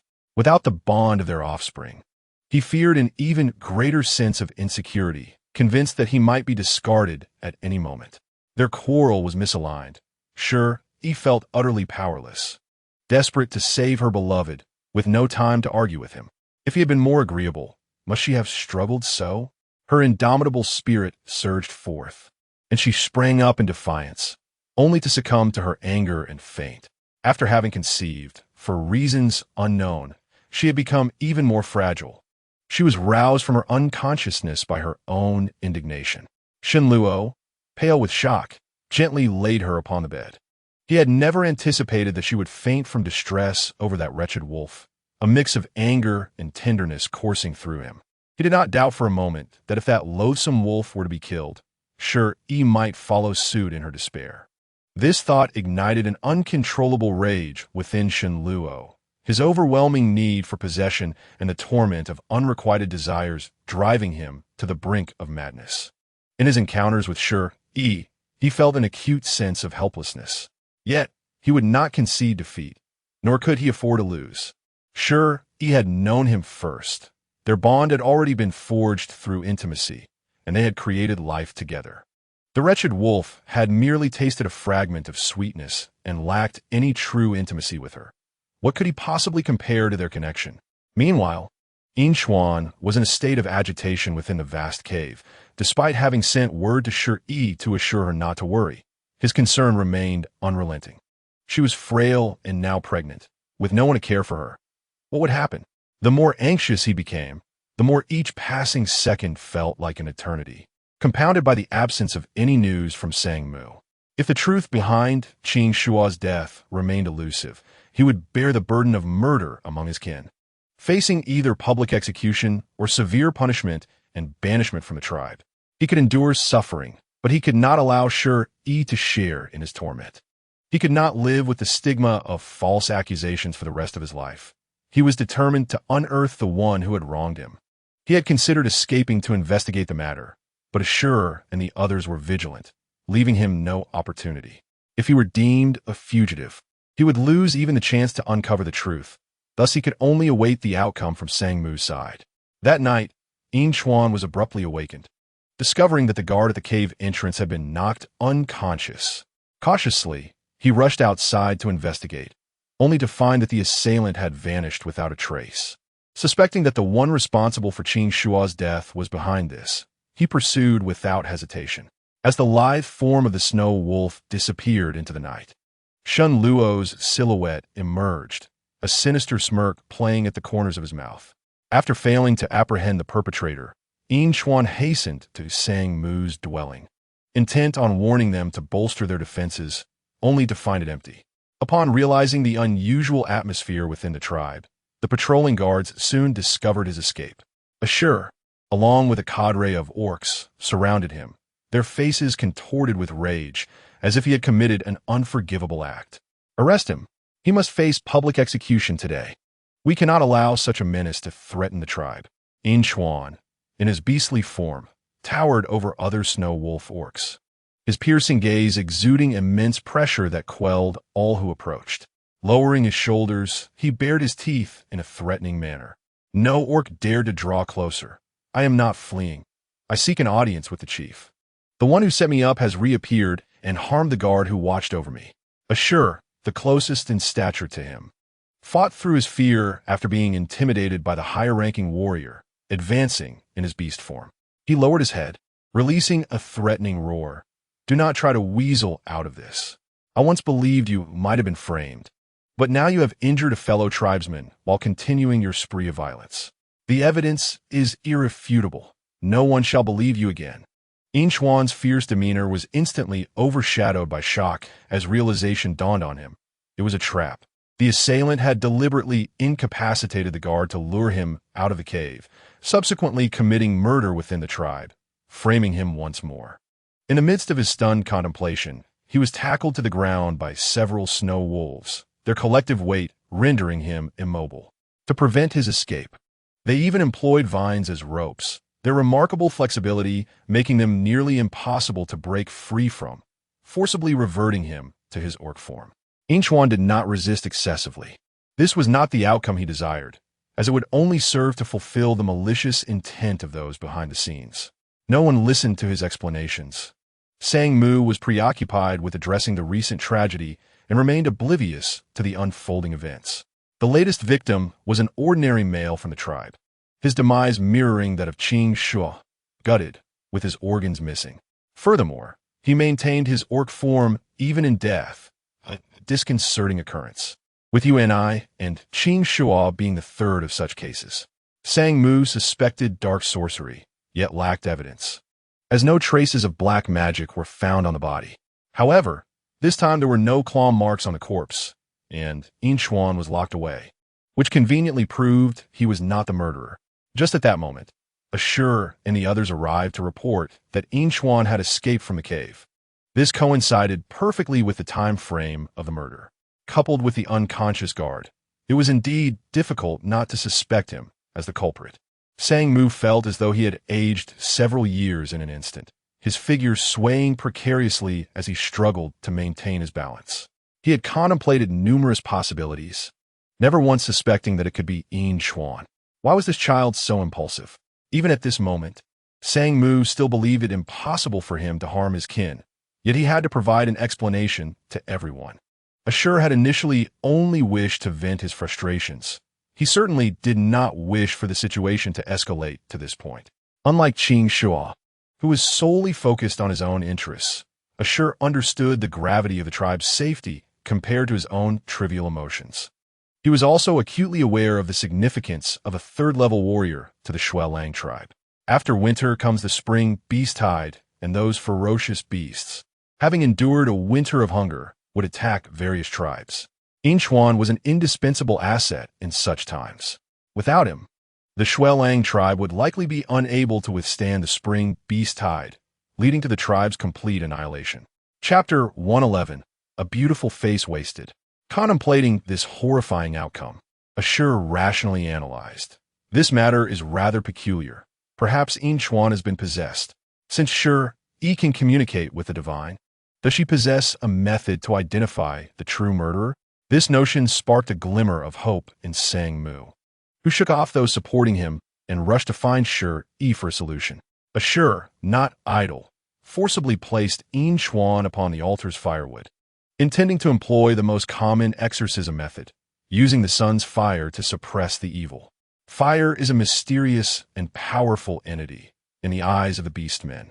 Flames can destroy everything and naturally expel malevolence. Yin Shu, accompanied by a group of beastmen, sought to intervene, but they were no match for Ashur's group, resulting in a standoff. Are you mad? If you harm Inchuan, how will you explain this to the chief? The identity of the murderer is still uncertain. You cannot do this. Ashur held a torch in front of the firewood, declaring, I am doing this for his own good. There are rumors in the tribe that a snake beast half-human is spreading dark sorcery. If he has indeed been possessed, there is still hope for salvation. Step aside. It is well known that beastmen do not consume their own kind. Only wicked dark sorcerers revel in devouring the entrails of living beings. The snake beast half-human that previously appeared in the tribe wielded powerful sorcery, undoubtedly identifying him as an evil dark sorcerer. They firmly believed that Inchuan had succumbed to the dark sorcery of the snake beast half-human, resulting in the deaths of 2 of his kin and the consumption of their entrails. Both Allure and Yanshu remained steadfast, unwilling to yield, pushing and shoving, ready to erupt into conflict at any moment. Bound tightly, Inchuan was unable to escape, helplessly watching in desperation as his explanations of not being under dark sorcery fell on deaf ears. They were intent on burning him. Not far away, Shenluo, hidden from view, observed this scene with a furrowed brow, a chilling aura emanating from his golden eyes. His initial intention in releasing Inchuan was to fabricate a charge of fleeing in guilt. Shi Yi was reluctant to see him perish, so he would allow him to be expelled. However, Shenluo did not anticipate that there was another figure lurking in the shadows, daring to scheme against him and spreading rumors that he was a dark sorcerer.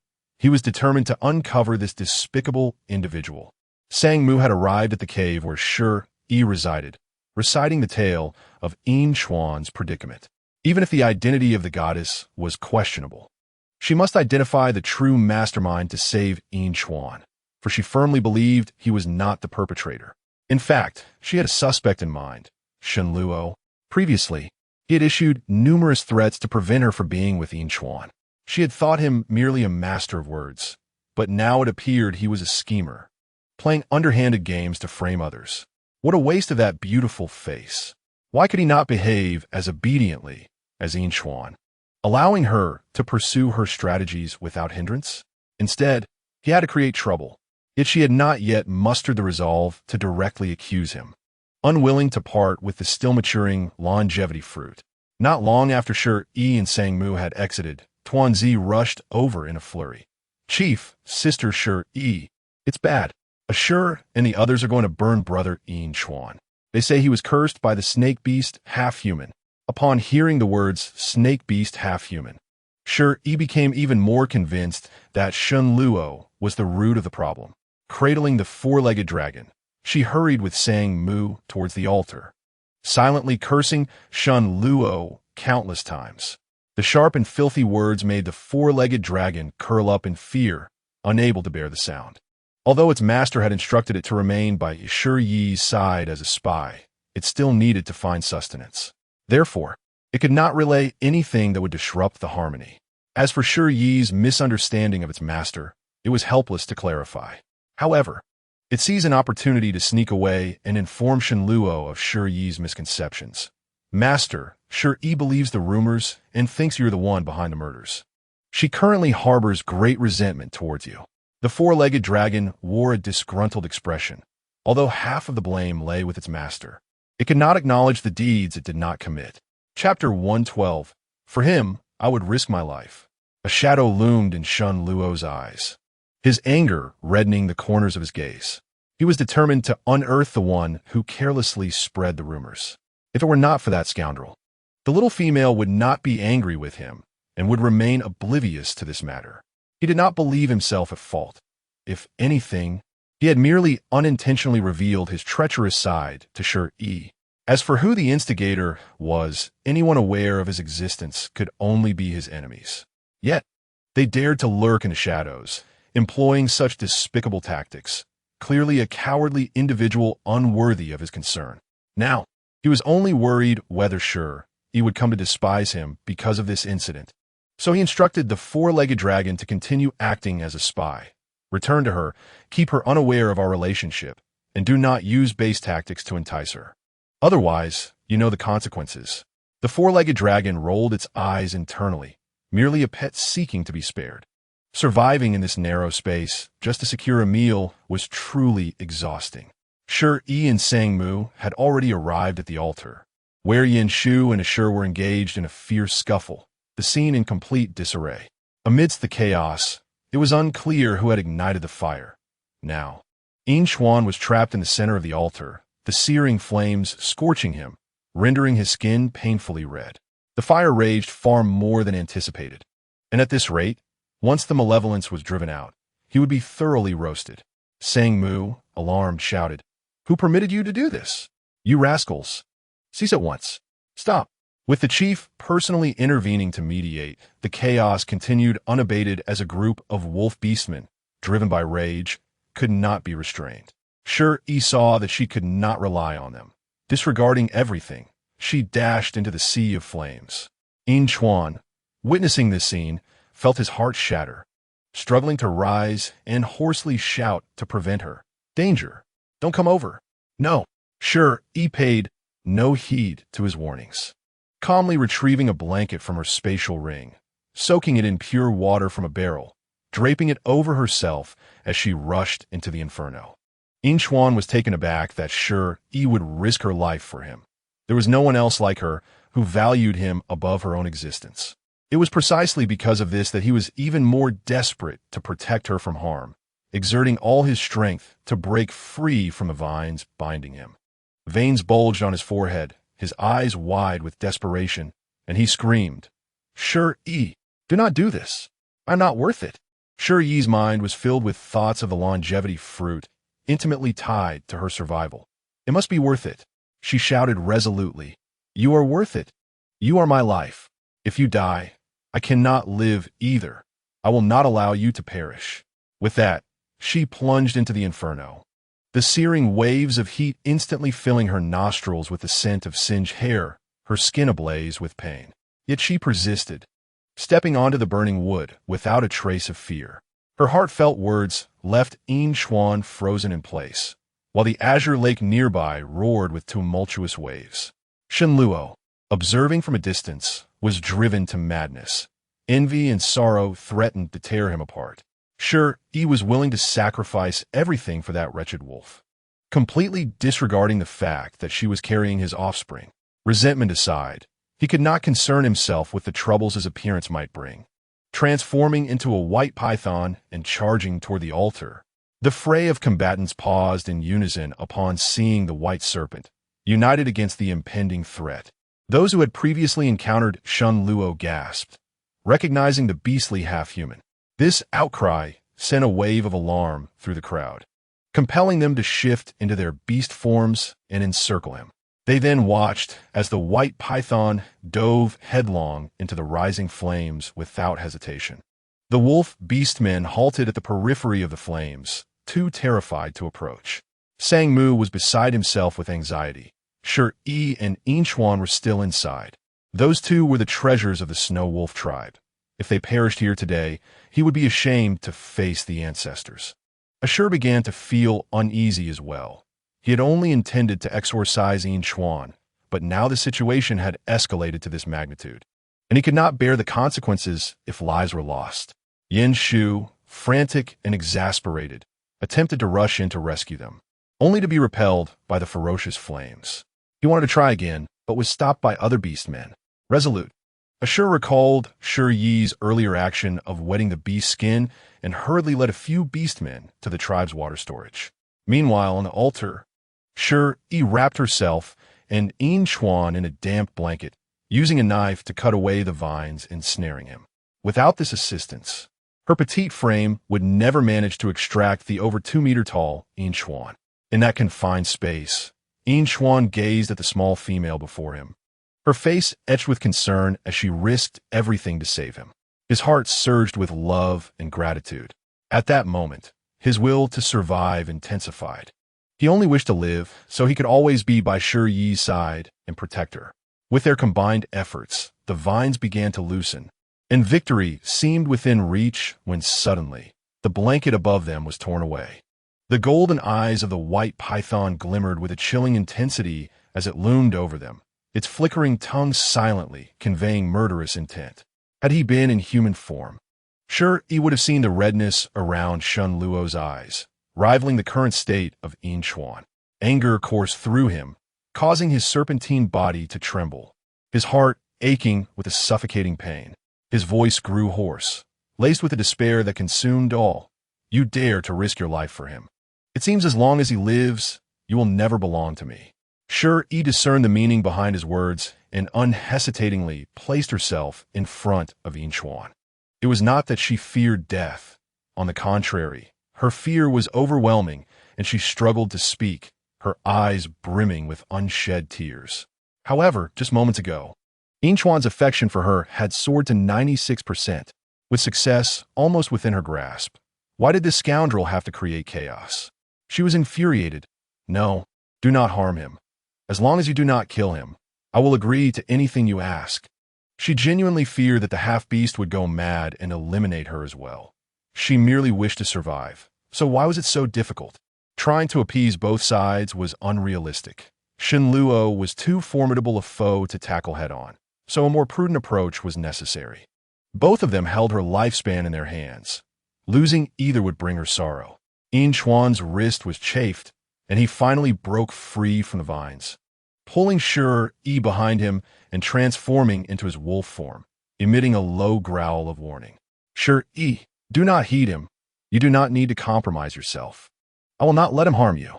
The white python narrowed its eyes, ignoring Inchuan entirely, as if he were invisible, fixated solely on Shi Yi.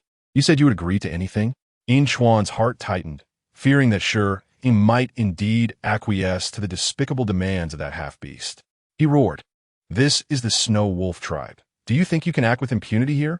Shi Yi, hidden behind the Snow Wolf, felt uncertain. After all, Shen Luo had previously escaped from their grasp with ease. She hoped for his capture, yet did not wish for him to be harmed. The fruits of their labor were nearly ripe, representing half a year of her lifespan. Before she could devise a better solution, Shen Luo impatiently launched an attack on Inchuan. "You insolent creature! How dare you be so audacious in the presence of a mere third-tier warrior from a small tribe? You are utterly unworthy of her." Shen Luo's words struck at Inchuan's insecurities, igniting a fierce battle between the serpent and the wolf. Shi Yi was overwhelmed. Could they not finish this fight elsewhere? They were in danger of being cooked alive. She grabbed 2 buckets of pure water and poured them over the small blanket, wrapping herself in it, finding a modicum of relief. Outside, Ashur returned with his group, bee skins drenched in water draped over them as they charged toward the altar. Their fearless assault scattered the firewood, creating a breach. Inchuan stood in front of Shen Luo, creating an opportunity for Yin Shu and the others to rescue Shi Yi. Enraged, Shen Luo unleashed his serpentine strength, scattering the group of wolf beasts. A mark of red flame appeared on the python's forehead as it opened its mouth to release a torrent of fire, injuring many of the wolf beasts. Once the mark turned white, the surrounding air grew frigid, and his breath could freeze a person solid.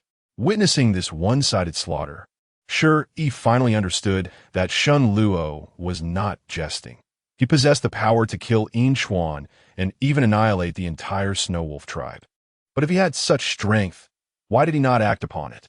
She had thought he was merely boasting. A flash of insight struck her.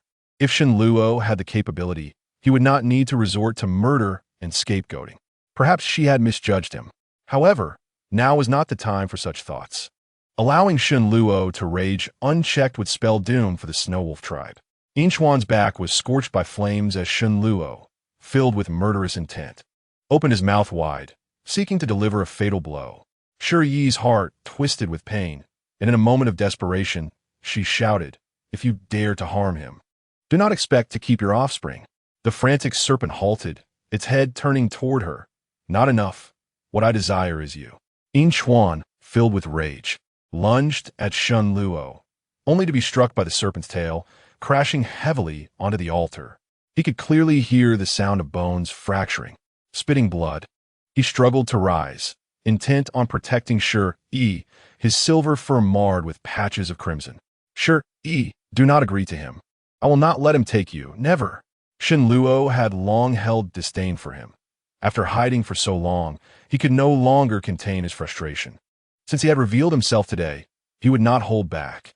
The powerful swipe of his tail struck the Snow Wolf, tearing flesh and spilling blood. Sure, he was truly terrified that Inchuan would be killed.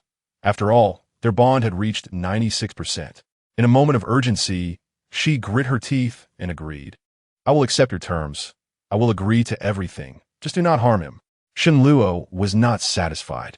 He believed the small female was merely compromising to save that wretched wolf, with no regard to love, especially as he gazed upon her face, filled with helplessness and reluctance. His heart ached with bitterness. But that was fine. Feelings could be nurtured over time, especially since they were already bound by offspring. He coiled Shi Yi in his tail, preparing to leave, with the lurking four-legged dragon hastily following behind.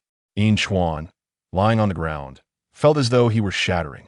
In his 22 years, he had always believed himself to be exceptional, only to realize now that it had all been an illusion. He was so weak that he could not protect his own female and instead relied on Shi Yi for protection. His heart felt as if it were being stabbed repeatedly. In that moment, he would rather die in battle than watch the one he cherished be taken away by a half-beast. Sangmu stood resolutely with the remaining members of his tribe, blocking the path ahead. They could not bear to watch as the females of their clan were taken away by the brutal half-orcs.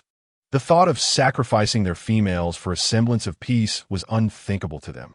Shi Yi felt overwhelmed, initially planning to calm the rampaging Shenluo first. But their stubbornness was infuriating.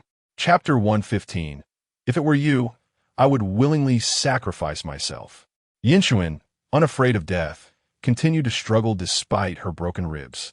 Determined not to give up, with a heavy sigh, she purchased a vial of anesthetic from the universal marketplace, adding an extra dose to ensure it would affect Shenluo. She extracted it into a larger syringe. If forced to choose, she would still select Yinchuan, as success was tantalizingly close. In a moment of chaos, as Shenluo opened his mouth to bite someone, Shi Yi swiftly injected him. The serpent's length made it uncertain where the needle had penetrated, and she was left to wonder how long the drug would take to take effect. Shenluo turned to her with a gaze filled with complex emotions, rage intertwined with disappointment. A suffocating combination. She feared that if the anesthetic failed, she would be devoured on the spot, prompting her to cry out, "Don't kill me." It would be a double tragedy. Just as she uttered those words, the white python's head lolled to the side, collapsing to the ground, still managing to convey a gentle message with its last strength. In that moment, a smile graced Shenluo's lips. "Fool, how could I bear to kill you? If it were you, I would willingly sacrifice myself."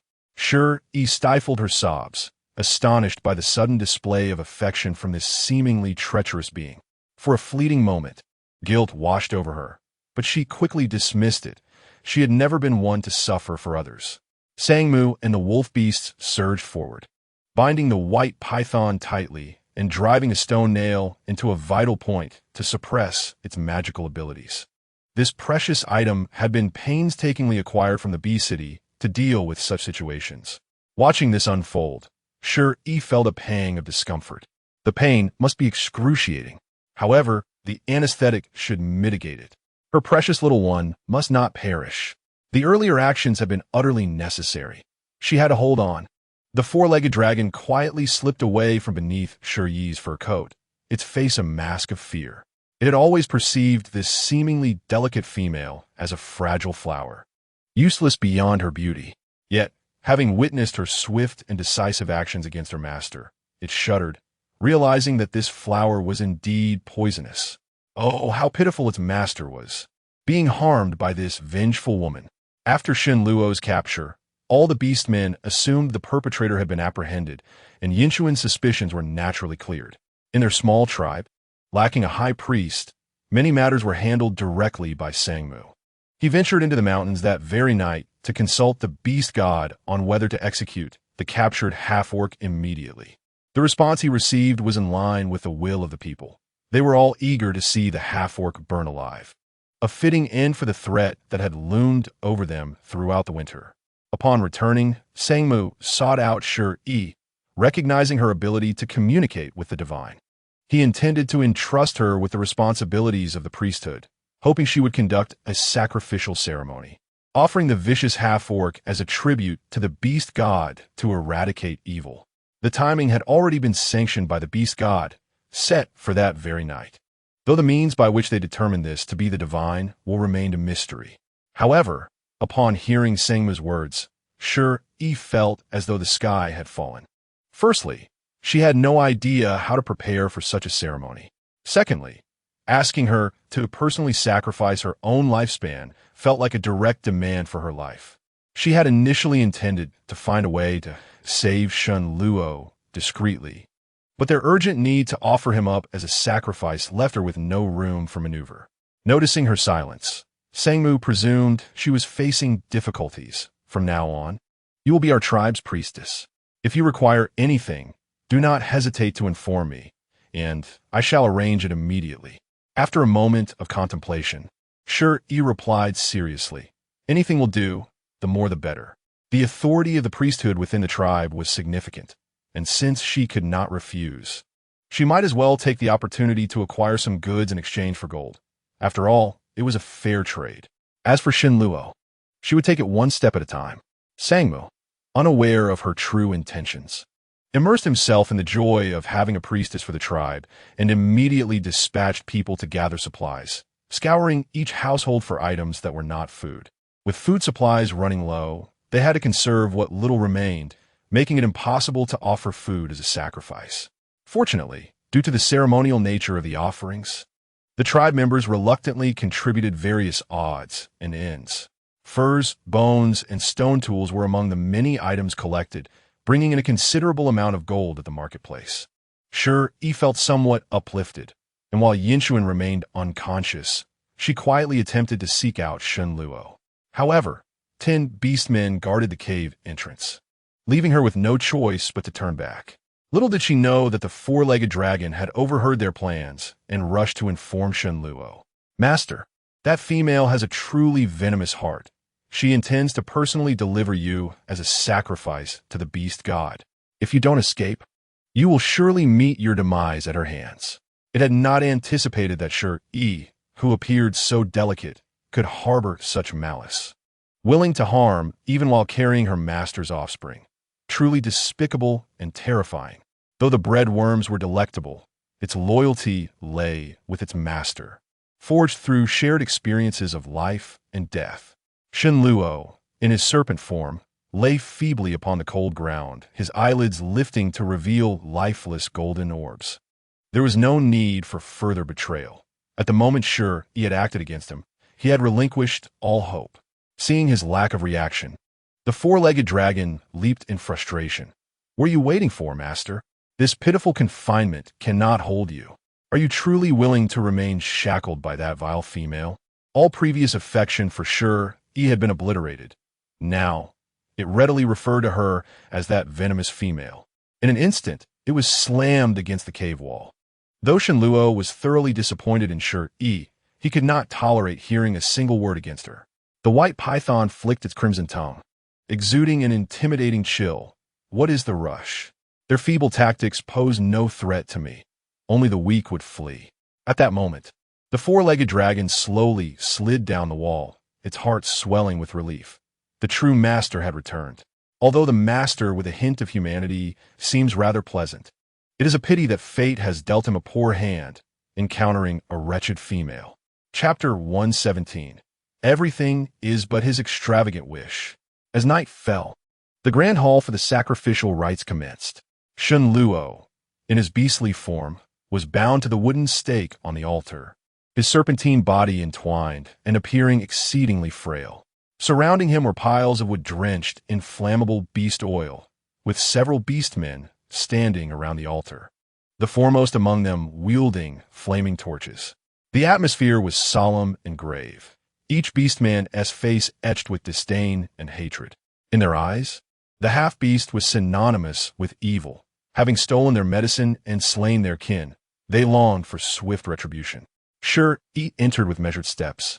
Adorned in a priestess's garb she had procured from the marketplace, her black robe enveloping her in an aura of mystery and cold allure. The moment she appeared, the previously silent white python flicked its eyelids, its golden pupils reflecting the flickering flames, emotions obscured. He had resolutely resolved to surrender everything tonight. He intended for the entire Shuelang tribe to vanish, including the one lurking here, plotting against him. He had grown accustomed to the disdainful gazes of those around him. Yet he could not overlook Shi Yi's presence. Now, standing among them, she sought his life, showing no mercy for the sake of that foul wolf. Despite this, a flicker of hope lingered within him. If she were to acknowledge her mistakes and choose him, he would grant her one final chance. Alas, disappointment was inevitable. From the very beginning, Shi Yi had never chosen him, and this instance was no different. Her gaze was as frigid as the winter snow, betraying not a shred of reluctance or hesitation. As snowflakes drifted from the sky, Shi Yi's toes touched the ground, and she began to perform an obscure dance. The expressions of the beastmen grew exceedingly serious. With each movement of her form, astonishment, excitement, and exhilaration spread among the spectators. Was this the fabled prayer dance of the divine maiden? A dance infused with a powerful and mysterious force, compelling one to kneel and worship? Though the small tribe-s beastmen may not have witnessed a true prayer dance, Shenluo had. This was indeed the authentic prayer dance. He regarded the petite female before him, her movements graceful as a butterfly, and a tumult of emotions surged within him. From whence did Shi Yi come? Was she truly a divine maiden? The ability to communicate with the divine and receive their blessings was not mere deception. She appeared out of nowhere, cloaked in mystery, bearing strange medicines, peculiar foods, and an array of oddities. She was like an enormous enigma. No, she was more accurately described as a vast treasure. In that instant, Shenluo's perspective shifted. Such a treasure would be a tragedy to destroy. Preserving her life held far greater value. For at this moment, he comprehended that, as a divine maiden, she could never accept a half-beast like him. All that he had wished for was merely a figment of his imagination. Even the faintest glimmer of hope was shattered. In reality, Shi Yi was diligently mimicking the dance move she had purchased from the marketplace, striving to maintain an appearance. She thought it prudent to put on a facade. Even if she did not perform well, it might suffice to deceive them. Little did she know that this peculiar dance, reminiscent of a weight loss routine, was indeed the true prayer dance. Her execution was lacking, marked by awkwardness, and she felt a tinge of embarrassment, particularly upon witnessing the strange expressions of the onlookers. Nevertheless, she reassured herself that as long as she did not feel embarrassed, the discomfort belonged to others. While dancing, she calculated how to rescue Shenluo. He was so powerful. If by chance he dislodged the stake controlling him with his abilities, he should be able to escape, right? Chapter 118. He occupies her thoughts. With this thought in mind, Shi Yi proceeded to encircle the stake under the guise of her dance, quietly edging closer.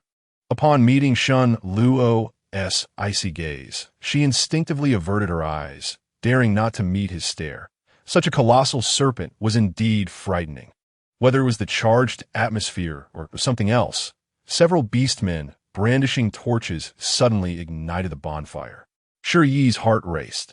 She had ignited the fire. Glancing nervously at Shenluo, she noticed his serpentine visage was imbued with disappointment and a heavy resentment. However, they had left her an escape route. The gap would only be sealed once she descended from the altar. Seizing the opportunity provided by the flames obscuring their view, Shi Yi stealthily approached Shenluo and whispered, "I will help you remove the stake. Can you escape on your own?" His golden pupils widened abruptly, the silence of his abyssal gaze fracturing into shards. What did she mean? Was she truly offering him a chance to escape? Shi Yi harbored feelings for him. She did not disdain him for being a half-beast. In that moment, he cast aside his murderous intent, his yearning to take her away reaching a zenith. However, repeated disappointments had rendered him wary of easily believing. Tumultuous emotions roiled within, yet his exterior remained cold. "Do you see me in this state? I cannot escape unless you take me away." Feigning weakness was an art he had mastered long ago. Since Shi Yi was reluctant to see him perish, he would take a gamble. The nature of any living creature is to be greedy. Having tasted a hint of sweetness, one craves more. He yearned to possess her, to conceal her away, never allowing another to gaze upon her. Should she choose him this time, he would undoubtedly cherish her in the palm of his hand, fulfilling her every desire. Yet once again, Shi Yi resolutely rejected him, her gaze unwavering like the stake piercing his heart, inciting his agitation. "I cannot leave with you now." Shenluo's eyes narrowed. So was all a facade? Merely a temporary means to placate him? He should have been resolute. Destroy this tribe. Forcibly abduct her. That strategy would still work. As Shenluo contemplated discarding his pretense, he earnestly continued, "Please wait for me, will you? I promise I will come to find you soon." This time, she spoke no falsehood, her sincerity unwavering. The mission to conquer Yinchuan was only 40 complete. With a little more force, she would soon fulfill her task and seamlessly transition to her next target. As long as Shenluo complied with her plans, everything would be in order. Her small face was serious, and those profound eyes were indeed difficult to dismiss. For a fleeting moment, Shenluo felt a stirring of emotions, even a flutter of joy. Yet, he quickly regained his composure, only to be engulfed by fury. He had consistently resisted leaving with him. How could she suddenly change her mind? Such words were merely a ruse to escape him, a cunning fabrication to rid herself of him. At that moment, Sangmu, positioned beneath the altar, urged, "My lady priestess, you must descend quickly. The flames are growing fiercer."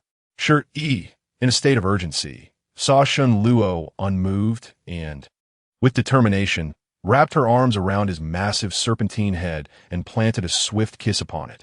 "I will definitely bring our offspring to find you. Please be obedient." Beneath the veil of her black cloak and the flames, no one else could perceive her small gesture, nor would they believe she would kiss a half-beast. Shenluo's eyes narrowed as he met her earnest gaze, his expression darkening. To placate him, the petite female had resorted to such measures, using words that left him defenseless.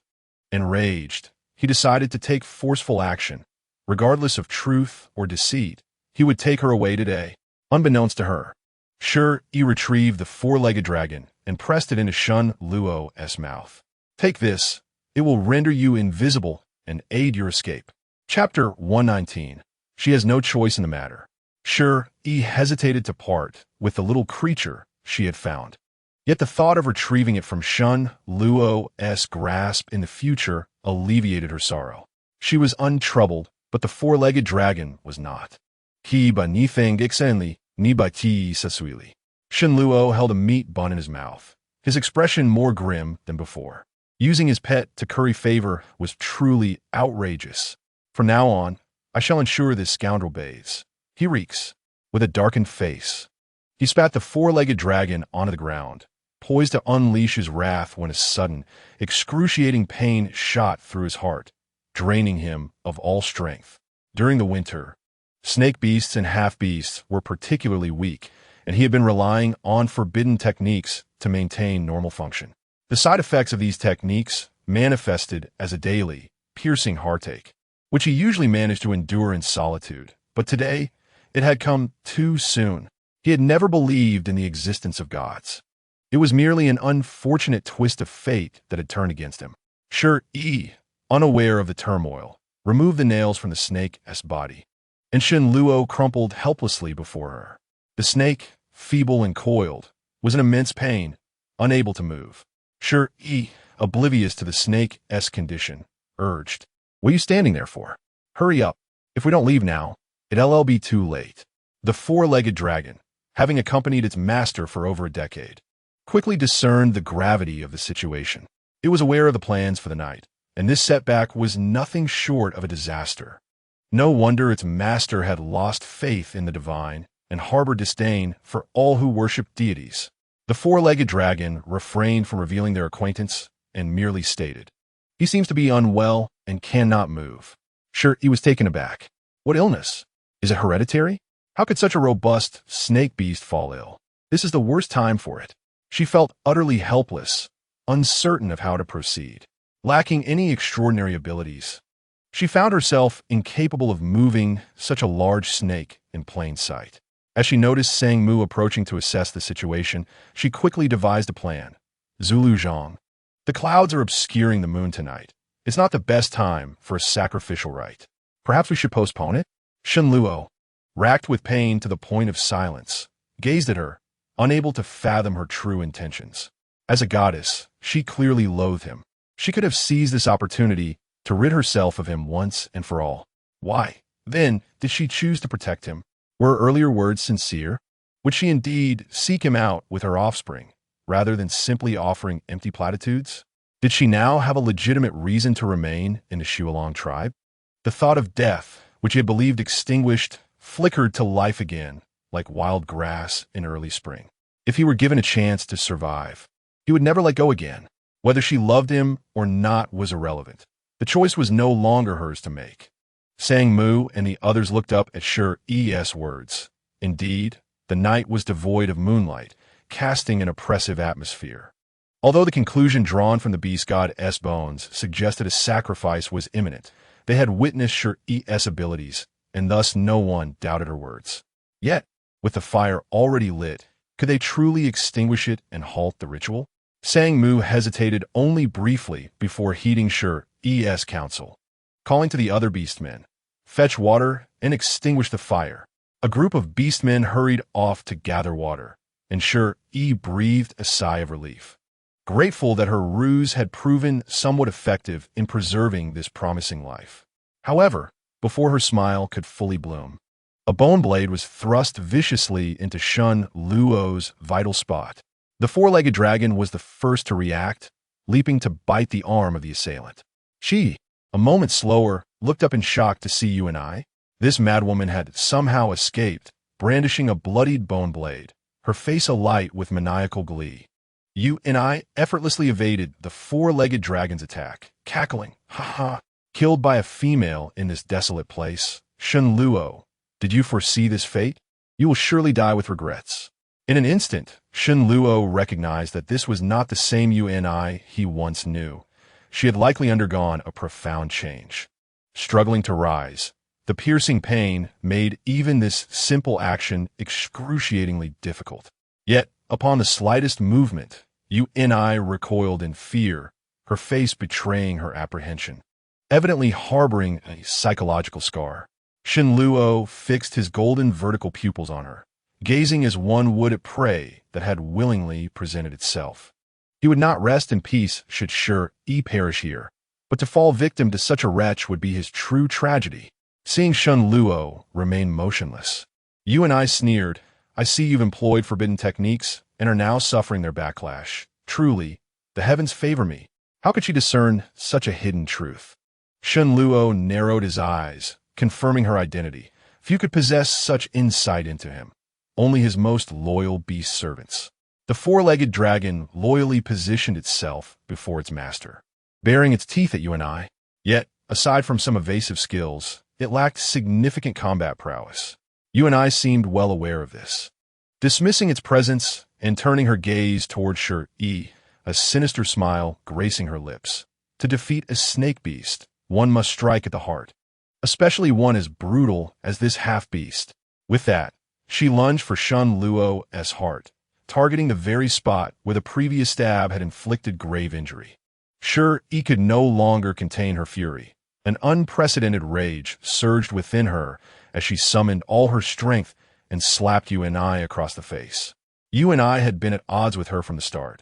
Having nearly caused her demise on several occasions, now she dared to threaten her very life. Did she truly believe that she would remain unchallenged? Get away. Who permitted you to cause chaos here? Someone, drag this beast servant away. Shi Yi struck with such force that even a human would have left a mark on Yuni's face. Yuni's head snapped to the side, her expression dark and vengeful, radiating murderous intent. Sang Mu and the others soon realized that you and I, previously imprisoned, had now created turmoil at the altar, and quickly called for assistance. You and I, what are you doing? Is this a place for your nonsense? Hurry, seize her. The sacrificial ritual was a matter of utmost seriousness. The priest had declared that today was not suitable for such rites, yet she dared to disrupt it. You and I touched her bruised cheek, observing the approaching beastman with a mocking grin. This snake beast has slain our kin and stolen our herbs. Why should we not kill it? Do you not desire revenge? You truly believe this female's words? She is entangled with that half-beast, and the offspring in her womb belongs to the snake beast. If she seeks to protect it, you are merely being played for fools. Upon hearing this, Shi Yi's hand trembled with her syringe. How could this wicked woman know everything? She was insidiously manipulating their hatred toward half-beasts to incite unrest, truly despicable. Fortunately, Yuani's credibility was so low that no one believed her words. Despite their deep-seated hatred for half-beasts, it did not conflict with dealing with this malicious female, even if they had mentioned the offspring during Shen Luo's capture yesterday. They had not considered the possibility that the child was anything but the offspring of Yin Chuan. Most believed that this half-beast had taken a liking to Shi Yi and sought to abduct her to their tribe. Moreover, had Shi Yi not intervened, they would never have captured the half-beast, further diminishing Yuani's credibility. Sang Mu's face turned crimson with rage. At this juncture, you not only refuse to repent, but you also dare to slander the tribe's priest. The Shualong tribe can no longer harbor you. Seize her. A group of males surged onto the altar, and Yuni could no longer muster a smile. It was all due to the poor reputation of this female. No one believed her words, rendering her utterly worthless. She retreated to the far side of the altar, evading those males, a glint of venomous green flashing in her eyes. The bone blade in her hand was laced with a deadly green poison, aimed at eliminating the weakened Shen Luo. This was her sole opportunity. If she could eliminate this greatest threat, her life would no longer be filled with anxiety. Capturing that beautiful female would secure her a place even in the prestigious Beast City. My dear master, your demise is imminent. Indeed, Yuni, who had returned from death, was no longer Yuni, but He Gui. After waiting patiently for this exquisite chance, she could not afford to let Shen Luo slip away. Upon hearing her words, Shi Yi and the four-legged dragon sensed that the person before them was likely not the genuine Yuni, but rather an enemy of Shen Luo. In the face of opposition, He Gui unleashed a torrent of green poison, filling the air with a nauseating stench of decay. The approaching males, instinctively fearful of the poison, recoiled in instinctive avoidance, unaware that Yuni had been replaced. Seizing the moment, He Gui's claw-like fingers lunged toward Shen Luo's heart, dismissing the defenseless little female and her pet as inconsequential. She, disregarding everything, stepped forward to shield Shen Luo, declaring that if she sought his life, she would first have to answer to her. With a flurry of curses, she produced a massive syringe filled with anesthetic and thrust it forward, only for it to miss. Nonetheless, she had successfully protected Shen Luo, the precious being harboring her life's fruit. As she observed the frail silhouette shielding him, Shen Luo's golden eyes were filled with a myriad of complex emotions. Utterly bewildered by Shi Yi's intentions, having once delivered him to the altar, she now risked her life to protect him. The pain inflicted upon him seemed to dissipate in the face of this flicker of light amidst despair. The orcs closed in, and, sensing the tide turning, He Gui once more lunged at Shen Luo. In the next moment, the enormous syringe pierced his arm. He had not anticipated that there would be an orc unafraid of the poison, and with a snarl, he grasped Shi Yi's arm in retaliation. The repulsive poison oozed a foul odor, accompanied by excruciating pain. Shi Yi, who detested pain above all, grimaced, her alluring eyes brimming with tears. Yet she gritted her teeth and pressed the anesthetic deep into her own flesh. This was not a matter requiring finesse. It was the most effective close combat weapon. To stab and be done with it. The scene left Shen Luo profoundly shaken. The stubborn little creature, timid and pain-averse, had gone to such lengths for him. Chapter 122. Jealousy from a rival, that wretched being dared to injure her. In that moment, murderous intent peaked. Shen Luo clenched his jaw, a fierce light glowing in his eyes, desperate to rise, yet the backlash of the sealing technique was no trifling matter, offering no room for negotiation. He had never felt such despair, even when cornered by foes. However, it was fortunate that even Shen Luo could be rendered unconscious by the drug. Yuni's physical condition was hardly commendable, for before being taken over by He Gui, she had been a slothful creature merely awaiting death. The nauseating stench of decay was unmistakable. Sure, he had already surmised that the person before her was either Yuni or that sinister black monkey shaman. Though she was unaware of how Yuni had transformed into that creature, she knew they were both ill-fated. As He Gui lay on the ground, disbelief etched across his face. He, a master of poisons, had been felled in an instant. Perhaps the body's resistance to toxins was lacking. Staring at the nearby Shenluo, he was drenched in sweat, panicked, unable to even liquefy and escape. His body paralyzed, his mind began to cloud, terror filling his eyes. In that moment, he dared not contemplate the consequences should Shenluo survive. His future would be unbearable. Such a prime opportunity would not arise again. And he cursed the third-rate tribe, the accursed snow wolf orcs, and that detestable female.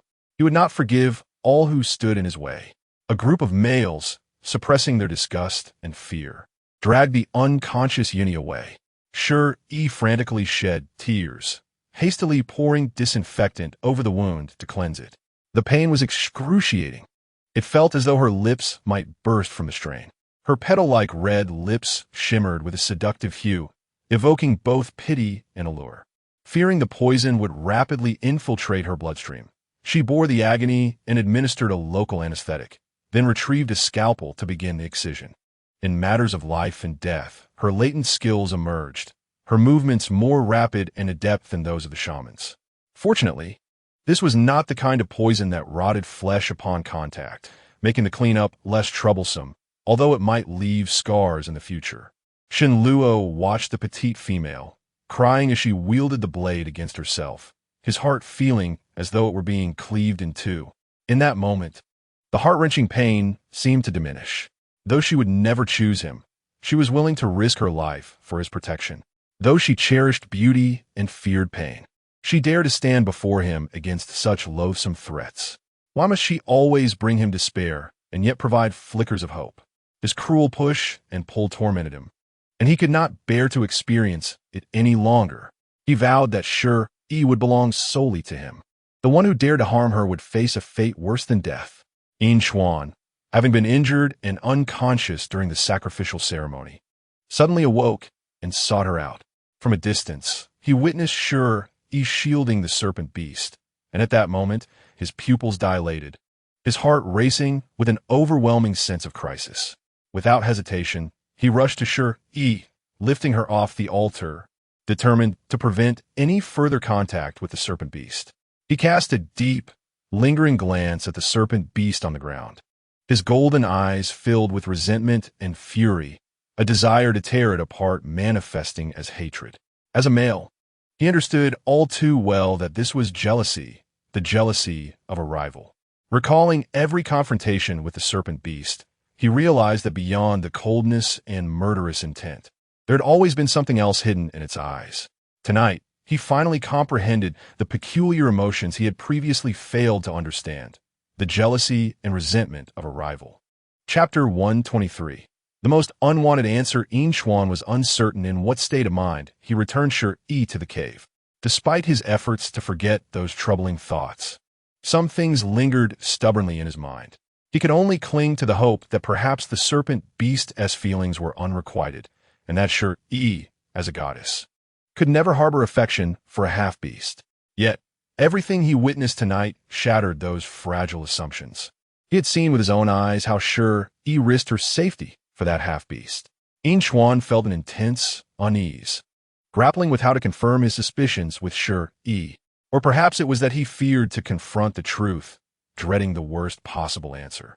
Regardless of the outcome, that half-beast, which had repeatedly harmed their kin, was an irreconcilable enemy, and there was no way he could accept sharing a partner with it. Xuan silently tended to Shi Yi's wounds, helping her bathe until the foul odor was gone, then dressing her in clean garments. He paid special attention to her wrist injury, ensuring it did not come into contact with water. Though not deep, it was certainly sufficient to leave a scar. Her slender, pale arm was wrapped in thick gauze, stained with red blood, making his eyes burn and his heart ache. She would cry at the slightest touch, yet she could be ruthless enough to flay and mutilate for that serpent beast. Shi Yi, still under the effects of the anesthetic, had not noticed Xuan's distress. Her wrist was no longer very painful, and she had managed to stifle her tears. However, her eyes remained red, nestled in Xuan's embrace like a wronged little kitten.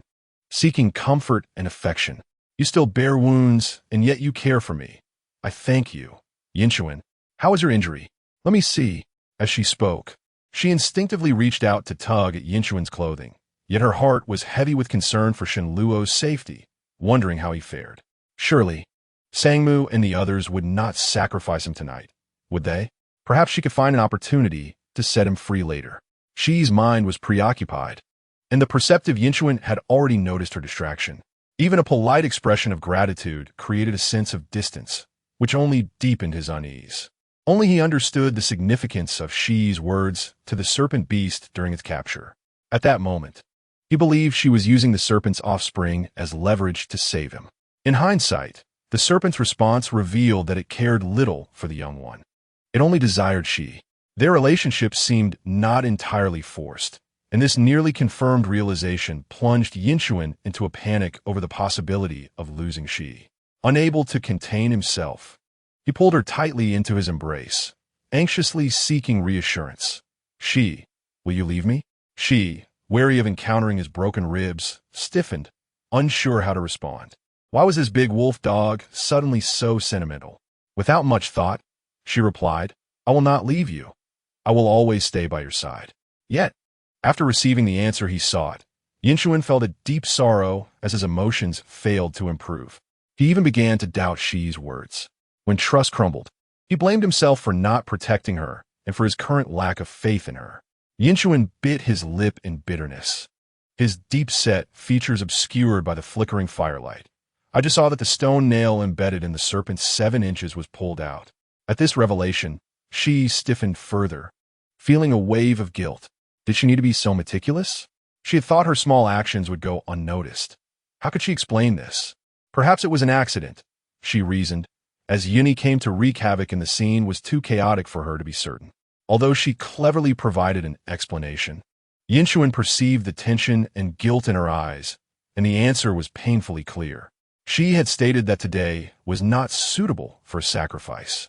She did not wish for the serpent beast to perish, and this was the answer he dreaded most. Chapter 124, Shi Yi, I am in pain.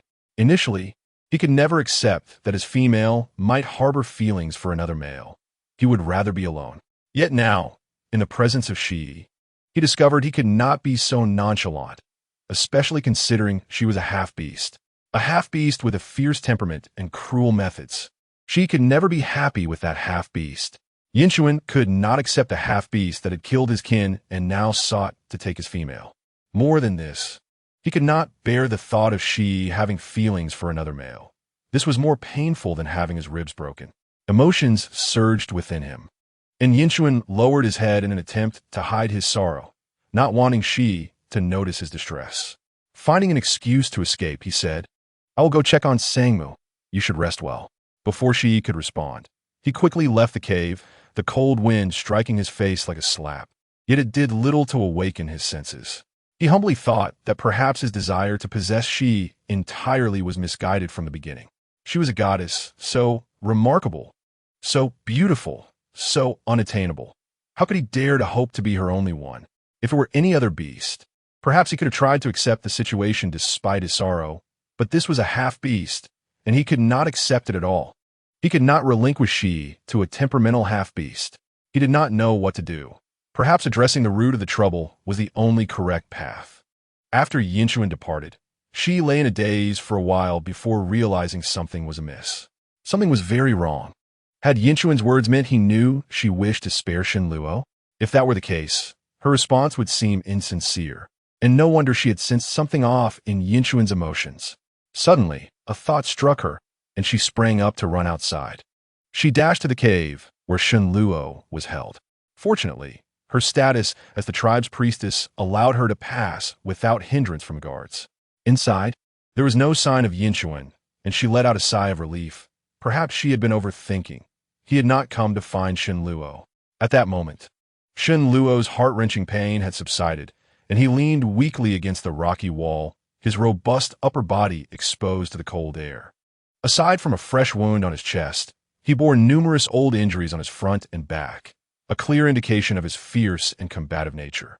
In his human form, Shenluo was exquisite his strikingly beautiful face radiating a cold detachment with his narrow, deep-set eyes.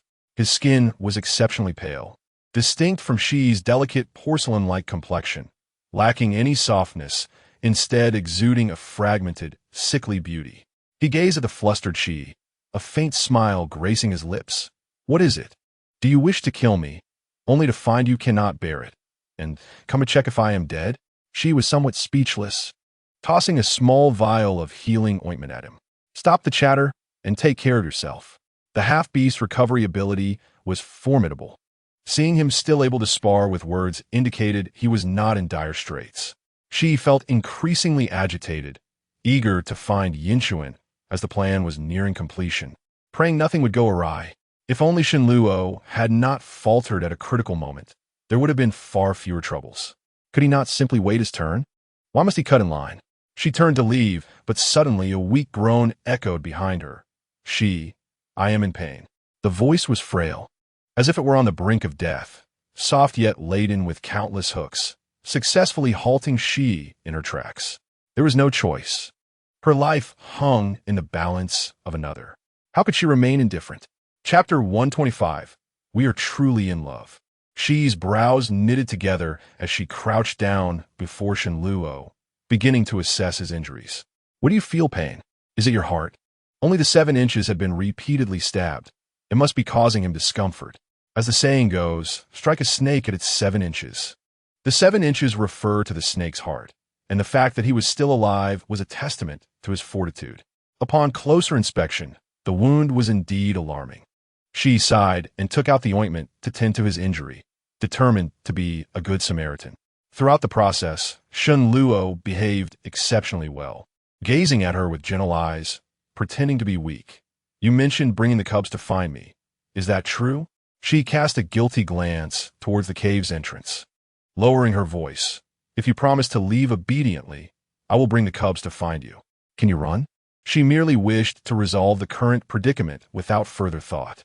She did not notice Shen Luo's eyes quickly darting to a large stone in the corner, a glint of calculation flashing within.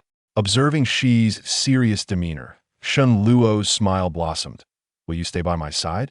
You're not deceiving me this time, are you?" Shi suppressed her irritation and patiently nodded. "I am not lying this time. I truly will come and find you." However, Shen Luo was unusually persistent. His demeanor transformed from the usual cold and gloomy to someone entirely different. "Do you love me?" She felt goosebumps rise on her skin. Accustomed to the icy and irritable serpent beast, she was taken aback by his sudden affection, which was utterly disarming. This fellow was behaving strangely today, overly gentle, as if he were a different person. Yet to hasten Shen Luo's departure, she nodded, knowing that sweet words were free to give. I love you, but remember to find an opportunity to leave. Otherwise, I cannot save you.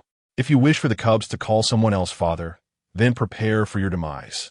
After saying this, she had already treated Shen Luo's wounds and pulled out a coat made of red fox fur to drape over him. She had thought such a color would be difficult for any male to pull off, too flamboyant for her taste. Yet on Shen Luo, it appeared strikingly alluring, accentuating his fair and beguiling appearance. She lost herself for a moment in his beauty, but steeled her resolve and stood to leave, knowing there would be plenty of opportunities in the future. Shen Luo had never realized that his visage held any allure for the young females. A smirk of triumph gracing his lips as he pulled her back. Shi Yi was startled, instinctively wanting to resist. Yet Shen Luo swiftly pressed his lips against hers before releasing her, not resorting to coercion. His smile radiated an unprecedented brilliance. "Very well, I shall be obedient. Awaiting your return with the little one." Shi Yi felt a lump in her throat, torn between anger and disbelief, her previously somber demeanor inexplicably brightened by his charm. She was no paragon of virtue, and lingering any longer might lead her to be ensnared by his allure. Decisively, she turned to leave. As she exited the cave, a pale Yinchuan emerged from behind the rocks, his clenched fists already bloodied. Shen Luo's smile faded, replaced by a shadowy expression. "You heard, did you not? Shi Yi loves me. Our hearts are intertwined. She carries my offspring. Why deceive yourself?" Yinchuan had initially intended to kill Shen Luo, wishing only to eliminate this nuisance, unwilling to accept any bond between them. Yet when Shi Yi approached, he found himself hiding behind the stones, attempting to glean answers through such a cowardly means. The truth had always been apparent. It was his own reluctance to accept it that had clouded his judgment. Upon hearing Shi Yi's words, an invisible hand seemed to grasp his heart, causing a pain so profound he could scarcely breathe. The flawless young female he had held in such high regard had deceived him, harboring affections for that vile, snake-beast hybrid. She was prepared to leave the tribe, forsaking him to be with that creature. The weight of this revelation left Chuan oblivious to the pain of his bloodied fists, staring furiously at Shen Luo, yet utterly at a loss for words. Shen Luo, revitalized and no longer in a feeble state, stood tall, as if he bore no wound. "You cannot stop me from leaving. In your absence, I have been by Shi Yi's side for over a month. Each night, she held me close, and we shared intimacies unknown to her with you. Do you still believe she loves you more?" It must be said that he had mastered the art of emotional devastation. Even the hidden four-legged dragon could not help but give him a thumbs up. Chuan, reeling from the blows dealt to his heart, felt himself staggering from the truth. During his search for the shaman, Shen Luo had been lying in wait within the tribe, sharing the same dwelling with Shi Yi, engaging in acts he could barely imagine. Yet strangely, despite the betrayal, he could not bring himself to resent Shi Yi.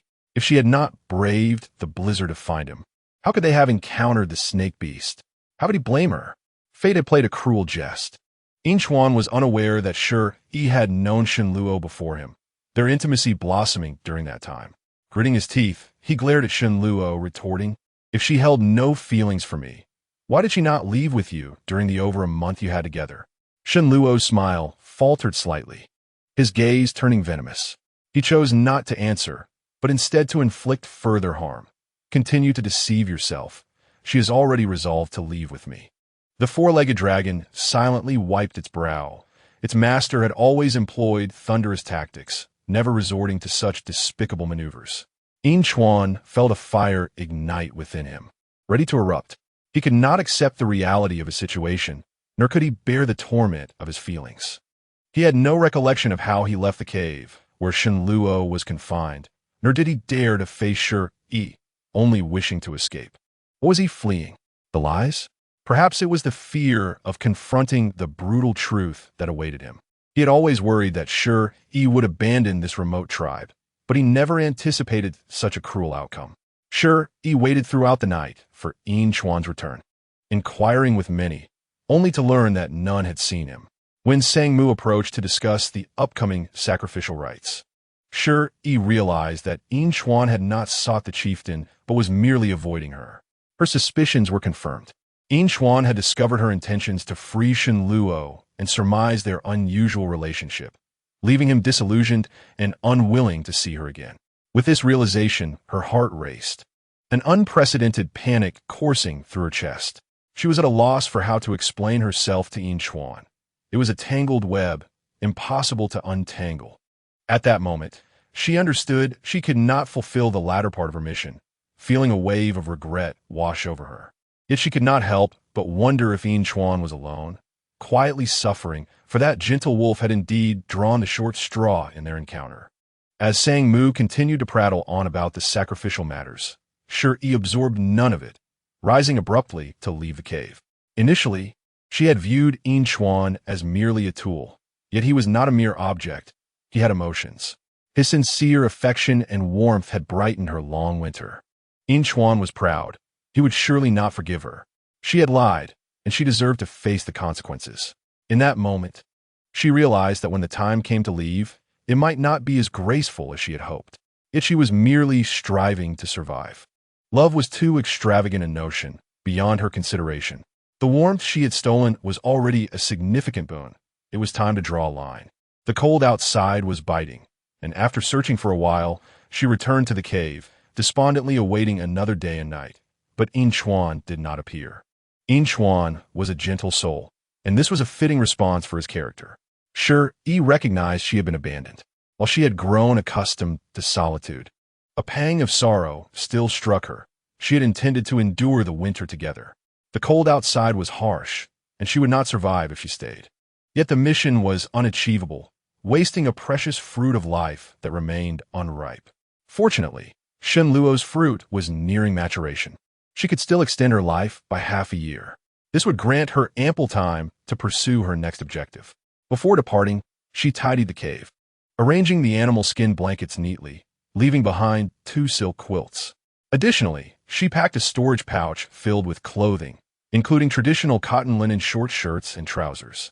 Though she was somewhat petty, she did not wish for other females to gaze upon what was no longer hers during the summer. The pouch also contained various medicines. Knowing Yin Chuan often returned from hunting injured, they would prove useful. Furthermore, she included seeds for vegetables and fruits, having observed that this region was quite suitable for agriculture.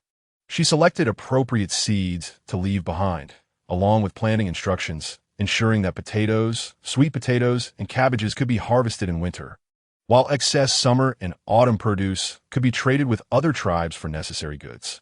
The items she left behind would be invaluable to such a small tribe. Most importantly, she included salt, a precious commodity in this land, of which the Snow Wolf tribe could only acquire a handful of barrels each year. While salt was inexpensive in markets, she purchased a large quantity to leave for Yin Chuan. It would serve as a token of gratitude for the half-year of life he had granted her and a form of apology. Though her methods of emotional manipulation were indeed reprehensible, she compensated handsomely, aiming for an amicable parting. Having prepared everything on a moonless night, Shi Yi stealthily departed the Snow Wolf tribe, cradling the color-changing 4-legged dragon in her arms.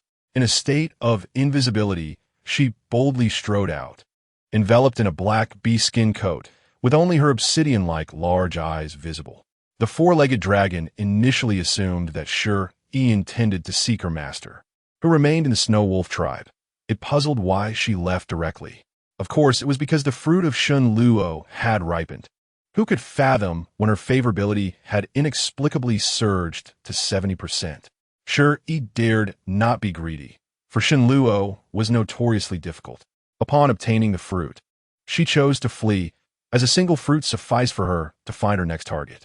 As she distanced herself from the Snow Wolf tribe, the 4-legged dragon confirmed that the little female had no intention of accompanying her master. Why had she forsaken both males? A delicate female, unaccompanied, ventured forth. What audacity! One could only wonder how frenzied her master would become upon learning this. It was imperative to return and relay the news.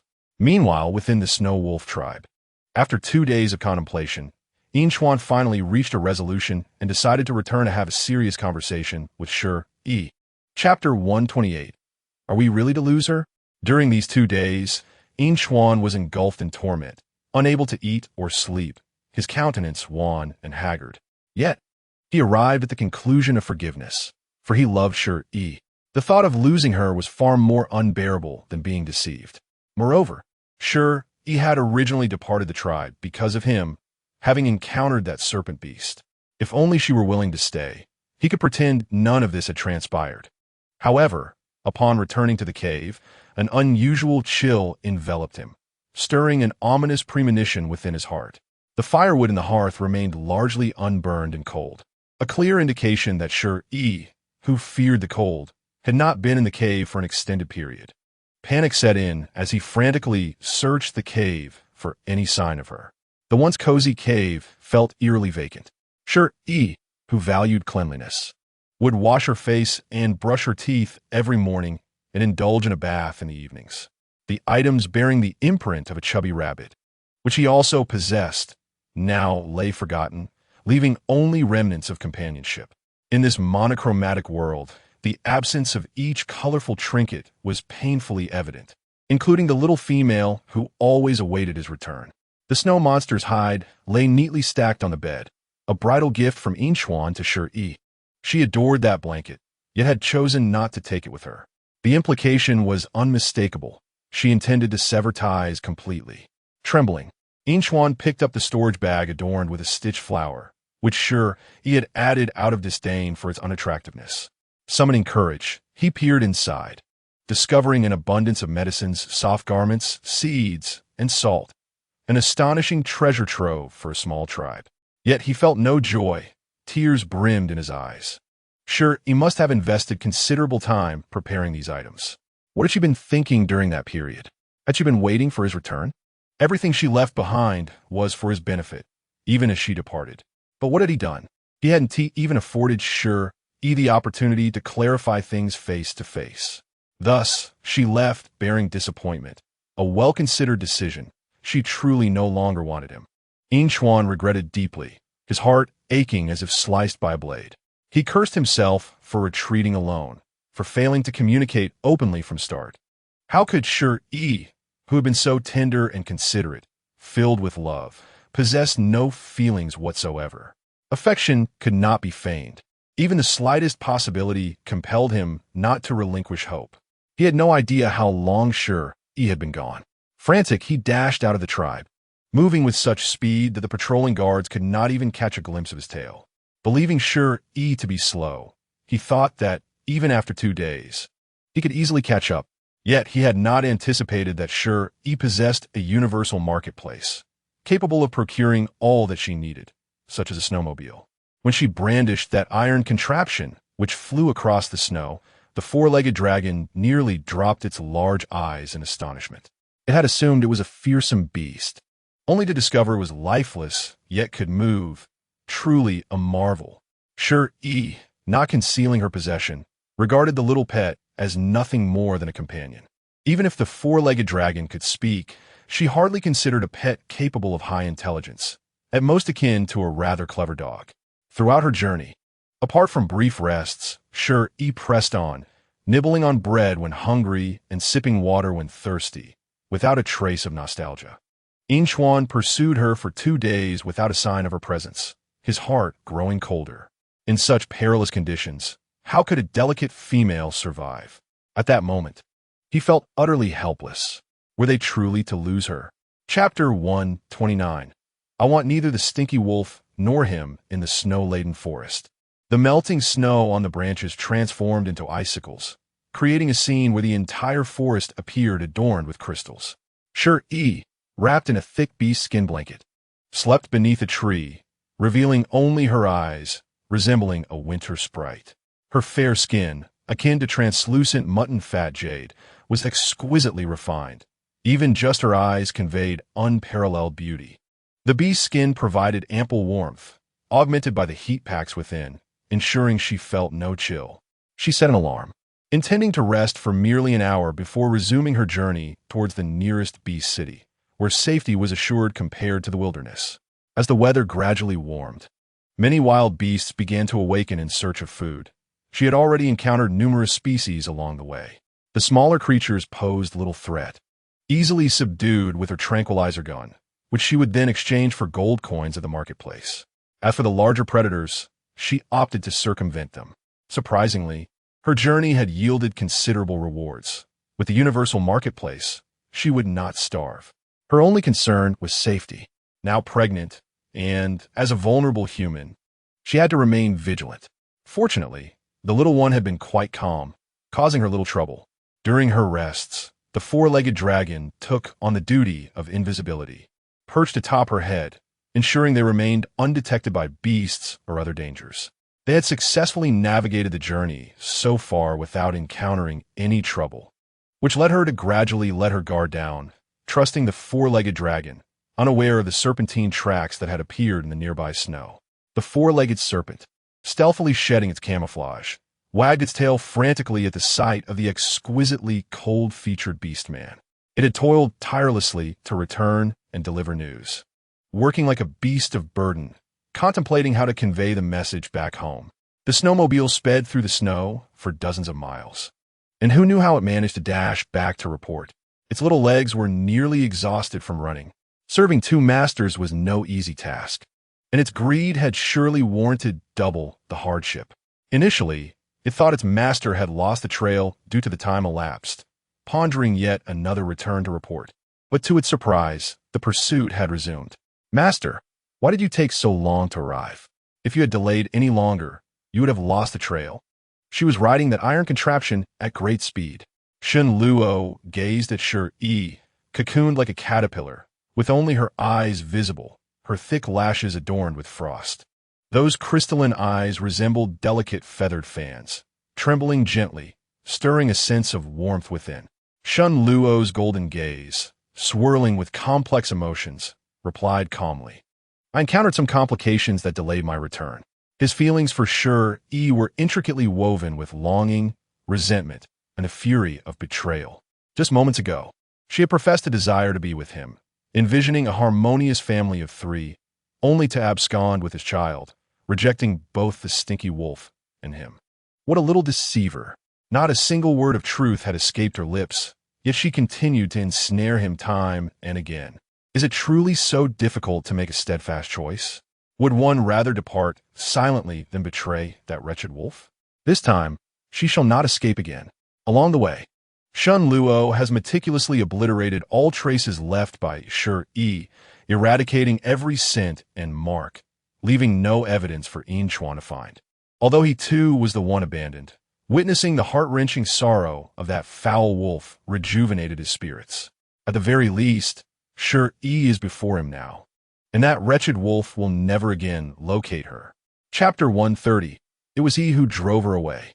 More crucially, he was unencumbered and unrestrained, while Yinchuan bore the weight of an entire tribe, rendering it impossible for him to abandon that little broken tribe for Shi Yi. He was likely already on his way back to the tribe. Indeed, the current state of the Shuolong tribe was a chaotic mess. Both Shi Yi and Yinchuan had vanished, along with that malevolent half-beast. Furthermore, Yuni had perished, alongside several males, their deaths brutal and gruesome. They unanimously believed that the half-beast had committed these acts of vengeance upon escaping, yet the bodies and uneaten entrails were discovered within Yuni's cave. Most bizarre of all was Yuni's corpse, which still bore undigested entrails in her mouth. Though she had recently died, her body appeared to have decayed for ages. This series of strange events left the entire Shuolong tribe in a state of unease, fearing they were under a curse. Sang Mu dispatched individuals to search for Shi Yi and Yinchuan, anxious that they too might be in peril. It was not until Yinchuan returned, disheveled and distraught, that Sang Mu felt a slight sense of relief upon seeing he was unharmed, though a sense of foreboding lingered in his heart. He hurriedly approached to inquire, Yinchuan, where have you been these past few days? Was Shi not with you? Yinchuan transformed back into his human form, his azure eyes filled with fatigue and defeat. Silence enveloping him. After days without sustenance and prolonged travel, he felt weak, and his voice, long and used, had grown hoarse, as if a thorn were lodged in his throat. She is gone. The females, Shui Er and Yin Fei, were also present. They had maintained good relations with Shi Yi and were deeply concerned. Upon hearing Yinchuan's words, they were momentarily taken aback, unable to comprehend. What do you mean she is gone? Where could your female possibly be? What transpired between you? They had all speculated whether Shi Yi might merely be on a brief hiatus, yet having chosen a husband and bearing young, she seemed intent on settling down. How could she have departed without a word? There had been no signs prior, and they could not fathom that Shi Yi would suddenly abandon the tribe. Or perhaps Yuni's words held truth. Was the child within Shi Yi somehow linked to that half-beast? All eyes were fixed upon him, longing for an answer. As if each gaze were a dagger piercing Yinchuan's chest, reopening old wounds and causing fresh blood to flow. His head bowed lower. The towering figure of over 2 meters appeared fragile, akin to a child who had erred. It was I who drove her away. He trembled as he uttered these words, his eyes reddening, struggling to remain upright. Indeed, it was he who had forced Shi Yi away. He had left her without a word. Had he chosen to communicate openly from the outset, how could Shi Yi have felt compelled to depart in sorrow? Those who had experienced similar conflicts began to discern the underlying discord between the couple, hoping it was merely a misunderstanding, a situation that could still be rectified. Yinchuan, the strongest in the tribe, had never exhibited such vulnerability, and they refrained from probing further. Sang Mu placed a reassuring hand on his shoulder and spoke earnestly. Regardless of what has transpired, she is your female, and you must protect her, bring her back. Moreover, she carries your young. It is perilous for her to be alone. Even if she is at fault, do not hold it against her. Communicate openly. She is but a delicate female. How can she survive if you drive her away? If you have erred, Acknowledge your mistake and seek forgiveness. Do you understand? Inchuan had always been a sensible youth, a source of comfort to others. In this matter regarding Shi Yi, he was uncertain who was right or wrong. It was clear that one should not force another to leave. Moreover, that dangerous half-beast had escaped. What if it sought revenge against Shi Yi? Chapter 131, Regret. With so many issues plaguing the tribe, the onset of the spring beast tide was imminent, and the tribe could hardly withstand further blows. Sang Mu had intended to offer more counsel, yet upon witnessing Inchuan's sorrowful countenance, he swallowed his words. With a sigh, he reassured him, "We must find Shi Yi." The half-beast fled after killing Yuni and several males. Half-beasts harbor grudges, and I fear it might retaliate against Shi Yi. Shen Luo has openly declared before all that he desires Shi Yi, whether with good or ill intent. It is not a favorable situation. What good could come from her falling into the hands of a half-beast? Inchuan suddenly raised his head, gripping Sang Mu's shoulders and shaking them vigorously. When did that serpent beast escape? Did Shi Yi leave with that serpent? Has she truly chosen another? The disappointment in Inchuan's eyes was unmistakable. If that were the case, he should refrain from disturbing her. However, Sang Mu's response reignited a glimmer of hope. It was the day after you departed the tribe. Yuni and the males met their fate at that time as well. This indicated that Shi Yi had left quietly on her own and had not chosen the serpent beast. A flicker of hope reignited in Inchuan's heart, excitement evident on his face. Perhaps she was simply upset, not truly wishing to sever ties with him. Yet, he soon fell silent again. Days had passed without a trace, and he had likely missed the optimal time for searching. Either Shi Yi was unwilling to be found, deliberately leaving no signs, or someone was obstructing his path to her. The longer time elapsed, the more arduous the search became, and he truly felt he was on the verge of losing her, the distance between them widening. The vast expanse of the Beastman continent stretched before him, with whispers of distant lands, making the pursuit of a small female an arduous task. Not to mention the threats that lay in wait along the way. Inchuan was deeply concerned for Shi Yi's safety. He could hardly fathom how such a delicate being could survive alone. Just recently, that sweet, soft figure had nestled in his embrace, and now she had vanished completely, as if she had never existed. In that moment, an overwhelming sense of regret consumed him. He longed to seek out Shi Yi, no matter the cost, even if it meant traversing the ends of the earth to find her. Yet, gazing upon the Shuolong tribe before him, seeing the hopeful gazes of his kin, his lips moved, but no word escaped. Soon it would be early spring, and the beast tides would come in waves, without his presence. The tribe would not withstand the onslaught.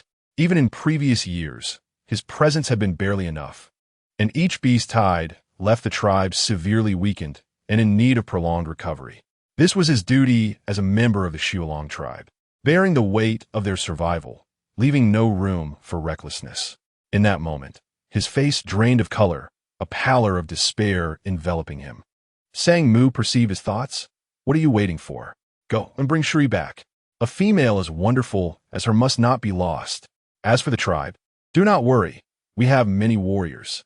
If it comes to it, return before early spring, and perhaps Shi Yi will have returned by then. Hurry. Inchuan suddenly looked up, gratitude shining in his eyes as he regarded the elder, the once still azure lake within him shimmering with renewed hope. Thank you, Chief. I will bring Shi Yi back. Everyone yearned for Shi Yi's return. Although her time in the tribe had been brief, she had contributed immensely.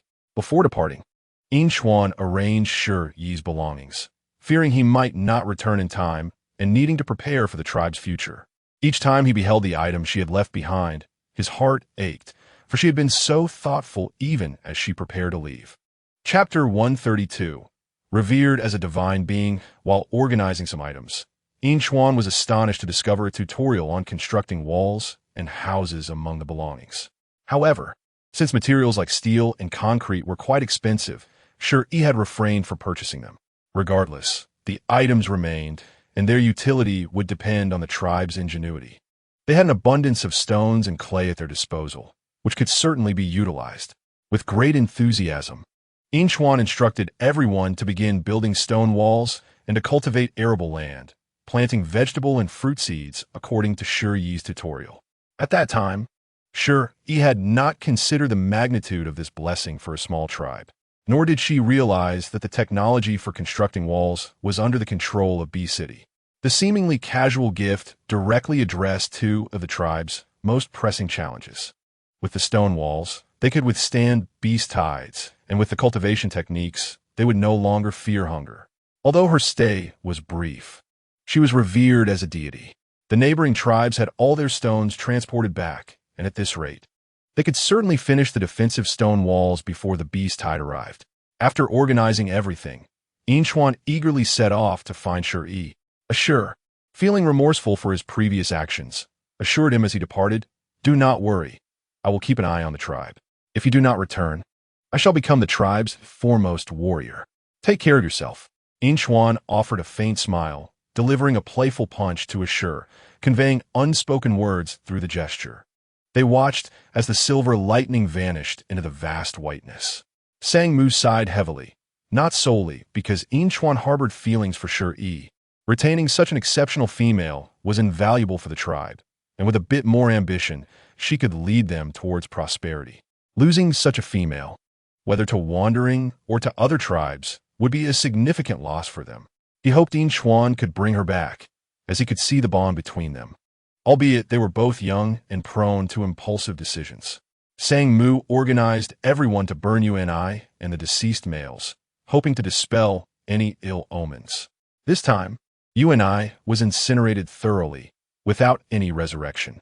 This was due to He Gui, who, after the effects of the anesthetic wore off, was eager to consume organs to replenish energy, but encountered Shenluo, forcing him to abandon his corporeal form and escape in a liquid state. Thus, what everyone witnessed were the lifeless Uni and several corpses devoid of organs, alongside the unfinished remains. Shenluo was well aware that He Gui had not perished. He had cleverly evaded capture yet again. He was in a hurry to find Shi Yi, unwilling to waste time on trivial matters. Indifferent to the fact that he would be blamed for the deaths of several beastmen, as he was already notorious as a half-beastman. In the forest, Shi Yi awoke to the alarm chime.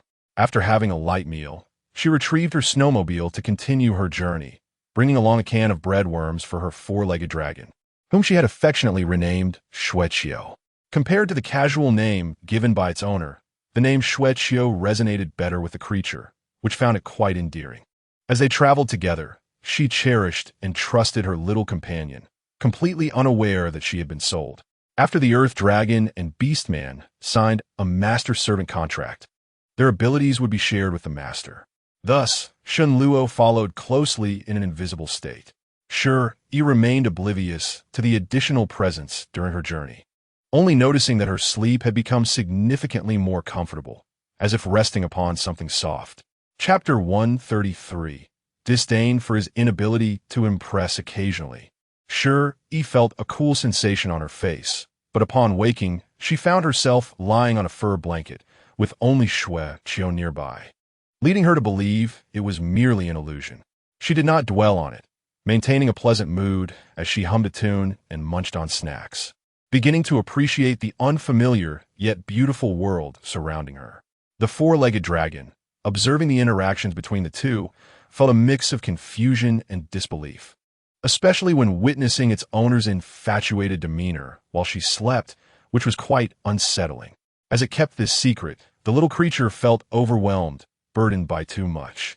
Shenluo refrained from revealing himself, fearing he might lose even the privilege of following her unnoticed. Shi Yi's choice to leave quietly indicated she had no intention of including him in her journey. Should he appear without caution, it might lead to adverse outcomes. Thus, silently trailing her seemed quite satisfactory to him, as the opinions of others were of no concern. The four-legged dragon, caught between its own feelings and the demands of its owner, had to feign ignorance while asking Shi Yi foolish questions under duress. "You, a female, are quite dangerous. Why not choose to travel with that snake beast? He seems to have a fondness for you." After uttering this, it felt nauseated, yet upon seeing its owner's icy gaze, it stifled the reaction. Unaware that her little pet was attempting to extract information, Shi Yi casually responded, "Him? A half-beastman is far too conspicuous. Do I want to attract trouble? Besides, which of your eyes perceived his affection for me? He likely despises me. The gloomy creature undoubtedly loathed her by now. What a predicament! Shen Luo's expression darkened significantly, clearly perturbed by the implication that he was a half-beastman deemed unworthy. Despite his affections being evident, she remained oblivious to them. If he did not care for her, would she still be alive at this moment? How ungrateful of her! The situation grew even more painful as Shi Yi continued to speak indiscriminately to her pet. Moreover, he is far too troublesome, clingy, and possessive. Had I the option back then, I certainly would not have slept with him. The unfiltered truth struck hard, leaving the four-legged dragon trembling with cold sweat, turning only to face a shadowed, distorted, handsome face. It was the dragon's own inquiry, yet it had nothing to do with its little pet. Shen Luo nearly ground his teeth in frustration, realizing that Shi Yi's impression of him was that of a nuisance, clingy, and overly possessive, a half-beastman unworthy of respect. If there had been anyone else, she would never have considered him. Even their first encounter had been due to coercion. Each word felt like a dagger to his heart, revealing that this ungrateful little creature held no affection for him whatsoever. Indeed, choosing to remain hidden had been the right decision. Otherwise, she would have surely found a way to escape from him. The four-legged dragon secretly contemplated fleeing, sensing the atmosphere indicated a storm was brewing. For one could only imagine how terrifying a half-beastman could become when provoked. Yet, in a fit of rage, Shen Luo merely turned away, creating a slight distance to express his displeasure, nothing more. The four-legged dragon retracted its short legs, appearing as if it had seen a ghost.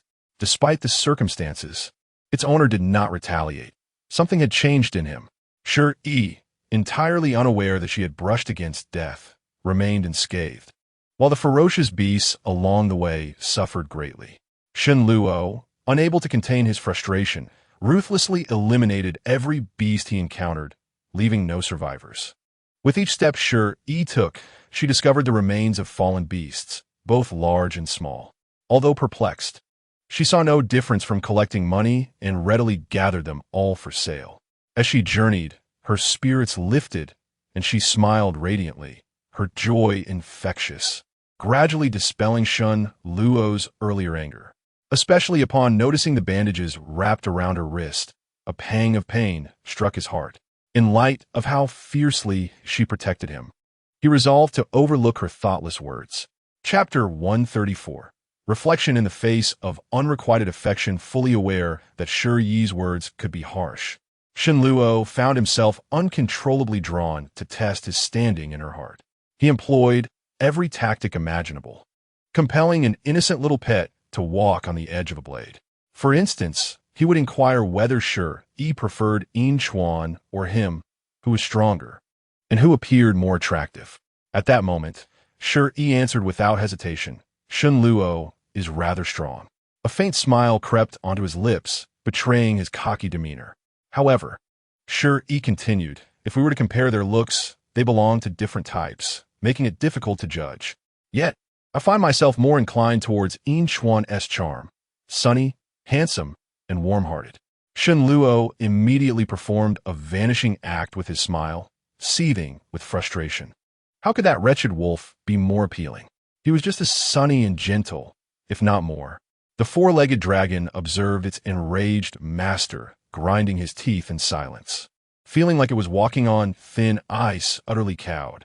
It had never seen such a self-tormenting beast man, incessantly seeking trouble, only to end up displeased.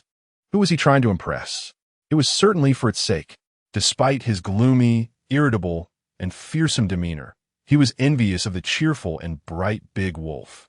When one is unloved by the female, it is time to introspect. Perhaps the fault lies within oneself, rather than tormenting a small, pitiful, and helpless pet. The four-legged dragon gazed up at the sky and suddenly thought that being a pet to Shi Yi was quite appealing. There was no need to read moods, and life was rather comfortable. Unfortunately, it lacked the audacity to change masters in this lifetime. Not only could it not switch, but it also had to toil tirelessly to support this esteemed master, whose pet was so utterly upside down in responsibilities. Shenluo had been spoiled by Shi Yi and did not enjoy raw food, following her all the way while stealthily trying to mooch meals. What could it do? Naturally, it relied entirely on its role as a pet. To sustain its master, whatever Shi Yi ate, it had to sample a bit, saving a morsel to discreetly offer Shenluo. Thankfully, its master didn't eat fancy mealworms. Otherwise, it suspected it might starve. Shenluo felt no shame or guilt to him. Allowing this little creature to partake in his female as provisions was a blessing.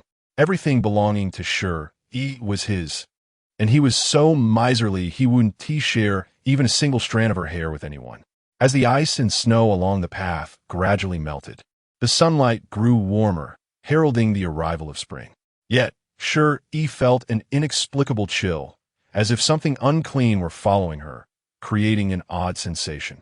After days of arduous travel, she finally arrived at the nearest Shirtucheng. This was not a society governed by law. Especially in such lowly beast cities and remote tribal areas, she feared being targeted, so she made some disguises. The Universal Mall, aside from items belonging to her world, also gradually stocked goods from the beast realm. Uncertain if it was due to a system lag, the new inventory was extensive and the dog system was often busy, rarely online, leaving the host to fend for herself. Shi Yi purchased a scent-masking potion to obscure her feminine aura and wrapped herself tightly, disguising herself as a male. Upon arrival, she discovered that the so-called Beast City was merely a hastily constructed wall of various sizes and shapes of stones, but it was better than nothing. At least this stone wall was sturdier than wooden fences and could better withstand beast hides, making it relatively safer than residing in a tribe. The number of beastmen in the city far exceeded that of any tribe, resembling a small town, with many nearby tribesmen coming to trade goods. Chapter 135. Not like the wealthy spring had not fully arrived, and the foot traffic was not at its peak. Beastmen from various tribes were seen throughout the streets. The beastmen residing in Shirtucheng lived in simple houses made of stone, hay, and wood, akin to primitive tribal styles. The only advantage over other tribes was the abundance of vendors on the streets, making trading convenient and the goods more varied than those found in the tribes. Merchants would travel to other tribes and beast cities to exchange goods for sale, effectively making this the largest trading center in the vicinity. Unlike scattered tribes, whose trading often involved traveling to other tribes or gathering periodically for grand exchanges, which was quite inconvenient. Shi Yi observed that during this season, resources were scarce, and there were few fresh goods. Food and ordinary weapons were of little use to her. Apart from special materials for crafting magical artifacts, weapons here were rather redundant, as they were not as effective as the beastmen's own claws. For her, they were even less useful. The weapons available in the Universal Mall far surpassed these items. She was not one to squander money on useless items. Shi Yi felt somewhat disheartened by this world-s beast city. The system indicated that there were over 100 low-level beast cities, 20 mid-level ones, and only 3 high-level ones. Finding suitable targets in these small towns was challenging. Her encounters with Yinchuan and Shenluo were merely strokes of luck. Thus, she decided to head directly to a superior beast city. Passing by a larger shop, a leopard beastman inside suddenly called out, "We've got great goods from the mid-level beast city. Come take a look." Many beastmen entered to see the commotion, and Shi Yi followed suit, curious to compare the items from the mid-level beast city with those from the low-level one. After all, she couldn't come here for nothing. This would help her decide whether to settle in the mid-level beast city or directly move to a high-level one, saving her considerable time. After all, her lifespan was merely a few months. She was racing against death and could not afford to waste time. She was not well acquainted with the prices here and was uncertain about how many spirit stones would be sufficient. She needed to gather more along the way. Settling down would require a hefty sum of spirit stones. Inside the modest wooden structure, a plethora of items were displayed, and low-level weapons and hunting tools crafted by blacksmiths quickly sold out. While these items were indeed absent in small tribes, she had no interest in them. She had no need for hunting and was too lazy to compete for them. Her gaze shifted to several colored crystals. She recognized these.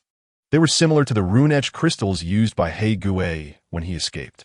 This item was not yet available in the Universal Mall, so she had to purchase it externally. Perhaps due to their high prices, many merely observed without making any purchases. She hurriedly raised her voice to inquire, "How much for these crystals?" Upon her question, all the beastmen in the room turned to look, some with curiosity, others with glimmers of greed in their eyes. The leopard owner, seeing a potentially big customer, became exceedingly warm and enthusiastic. "Brother, you have a keen eye?" These were obtained from a talisman master in the mid-level beast city, crafted with high-grade spirit stones. "Which one do you want?"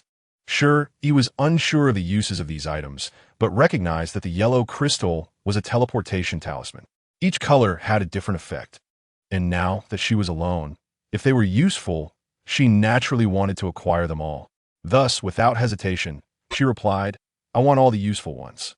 The leopard owner's eyes widened in surprise, scrutinizing her appearance again, noting that she didn't seem like a wealthy patron. Chapter 136. Transaction, however, in business. He knew how to speak sweetly and cheerfully confirmed.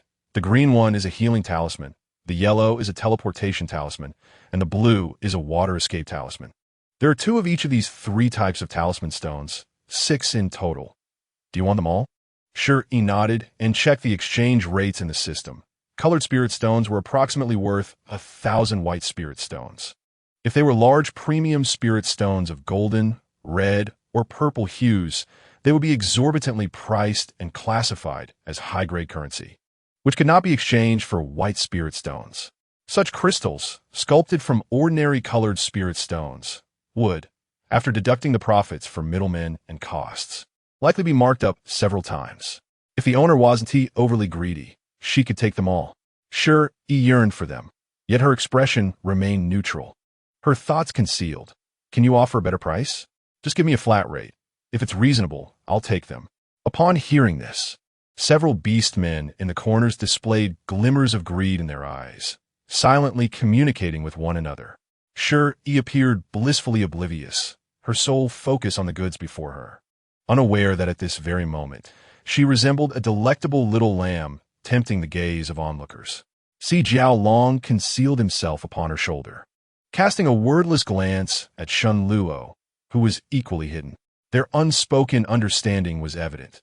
They had never encountered such a naive and affluent female, who ventured out alone without a hint of caution. She was indeed too innocent to brave the world alone.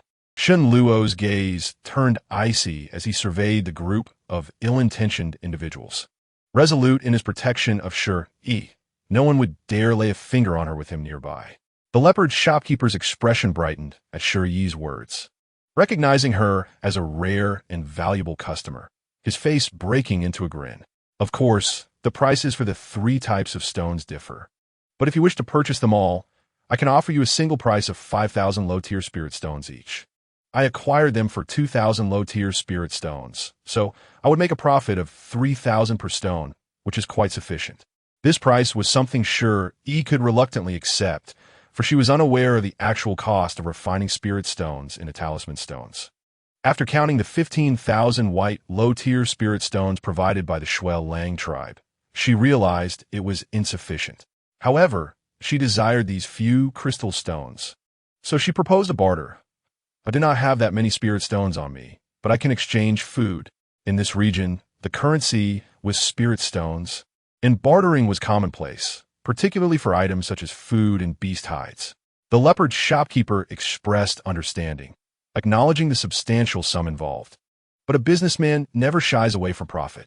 "No problem, but I will need to appraise your goods," he stated, implying that he would determine the value, regardless of any attempts to negotiate. Shi Yi pondered for a moment. During the season, meat was not the rarest commodity, but fresh vegetables and fruits were in short supply. For her, vegetables and fruits were cheaper than meat, offering substantial savings. Thus, she produced the least expensive apples and cabbages. As she placed 1 cabbage and 1 apple on the stone table, all the orcs present gathered curiously to observe. The leopard shopkeeper was astounded, recognizing these as rare winter vegetables.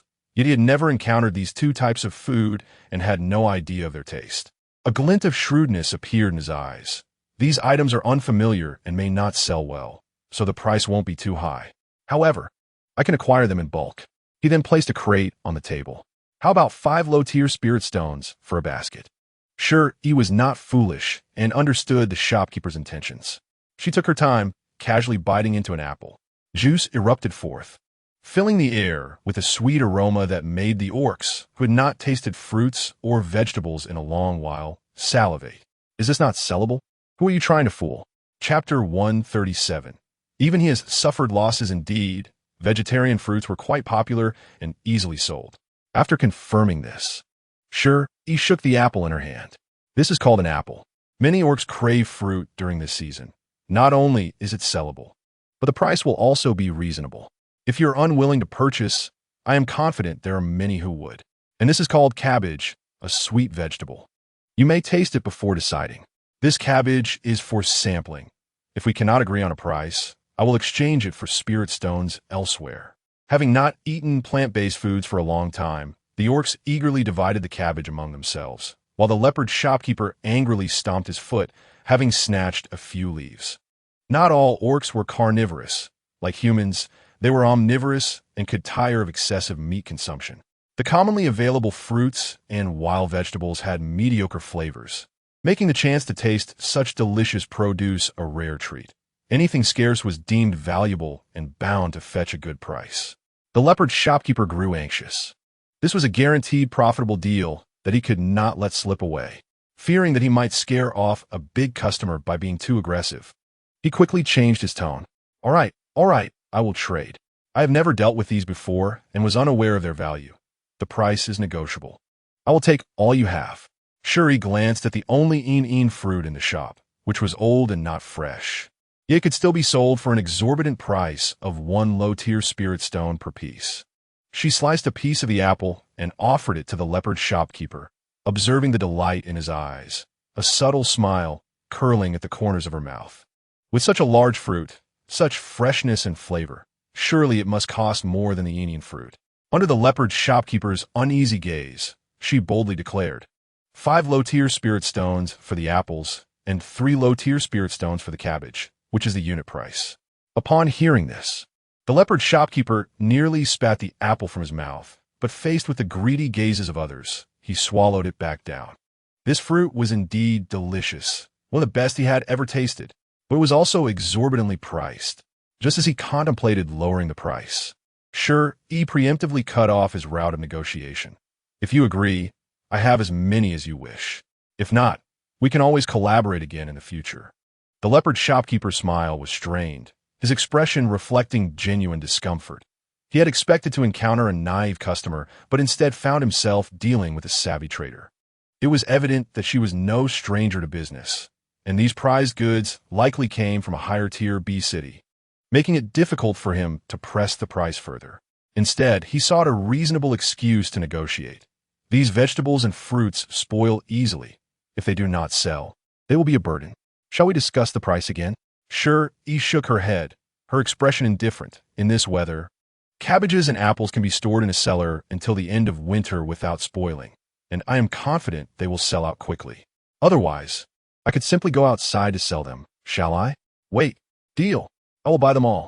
The leopard shopkeeper, fearing that this lucrative deal might fall into another's hands, gritted his teeth and accepted all of it, convinced he could sell it at a profit without incurring losses. A satisfied smile graced Shi Yi's lips, though she refrained from laughing too loudly, wary of revealing her identity as a female. Deal. Of course. She was not so naive as to sell all her gold coins for cabbages and apples to the leopard shopkeeper. His resources would likely not accommodate such a bulk. Thus, she procured just enough to buy talisman stones and sold another dozen crates elsewhere. Throughout the transaction, Shun Luo observed her composed demeanor from a distance. He had witnessed Shi Yi produce those peculiar items, and each time she claimed they were exchanged with deities, yet he had never seen her worship any deities. Could it be that the so-called deities resided within her? She brazenly displayed such rare items. Her audacity was remarkable, not to mention the greedy glints in the eyes of those orcs around her. Yet, recalling her shrewd nature and tenacity, he concluded that she must possess ample confidence, for even he had suffered losses before. Chapter 138.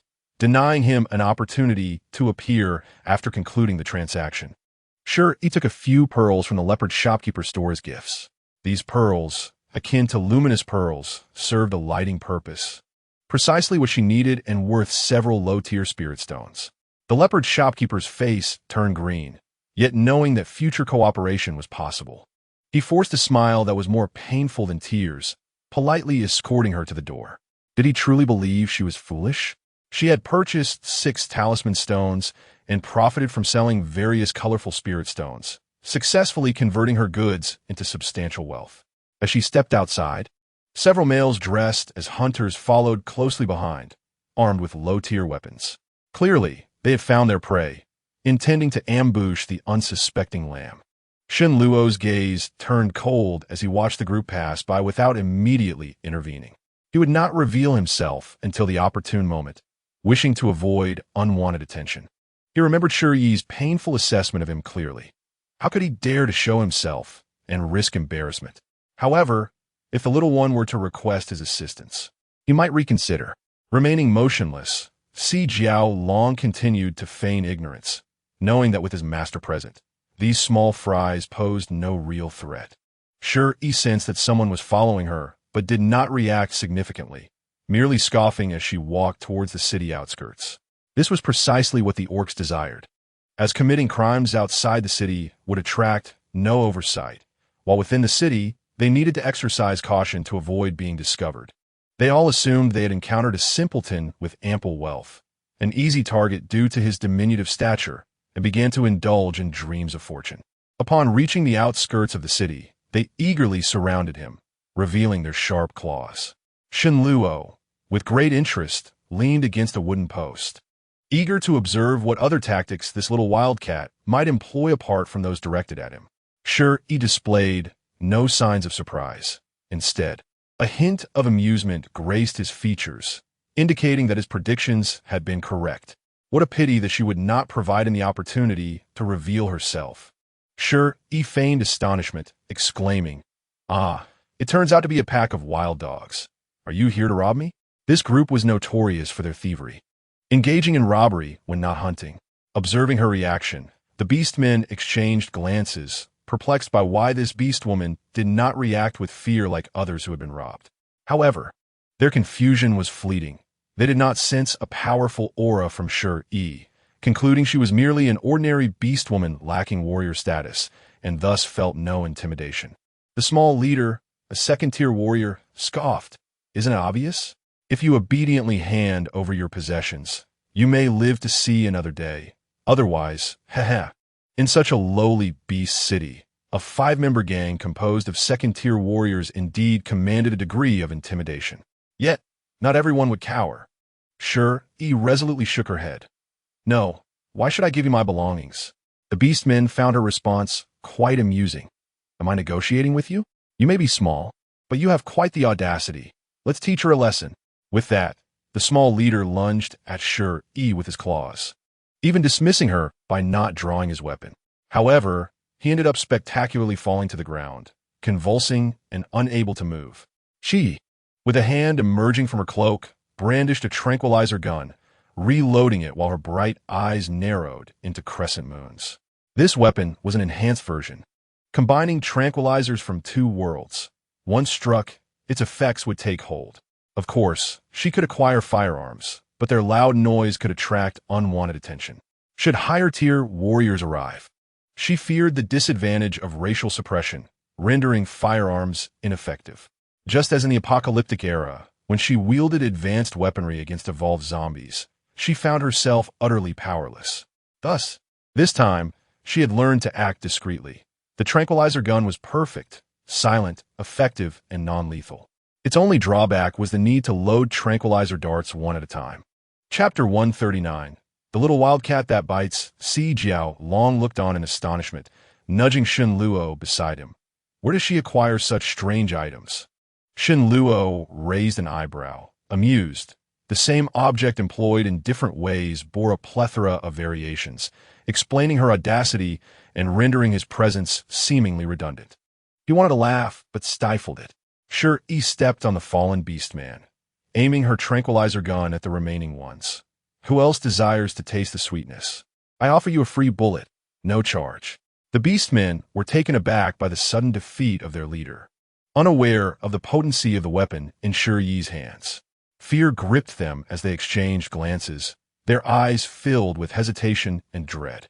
Yet, having witnessed the size of the small lamb, they were unwilling to leave empty-handed after losing their comrade. With a steely resolve, they decided to charge together. Without hesitation, Shi Yi fired 2 rounds from her tranquilizer gun, bringing down 2 more, leaving only 2 beastmen, who stood frozen in fear, unwilling to advance. She breathed a sigh of relief, calmly reloading. Foolish creatures. Had they all attacked at once, she would have truly struggled. Once the tranquilizer darts were loaded, she swiftly incapacitated the remaining 2 beastmen without a hint of hesitation, her decisiveness chilling. After securing her tranquilizer gun, she gave each of them a slap, confiscating their storage bags. You thought to rob me? Allow me to teach you a lesson. Henceforth, behave like proper beasts. She then waved the storage bags in her hand. Quite satisfied. The bullets are free. This is a service fee. My assistance comes at a high price. How wonderful it was. She had recouped the cost of the tranquilizer gun. This was not robbery. It was a form of justice, a good deed, and another day of accumulating virtue. After completing her task, she mounted her snow vehicle and departed, leaving her assailants sprawled on the ground, none having had the chance to discern her appearance. Previously, Shi Yi had always presented herself as delicate, leading others to perceive her as a pure, harmless flower. Fragile, beautiful, and easily shattered, she evoked a sense of protectiveness in those around her. Yet, during her time of stealthy observation, Shun Luo discovered that this seemingly innocent flower was, in fact, bristling with lethal thorns akin to a wildcat that could bite. This realization only heightened his amusement. Shun Luo did not rush to follow her, but instead cast a dark gaze upon the 5 fallen beastmen, a murderous intent swirling within his golden eyes. Unfortunately, he too harbored a stingy disposition, disliking losses and resenting others who coveted his possessions. Si Jiao had long anticipated the fate of these individuals. Having seen such occurrences frequently, they had brought their doom upon themselves. Seizing the opportunity while his master was absent, it lavished praise upon the one who provided their sustenance, its rotund form nearly twisting into a pretzel. Master Yi is so amazing. She took down 5 males in one go. How admirable. Shi Yi was in high spirits from its flattery and rewarded it with a canister of mealworms. Indeed, how dare they attempt to rob her without discerning her true nature? Such foolish beings. She had plenty of tricks up her sleeve. Stick with me, and you'll enjoy a life of abundance. A master as generous as she, who did not force a servant contract, was rare to find, and Si Jiao long felt moved to tears. In truth, Shi Yi believed that enforced contracts were unreliable. Oppression breeds rebellion, and such arrangements were destined to fail. Mutual benefit was the key to longevity, and she felt secure in gaining returns through her offerings. However, had she known this little creature was a spy from the beginning, she would have surely made it regurgitate the mealworms. When Yin Chuan finally reached Shi Tucheng, he learned that the most notorious robbery gang had met their demise at the hands of a stronger individual. He did not associate the deadly bandits with the seemingly delicate Shi Yi, merely brushing past her last known whereabouts. Chapter 140. Waking up in the middle of the night to slap oneself twice. Fortunately, within the city, he stumbled upon apples and cabbages, items unique to Shi Yi, confirming her presence in the area. Apples and cabbages had become rare commodities, fetching exorbitant prices of over 20 low-tier spiritual stones, not easily obtainable. Boss Bao profited immensely and sought more stock, but the supplier had not left contact information. When Yin Chuan inquired, he was met with the same blank stares. Neither party gleaned any results. Ultimately, he learned that Shi Yi had disguised herself as a male while in the city, but after 2 days of investigation, no one knew her current whereabouts. He felt relieved that the little female had the sense to disguise herself for protection, yet simultaneously troubled that this would complicate his search. Now, he could only return to the tribe with disappointment, as time was too scarce to search for her any longer. Otherwise, he would miss the beast tide. Before departing, He cast a reluctant glance back at Shi Yi, resolving to continue his search once he had settled the tribe's affairs. Completely unaware that Shi Yi was venturing further away to another beast city. Along the way, as Shi Yi took a break to savor a roasted chicken, she suddenly noticed a slight increase in Xuan's favorability toward her. It had risen to 97%. As time progressed, the rate of increase in favorability diminished. She had thought their relationship was of a somewhat ungraceful nature, believing the quest would remain incomplete. Yet, to her astonishment, the favorability had increased again, albeit by a small margin. Did this indicate that Xuan did not harbor as much disdain for her? Perhaps he still held feelings for her? The thought of returning to the Shuelang tribe flitted through her mind, but was quickly suppressed. Deeper emotional ties often led to complications. She is destined to be a dandelion, dancing with the wind, taking root upon landing, blooming once more, and continuing to soar to distant places, never to remain stagnant. Moreover, with Shun Luo, that significant source of trouble, staying in the Shuelang tribe would only bring greater peril to Xuan and the others. Shun Luo is akin to a plague, attracting flies and harboring numerous enemies. Her departure would spare the Shuelang tribe from calamity. It would be quite agreeable for each to embark on a new life, yet she would undoubtedly remember the warmth once bestowed by a particular individual. Alas, the magnificent wolf dog, so splendid and graceful, remained untasted, and she would chastise herself in the dead of night. Upon returning to the tribe alone, Xuan found that everyone already knew the answer, tacitly refraining from mentioning Shi Yi. A goddess, after all, does not belong to their humble abode. Her visit had already conferred upon them too many blessings, and they could not retain her should she choose to depart. However, upon this return, Xuan seemed to have rallied, refusing to succumb to despair, and joined the others in fortifying their defenses against the beast tide. Everything appeared to remain as it once was, yet some things had irrevocably changed. Beneath the calmness of his amber-like eyes lay tumultuous waves during the stillness of the night. He even hesitated to return to the cave, fearing the emptiness within where no endearing female awaited his return. This year's beast tide was fiercer than ever. Yet Xuan's preemptive preparations allowed the Shuelang tribe to evade disaster. The surrounding Hexiong tribe and Tu Zhu suffered severe losses. And hearing that the Shuelang tribe had stone walls akin to those of the beast city, many sought refuge there. After repelling the beast tide alongside his kin, Xuan lay atop the towering stone walls, his mind filled with the radiant smile of that vibrant figure. Shi Yi had once again saved him and the entire Shuelang tribe, even rescuing countless beings from other tribes, yet he had lost her. Even the wind bore memories, slicing through the fragile facade he had painstakingly constructed. During this time, he immersed himself in every task, too busy even to sleep, believing this would temporarily numb his heart. Yet he could not suppress his longing for Shi Yi.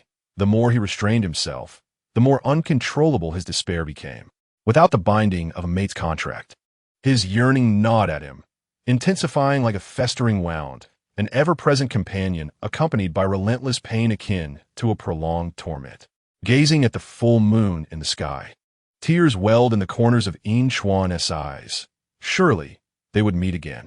Once the beast tide passed, he would seek out Shi Yi, no matter how far the journey to the ends of the earth.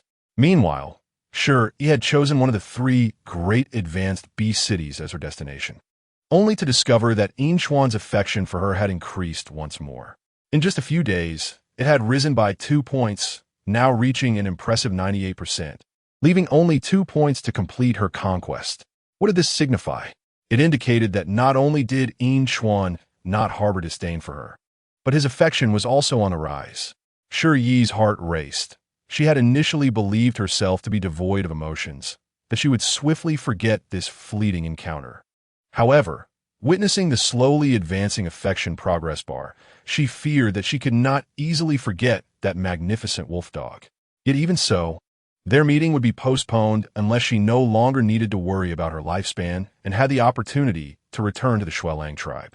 That was a distant prospect, so far removed that she dared not contemplate it. The plump, 4-legged dragon waved its paws vigorously, enthusiastically endorsing He Shi Cheng. It has fewer rules. Even those without identification can settle there, making it the most suitable for them. Shi Yi was particularly concerned about this. High-ranking beast cities had abundant quality males, making it easier to find her targets for conquest. However, 2 of the beast cities required entry permits and identification.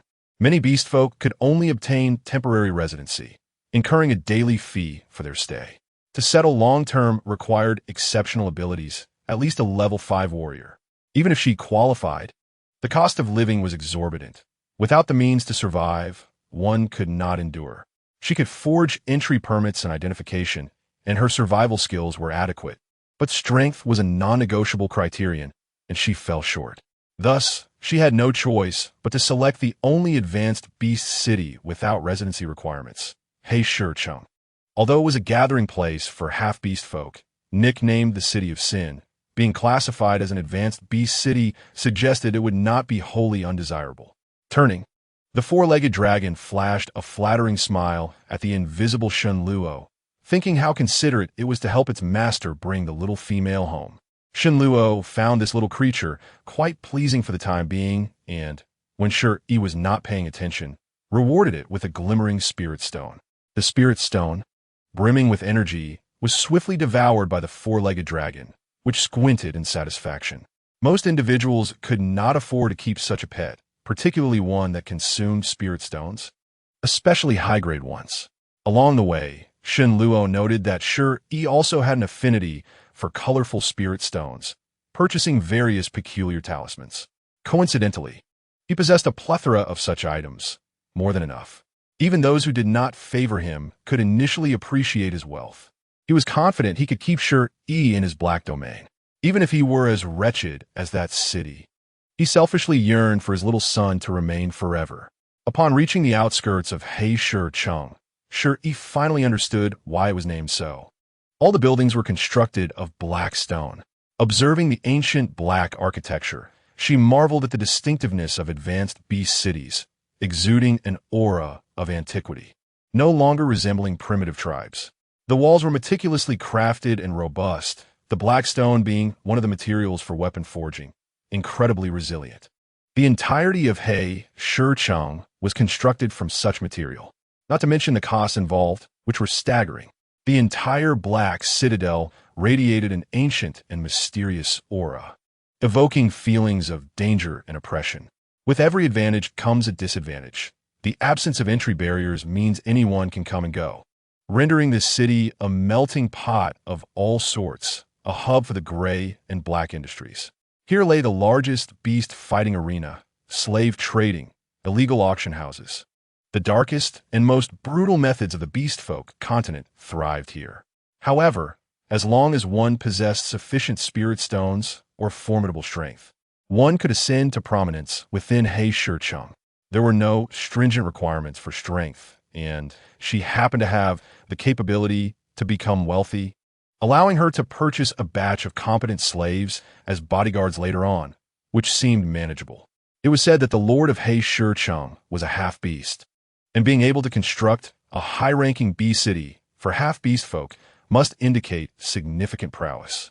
If Shen Luo resided here, he would no longer be pursued daily. Suddenly, Shi Yi realized she was thinking of that gloomy character. A vivid image of his strikingly dark face flashed through her mind, only to be forcefully erased. Having deceived him once more, he must be furious. It mattered little, for it was likely they would never meet again in this lifetime. Even if Shen Luo sought revenge, he could not capture her. Unbeknownst to Shi Yi, at that very moment, the brooding figure stood beside her, gazing at the dark and mysterious city, turning to look at her with eyes filled with deep affection. With a silent gesture, he welcomed her into his world. From the moment Shi Yi stepped into He Shi Cheng, her fate would be inexorably intertwined with Shen Luo.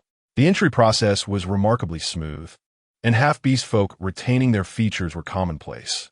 Here, they did not need to hide, feeling no different from others. Other beast folk were accustomed to this, not glancing twice at the presence of half-beast folk, and no one paid her any extra attention.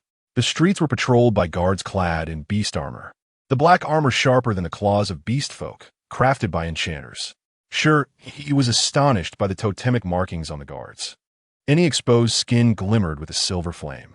Indeed, that is the indulges, a being that transcends the lower-tier fighters.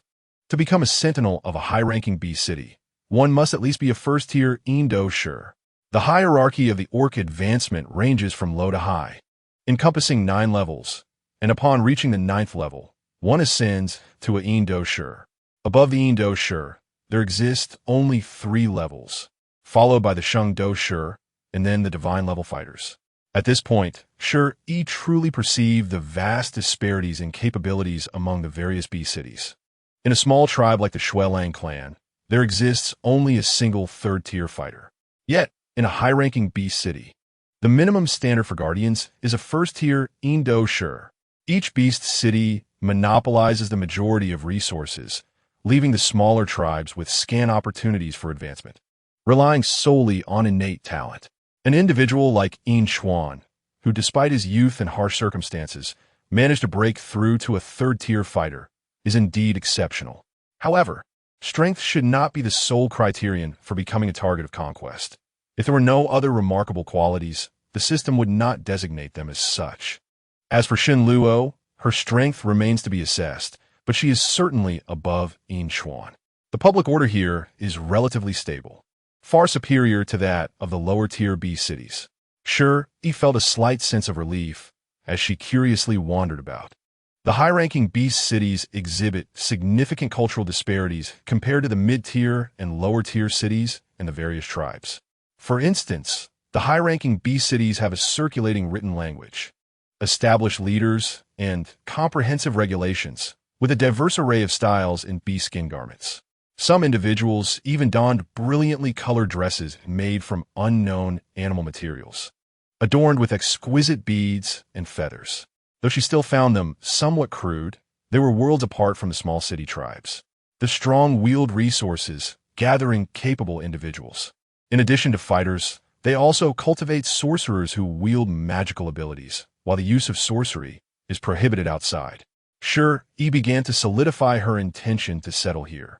Contemplating where to rest, she worried that securing a residence would require sufficient spirit stones and thought of ways to liquidate her assets.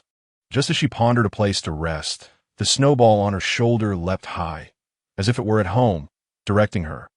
Over there. You can inquire if anyone is offering a house for rent.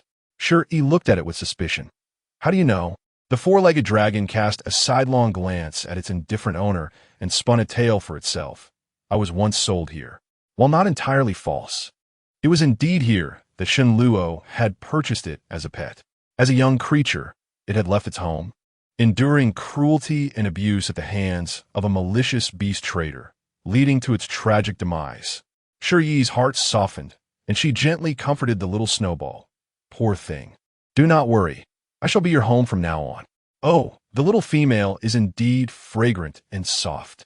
Xin Luo's expression darkened, and a fierce glare sent the 4-legged dragon tumbling out of Shi Yi's embrace in fright. Can one not feel jealous of a pet? It was truly terrified. To help its master deceive the little female into returning home, it had risked much, only to be glared at. The temporary resting place for orcs in Heisher City is a mixed bag and not very secure, so it decided to lead Shi Yi straight home in one go. Shi Yi observed a shop by the roadside renting beast carts, which were similar to horse-drawn carriages, crafted from wood and beast skin, drawn by a deer larger than a horse.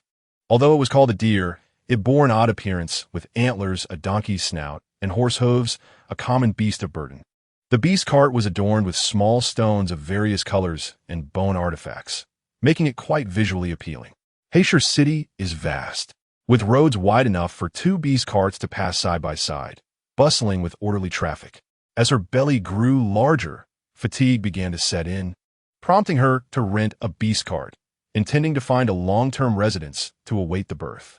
Initially, she had considered terminating the pregnancy, but fearing it would delay her journey, she ultimately chose to keep it. The child demonstrated remarkable vitality, growing well, with a small flame on her lower back, now a vibrant red, active every day. Occasionally, she could even sense faint movements within her, as if the little one were cautiously testing the waters, afraid of disturbing her.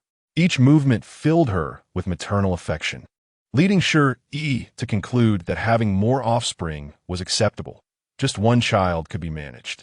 Unbeknownst to her, Shen Luo had been on edge throughout the journey, fearing she might terminate the offspring. Upon realizing she had accepted the child, he was overjoyed, unable to sleep soundly for several nights. Even interacting with the unborn after she had drifted off, well, that interaction was limited to warning the little one not to disturb their mother. As the weather warmed, layers of clothing were shed, leaving Shi Yi wrapped in a thin gray cloak from head to toe, exposing only her eyes while daring not to reveal any skin. She even wore thin gloves, fearing her female traits might be detected. Were it not for her meager flesh, her belly would have been nearly impossible to conceal. Although there were females roaming about, they were accompanied by their beast husbands and slaves, whereas she was singularly alone and pregnant. She needed to quickly find a few bodyguards. Solitude was not an option. Shen Luo boarded the beast cart alongside Shi Yi. Observing the gentle way she caressed her belly, his demeanor softened, and his gaze grew tender. At that moment, Shi Yi was enveloped in a gentle glow, her features reflecting a newfound maturity, shedding some of her youthful innocence, making her even more alluring. It mattered not. Even if Shi Yi did not love him now, she at least loved their offspring. With a child on the way, and in his territory, affection would inevitably blossom over time. His favorability rating steadily climbed to 75%, while Shi Yi's mind was preoccupied with identifying her next target for conquest. This would save her the expense of hiring a bodyguard, and she needed to select someone with formidable abilities. However, after searching around, disappointment washed over her. She had anticipated a plethora of potential targets in the high-ranking beast city. Instead, she found that none of the males on the streets met her criteria, though she remained uncertain of the system's standards for target selection. Upon returning to reality, she noticed Shen Luo's favorability had risen by 5 points, leaving her perplexed. She could understand how Yin Chuan's favorability increased, but why had this grim figure suddenly developed an affinity from such a distance? Although Shen Luo's favorability had surpassed 70%, indicating a considerable level of fondness, she truly felt little affection. She even believed that the madman would devour her whole if he were angered. Merely contemplating this sent a shiver down her spine. She could not withstand the love of a Yandere. Little did Shen Luo know what Shi Yi was contemplating, believing instead that she was cold. He shot a glance at the four-legged dragon. The little chubby creature swiftly lowered the beast cart's curtain and draped a small blanket over the new mistress, being exceedingly considerate. It had come to understand that the dynamics in this household were yet to be determined, and it would not hurt to curry favor with the little female. Everything seemed to be progressing according to Shen Luo's ideal plan, and he felt elated, finally at ease to depart and attend to some matters. It had been over half a year since they had arrived at the hidden cave to hibernate before winter, and typically he would have returned by this time in spring. This delay was unusual. He had heard that the city was unstable, and he did not wish any disturbances to trouble the little female. The chubby snowball took on the task of leading Shi Yi to a place to stay, heading straight for a luxurious detached residence. Passing through the bustling marketplace, they arrived at the city center, where a well-dressed male orc awaited them outside the courtyard, feigning surprise. "Are you here to rent a house?" Shi Yi had indeed inquired about this, but standing before the opulent two-story building with a grand courtyard, she hesitated to speak loudly. In a high-ranking beast city, could an orc residing in a spacious 200-square-meter detached house truly be short on rental money? The price must be exorbitant, and she is currently so impoverished that she cannot afford it. Resolutely, she intended to decline, but the plump, round creature, Fat Shueqiu, spoke up first. "Yes, that's us." Shi Yi, startled, hurriedly covered its mouth and offered a professional fake smile to the male. "I'm sorry, but we don't rent such a large courtyard. I live alone." After saying this, she clutched the struggling Fat Shueqiu and attempted to leave, yet the male was particularly insistent, chasing after her with fervent recommendations. "What does it matter if you live alone? The main point is that this house is affordable, a mere low-grade spirit stone. What nonsense!" Indeed, it was inexpensive, which made her even more hesitant. something felt amiss. Shi Yi did not turn back, but the male seemed to sense her apprehensions. Following the beast cart while explaining, "Don't misunderstand, brother. This is my master's house. He has moved out and does not live here anymore. Hiring someone to clean would waste spirit stones, so he wishes to rent it out for someone to take care of the courtyard." So that was it. Perhaps her recent good deeds had led to this stroke of luck? The carriage suddenly came to a halt, and Shi Yi leaned out, exclaiming, "I'll rent it." "Deal." Immersed in the joy of her fortunate find, she dashed into the courtyard, oblivious to the meaningful exchange of glances between fat Shi Yi and the male. Shi Yi was quite satisfied with the house, which had 2 stories and a courtyard complete with a shelter for the beast cart and even a doghouse. The previous owner had also been fond of raising small animals, and the beast shelter and doghouse were even more lavish than an ordinary person's residence. After promptly paying a low-grade spirit stone, the male went to find the owner to finalize the deal. After so many days of wandering, she finally had her own nest and contemplated that once she was financially stable, she could negotiate with the owner to purchase the house. After a brief rest, she indulged in a delightful bath, shedding her disguise and donning a lightweight cotton linen long dress. The simple white dress, reaching just past her ankles, was paired with a matching loose-sleeved blouse, exuding a simple elegance that did not stand out in the affluent bee city. Her long black hair cascaded freely, and with no makeup, her casual appearance only accentuated her beauty, resembling a finely sculpted piece of jade.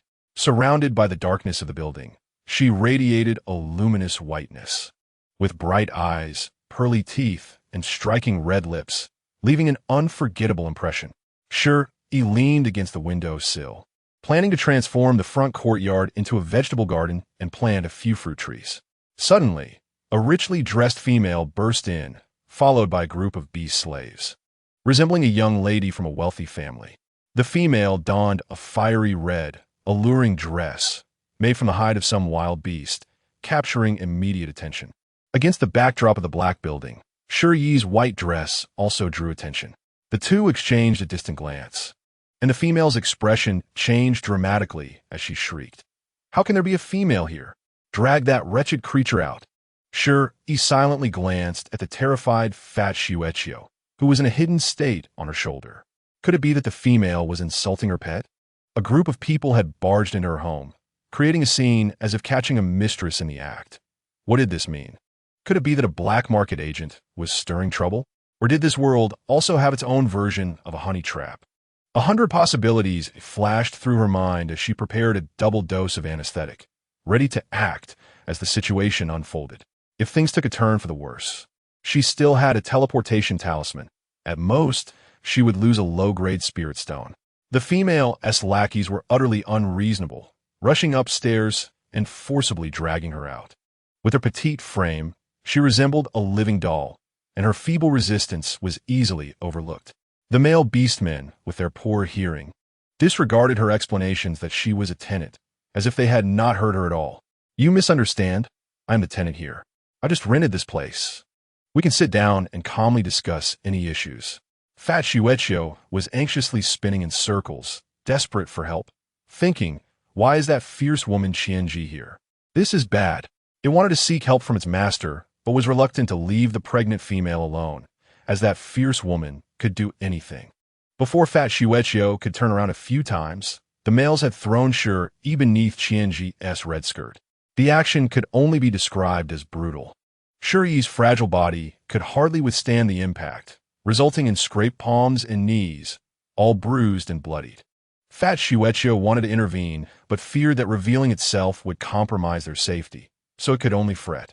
Qianji was beautiful, entirely different from Shi Yi, exuding an exuberant allure that evoked images of a thorny red rose. Shi Yi knelt before her like a solitary, lovely white bellflower, its purity inciting envy, especially with a child in her womb. In just one glance, Qianji's temper flared. This delicate, pristine female possessed a face that could captivate any male. Brother Luo does not accept me. Could he possibly prefer this pretty but useless vase? And she is even pregnant. The more she thought, the angrier she became. A whip made from the bones of a sea beast, a superior artifact, appeared in her hand. She cursed. Who is this wretched creature? How dare you reside in Brother Luo's residence? Who is the father of the child in your belly? Speak. The whip struck the ground, creating a crater. Shi Yi gazed at the whip, realizing its value, superior artifacts worth 300,000 gold coins, and felt a twinge of greed, wishing she could snatch it and sell it. But what ordinary person could wield such an expensive artifact? She swallowed hard, mustering all her patience. This beautiful lady, you might be mistaken. I do not know your brother Luo. This house was rented to me by a male, and I just moved in. She had hoped this would calm the other party, as she spoke nothing but the truth. Yet the next moment, the whip landed on her back, the sharp pain causing her to curl up on the ground like a shrimp. Wasn't it forbidden to harm females so casually? And she was pregnant. Who could she turn to for justice? If she had known, she would have hired a few bodyguards. Procrastination had indeed cost her dearly. The fragile human body could hardly withstand the damage from the artifact. A single strike, devoid of any infused power, nearly cost her life. Fat Shi Yi was utterly stunned, realizing that this fragile female could not withstand the madwoman's strike. If something went amiss, it too would be doomed. However, revealing itself would expose its identity, leaving it frantic. Where was the master? Why hadn't they returned yet? Qianji let out a cold laugh, playing with the whip, relishing Shi Yi's plight at her feet. Keep making excuses. How could Brother Luo's house possibly be rented out? You must have deliberately moved in to seduce him. I've seen many lowly females like you, competing with me for a male. You're asking for death. Shi Yi was in excruciating pain, drenched in sweat and unable to speak. She truly felt her end was near. How was she to know why her brother Luo wanted to rent out the house? It was said that cheap goods were often poor quality, and had she known better, she wouldn't have tried to take advantage of such a bargain. Now, she was being treated like a mistress, pressed down and humiliated. She gasped for breath, struggling to speak. What I said is true. I do not know your brother Luo. But Qianji did not believe her at all, laughing in anger. Dare you lie again? If you don't tell the truth, the next strike will not be so light. As she spoke, she infused her spirit energy into the whip, which glowed with a red light, releasing the pressure of a powerful being. Shi Yi looked in astonishment at the golden flame-emblazoned totem on Qianji's abdomen, her face betraying an uncontrollable fear. The golden skull butterfly mark, adorned with a garland, revealed that this female was a level 1 holy warrior, an expert beyond the silver warrior level. This was the first time she had encountered such a formidable figure. Truly, the high beast city was teeming with hidden talents. She could not even defeat an ordinary beast man, let alone someone of this caliber. Any thought of resistance was utterly futile, especially with the males surrounding her, each at least a silver warrior level expert. The dilemma lies in the fact that she truly does not know any Luo Gidge, and how can one fabricate a flawless answer under such circumstances? Speaking the truth would not be believed, while a lie would lead to a dead end. It seems that no matter what answer she provides, her fate is inescapable. A conundrum indeed. Noticing Shi Yi's silence, Qianji mistakenly assumed her acquiescence, and fury surged within her, distorting her otherwise exquisite features into a fearsome visage. The whip in her hand crackled with crimson sparks, jealousy igniting murderous intent within her. As the whip was raised high, capable of striking down a third-level silver warrior, the corpulent Xue Qiu trembled in abject fear, scuttling about in panic. At that moment, a nearby male interjected with a warning. Murdering a female is a grave offense, and killing a pregnant female is a capital crime. Young miss, exercise caution. Expecting that the deranged woman would heed the advice, Qianji instead grew emboldened, landing a strike upon the male, blurring the lines between friend and foe. The male endured the blow with a pallid complexion, not daring to utter a sound. With a face twisted in anger, Qianji spat. What are you? How dare you obstruct me? You are but a dog I keep, and you truly think yourself significant. She would not permit any female to take Luo Gidge from her, nor allow him to father offspring with another. Better to risk a wrongful death than to let a single female escape. After all, who could discern her involvement in the act? She truly was a lawless fiend, a deluded romantic fool. Shi Yi cried out in protest.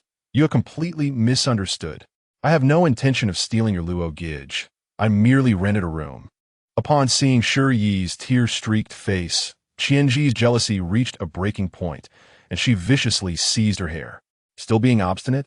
Do you believe that a misunderstanding will compel me to speak the truth? Realizing that reasoning with a lovesick mind was futile, Shi Yi abandoned that approach and drew a tranquilizer needle, plunging it into Qianji's arm. Initially contemplating the use of a firearm, she dismissed the idea, recognizing that her opponent was a first-level holy warrior. Even at close range, she doubted her ability to ensure a quick kill. Much like shooting a third-level corpse king in a post-apocalyptic world, the most she would achieve would be a mere flesh wound, potentially inciting further rage. Uncertain of the comparative strength between a first-level holy warrior and a third-level corpse king, and lacking an opportunity for trial and error, she opted for the most secure method available. The sting in her arm elicited a laugh from Qianji. She had no intention of evading the attack. Viewing Shi Yi as nothing more than an ordinary female whose attempts to harm her were laughably futile. You are truly adorably foolish, a pitiful waste. However, before she could finish her taunt, a wave of dizziness overcame her, and she discovered she had lost control of her body. In the next moment, Shi Yi seized the valuable whip from Qianji's grasp, and as several males began to react, she shattered the teleportation talisman, escaping swiftly. Having suffered an unprovoked beating, she deemed it necessary to collect some medical fees, lest she be at a loss. In the blink of an eye, she found herself in a dim alley, the pain in her back nearly rendering her unable to stand, forcing her to lean against the wall for support. After consuming 2 healing talismans, she turned and sold the whip for 300,000 gold coins. Enduring 1 strike for such a sum was not entirely unreasonable. Regrettably, she could not retrieve the plump Shi, blaming its ill fortune. Whenever danger approached, the creature merely scuttled about in a panic, proving itself foolish. With her pet's fate no longer in her hands, she felt no obligation to return and rescue it, as it had been a mere stray. After all, Shi Yi dared not linger, aware that the ordinary teleportation talisman had a limited range, and her pursuers would soon be upon her. She purchased a potion to mask her aura from the shop, changed her attire, and wrapped herself in a large scarf, disguising herself as a male before hastily departing. Just as she fled, Shen Luo returned to the courtyard, his thoughts consumed by the little female. However, upon entering, he was met with a group of unwelcome guests, causing his expression to darken immediately. "What are you doing here?" He glanced at the open window on the 2nd floor, an unsettling feeling rising within him. These ruffians could frighten Yi. At that moment, Qianji had already ingested an antidote concocted by a high-level pharmacist and managed to sit up from the ground. Upon seeing Shen Luo, she quickly donned a pitiful expression and staggered toward him. "Luo, Gidge, I was just ambushed by a vile woman. She even stole my fishbone whip. You must help me kill her." Observing the glaring red of her attire, Shen Luo felt a sharp throb at his temples, subtly sidestepping her approach. An ominous premonition settling in his heart, his expression growing increasingly grim. "Who are you referring to?" Shueqiu, in its concealed form, snapped back to reality from its earlier state of distress and leapt onto Shen Luo's shoulder, emitting a sharp cry. "Master, you have finally returned." She barged in here and attacked Shi Yi, leaving her grievously injured and now missing. Qianji was taken aback by the sudden appearance of the creature. Recognizing it as Shen Luo's pet, she quickly connected the dots. She had not wronged that vile woman. The mere presence of Shen Luo's pet proved that the woman had indeed been associated with him. Consumed by jealousy, she failed to notice the murderous intent radiating from Shen Luo's trembling eyes. With a furious outburst, she demanded, "Four-legged dragon, were you with that vile woman just now? What is her relationship with Luo Gidge? Who is the father of the child she carries?" Of course, no one answered her. The air around them chilled significantly due to Shen Luo's rage, the ground beginning to crystallize with ice. Guilt overwhelmed him, a strange fear rising within. He regretted leaving for so long, which had resulted in Shi Yi's injury. How frightened and saddened must she have felt in that moment? So fragile. How could she withstand the bullying of such people? Having sustained such severe injuries, where could a little female, pregnant with a child, possibly escape to? He knew all too well the nature of Heisher City, seemingly tranquil on the surface, yet rife with danger beneath, a place where one could be devoured without a trace. His mind was singularly focused on finding Shi Yi. If any harm befell her, those who had wronged her would pay dearly. Yi, having received no satisfactory answers, felt a surge of discontent as she grasped Shun Luo's arm, her face contorted with resentment and indignation. "Luo Gidge, speak to me. What is that vile woman to you? What makes her superior to me? If she dares to seduce you, I shall capture her and sell her into slavery. She is unworthy of you." The mines were remnants of spiritual or extraction, now transformed into a den of vice. Their precious females could be reduced to slavery, and male beastmen from all corners could indulge their whims, provided they paid in spirit stones. The thought of Shi Yi being sold to such a place was too horrifying to contemplate. Yi was truly malicious and utterly foolish, deliberately provoking the wrong person. Indeed, in the very next moment, Shun Luo's fury erupted. His pale, slender fingers seized Yi by the throat, applying tremendous pressure. His beautifully delicate face was suffused with a chilling aura, causing the surrounding male guards to hesitate in fear of approaching. How dare she? Not only had she harmed Shi Yi, but she also dared to speak of sending her to the mines, courting death. He could scarcely bear to think of what might have befallen Shi Yi had he returned even a moment later. If she were truly sold into such a place, what kind of torment would she endure? Just the thought sent waves of pain through his chest. In his rage, he tightened his grip further, choking Yi until her face turned crimson, leaving her speechless, eyes wide with terror. In that moment, she finally grasped the gravity of her situation. That woman was no ordinary female in Shun Luo's eyes. She held significant weight in his heart, no matter how much jealousy, resentment, or unwillingness she harbored. She could no longer throw a tantrum, for Shun Luo was truly intent on her demise, and he was not jesting. "If you harm a single hair on her head, I shall repay you tenfold. This debt will be settled in due course." Shun Luo cast the nearly unconscious Yi to the ground and swiftly exited the courtyard. He had to find Shi Yi immediately, with no time to waste. Every second of delay places her in greater peril outside. At this moment, he even finds himself resenting his own selfishness for luring her into this chaotic and dangerous beast city. For the first time on his own territory, he is devoid of confidence, fearing even the slightest danger to Shi. He cannot afford to take that risk. Yi collapses to the ground, coughing for an extended period before regaining her composure. Her throat burns with pain, making even speech a laborious task. She nearly feels as if her neck could snap at any moment.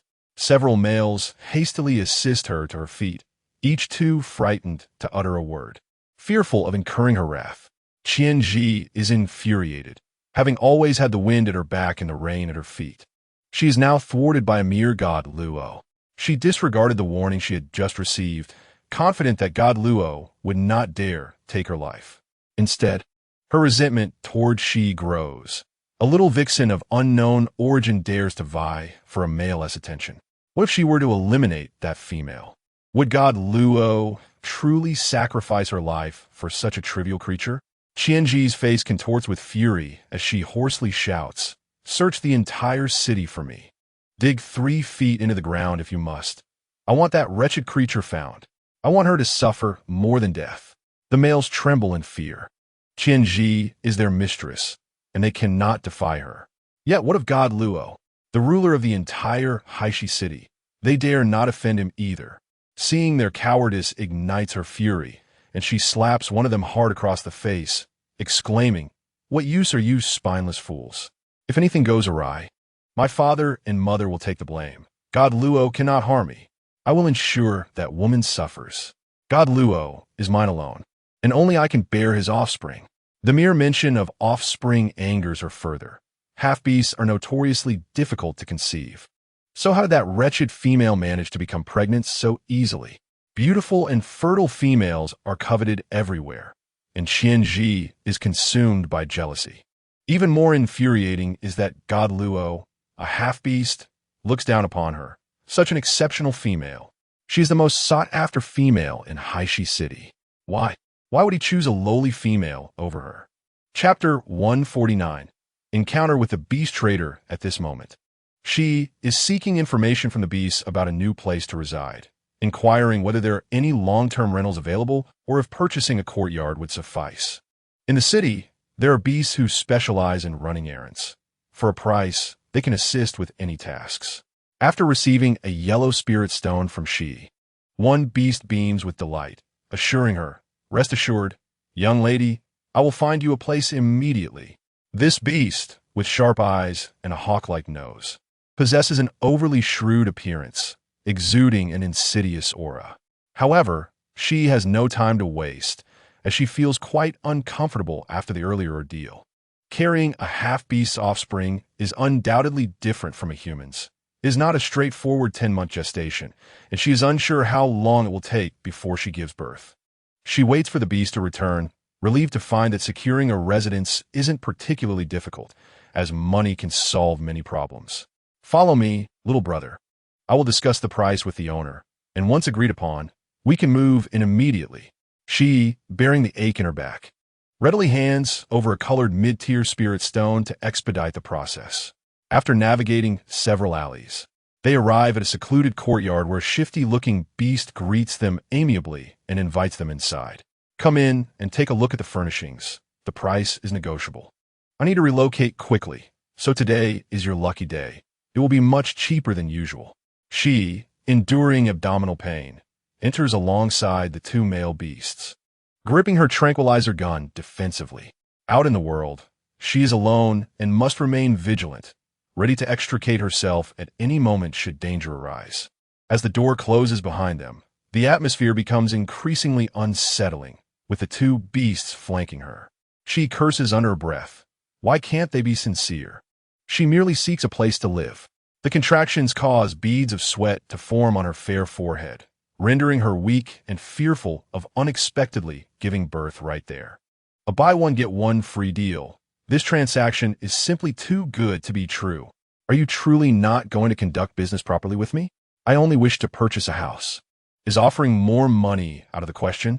As she speaks, the tranquilizer gun is concealed within her sleeve, and a teleportation talisman is at the ready. The beast with the hawk-like nose chuckles. "If we sell you the house, what will we use to deceive others? Besides, selling you would be far more profitable than selling the house. Little female, you have no male presence. Being alone is quite unsafe. We are merely trying to find you a safe place." She feels beads of sweat forming on her forehead. Despite using a scent-masking agent, how could they discern her femininity? The shifty beast pulls out a bundle of ropes from his storage bag, grinning widely, revealing his yellowed teeth. Old Sun's eyes can see through anything. "Your little disguise is utterly useless. A small female strutting about the streets without a male companion? You must be from elsewhere. Today, my brother and I have struck gold by finding such a plump little lamb." The hawk-nosed beast belongs to the Feather Clan, and his keen vision can penetrate disguises. This is Shi's millionth regret for not hiring a bodyguard upon entering the city. What an unfortunate situation to be in, beset by either clowns or beast traders. The hawk-nosed beast approaches her from behind, saying, "Little female, do not resist. We do not wish to harm you. Cooperate, and I assure you will come to no harm." Nonsense. Beast traders intent on abducting women expect her to comply and believe they will not harm her. Only a fool would be swayed. They are simply concerned about injuring her during the struggle, which would lower her sale price. Chapter 150. Sold irritated. She turns and shoots the hawk-nosed beast with her tranquilizer gun, the enhanced needle taking immediate effect. With no time to reload, she shifts to another tranquilizer gun aimed at the beast trader's accomplice. The shifty beast did not anticipate that this seemingly delicate female had such formidable weaponry capable of incapacitating others. Possessing such a powerful artifact likely means she has an extraordinary background.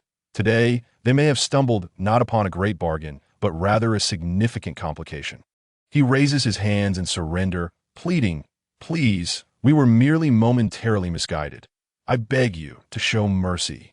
Before he can finish, she shoots him, knocking him out cold. The tranquilizer needle, laced with a toxin capable of causing skin rot.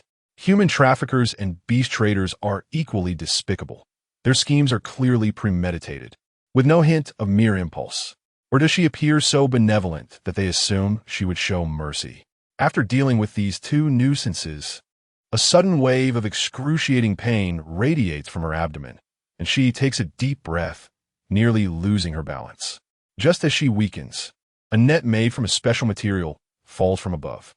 Unbelievable, there are accomplices. Clutching her aching belly, she lacks the strength to resist. This net is unbreakable. Even more vexing is that her teleportation talisman is rendered useless, wasted for nothing. The ambushing beast trader is a half-beast, also of the Feather Clan, with gray wings on his back and distinct beastly characteristics. Clearly, they are seasoned criminals, well-equipped and organized. He squats down, smirking. "Little female, you are quite impressive. You nearly escaped." He skillfully begins to search Shi Yi's storage bag, engaging in both kidnapping and robbery. To his surprise, he discovers her round belly, and his expression shifts to shock. A pregnant female? He clicks his tongue in annoyance, kicking his unconscious companions. Useless fools, you can't even assess the situation properly. It would be easy to take a solitary female without a male escort, but one carrying offspring complicates matters. Should a male show up and escalate the situation, the city guard would intervene. They are engaged in a deadly business and cannot afford to be careless. However, having captured her, they cannot let their prize slip away. Gritting his teeth, he decides to take the risk. Fortune favors the bold. After searching Shi Yi, he finds no storage bag, only a space ring on her right hand's middle finger. This item is truly remarkable. Its craftsmanship and quality seem beyond what an ordinary beastman could possess. The beast trader felt a surge of anxiety, wishing to hastily remove the ring and pass the trouble on to someone else. However, no matter how hard he tried, the ring remained steadfast, as if it had fused with Shi Yi's finger. To remove it, he would have to sever her finger, but that would mar the injured female and drastically reduce her value. After sweating profusely, the beast trader relinquished his efforts, realizing that keeping the ring was troublesome, as was selling it. Thus, he decided to abandon it altogether. After all, the price for this little female alone was sufficient for the three of them to live comfortably for a lifetime. Shi Yi felt a sharp pain in her abdomen and decided to feign death, knowing that her captors intended to sell her and would not dare to be too harsh.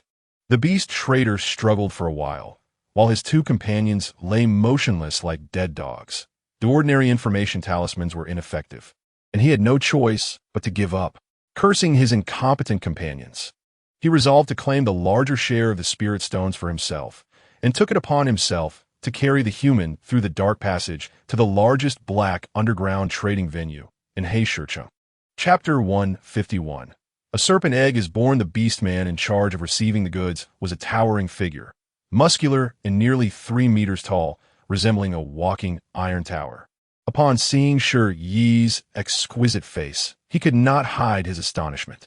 However, he quickly furrowed his brow. While she was undoubtedly a rare and superior specimen, she seemed frail with her pallid complexion. Was she ill or merely a juvenile? The beast trader quickly assured him, claiming she was not a juvenile, but rather pregnant, and had not formed a bond with a male, thus there were no issues. The liaison relaxed, satisfied that there was no problem. A buy-one-get-one free deal was advantageous, and a female with strong breeding capabilities was highly sought after. Even if someone came looking for her, their backing was powerful enough to pose no threat. They had engaged in such trades before. They would simply accept the goods without inquiring into their origins, and could easily evade responsibility if any issues arose. Naturally, he would not pay double simply because she was pregnant. It was the standard protocol to price her as a superior specimen. Tossing a bag of high-grade spirit stones in her direction, the beast trader, seeing the colorful array of high-grade stones, was immediately elated. What a windfall! The liaison instructed his men to escort the beast trader out and turned to his subordinates, commanding them to deliver the little female to the boss, ensuring she received ample food and drink, as she was a highlight for the upcoming auction. Shi Yi was confined in a cage made of special material, likely crafted from luxure, capable of restraining beastman's abilities. Although she was not a beastman and possessed no significant power, her previously gathered protective stones were now of no use. She crouched quietly in the corner, neither crying nor causing a commotion, displaying a small face that was pitifully frail and helpless. The beastmen carried her cage like moles through the underground passage for a long duration before handing her over to another group of guards. There were many others like her, trapped in cages and categorized into various grades with clear pricing. She belonged to the top tier, confined in a stone house of commendable illusion, separated from the other goods. The guards had no immunity or guard against a female like her, providing her with fine meat and water, and the cage was cushioned comfortably. One even kindly advised her, as long as she behaved, she would not suffer. In due time, she would be purchased by a noble in the city, which was far better than seeking a beast husband outside. Once the guards departed, Shi Yi lifted her small, delicate face, pale and weary, appearing utterly exhausted. Quietly, she retrieved a pristine, snow-white serpent egg from beneath her, her lips twitching in disbelief at having laid an egg. Heaven knows how she managed to feign nonchalance while enduring the jostling journey to bring forth this egg. To avoid detection, she bit her own tongue until it bled, terrified that her offspring would be snatched away immediately after birth. Such newly hatched creatures requiring incubation were also highly coveted, often bought by nobles to be trained as loyal and useful little slaves. The serpent egg was comparable in size to an underdeveloped ostrich egg, not overly large, sparing Shi Yi too much suffering. However, as it was her first experience with childbirth, lacking any guidance, she now felt utterly drained and had no idea how to incubate the egg. Shi Yi never imagined she would find herself in such dire straits, being sold by a beast trader and alone while giving birth. The thought brought a sting to her nose, and when she attempted to store the serpent egg in her spatial ring, she discovered that living things could not be accommodated. Regrettably, the marketplace also refused to trade in newborns, thus she was left with no choice but to keep it. This meant that she would have to carry the egg while fleeing for her life, which was quite troublesome. Chapter 152. The third target is quite impressive. Shi Yi fashioned a cloth pouch to cradle the serpent egg, concealing it beneath her clothing to avoid detection by the beast traders. They provided her with ample food and drink, and aside from being unable to leave the cage, her other needs were nearly met. Shi Yi utilized healing talismans, quickly restoring her strength, while she discreetly observed the guard's shift changes, preparing to escape with her offspring. The following day, the beast traders brought in another cage, identical to hers, containing another superior specimen, intended for confinement in the stone house opposite hers. As soon as the cage appeared, the long silent system suddenly spoke. Third target appears. Hujio, a rare breed of nine-tailed fox, 20 years old, level 7 fighter, unbound. Finally, the long-awaited third target had emerged. A rare beast species, a nine-tailed fox, a youthful little brother of 20. To be honest, the system's offerings were quite generous. In the dimly lit warehouse, under the flickering candlelight, the glimpse was enough to captivate Shi Yi for 3 seconds. Merely a profile view, and she could tell that the third target was another exceptional specimen. His alluring, emotive fox eyes held a hint of mischief and aloofness, even as a captive. He remained utterly composed. This one seemed rather challenging to approach, exuding an aura of intimidation. Shi Yi's impressions of the fox clan had always been of flirtation and charm. Yet this fox beast presented an entirely different perception, feeling both dangerous and difficult to engage with. Their cages were not far apart, separated only by a narrow passage, allowing for direct eye contact. Shi Yi remained still, refraining from initiating conversation, contemplating whether to bind with this target. Previously, she had no choice but to select hastily. Now that she had some time, she wished to evaluate the difficulty. Those who were hard to deal with would be eliminated, ensuring a more efficient approach. Hujio leaned against the edge of his cage, wearing only a white beast-skin skirt that reached his thighs. As the weather grew warmer, the beastman's garments became lighter, and the thin skirt was more enticing than being unclothed. Shi Yi had no intention of looking, but seeing something for free was a temptation. It was not against the law. Just as she was enjoying the view, the fox suddenly opened his eyes. He tilted his head, his fox ears flickering. Is it beautiful? Caught in the act of peeping, Shi Yi felt no shame and generously gave him a thumbs up. You would look even better without it. The smile on Hujio's face faltered. surprised that the seemingly innocent little creature would speak such bold words. Maintaining her composure, Shi Yi stood and examined the lock on the cage, casually asking him, "Do you want to escape together?" Hu Jio raised an eyebrow with interest. "Are you saying you want to take me with you?" That was not out of the question. After all, he was a level 7 fighter, capable of holding off pursuers if necessary. If they managed to escape together, it would also help to boost their mutual affinity, so it seemed advantageous either way. Shi Yi whispered, "I plan to escape and can take you along if you wish. If you prefer to stay, that's fine too, just don't report me." If one were to resort to petty actions, then she should not be surprised by her ruthless demeanor.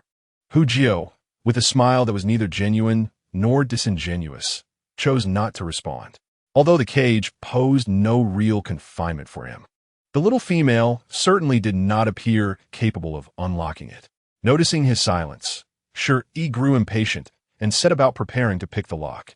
She observed that at this hour, the guards typically changed shifts, resulting in a more relaxed supervision. The chances of escape were higher now. She could follow the underground water flow to flee. The stone could suppress the strength of the beastmen, but it posed no threat to her, at most. It was merely a robust stone. She retrieved a silenced handgun and fired several shots at the lock. As her wrist throbbed from the recoil, the lock shattered into pieces. Hu Jio's expression shifted from amusement to astonishment. It was intriguing that she had actually managed to unlock it. The peculiar, dark weapon was unlike anything he had seen before, and it was quite refreshing. Shi Yi calmly removed the lock and stepped out of the cage, casually asking him, "Are you coming with me?" Hu Jio's gaze swept over her handgun, a spark of interest igniting in his eyes. Why not indulge in a little fun? After all, he intended to venture out for a stroll. He stood up, revealing a hint of eagerness. "Yes, I would appreciate your assistance." Shi Yi replicated her previous actions to open the cage again, urging him to be quiet and follow closely. "Follow my lead." A glimmer of amusement danced in Hu Jio's eyes as he obediently nodded. "All right." He trailed behind her, observing how this seemingly delicate female adeptly sidestepped the layers of guards. Her composure far from that of an ordinary female beastman. The ground here was hellish, and the depths below were an abyss of darkness, a place where one could be devoured without a trace. This was the black market center of Haishi City, where goods were categorized and imprisoned in various cages, alongside countless beasts bred for profit. Here, life was cheap, and the air was thick with the scent of blood. The calm demeanor of a captured female was quite amusing, especially as she wasn't even a low-tier fighter. Even more intriguing was Hu Jio's realization that she did not trust him, while she sought to lead him to safety. She discreetly clutched a concealed weapon. Whenever he ventured within a meter of her, she would cautiously glance back, her black gemstone-like eyes vigilantly watching him, signaling him to keep his distance. How adorable! Indeed, Shi Yi harbored no trust for this third target of hers, gripping a tranquilizer needle while remaining ever alert for a potential ambush. She understood very well that Hu Jio had no trust in her either, as their rapport remained at a standstill. One would expect a modicum of goodwill after being rescued, yet this fellow seemed off. Who could remain so indifferent after being abducted for sale? She now regretted stirring up such trouble. A passageway ahead led to the underground water flow area of the arena. If they could evade the guards, they would be safe. As long as this fox did not cause a ruckus, they could part ways once they were outside. However, just then, voices echoed through the corridor. "The new female might just be the one you're looking for, locked in the treasure vault, this way." Followed by a familiar venomous voice. "Humph, you little wretch, once you're in my grasp, you'll wish for death." Cursing under her breath, Shi Yi stealthily pressed against the wall, realizing she had stumbled upon the very woman who had whipped her the day before.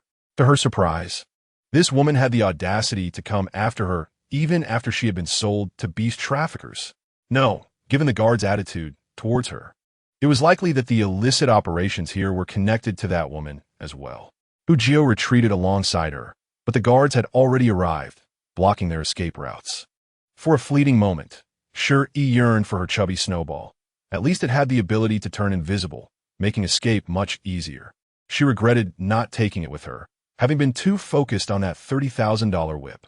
Just as Qian Ji and her group were about to round the corner, Hu Jio pulled Shi Yi down another path guarded by sentinels. She instinctively resisted. There are guards here. We can't go this way. But it was too late. They collided head-on with the guards. Resigned, she drew her tranquilizer gun and handgun, preparing for a confrontation. To her surprise, Hu Jiu bared his fangs and let out a roar, his eyes glowing with an enchanting green light, petrifying the guards before them instantly. The entire encounter was resolved in a heartbeat, with not a sound escaping. Shi Yi was taken aback, instinctively covering her eyes. Medusa. This ability to petrify was reminiscent of the legendary creature. One glance, and one would be turned to stone. But wasn't he a fox? Hu Jiu's eyes shimmered green, resembling two exquisite, radiant emeralds. He flashed her a charming smile. Are you complimenting me? This was indeed worthy of praise. Shi Yi, too timid to open her eyes, raised a thumb with one hand. Hu Jiu chuckled at her timid demeanor. Rest assured, I won't turn you to stone. We are companions. Companions held a significant status among beastmen, signifying that one was considered part of the group, sharing life and death together. They were indeed in a precarious situation. Yet the rapport had only slightly improved, still falling short of trust. As expected of Fox, even at a young age, he was cunning. Sure, he had initially thought that with this fox's help, they would escape smoothly. However, they soon found themselves fleeing in chaos, pursued by an ever-growing number of assailants. Eventually, Hu Jiu, with a heartfelt expression, released her hand. You should go on. I will cover your retreat. If you manage to escape, perhaps we shall meet again. Before Shi Yi could respond, he turned and headed in the opposite direction. It was quite the touching scene, as if they were truly close companions facing adversity. Had it not been for the stagnant rapport, Shi Yi might have almost believed it. Did this guy think she could handle the remaining guards on her own? Or did he have ulterior motives, given that such a strong fox had been captured? She had a phobia of crowded situations and despised those with too many tricks up their sleeves. Thus, she decided to abandon her third target. Her previously devised escape plan was disrupted by the sudden appearance of the love-struck woman, leaving her to rely on luck. Shi Yi had never been particularly fortunate, and this time was no exception. She was soon discovered by the guards, surrounded by a group of skilled adversaries. She had intended to test the power of her heavy weaponry, such as grenades. However, uncertain if they would be effective against these otherworldly fighters, she feared inflicting harm upon herself. Lacking absolute confidence, she ultimately chose the safer option of surrendering, finding herself once more confined within a cage. To her surprise, the guards did not suspect her of having escaped, but instead placed the blame squarely on Hu Jiu. Damn it, the fox tribe is cunning. He let her escape and nearly took this valuable catch with him. We must recapture him. Sure, he had no intention of explaining. The outcome was inconsequential. The guard's lack of vigilance towards her would actually facilitate her subsequent escape. No, it did matter.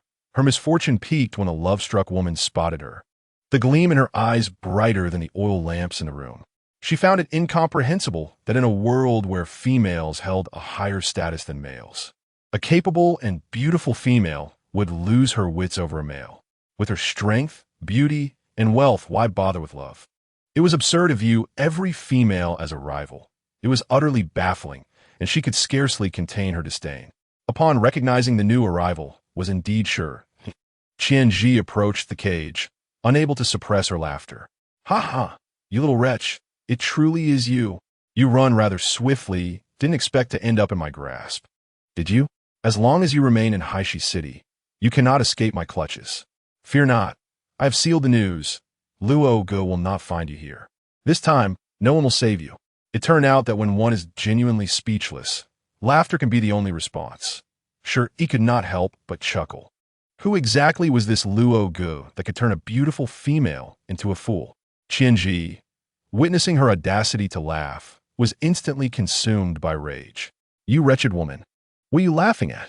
You're facing death, and yet you dare to smile. Where's my whip? Sold, replied Shi Yi, shifting away to prevent this woman from reaching in to grab her face.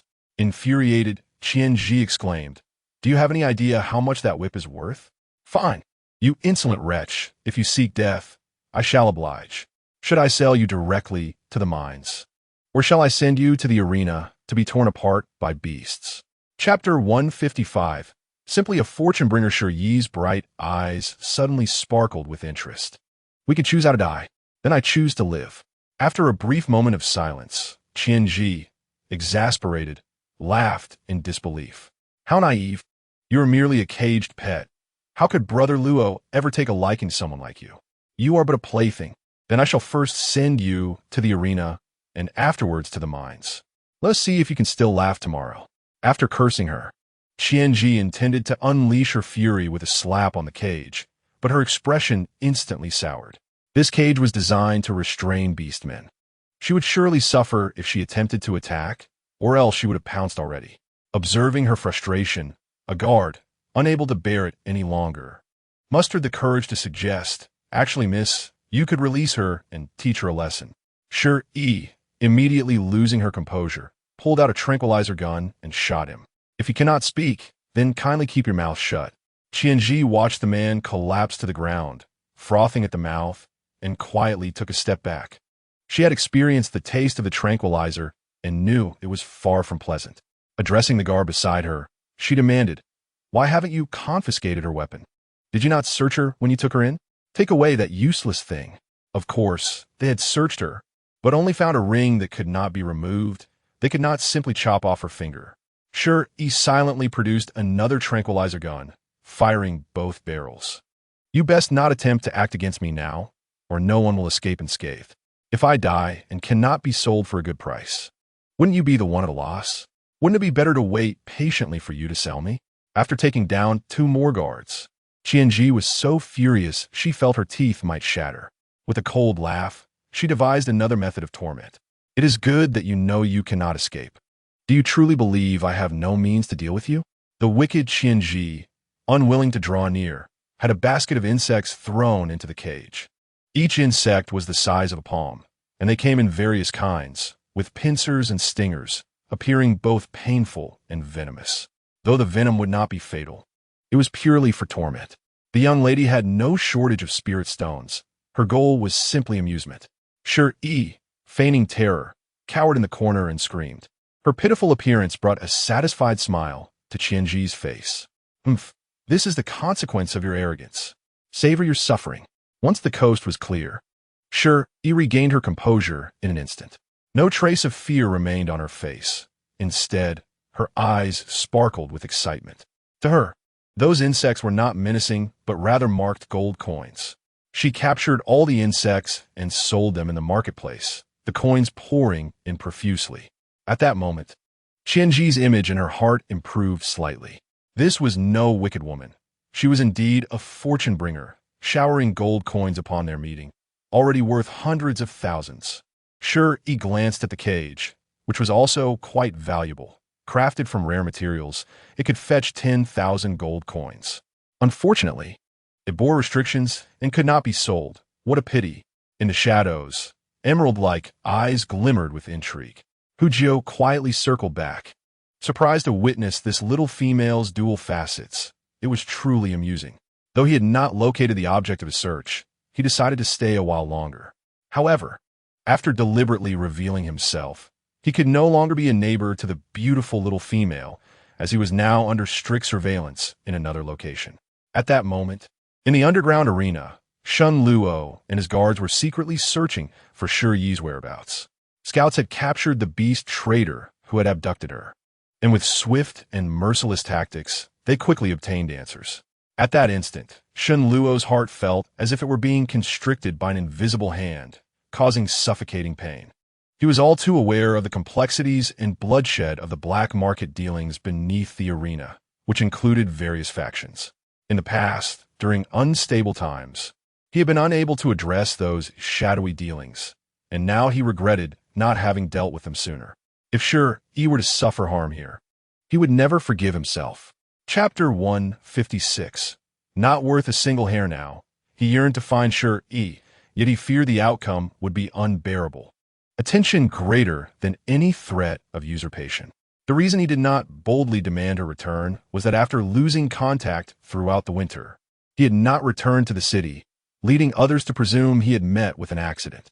Those ambitious individuals seized the opportunity to abuse their power, each one vying for the position of city lord. He had intended to remain hidden, using this opportunity to eliminate those annoying pests. But he never anticipated they would first target Shi Yi. He had thought everything was meticulously arranged and had not even shown himself. Yet he had not accounted for Qianji's interference.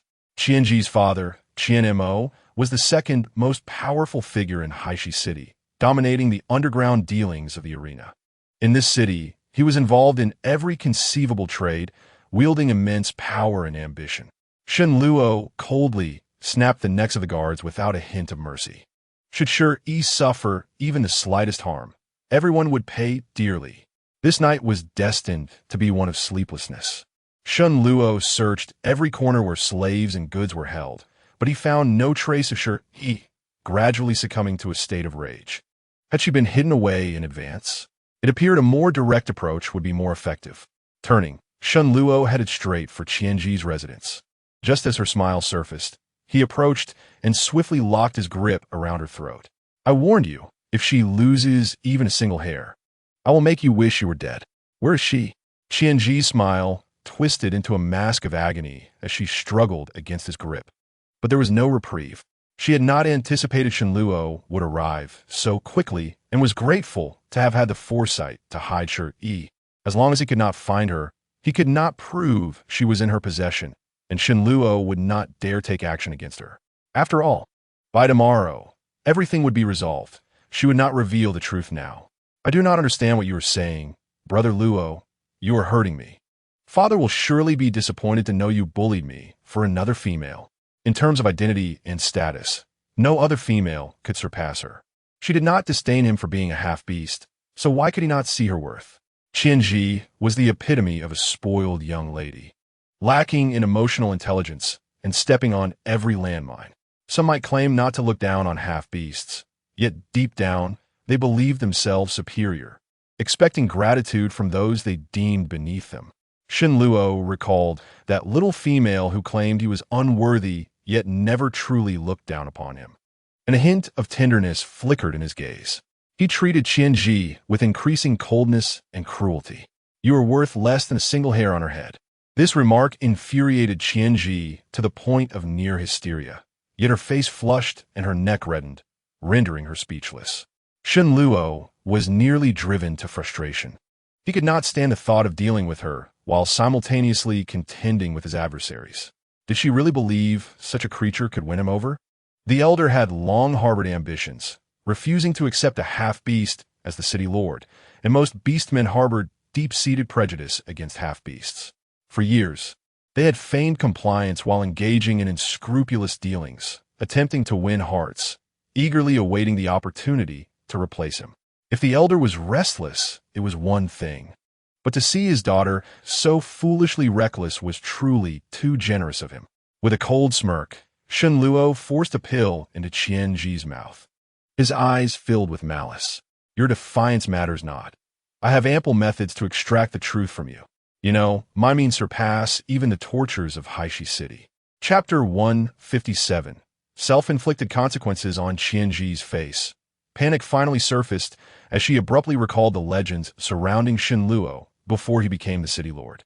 In the chaotic, lawless land that existed prior to the official establishment of Haishi City, Shen Luo had clawed his way up from the very bottom, stepping over countless corpses of orcs and half-orcs to ascend the heavenly ladder, ultimately achieving the current stature of Haishi City.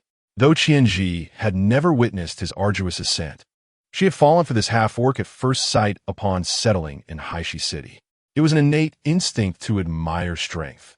Females are naturally drawn to powerful males. The city lord always donned a fearsome mask, but she was among the few who knew his true visage, frequently accompanying her father in and out of the lord's mansion. She believed herself to be unique, convinced that with her father's assistance, she would one day become the city lord's wife. As a pampered young lady, whatever she desired was always presented to her, leading her to never consider that Shen Luo was beyond her control. She even thought that a half-orc could never refuse her, for she was the most esteemed female orc in Haishi City. Feeling her strength drained, Qianji was horrified to discover that even maintaining her balance was a struggle, and genuine fear gripped her. Grasping Shen Luo's sleeve in a show of weakness, She believed that her charms would work on anyone. Luo, guh. How could you treat me this way? Father will be displeased if he finds out. You cannot do this to me. Shen Luo coldly shook off her hand, refusing to even glance in her direction as his guards dragged her away to extract confessions. He was no powerless puppet to be threatened by an elder. Did they truly think his youth made him easy to manipulate? In Haishi City, strength was paramount. The place was rife with unscrupulous characters, and those seeking to compel the highborn young lady to speak had myriad methods at their disposal. Was she not the one who frequently sold others into the mines? Let her experience the discomfort of the mines herself. Qianji never anticipated that Shen Luo would dare to take such drastic measures, ordering her to be thrown into the degrading mines. There, she was surrounded by wretched orcs and slaves, and the filthy, uneven caves were rife with debauchery. The gazes of every orc upon her were laced with raw desire, and stones struck her from all directions as dirty hands reached out to her. Now, under the influence of a suppressive drug, she lacked the capacity to resist, cowering in a corner, struggling and screaming. I was wrong, Luo Ge, spare me. No, get away. The guards watched with cold indifference, unmoved. They had long harbored deep-seated disdain for this arrogant female, relying on her status as the elder's daughter. She had long wielded her power, disregarding the lives of others and resorting to violence without hesitation. She shamelessly pursued their master, asserting her authority as the lady of the house, and each had suffered at her hands. Now, she dared to endanger their master's female and offspring. It was utterly unforgivable. The mining operations were also under the elder's control, so how could this not be deemed self-inflicted? Witnessing Qianji reap the fruits of her own folly, they felt nothing but satisfaction, perceiving no cruelty in her plight. Realizing that begging for mercy was futile, Qianji's eyes shimmered with tears, filled with resentment. Are you not afraid of losing that wretched girl by treating me this way?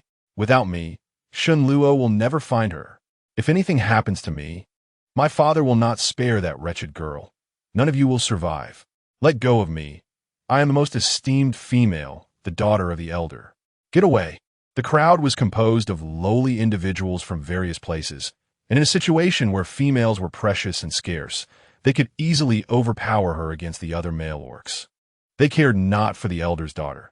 They simply knew that in the mines of Haishi City, with spirit stones, they could experience the pleasures of a female. Chapter 158.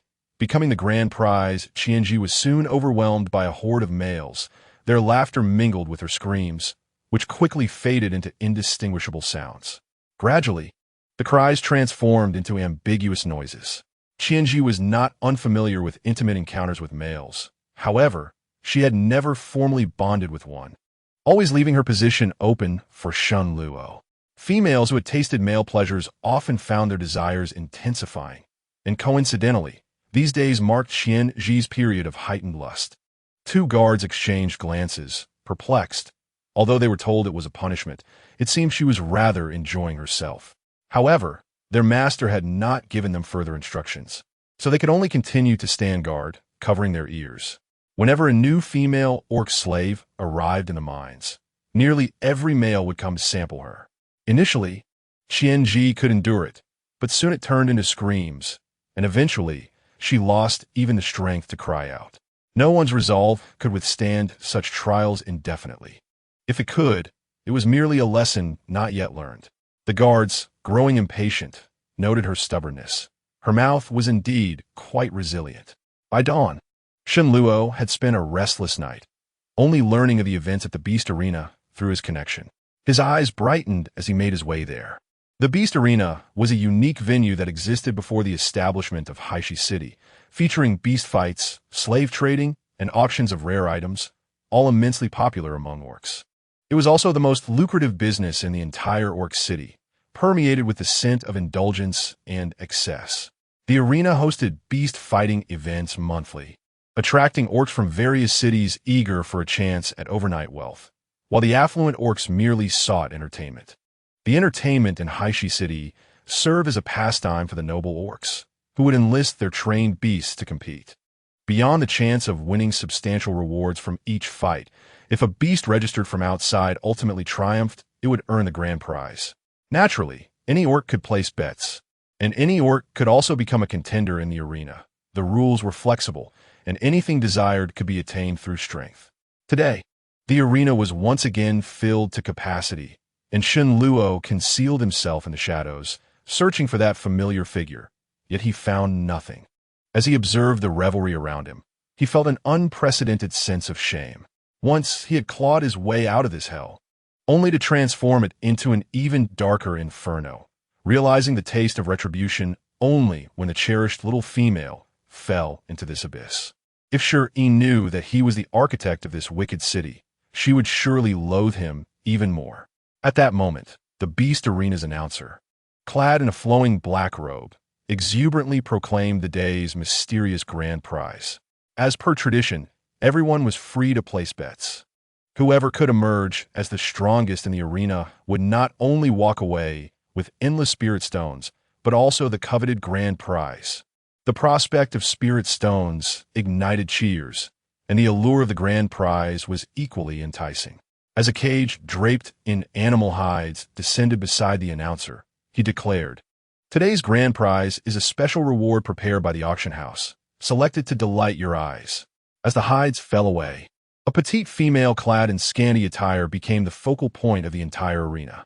The thin sea beast hides barely concealed her essential parts, leaving her radiant skin fully exposed with even the slightest movement. Thus, her figure was perfectly showcased. Although she appeared frail and delicate, her curves were undeniably captivating. Especially her stunningly beautiful face, framed by cascading black hair, appeared even more exquisite and diminutive. Her innocent yet alluring gaze resembled a bottomless abyss, drawing in those who dared to look, ensnaring them in her allure. Chapter 159. Winning her back, such a breathtakingly exquisite female was a rarity at auctions, making her a truly lavish prize. The crowd erupted in cheers, with many nobles eager to possess this beautiful young female. Among them, Shen Luo gazed upon the familiar figure, his complexion paling in an instant. He should have anticipated this. He had underestimated Qian Ji's maliciousness. Aside from resorting to auctioning or being reduced to a beast slave, the only way to render Shi Yi helpless is to make her a prize in the arena. Some rules are sacrosanct and unassailable, including his status as the city lord, especially given that he is currently presumed dead or missing. A guard beside him, anxious about his master's potential for rash actions, nervously cautioned, "My lord, we cannot resort to force. If we set a precedent, it will lead to prolonged chaos, and the regulations we have painstakingly established will lose their efficacy. Those orcs with ulterior motives will have justifiable reasons to act. Indeed, it is impossible to seize control. The consequences of inciting unrest throughout the city would be dire. In the past, he might have been indifferent, but now he cannot afford to let Shi Yi face any danger. He lacks the assurance that he can protect her without violating the rules." Shen Luo's eyes burned with fury as he gazed at Shi Yi's flat abdomen. His fists clenched until the knuckles turned white, blood pooling in his palms. He could not bear to imagine the torment Shi Yi had endured, nor the fate of the unborn child she carried. No one shall be forgiven. Silently, Shen Luo strode towards the arena, and when the guards realized his intent, they panicked. "My lord, do you intend to win her back? But exposing yourself now would be perilous. If you're injured in the arena, those fiends will not spare you." No one could impede his advance. At that moment, his focus was solely on Shi Yi in her cage. If all went as expected, the Grand Elder would already know of his return. There was no need for further concealment. In Heisher City, only the strong have a voice. The guards halted, their worry evident, yet they did not stop him. It would have been futile. They were among the first loyal guards cultivated by their master. Having emerged from the depths of hell together, having witnessed their master's true might, they were bound to believe unconditionally and be ready to sacrifice their lives for him. As the referee prepared to sound the starting drum, he noticed someone making their way to the arena. The familiar silhouette caused a smile to form on the referee's lips, delaying the start of the match. Before the official commencement, it was permissible to enter the arena. To claim the grand prize, one must start from the first match. And the timing was perfect. The referee's voice was not loud. yet it resonated clearly with everyone present. Is that young friend preparing to enter the arena?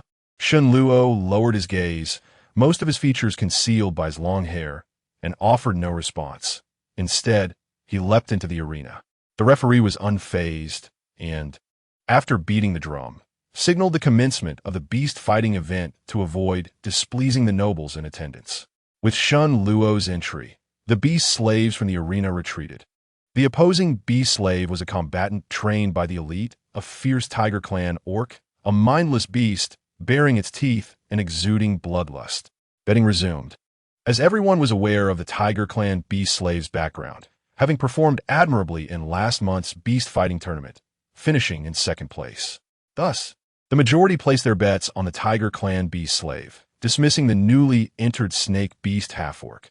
They could hardly perceive the powerful energy emanating from the snake beast, viewing it as an unwitting fool seeking its demise. However, a small faction, including the nobles, chose to indulge in a gamble, betting on Shun Luo for novelty. The malevolent mask he wore led nearly everyone to believe that the Lord of Heisher City was a brutal, fearsome, and grotesque half-orc.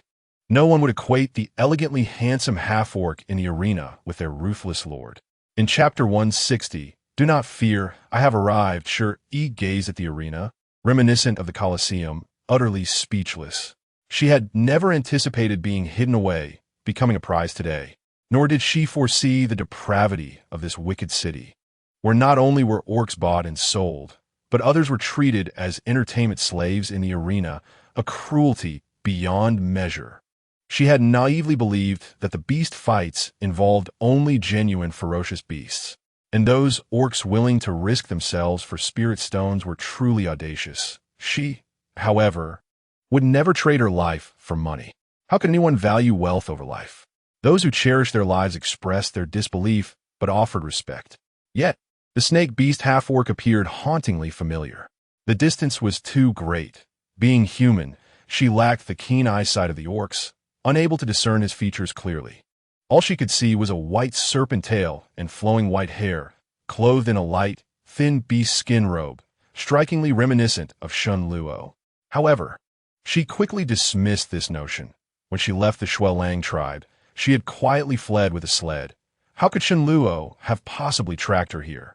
Truth be told, she felt a twinge of regret. Had she brought Shun Luo along, perhaps her situation would not have deteriorated to this extent. The snake egg she had painstakingly hidden was also taken before her entry, leaving her uncertain about where the poor creature would end up. Would it fall into the hands of those despicable orcs, trained to become slaves like the fighters below? The thought brought her sorrow. From afar, Shun Luo noticed Shi Yi gazing in his direction, her eyes reddening with tears of grievance, and his heart ached. Was she worried for him? Just a little longer, and all would be well. Do not fear. In the moment of Shun Luo's distraction, the opposing beast fighter suddenly launched an attack, and he instinctively raised his arm to defend, instantly staining it with blood. A fierce glint flashed in his eyes, and in the next heartbeat, the Tiger Clan beast fighter was reduced to ice shards, obliterated with a single blow. The arena fell silent for a few seconds before erupting into gasps of astonishment. That familiar technique caused Shi Yi's eyes to widen. She stood up in excitement. It truly was Shun Luo. At that moment, Shun Luo looked up towards the cage, offering her a gentle smile. Do not fear, I have arrived. In that instant, Shi Yi felt an overwhelming rush of emotions, tears streaming uncontrollably. It was really him. Was he here to rescue her? Did he become a fighter to save her, not for spirit stones? Shi Yi was uncertain if the enigmatic snake beast truly acted for her sake. After all, given his temperament, one would expect him to be furious and seek retribution after being deceived. Now, she could only nervously clutch the cage, peering at the arena, praying for Shun Luo's victory. Even if she fell into his hands, it would be preferable to becoming a beast slave. At worst, she would face double punishment. Besides, completing the quest meant gaining both life and rewards. He could not perish here. Of course, with the system's assistance, Shi Yi would manage to thrive anywhere. But freedom and life were of utmost importance. As the second match commenced, a Bull Clan beast fighter entered, its upper body brimming with muscle, eyes blood red, resembling a small mountain. This beast bore a golden cross totem on its forehead, a first-level holy fighter, the champion of last month's arena. The first match's tiger beast was merely a third-level silver fighter, although only one level apart. The difference was monumental. Starting with such high difficulty, how could one hope to prevail in the subsequent matches? Even more infuriatingly, the noble who had just witnessed the defeat of his beast began to complain. Why is magic being employed? This is unfair. Everyone knows that a wizard of the same level can easily overpower a fighter. The surrounding crowd echoed in agreement, but prohibiting wizards from using their magic was unreasonable. How could one fight without allowing them to act? Thus, the referee ultimately reached a compromise.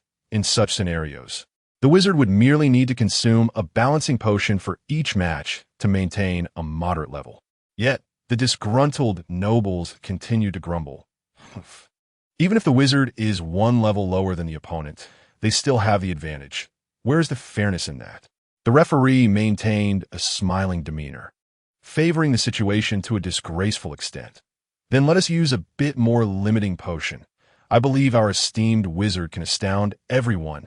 Chapter 161. If you enjoy watching him win, let him win continuously. This time, the aristocrats were satisfied. The limitation of the potion would greatly diminish the sorcery of the wizard. He could not fathom how a mere half-orc could possibly surpass a first-level saint fighter by several grades. The displeasure of being defeated was alleviated in that moment. Yet the gaze of the serpent beast on the battlefield sent chills down his spine. This terrifying look inexplicably evoked a sense of familiarity. A visage adorned with a malevolent mask emerged in his mind, and the eyes behind that mask bore an unsettling resemblance to those of the half-orc in the arena. No, it cannot be. The elders had already disseminated the news that the city lord, having been ambushed during hibernation, was unlikely to return. Months had passed, and the matter seemed firmly settled. The former city lord was known to wear a fearsome mask, and this half-orc, aside from being a serpent beast like the city lord, was vastly inferior in strength. It was said that the former city lord was on the verge of breaking through to a third-level saint fighter, destined to become a divine warrior, the most formidable leader of Shur City, while the serpent beast half-orc before him lacked a discernible level. It was evident that no aura of power emanated from it. It could not possibly be the same individual. As he observed the half-orc consume the balancing potion, the silver flame totem revealed its level. The aristocrat breathed a sigh of relief. It was merely a second-level silver fighter, 2 levels lower than his opponent, and he dispelled any lingering doubts. However, he overlooked another possibility. Upon reaching the saint level, each ascent represented an entirely new realm, with tremendous disparities in strength between levels. After becoming a third-level saint fighter, the balancing potion would be utterly ineffective. Shi Yi, unable to resist, purchased a telescope from the marketplace to spectate, confirming that the half-orc was indeed Shen Luo. To her astonishment, Shen Luo, despite being suppressed, still maintained the status of a second-level silver fighter. His strength was surely that of a saint fighter. She had considered that Shen Luo might possess great prowess, yet she never anticipated him to be this formidable. Accompanying him would save her a substantial sum on hiring a skilled bodyguard. She felt a wave of regret wash over her. She watched as Shen Luo accepted an unequal treaty, concealing all his former brilliance, consumed the balancing potion, and her heart tightened. In that moment of eye contact, she understood. Shen Luo had indeed come for her, his gentle gaze revealing not a trace of reproach.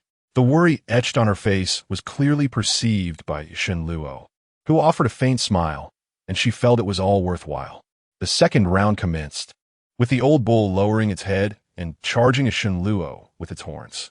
After being restricted, it seemed that his sorcery had indeed weakened significantly, as he nearly failed to freeze the old bull and was almost struck.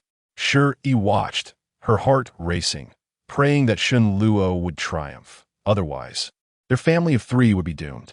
As Shen Luo engaged the old bull, he kept an eye on Shi Yi, and upon seeing her anxious expression, his spirits lifted. With his mood improved, he unleashed a newfound ruthlessness, and, as the old bull charged, he astonishingly seized its horns with his bare hands and forcefully wrenched them off. The crowd gasped in astonishment. It was common knowledge that wizards excelled in sorcery, rendering their physical capabilities relatively ordinary. A wizard, 2 levels lower than his opponent, managing to physically rend his adversary apart without employing sorcery was indeed quite extraordinary. Shi Yi joyously, praising Shan Luo, who then used the old bull's horn to blind its eye and set it ablaze, reducing it to ashes. As more individuals began to rally behind Shan Luo, most still regarded his victories as mere luck, believing it would be no easy feat to win from start to finish. Even if he possessed some skill, his endurance would inevitably falter in the end, especially considering the use of the balancing and limiting potions. Regardless of the opponent's level or his own, he would always remain suppressed, 2 levels below. The odds of victory appeared bleak. Yet, Shan Luo paid no heed to whom others placed their bets on. His focus remained solely on Shi Yi. She delighted in witnessing his victories, so he would continue to win. However, he resolved not to make it too easy. He would perform a bit, allowing her to worry for him a little more. He had certainly mastered the art of feigning weakness and vulnerability. Chapter 162. Do not allow him to leave the beast arena alive in the third match. Shan Luo emerged victorious once more, albeit with some difficulty. Nevertheless, a win was a win. Shi Yi wished she could administer a couple of adrenaline shots to him, but alas, she had no means to deliver the medication, and her anxiety was palpable. Shan Luo's success was paramount to ensuring her and the serpent cub's safe escape. Lowering her gaze, she noticed the referee observing her with a knowing look and promptly shot him an eye roll. What? Couldn't he, the prize, watch the match? How outrageous! The referee, unfazed, stroked his little mustache, resembling an elegant gentleman, as he observed the grueling battle unfolding before him, a knowing smile gracing his lips. The subsequent matches were filled with suspense, each time witnessing Shan Luo narrowly clinching victory. At the onset of each match, he had to consume the balancing potion, reducing him to 2 levels below his opponent. And as time progressed, his chances of victory appeared to dwindle. Yet, each time those who bet against him found themselves dismayed, for he emerged victorious, much to their chagrin. Some even resorted to throwing objects into the arena to strike him, resulting in a wound on his forehead. Shi Yi, infuriated, kicked her delicate foot against the referee's face, exclaiming, "Are you blind? How can they hurl things at him? Don't you, as a referee, have any authority?" The referee, still wearing a professional smile despite being kicked, replied, "Of course, those who break the rules will be escorted out." Soon, the culprit was removed from the arena, only to be swiftly executed outside. The guards acted swiftly and decisively. Who dared to bully their master deserved no mercy. As the bothersome aristocrat exited the beast arena, the next match unfolded. Shi Yi, entirely unbothered by her status as a captive, even took out some sunflower seeds and fruit, munching on them to ease her nerves. The referee watched in growing astonishment as she produced one unfamiliar item after another, but he remained silent, merely brushing off the sunflower shells that fell on him. His temper remarkably mild. As Shi Yi cracked sunflower seeds, she suddenly felt a familiar weight on her shoulder, accompanied by a soft, comforting sensation. Who else could it be but the plump snowball? She secretly rejoiced that the little creature had a good sense of direction, though she dared not show it for fear of being caught. The hidden plump snowball nuzzled her cheek, signaling that its companion was ready, allowing her to relax. Finally, the little lady had been found in her entirety. When the time came for her master to settle the score, it would receive less punishment. It only felt a brief moment of discomfort, for it was terribly hungry, persistently nudging Shi Yi, yearning for mealworms. Glancing at the referee beside her, Shi Yi discreetly shifted the plump snowball to the other side to obscure it and pulled out a mealworm for it. Both human and pet were confined within the cage, reveling in their indulgence more than the aristocrats outside. The matches progressed without any significant incidents, culminating in the later rounds featuring the most formidable beasts, either bred by the aristocrats or revered as the arena's champions, each one valiant and battle-hardened. Behind the concealed window, a bearded male figure, exuding an air of authority, coldly commanded, "Let the newcomer take the stage. Should he emerge victorious, I shall grant him what he desires." The guard responded affirmatively, "Yes, Grand Elder." Contemplating further, Qian Mo added, "Allow the remaining beasts to join the fray. That serpent beast half-orc must not leave the arena alive." His precious daughter, Qian Ji, had been discovered in the mine, and everyone knew who was behind it. Who could forget that Grand Elder Qian Mo cherished his beloved daughter above all else? The city lord intended to sever ties with him. Initially, Qian Mo had planned to use Qian Ji to manipulate Shen Luo, believing a beast husband tethered by a female would pose no threat. Yet, to his astonishment, this half-orc showed no sign of fear. What was meant to be a simple takeover during the city lord's disappearance had now escalated. Not only had he returned, but he also sought to harm his treasured daughter. The situation had reached a point of no return. It was destined to be a fight to the death. After all, the city lord had remained hidden since his return. If that were the case, let him truly vanish. Today's Beast Arena would serve as the perfect opportunity, destined to become a floral-adorned tomb for the city lord. Chapter 163. Resorting to underhanded tactics after securing yet another victory, Shen Luo appeared somewhat disheveled, his pristine white garments stained with blood and bearing several tears. However, most of the blood belonged to other beastmen. He merely presented an image of a tragic yet formidable figure, with only a few superficial injuries that he had deliberately inflicted upon himself. The exquisite features of his face were smeared with sporadic droplets of blood, adding an air of sinister charm, while his golden pupils glinted with a ferocious intensity. A wicked smile graced his lips, embodying the essence of a charming yet fragile beauty. Among the audience were numerous esteemed females, who watched Shen Luo's relentless onslaught with rapturous delight, their exclamations of admiration echoing throughout the arena. Serpent beasts were particularly favored by the females, and a serpent beast endowed with both exceptional prowess and striking looks was even more irresistible.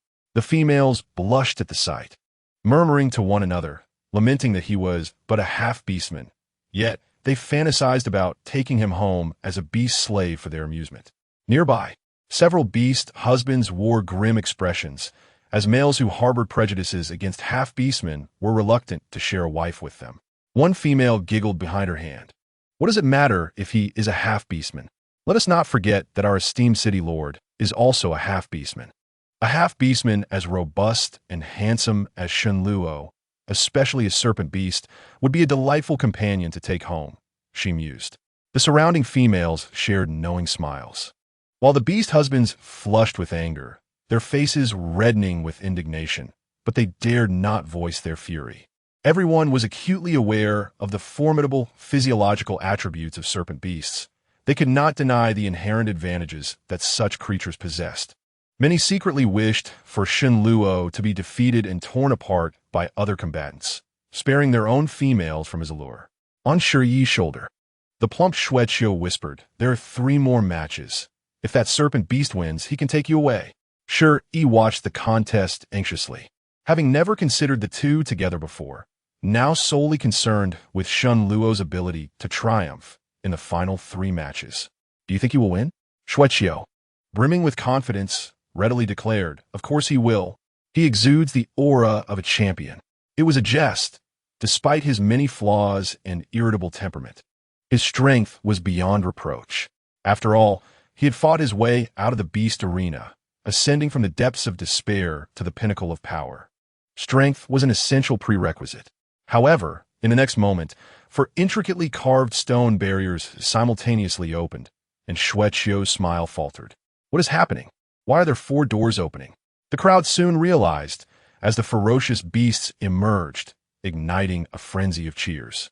Shi Yi, terrified, kicked the referee, exclaiming, "What are you doing?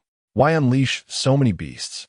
Resorting to trickery when you cannot win is despicable." It was painfully obvious that this was a blatant scheme to prevent Shen Luo from winning, as facing 1 beast was manageable, but 4 was a clear death sentence. The referee frowned, having been unaware of this development, and discreetly stepped aside to avoid any repercussions. He resorted to the arbitrary justification. "All explanations belong to the beast arena. We have added an impromptu exhibition today, and the victorious beast will receive a fivefold reward of spirit stones. Fivefold. That was an unimaginable sum for countless beastmen. A fortune they could never hope to exhaust in a lifetime. Shi Yi, incensed, aimed her gun at the referee. Is it permissible to cheat simply because you have money? How infuriating. The bullet she fired was deftly caught between the referee's fingers, his professional smile unwavering. He may choose to withdraw. It is not mandatory. Chapter 164.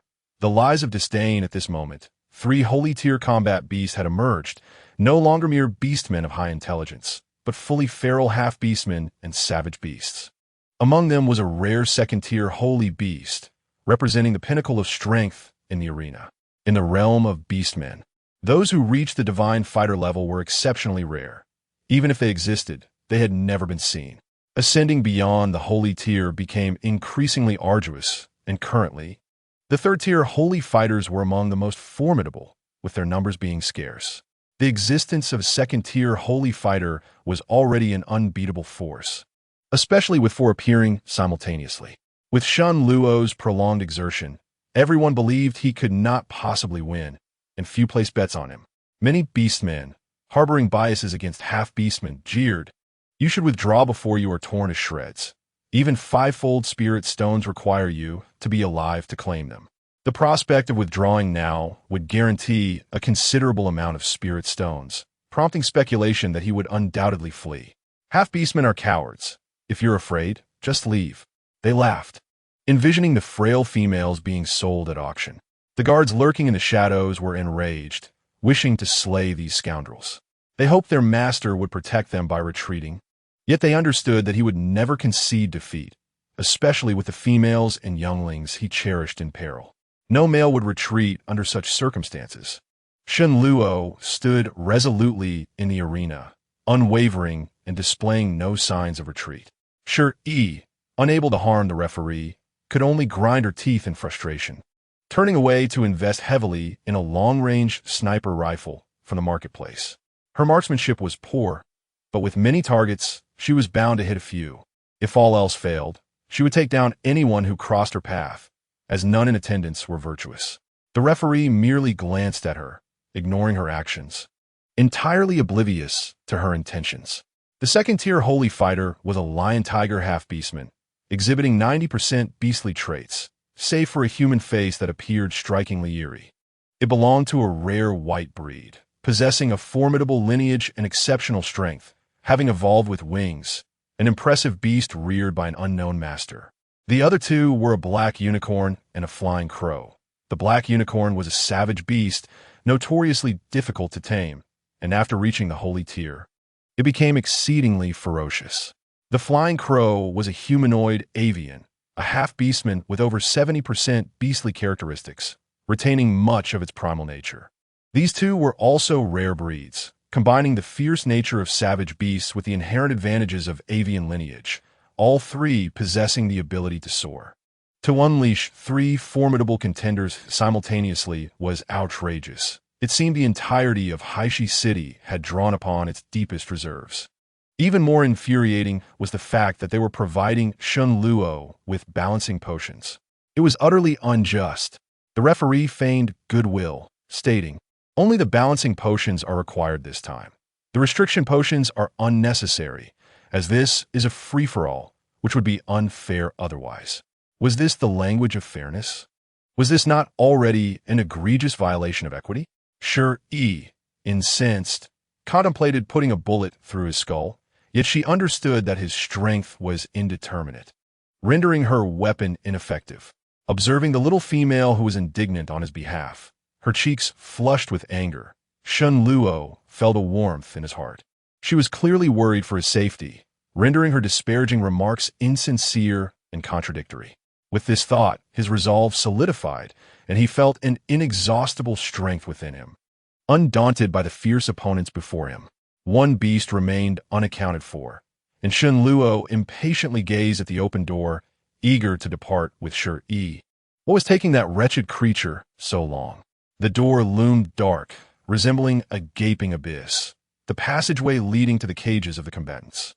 All eyes were fixed on that door, eager to see if the final beast would prove even more formidable than the others. Shi Yi and Shui Qiu huddled together, anxiously praying for a weaker beast to emerge, one more easily subdued. Finally, amidst the anticipation, a beast man approximately 2 meters tall stepped forth. He bore a captivating visage, with alluring light green, fox-like eyes that were both enchanting and soulful. Chapter 165. She is not a glutton for punishment. Huli Jiu emerged in her human form, radiating an enchanting charm that instantly captivated a multitude of female hearts, yet she appeared rather unassuming. The orcs, who had initially harbored expectations, now felt a tinge of disappointment and began to jeer. The Huli clan boasts merely a 7th-level warrior, and this is deemed the highlight? What else does the Huli clan possess apart from that enticing exterior? The females might have some allure, but what use are the males? While the female foxes enjoyed high regard among the orcs, their male counterparts faced a starkly contrasting fate. Prejudiced by their beauty, the orcs regarded the male foxes as lacking genuine prowess. The truth of the matter remained elusive. The judges gazed deep in awe. It appears we have a 9-tailed fox beastman amongst us. Though merely a 7th-level warrior, he must possess some extraordinary qualities. Indeed, he was not mistaken. Sure, he was well aware of Huli Jiu's remarkable abilities. Having witnessed them firsthand, she was akin to a male version of Medusa. To her astonishment, this fox was also a beast fighter, not merely another commodity for sale. Although his rank was modest, he possessed a pair of eyes capable of petrifying others. Huli Jiu seemed to notice her gaze, lifting his head to meet hers, his emerald eyes sparkling in the sunlight as he cast her a flirtatious glance.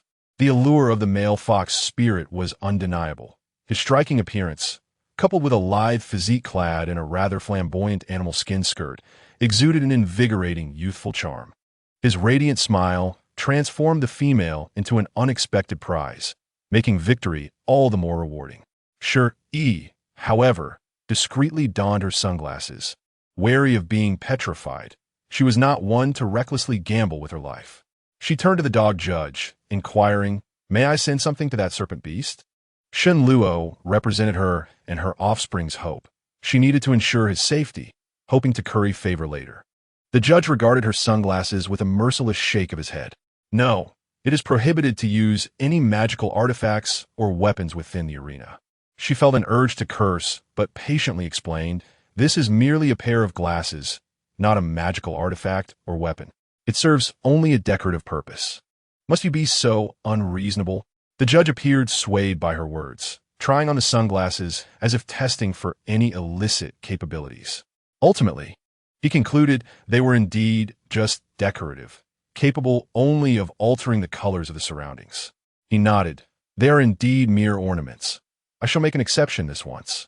But assistance requires compensation. I shall take these sunglasses." Encountering unreasonable orcs could be quite exasperating. Shi Yi did not hide her disdain as she rolled her eyes. If he wanted them, he should have stated so outright instead of resorting to underhanded tactics. What a scoundrel! Nevertheless, she purchased another pair of sunglasses from the marketplace, which the judge personally delivered to Shen Luo. It was not something exorbitantly priced. She could afford it. The judge glided over like a specter, announcing, "This beautiful little female requested I deliver this to you. A decorative item, as you can see, quite stylish." Upon seeing it, Shen Luo, not blind, recognized it was a gift from Shi Yi. The audacious rascal dared to snatch it from him. How reckless! He reached out to seize the sunglasses from the judge's face, who, as if anticipating this, swiftly retreated to his position, grinning mischievously. Shi Yi blinked in disbelief, wondering if she had truly seen that correctly. This fellow could teleport, like a ghost. Indeed, conventional weapons offered little advantage against such powerful beings. Chapter 166. Do not covet his female on the arena floor. Shen Luo donned the sunglasses, accentuating his chiseled jawline, exuding an air of mystery, a strikingly handsome figure with flowing white hair. Huli Jiu raised an eyebrow in irritation, gesturing toward Shi Yi. "I want one too. Why does the serpent beast get one and not me? Am I not as attractive as that serpent? We have faced life and death together." The Huli clan inherently possessed superior beauty, their every movement exuding seduction, radiating an intoxicating allure. The chubby snowball fumed. Who is he trying to seduce? That is the female of my master. Oomph. Shen Luo had long been irked by Hu Lijio's antics. Sure, he was so innocent and delicate.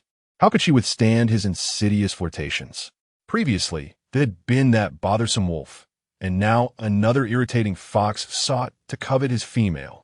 Shen Luo's gaze turned frosty, brimming with murderous intent. Such a creature, relying solely on charm, dared to covet his female. He was courting death. He initiated the confrontation with Hu Lijio, attacking with fierce and ruthless strikes, the fiery totem upon his forehead shifting in color as ice and fire clashed in the arena. Hu Lijio zigzagged to evade the magical assaults, appearing unfazed as if engaged in mere play. The other 3 beast fighters, observing the unfolding drama, joined the fray. But their targets were Shen Luo. This was undoubtedly the most thrilling match of the day. In the previous 7 rounds, Shen Luo had not exhibited much combat fervor. Suddenly unleashing his wrath elevated the atmosphere to a fever pitch, inciting cheers throughout the crowd. The loudest cheers came from the females. Both the serpent beast and the fox beast are so handsome. I would be saddened regardless of who loses. I bet on that serpent beast. He looks so adorable when angry. What is that accessory on his face? How intriguing. Where can I buy one? Most who backed Shen Luo were females, drawn solely by his appearance, without any expectation of winning. His striking looks, complemented by the sunglasses, captured the attention of many orcs who yearned for a similar pair. This ordinary pair of sunglasses had transformed into a coveted item, prompting several orcs to dispatch their beast servants to inquire about purchasing from a judge. Shi Yi, with her keen sense for opportunity, sensed a business venture. Profit knows no bounds of time or place. Opportunity favors the prepared. Just as the judge was about to decline, she interjected, "I have more available, if you desire.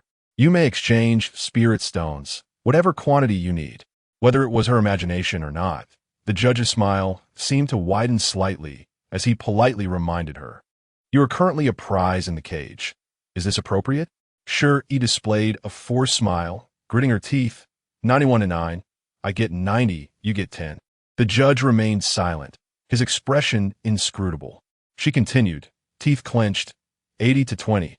I cannot give more, as you are risking nothing but reaping pure profits. Please show some decency. The judge pondered her words and nodded, removing the sunglasses to hand them to a nearby beast servant, 10 mid-tier spirit stones. She staved in astonishment. Hermot agape. Seriously? Must the greedy face of capitalism be so brazen? 10 mid-tier spirit stones for a mere pair of sunglasses? Even in her wildest dreams could she not dare to demand such a price, knowing their cost was only 1 gold coin. Yet, the beast servant made no counteroffer, directly exchanging payment for goods and departing, evidently a case of a foolish buyer with deep pockets. Indeed, she had been too kind-hearted. Fortune favored those with ruthless ambition. Soon, news of the sunglasses spread, and a steady stream of orcs came to purchase them. Since the judge had facilitated the transactions, no one doubted their legitimacy, creating a trend within the arena, leading to an explosive sales volume. Chapter 167. A precarious situation. A small number of orcs who had not bought sunglasses fell out of place, contemplating that acquiring one might earn them the affection of the females, and cheerfully parted with their coins. The judge's voice echoed throughout the arena, announcing that today's sunglasses were a limited edition, available only today, after which they would disappear. Some astute individuals approached to purchase in bulk, intending to resell them later. Shi Yi could hardly fathom that even while imprisoned, a significant profit could be made. The judge, without a change in expression, pocketed the spirit stones, his demeanor reminiscent of a seasoned merchant, clearly not his first venture. Although Shi Yi felt somewhat displeased about conceding 2/10 to that unscrupulous entity, she nonetheless profited significantly, considering it akin to hiring a live-streaming merchant. It was only later that she recalled the ongoing bloodbath in the arena, unsure of the current state of the battle. She took out her binoculars and, upon inspection, discovered that Shen Luo was in dire straits, essentially outnumbered 1 to 4. His sole focus was on Hu, with one fleeing ahead and another pursuing from behind. The remaining 3 combat beasts relentlessly targeted him, attacking with abandon. Realizing the gravity of the situation, she inquired of the referee beside her, "Aside from that fox, are the other 3 combat beasts all from your arena?" Hu, like her, had been captured and therefore could not possibly belong to the arena or be raised by other beastmen. The referee, unperturbed by her question, replied without hesitation, "Certainly not. All the promising beasts from the arena have been dealt with by that serpent beast. The remaining 3 are contestants from other arenas. Considerable effort was invested in their training." After speaking, he glanced towards the window of a building across the way, exchanging a fleeting gaze with the Grand Elder Qian Mo before calmly returning his attention. The Grand Elder had no intention of allowing Shenluo to leave the arena alive today. All 4 combat beasts were his meticulous selections, crafted for destruction.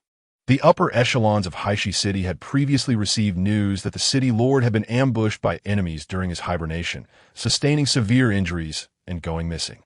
Now, having returned, but significantly weakened, he was ill-prepared to confront 4 high-level combat beasts, and the odds were decidedly against him. Change was afoot in Haishi City. Unaware of the intricate dynamics at play, Shi Yi attributed it to the vile whims of the powerful, the unscrupulous behavior of those in authority. Silently, she prayed for Shenluo, for if the other combat beasts were to win, she would not only lose a life furnace that she had nearly conquered, but would also become another's beast slave. And what of that poor serpent hatchling? She dreaded to think of where it might be sold to labor in some dark coal mine. Such occurrences must not be allowed. She had to ensure Shenluo's safety. At that moment, in a building adjacent to the arena, Qianji, clad in vibrant red, approached her father, clinging to his arm and pleading, "Father, please do not kill Shenluo. You know I like him." Qian Mo gazed at his beloved daughter, feeling a pang of disappointment. She was nothing like her mother, lacking any formidable spirit. Had she learned even a fraction of her mother's thunderous tactics, she would not have struggled to subdue a male half-beast. Suppressing his irritation, he gestured towards the arena. "Do you still care for him? Look at him, fighting for another female. His heart is not with you. Keeping him is futile. Have you forgotten how he treated you? For that woman, he sent you to the mines. Can you swallow that pride? Without genuine feelings, even if a bond was forcibly established, its constraints would be significantly weakened. There was no need for it. After years of being under the thumb of a half-beast, how could he possibly relinquish this opportunity to rise?" Qianji watched the serpent beast in the arena, her gaze shifting to Shi Yi in the cage, her anger boiling to the point of nearly shattering her silver teeth.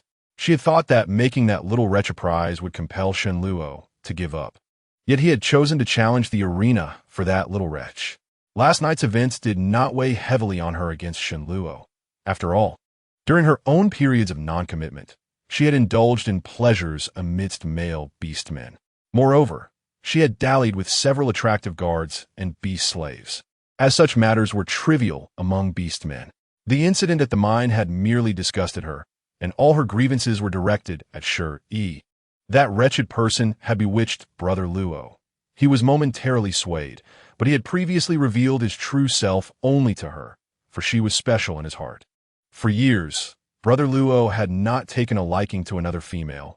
It was entirely that wretch's fault. "Father, I don't care. You must not harm Brother Luo.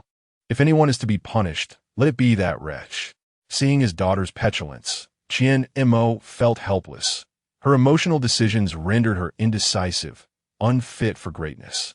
With such a disposition, even if she were to bond with Shenluo, she could not dominate him. It was better to eliminate the root of the problem. Regardless, the combat beasts had already been dispatched, and today, Shenluo was doomed. He had no qualms about placating his daughter. "Fine, fine, I will do as you wish. That wretch will be at your disposal." Such a beautiful female, with remarkable reproductive potential, was indeed a pity. Yet, who could deny the unhappiness of his precious daughter? Qianji embraced her father's arm, beaming with delight, having been pampered since childhood, which had fostered her arrogant and tyrannical nature, lacking in intellect. She remained an ultimate romantic, still scheming to deal with Shi Yi to reclaim her brother Luo. As the chase in the arena dragged on, the audience grew increasingly dissatisfied and began to boo, deriding Hu Jio as a coward, merely fleeing and avoiding confrontation. I told you the Fox clan was useless. How many laps has he run? Coward. If you can't handle it, just step down. It's embarrassing. They had expected the serpent beast to falter after 7 bouts, yet it was effortlessly outmaneuvering 4 opponents, urging it to fight already. Shen Luo, growing increasingly agitated, found that the cunning fox was quite adept at evading capture, and he had to contend with 3 other combat beasts, which was exceedingly vexing. He no longer wished to waste time. His golden vertical pupils flashed crimson as he transformed into his beast form, a colossal white python surging forth into the arena. This spectacle ignited the audience's fervor. The battle was finally about to commence.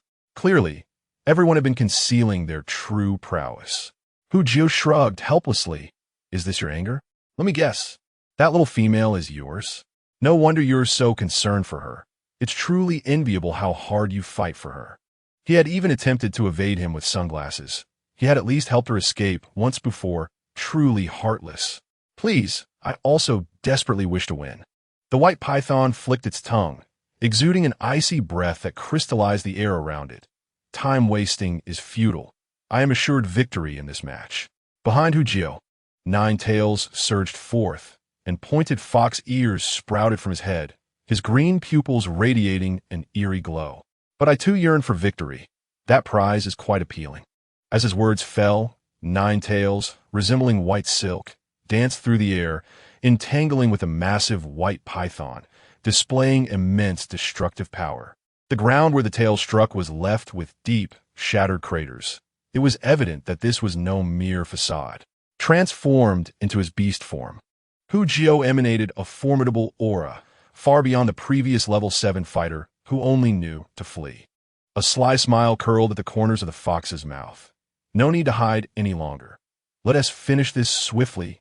The white python scoffed, unleashing a formidable pressure that instantly coated the entire arena in a thin layer of ice, and snow began to fall from the sky. This was a battle befitting 2 titans, while the other 3 combat beasts stood, momentarily stunned. Hu Jio gestured towards Shen Luo. Those 3 are all after you, right? Quite bothersome. Shall we eliminate them first? Then it will just be us competing for the little female. Shen Luo remained silent, opting instead to demonstrate his intentions as he conjured a swirling blizzard towards the 3 combat beasts, finding those underlings sent by the traitors equally annoying. All 3 combat beasts had the ability to fly. Sensing danger, they attempted to ascend and create distance before striking, but were brought crashing down by several of Hu Jio's tails. When the white tempest subsided, the 3 combat beasts were revealed as ice sculptures, leaving the audience in awe. Had 3 powerful combat beasts been dispatched so easily? Such an accomplishment could only be achieved by a fighter of at least the 3rd holy rank, capable of instantaneously eliminating lower-level opponents. On the battlefield, a lone fox and a snake remained, one merely a 7th-level warrior and the other, constrained by a restricted potion, limited to the 3rd tier of silver warriors. How was this achieved? Shi Yi, astonished, hastily retrieved a beast-skin coat from her spatial ring as the cold was biting, plunging her back into the depths of winter. Shen Luo had indeed surprised her yet again. He was far more formidable than she had anticipated. Had every close victory in the previous matches been a mere facade? She could not fathom why someone so powerful would go to such lengths, sustaining injuries that led her to believe she might become a beast slave. And that fox, how deeply it had concealed its strength. Initially, she thought it was merely its keen eyesight that was remarkable, yet it had been hiding its true capabilities all along. If that were the case, it possessed the ability to escape when captured, but chose not to take her with it, clearly harboring ulterior motives. In an instant, Shi Yi's fondness for Hu Jio vanished. Although he was one of the potential suitors, if presented with a choice between him and Shen Luo, she would undoubtedly select Shen Luo.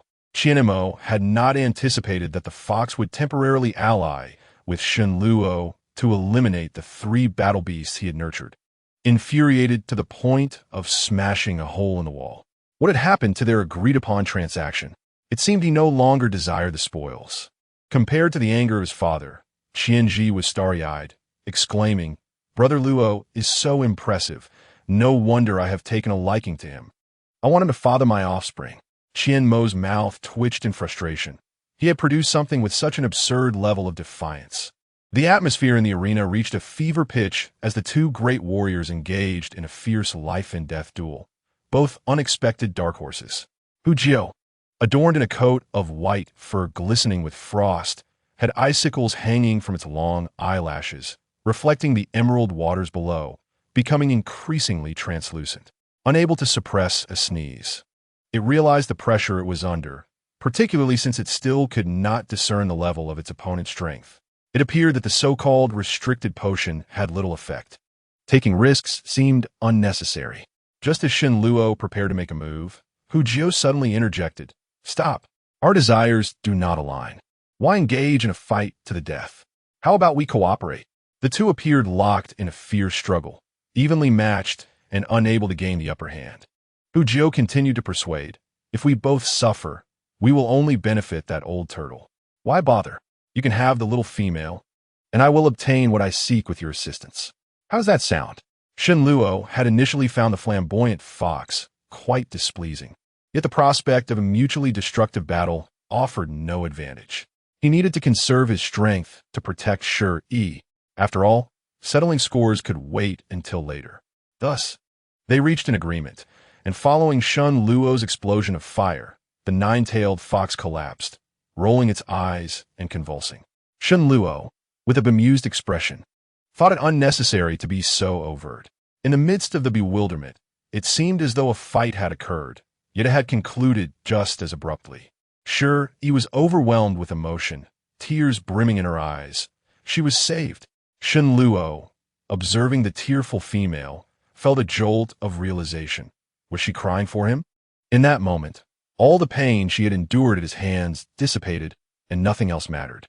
He disregarded the adoring gazes of the females in the arena, the flowers and cheers surrounding him. His focus was solely on the little female in the cage. She was his. Qian Mo, peering from a distance, stormed off in frustration. Realizing the information had been erroneous, Shen Luo was unscathed. Qianji was equally perturbed and swiftly gathered her people to head to the beast arena.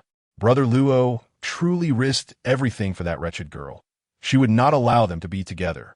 Shi Yi was released from the cage by the canine referee and watched as Shen Luo leaped into the audience, heading straight for her.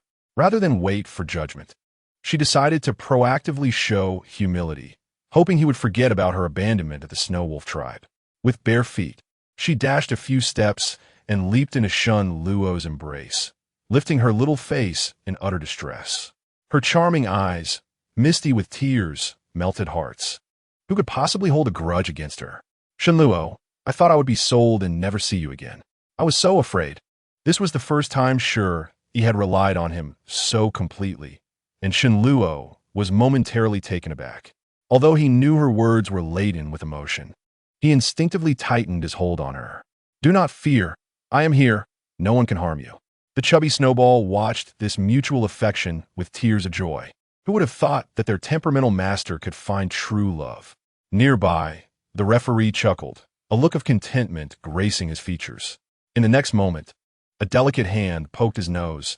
"But our offspring has been sold. You must retrieve our young one, Wu." The referee's temples throbbed. The snake egg this little female carried was actually the offspring of the city lord. Such accusations were dangerous. Faced with the fierce golden eyes, the referee's complexion paled, and he struggled to maintain a professional smile. "It's a misunderstanding. I can take you both to retrieve the young one immediately." Shen Luo, who usually displayed a cold demeanor to everyone except Shi Yi, now appeared intimidating. "If anything happens to my offspring, you know the consequences." The referee broke into a cold sweat. He dared not provoke him, especially with the city lord's return, his power undiminished, contrary to the rumors circulating. Leading them with utmost politeness, he said, "Of course, there will be no issue. Please, this way." Since Shen Luo had not revealed his identity, the referee maintained the pretense of not knowing him, opting to blend in and keep his wits about him. Hu Jiao was carried away, clicking its tongue in exasperation. It seemed to have been overlooked. It hoped that the snake would keep its promise and not abandon it after winning the little female. Upon reaching the internal structures of the beast arena, the guards presented a snake egg that shimmered like sheep's fat. Shi Yi eagerly snatched it back, placing it in her cloth pouch. This was the offspring she had carried for months. Enduring hardships to bring it to life, she would not allow anyone to take it from her. In Shun Luo's eyes, this was a manifestation of her care and recognition. Loving their offspring equated to loving him, did it not? That gaze, so tender it could drown one, sent a shiver down the referee's spine. Was this truly the cold-blooded and ruthless city lord he once knew? Why did he seem so altered upon awakening from hibernation? Nevertheless, he wisely chose to remain silent. After securing the snake egg, Shi Yi felt a sense of relief. Recalling the quintuple spirit stones Shun Luo had won, she extended her hand toward the referee. Where the spirit stones? The referee glanced at Shun Luo and, seeing his indulgent expression, quickly summoned several bags of high-level spirit stones. Clearly, he understood the situation well. Please confirm. These are all the spirit stones won by today's champion. If everything is in order, you may leave. The city lord had returned quietly, likely with more matters to attend to, and the referee was keenly aware of this. Shi Yi's eyes sparkled with delight as she roughly counted the contents of each bag. It was an amount she could never exhaust in her lifetime. There was no need to count precisely. Even if the numbers were slightly off, it wouldn't matter. She hastily stored them all in her spatial ring. Such situations were often prone to unwanted attention, so after securing the spirit stones, she pulled Shun Luo, preparing to leave. Contemplating how to reasonably claim these treasures as her own. Would it be too obvious to suggest becoming partners now, especially since they already had offspring? Little did she realize, Shun Luo was quite pleased with her little treasure-hunting demeanor. Her acceptance of the spirit stones was akin to her affection for him. Surely. She would be thinking of abandoning him this time? To ensure Shi Yi remained with him, he intended to mention his own substantial collection of spirit stones. But before he could speak, Qianji caught up to them. You are not allowed to leave. Shi Yi and Shun Luo's expressions darkened in unison, their faces mirroring that of a married couple, much to Qianji's chagrin as she ground her teeth in frustration. She lunged to grab Shun Luo's arm, only to be evaded, causing her to stomp her foot in anger. Pointing at Shi Yi, Qianji indignantly declared, Brother Luo, you cannot leave. You are destined to be my male. You have yet to form a bond with her, and I still have a chance. I will challenge her. Staring at the finger directed at her, Shi Yi felt utterly bewildered, as if her mind were tingling, connecting disparate thoughts. The brother Luo that Qianji spoke of, it must be Shun Luo? Was that house also his? What a remarkable coincidence. Before she could process this revelation, Shun Luo shielded her behind him, casting a frigid glare at Qianji. Did you leave your brain at home, or do you simply lack one? Qianji, stung by his words, felt wronged and was about to retort when Shun Luo continued his scathing remarks. Humph. You, a mere first-tier saint warrior, dare to challenge an ordinary female? You truly have no shame. Although this first-tier saint rank was inflated by spirit stones and various ascension potions, it still rendered ordinary beastmen incomparable. His Shi Yi was so delicate that a mere touch would send her into tears. How could she withstand a challenge? In the beastman continent, males could challenge for females, and females were bound by the same rule. However, Shun Luo was never one to adhere to conventions. He cared not for such rules. Qianji, witnessing his unwavering defense of Shi Yi, was consumed by jealousy, ordering the guards to encircle them. Only the strong possess a voice. Her weakness disqualifies her from deserving you. With a disdainful gesture towards the timid Shi Yi hiding behind, she taunted, Are you afraid to fight for Brother Luo? It seems you do not care for him at all. Ah, the brainless vase has finally become cunning, attempting to sow discord. In a fit of anger, Shi Yi felt a surge of frustration. Though she wished to teach this bothersome female a lesson and protect her own essence, she lacked the strength to do so. If only Qianji were weaker, she might muster the courage to try. But as a first-tier saint, even bullets would likely prove futile, better to refrain. Clutching Shun Luo's sleeve with a pitiful expression, she lamented, I do not deserve you. yet I wish not to be so feeble. Chapter 172. Grateful for the gift from my ex-husband. Qianji's outburst about Shi Yi's supposed green tea behavior incited her fury. Do not attempt to seduce Brother Luo. You act innocent while having devoured countless venomous insects. How despicable. Are you not brave enough to challenge her openly? What? Shi Yi's mind was a swirl of questions. When had she ever consumed venomous insects? She had merely recycled them. Such slander could tarnish her image. Yet, Shun Luo seemed enamored by her display of charm, unable to resist her adorable demeanor. With a gentle demeanor, he replied, You are indeed worthy. You are not weak at all. In my eyes, you are irreplaceable. His sudden declaration of affection took the beast by surprise, causing both the chubby Snowball and the referee to shudder. Though he meant it literally, he had observed Shi Yi's remarkable resilience during her months traversing the Beastman continent.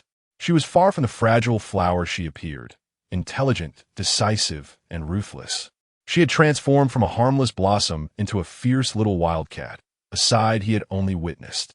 Unable to bear the unequal treatment any longer, Qianji asserted dominantly, If you do not accept the challenge today, you shall not leave the arena.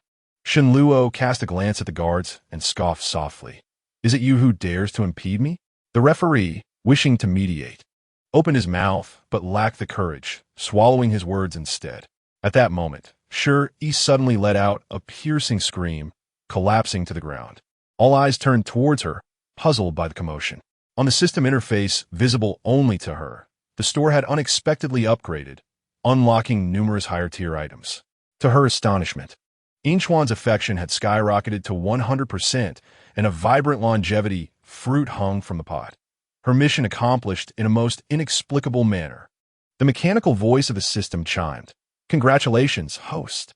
You have successfully courted the first target, earning 100 points and unlocking all items in the store, as well as the points exchange area. Shi Yi quickly gathered the longevity fruit. Noticing that the pot was thriving, this indicated that it could continue to bear fruit, not merely a one-time reward. Indeed, the pure-hearted wolf dog, lacking romantic experience, was the easiest to woo. Even after their separation, his warmth remained. Grateful for the gift from her ex-husband, though she pondered the fruit's slightly bitter taste. She quickly browsed the newly unlocked items, discovering that points could be exchanged for Beastman roots, which would grant her the attributes of a Beastman. Premium roots cost 100 points each, and with only 100 points in total, she protested, lamenting the exorbitant prices. Nevertheless, to ensure her own survival, she opted to exchange for the Beastman root, postponing her acquisition of other desirable items. After all, once she possessed the Beastman root, she could purchase cultivation attributes from the store, enabling her to rapidly enhance her strength as long as she had gold coins. The Beastman root's variety was random. She selected a particularly expensive-looking red one and absorbed it, investing all her gold coins into ascension stones. The substantial sum of tens of thousands of gold coins had all been provided by Qianji, grateful for her rival's generosity. However, she absorbed it too greedily. The Beastman root had yet to fully merge, and her human body could not withstand the overwhelming impact. It felt as if she were being torn in half, and the intense pain caused her to faint. In her dazed state, she heard Qianji exclaiming nearby, How can you be so shameless? If you are too afraid to fight, you feign death. How clever of you. How could Brother Luo possibly fall for a female like you?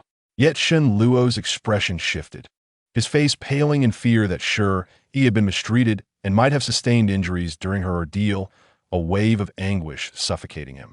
Cradling her in his arms, his expression darkened, and a powerful gust of wind propelled Qianji away. Get lost. Oh dear, the tyrant was enraged. And those who dared to stand in his way fell like dominoes. Who could withstand his wrath? Chapter 173. Loving his face equals loving him in truth. Sure, he had merely fainted for a moment. The rest was merely an act. Although she had consumed the Beastman root and evolution stones, she possessed no combat experience. She was not foolish enough to seek trouble when she could avoid it. Only a fool would rush into harm's way. A gentleman avenges himself 10 years later. Once outside the arena, the chubby Snowball finally exhaled in relief, fearing that Qianji's madness would expose both its master and its identity, remaining hidden for an extended period. Thankfully, Qianji was not particularly astute and had not revealed her master's identity. Little did she know how anxious it had been moments prior. Shen Luo took Shi Yi to a more secluded residence and summoned a healer. The healer, around 50 years old, sported a goat beard and appeared timid, lowering his head as he entered. The guards had advised him not to disclose the master's identity. And under Shen Luo's piercing gaze, he felt the weight of the responsibility as he checked Shi Yi's pulse. He had heard that she was the master's female, who had won the entire arena through challenge, a precious gem indeed. Should anything happen to her, he would be doomed. Upon feeling her pulse, the healer's expression darkened, nearly brought to tears. This female's meridians are severely damaged, and she has recently given birth. Her body is in a precarious state. Sweating profusely, he felt relieved that it was not yet beyond treatment. Otherwise, he would have to pay with his life. Sure, he could not help but open her eyes. And to her surprise, she felt not only that her condition had not deteriorated, but rather a peculiar strength was surging within her. It did not seem so dire after all. She felt no fear. However, upon hearing the healer's diagnosis, Shen Luo's face drained of color, his cold demeanor now brimming with sorrow as he gazed at her. His brows furrowed in anguish, as if he were on the brink of breaking apart. How had he not realized the extent of her injuries earlier? The thought of what he must have endured after being captured filled him with dread. A flood of regret and anger reddened his eyes. He had never felt such pain even during the years of bloodshed in the arena. After just 2 days with Shi Yi, he felt as if he could not bear it any longer. The complex emotions shattered his usual icy facade, emanating waves of despair akin to a deity who had fallen from grace, now imbued with mortal concerns. Do not fear. I will surely heal you. I will avenge you.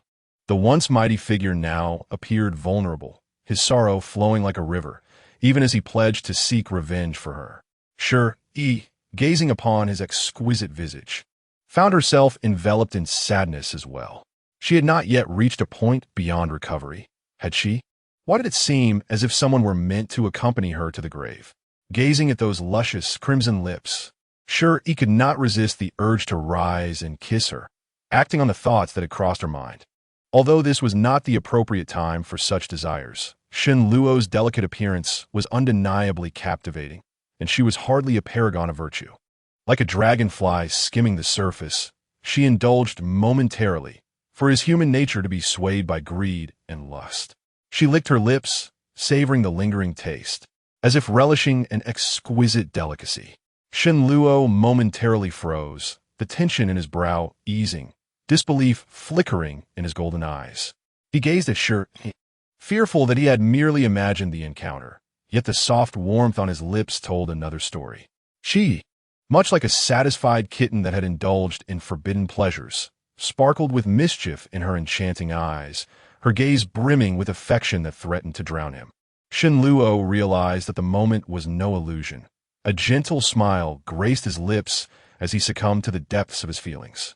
In that instant, he was certain that Shi Yi harbored feelings for him, and his previously anxious thoughts found solace.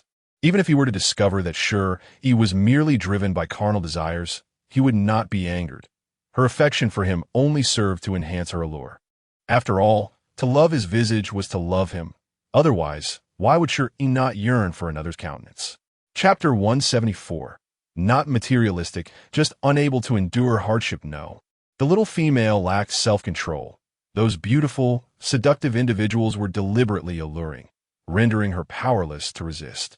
This thought reignited a sense of urgency within him. He could not allow those detestable individuals to approach Shi Yi.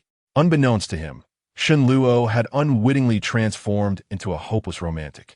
More than half a year ago, he would never have imagined himself in such a state. Shi Yi was oblivious to the fact that teasing him could evoke such intricate emotions within Shen Luo. She merely found his occasionally naive reactions rather amusing. Regarding the shaman's words, she genuinely felt her situation was not dire. The only unusual sensation she experienced was a warmth in her lower abdomen, akin to a fire burning within. Waves of warmth flowed through her limbs, mending her meridians. The pain had subsided, and now she felt quite comfortable. However, she could not explain this phenomenon. It was hardly feasible to disclose that she was undergoing a transformation from human to beast, if it were not for the frailty of the human body, making it difficult for her to thrive here. She would not have wished to become an outcast. The shaman, casting furtive glances, feared for his life if he were to demand payment. What if the master silenced him? Trembling, he proposed a treatment plan that required a long-term infusion of various precious herbs in medicinal baths, along with numerous rare elixirs and spirit stones to facilitate her healing. It sounded exceedingly costly, and Shi Yi instinctively opened her mouth to refuse, only to be preempted by Shen Luo. He unhesitatingly commanded, "Prepare as the shaman instructed. Buy as much as the entirety of Haishi City possesses." The words she had intended to utter were swallowed back, as she recalled that Shen Luo was from Haishi City, possessing not only numerous estates, but seemingly considerable wealth. Were all the inhabitants of a superior beast city so affluent? What kind of hardships had she endured previously? The system seemed less dogged than she had thought, having introduced her to a hidden powerhouse as her first target. Had she been so ungrateful? Although he was merely a serpent beast, she now felt that accepting such modesty was not wholly unacceptable. She was not materialistic.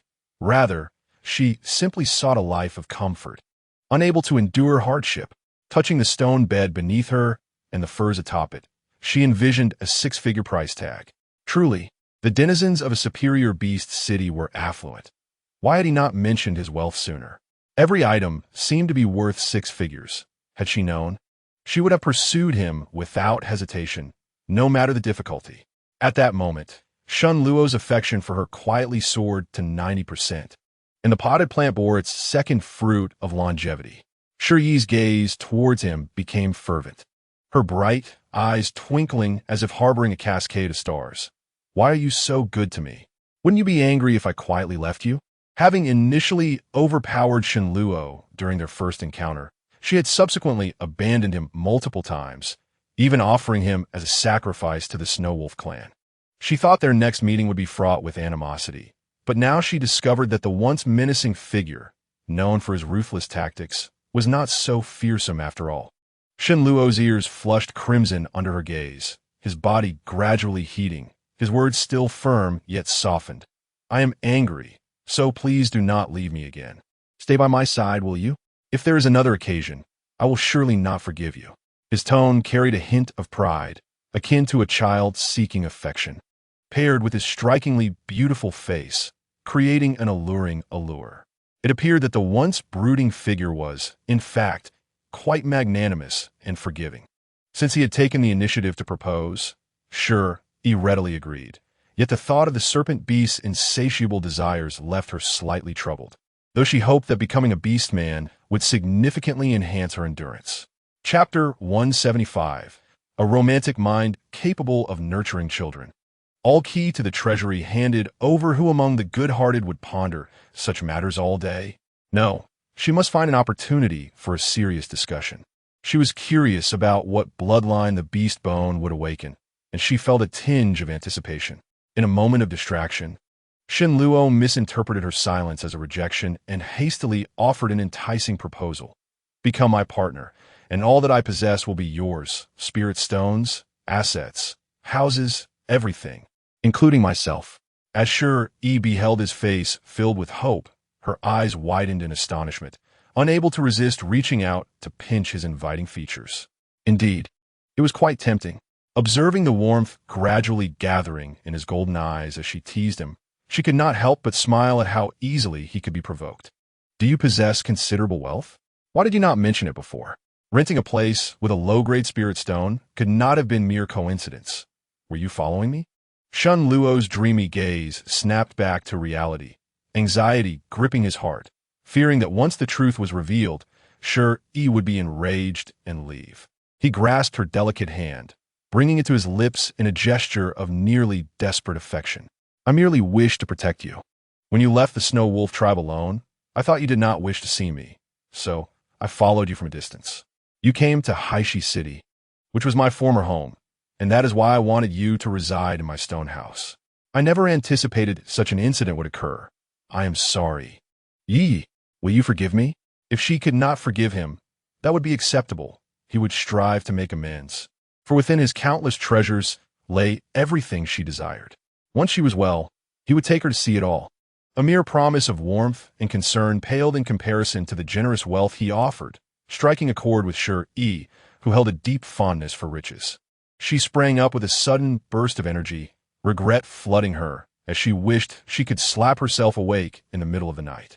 What a treasure of a male had she forsaken.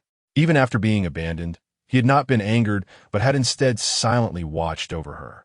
How could she have been so unreasonable? In her excitement, Shi Yi embraced Shen Luo, inadvertently brushing against his firm abdomen and giving it a playful squeeze. I believe I am well now and can head to the treasury immediately. Shen Luo's body tensed instantly, a deep breath escaping his lips. It had been quite a while since they had shared any intimacy, and such teasing was unbearable. He had assumed the little female would be angry due to his surveillance and deception, but instead, she was the one to initiate affection. While he felt both flattered and surprised, he struggled to maintain distance, saying, "Your body is still recovering. You have just given birth. We cannot indulge in such pleasures just yet, but once you are well, we can, all right?" His words held a double meaning. And the key to the treasury was now in Shi Yi's hands. She had intended to clarify that she meant no harm, merely acting on impulse, but given the key, she decided to forego any further explanations. Shen Luo gazed at the money-hungry little female with gratitude for his wealth and striking appearance, relieved that she found him appealing. The plump little companion watched in astonishment as a set of keys was casually handed over to Shi Yi, as if it were a trivial gift. Previously, the master had been exceedingly stingy. Gaining access to the treasury had been impossible, yet now it was being so lavishly bestowed. That was a collection of over a dozen treasuries. She despised her identity as a non-feminine beast-man, feeling utterly dejected. Shi Yi tucked the key into her spatial ring, striving to maintain an air of composure, yet the mirth in her eyes betrayed her. Where could she possibly find such a wealth of gold and a love-struck male? Not to mention, it would be delightful if she could hatch eggs and produce several offspring. After all, that would mean numerous treasures. As she cradled the snake egg, she was determined to pledge her loyalty, vowing to nurture the hatchling with utmost care. Unexpectedly, Shen Luo took the snake egg from her hands, stating, "Your health is compromised. Leave the hatching to me." Good heavens! How had she never noticed his brooding, exquisite attributes before? A nurturing, love-struck male who willingly surrendered all his treasures. What more could she desire? Chapter 176. You truly are overbearing. Even the medicinal baths were personally administered by Shen Luo, accompanied by a chiseled beauty whose presence was both pleasing to the eye and reassuring. The service was undeniably exceptional, given that she was currently labeled as frail. Shen Luo exhibited remarkable restraint, refraining from any excessive actions. In contrast, Shi Yi found it increasingly difficult to maintain her composure in the presence of his 8-pack abs and alluring physique, causing Shen Luo's breath to quicken and heart to race. Shen Luo's skin was fair, his handsome visage devoid of warmth. Yet only he knew the robust muscles concealed beneath the beast's skin, harboring immense strength. The gentle power perfectly merged within his form, and the scars of past battles were not unsightly. Rather, they adorned him as the most splendid medals of a warrior. Shen Luo, a cold-blooded serpent beast, was inexplicably flustered, yet he allowed Shi Yi to take the lead without laying a finger on her. That was true restraint. As Shi Yi succumbed to a comfortable slumber post-bath, Shen Luo exited the room, the smile on his face dissipating in an instant. A trace of melancholy creased his brows. Would she truly stay this time? Having been jilted before, he felt a profound sense of insecurity, fearing that in the blink of an eye, Shi Yi might vanish again. The allure of treasures and his physique felt insufficient. His greatest fear lingered around his half-beast lineage. What if she found it distasteful? The blood of a half-beast could not be erased. The plump snowball had grown accustomed to its master's peculiarities, ever since he had developed feelings for a female. His mind had become quite irrational. Should others catch sight of him, they would surely be left aghast. Shen Luo had been pursued by countless females, all of whom departed in disappointment. Where had his once indomitable pride disappeared? Nonetheless, he still recognized the importance of sustenance, reassuring himself, "You've entrusted her with your entire fortune. You have offspring together, and you even challenged the beast arena for her. How could she possibly leave you?" A flicker of confidence ignited within Shen Luo. Yet doubt lingered. "But I am a half-beast. What if she falls for another beast man and finds me wanting?" The plump snowball rolled its eyes in response. Which female doesn't have several beastly husbands? Having other males doesn't necessarily mean she will disdain you. Thank you. But that hardly offers comfort. In fact, it feels more like a dagger to my heart. Shen Luo, feeling as though someone had undermined him, grimly tossed the plump snowball aside, declaring, "I will not allow anyone to take her away. She belongs solely to me." The plump snowball replied, "Oh, how domineering you are." In a desolate expanse of the Beastman continent, a silver-haired youth found himself surrounded by a band of bandits. "Kid, nice clothes you've got there from the Upper Beast City. Hand over everything of value." Without a moment's hesitation, the silver-haired boy's gaze turned icy as he struck with the swiftness of white lightning, swiftly dispatching two of the bandits. The white long-sleeve shirt and skirt he wore were gifts from Shi Yi, and he would never part with them. Indeed, it was Yin Chuan, who had departed from the Snow Wolf tribe shortly after the beast tide had subsided, tirelessly searching for Shi Yi's whereabouts. The items Shi Yi had left behind aided the Snow Wolf tribe in surviving the beast tide and even attracted many new members from nearby tribes. The vegetable seeds planted in spring sprouted quickly, and having mastered agricultural techniques, the tribe no longer feared starvation and could trade with other tribes for resources. Additionally, the herbs and salts left by Shi Yi were treasures to the tribe, transforming the Snow Wolf tribe into a large, rapidly developing community. All of this signified the presence of an extraordinary female, whose love had not faded with time, but had instead intensified with each passing day. Yin Chuan, fueled by faith, was determined to find Shi Yi and convey the love he had yet to express. Chapter 177. Becoming a Level 2 fighter, a group of bandits composed of Level 3 and 4 fighters was swiftly neutralized. Yin Chuan had now reached the pinnacle of a Level 5 fighter, on the verge of breaking through to Level 6, significantly stronger than before. He possessed extraordinary talent, and his previous slow advancement was merely due to resource limitations. During his months away from the tribe, he had exchanged the vegetables and seeds he cultivated for numerous resources to enhance his abilities. He understood well the dangers of the outside world. If he could not protect himself, how could he safeguard Shi Yi? He had only two objectives: to become stronger and to find Shi Yi. The scoundrels he encountered along the way served as mere practice, allowing him to gain some benefits. He was not a bandit, merely utilizing waste. Fortunately, his directional sense had been accurate during this time, as he had discovered many traces left by Shi Yi in various beast cities. Those items she had exchanged for spirit stones, vegetables, fruits, and goods not native to this world, were guiding him closer to the source of his longing. Atop a mountain, Yin Chuan beheld the fiery clouds that painted half the sky crimson, with faint outlines of black stone structures visible on the horizon. That was his next destination, the city of sin. Shi Yi awakened from her slumber on the stone bed, feeling as though her body was lighter than air, filled with a surge of warmth that responded to her will. To her astonishment, she discovered that the energy within her could be summoned externally, as evidenced by the small flame that flickered in her palm. Moreover, she realized that the energy could morph into various forms under her control, such as a needle ignited by flames that could pierce the wall. While the power was modest, it signified her successful transformation. She had now integrated the bloodline of the Beast clan. She merely needed to master the application of this bloodline for the time being. She could not yet undergo beastification nor discern what type of beast she was. All she understood was that the energy within her was fundamental to combat.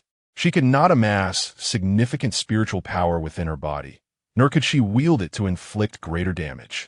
In a word, practice was necessary. Fortunately, She possessed Shun Luo's numerous treasures, providing ample resources to purchase elevation stones from the marketplace. Shun Luo had procured all the precious herbs in Blackstone City for her.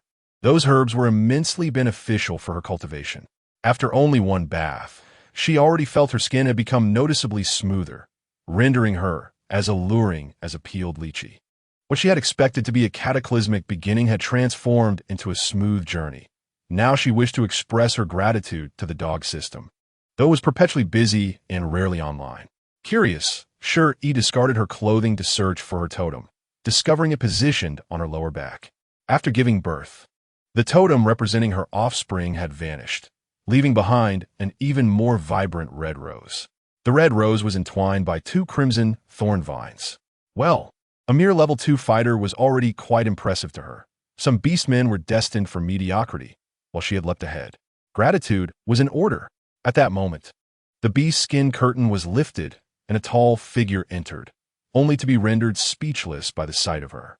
Shun Luo had not anticipated that Shi Yi would awaken unclothed, her back turned to him, her ebony hair cascading freely, exposing her snow-white skin. A red rose totem adorned her slender waist, the striking contrast of red and white tantalizing his senses. Images of holding that delicate waist in his hands flooded his mind, the air thick with the alluring fragrance emanating from her, causing his blood to surge. Chapter 178. Feed me, Shi Yi sensed the intense gaze upon her back and turned to find Shun Luo. Nonchalantly, she grabbed her clothing and draped it over herself, feeling little shyness. They had long since engaged in more intimate matters, and she generously shared her joy.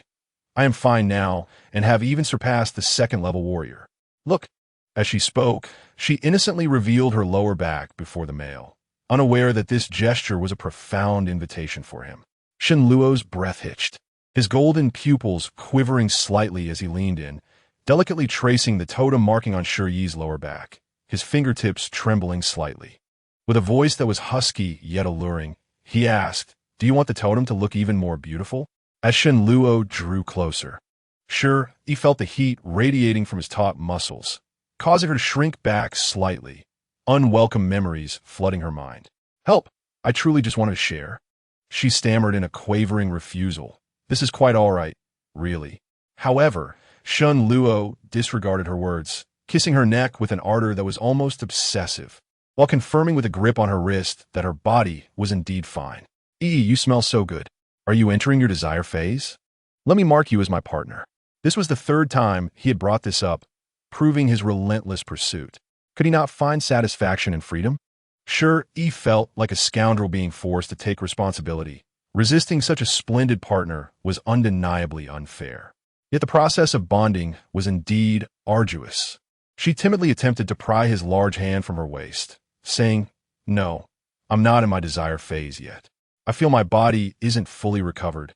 Perhaps we should wait." Suddenly, she recalled that transforming into a beast man did indeed bring about a desire phase. The thought terrified her. She feared she might uncontrollably initiate intimacy. Fortunately, there were potions in the marketplace available to suppress the desire phase. Wasn't Shun Luo currently in that state? Without hesitation, she purchased a vial and handed it to him. Shun Luo glanced at the white liquid within the glass bottle. Even if it were poison, he cared not, rasping, "Feed it to me." Well, as long as he didn't make things difficult for her, mouth to mouth would suffice. In the next moment, Shun Luo's tone became suggestive. "Feed me with your mouth." Very well, he truly knew how to play. Shi Yi held the potion in her mouth and kissed Shun Luo's lips. She intended to withdraw immediately after feeding him, but his strong hand suddenly tightened around her waist, deepening the kiss to an extreme fervor, akin to a parched riverbed desperately yearning for rain. Shi Yi felt her body weaken, her breath becoming unsteady, her eyes glistening with mist, while her small hands pushed against his chest. Yet her feeble efforts were futile. The softness of her touch and the heat of his body seemed to beckon her further. Shun Luo, inspired, offered his serpent tail, pleading, "Would you touch it?" Trembling, Shi Yi reached for his serpent tail, and in that moment, a mental thread snapped. Good heavens, was she truly experiencing the desire phase? She was so easily stirred, gazing at his divine visage, Her eyes drifted down to his prominent Adam's apple and perfect lines of a merman, who could remain unaffected. She swore she had no idea when Shun Luo's clothing had been undone. With his serpent tail held in her grasp, Shun Luo sighed contentedly, his golden pupils growing increasingly hazy as he pressed Shi Yi's hand, their fingers intertwining. He was fervently determined to claim Shi Yi as his own, to leave a mark of his possession, as if such an act could grant him a sliver of security. Despite knowing he had been abandoned twice before and that the mark held no binding significance for Shi Yi, he remained obsessively intent on seizing that fleeting possibility. Shi Yi bit her slightly swollen lip, her voice trembling. "Could you be a bit gentler and not take so long?" How embarrassing. She turned her head away, presenting only a shy profile to Shun Luo. Chapter 179. Already tired of each other after just 2 days? Shun Luo momentarily froze, the sadness in his golden eyes melting away, replaced by joy. Sure, he had not rejected him. Thus, her previous resistance and fear stemmed from his roughness, not from a lack of affection. This time, he vowed not to frighten her again. Shun Luo cautiously turned her body to face downwards and reverently kissed the vivid rose marking. His serpent tail gently coiled around her slender waist, the tip bearing a drop of blood that fused with the rose. Soon, flames of crimson ignited upon the totem, a mark that belonged to him. "All done," Shi Yi remarked. "Is it over before it even began?" She had anticipated a long and arduous process for their bond, yet concluded so swiftly. She wanted it to be like the last 2 times, just setting fire without extinguishing it. How typical of him. Shun Luo, observing her discontented peach blossom eyes, felt his body tense, but he knew he could not act on his desires. Heaven knew how difficult it was for him to restrain himself. Suppressing a smile, he soothed her. "Be good. You just given birth. You need to recuperate. When you're ready, I will fulfill all your desires." Since she had rebuffed his advances, Shi Yi refrained from pressing further. She realized that should the partner of a contract wish to bond again, the process could be bypassed. They only needed to activate it with blood. The fiery rose on her lower back indeed looked much more beautiful. What a delightful, complimentary tattoo. Shun Luo couldn't help but smile at Shi Yi's cheerful demeanor, yet his eyes betrayed an inescapable sorrow. He recognized a grave issue. Even with her in his arms and their partner mark, he still felt insecure. He longed to merge with her, to blend their very essences. Yet he dared not risk any actions that might frighten her, compelling him to endure his torment in silence. Outside the door, the plump snowball languidly stuck out its tongue, feeling melancholic as it faced the challenges of postpartum blues. Once it either clung to its master or Shi Yi to share bread worms, now that they were together. The little pet had been relegated to mere childcare duty. However, for the sake of the bread worms, it endured. Shi Yi felt miserable, as this overly demanding serpent beast offered nothing but teasing, leaving her yearning without any fulfillment. The medicinal bath was personally administered by Shun Luo, but all she could do was touch his abdominal muscles. At night, they lay on the same stone bed, while their egg was placed in the soft nest she had bought from the marketplace. Encircled in Shun Luo's embrace, she could merely gaze at him. After 2 days, she could no longer endure it. She kicked him out of bed, demanding separate sleeping arrangements, as she felt on the brink of hormonal imbalance. Shun Luo, head down and dejected, was ejected from the room, looking like a forsaken puppy. Tired of each other after just 2 days? The image of Shi Yi and that foul wolf being all lovey-dovey made his chest ache. Why did the novelty wear off so quickly with him? He grabbed the plump snowball, preparing to sneak back into the house, and asked coolly, "What makes me inferior to that foul wolf?" The snowball, filled with thoughts of breadworms, could only respond with confusion. Why was he dragged into this? He should reflect on where he fell short. The plump snowball dared only to grumble internally, fearing to speak up. Now, who would dare to invite misfortune upon themselves? You are far superior to that foul wolf. Why not present some gifts to Shi Yi? Shun Luo's brows relaxed slightly at this suggestion, though it came without any reward. In the underground arena beneath the beast-fighting arena, the Grand Elder Qian Mo gazed at the sullen green-eyed youth in the cage. You should have known what the consequences would be for deliberately losing to Shen Luo in the arena. With that, the guard behind him stepped forward to lift the cage out of the room, the chains of carved stone clinking ominously as they moved. Are you planning to sell me? But I doubt anyone would want me, as my bones are too tough, not easily tamed. Qian Mo grinned sinisterly. Then that's no longer my concern. You are quite popular among the females. Being a plaything will suffice. Chapter 180. How to Deal with Being Despised. Hu Jio's expression darkened as he bared his fangs, lunging at the cage, his green eyes flashing with a strange light that quickly dimmed.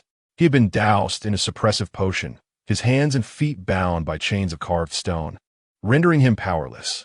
Qian Mo instinctively shrank back, but upon realizing the lack of threat posed by the youth, his confidence surged.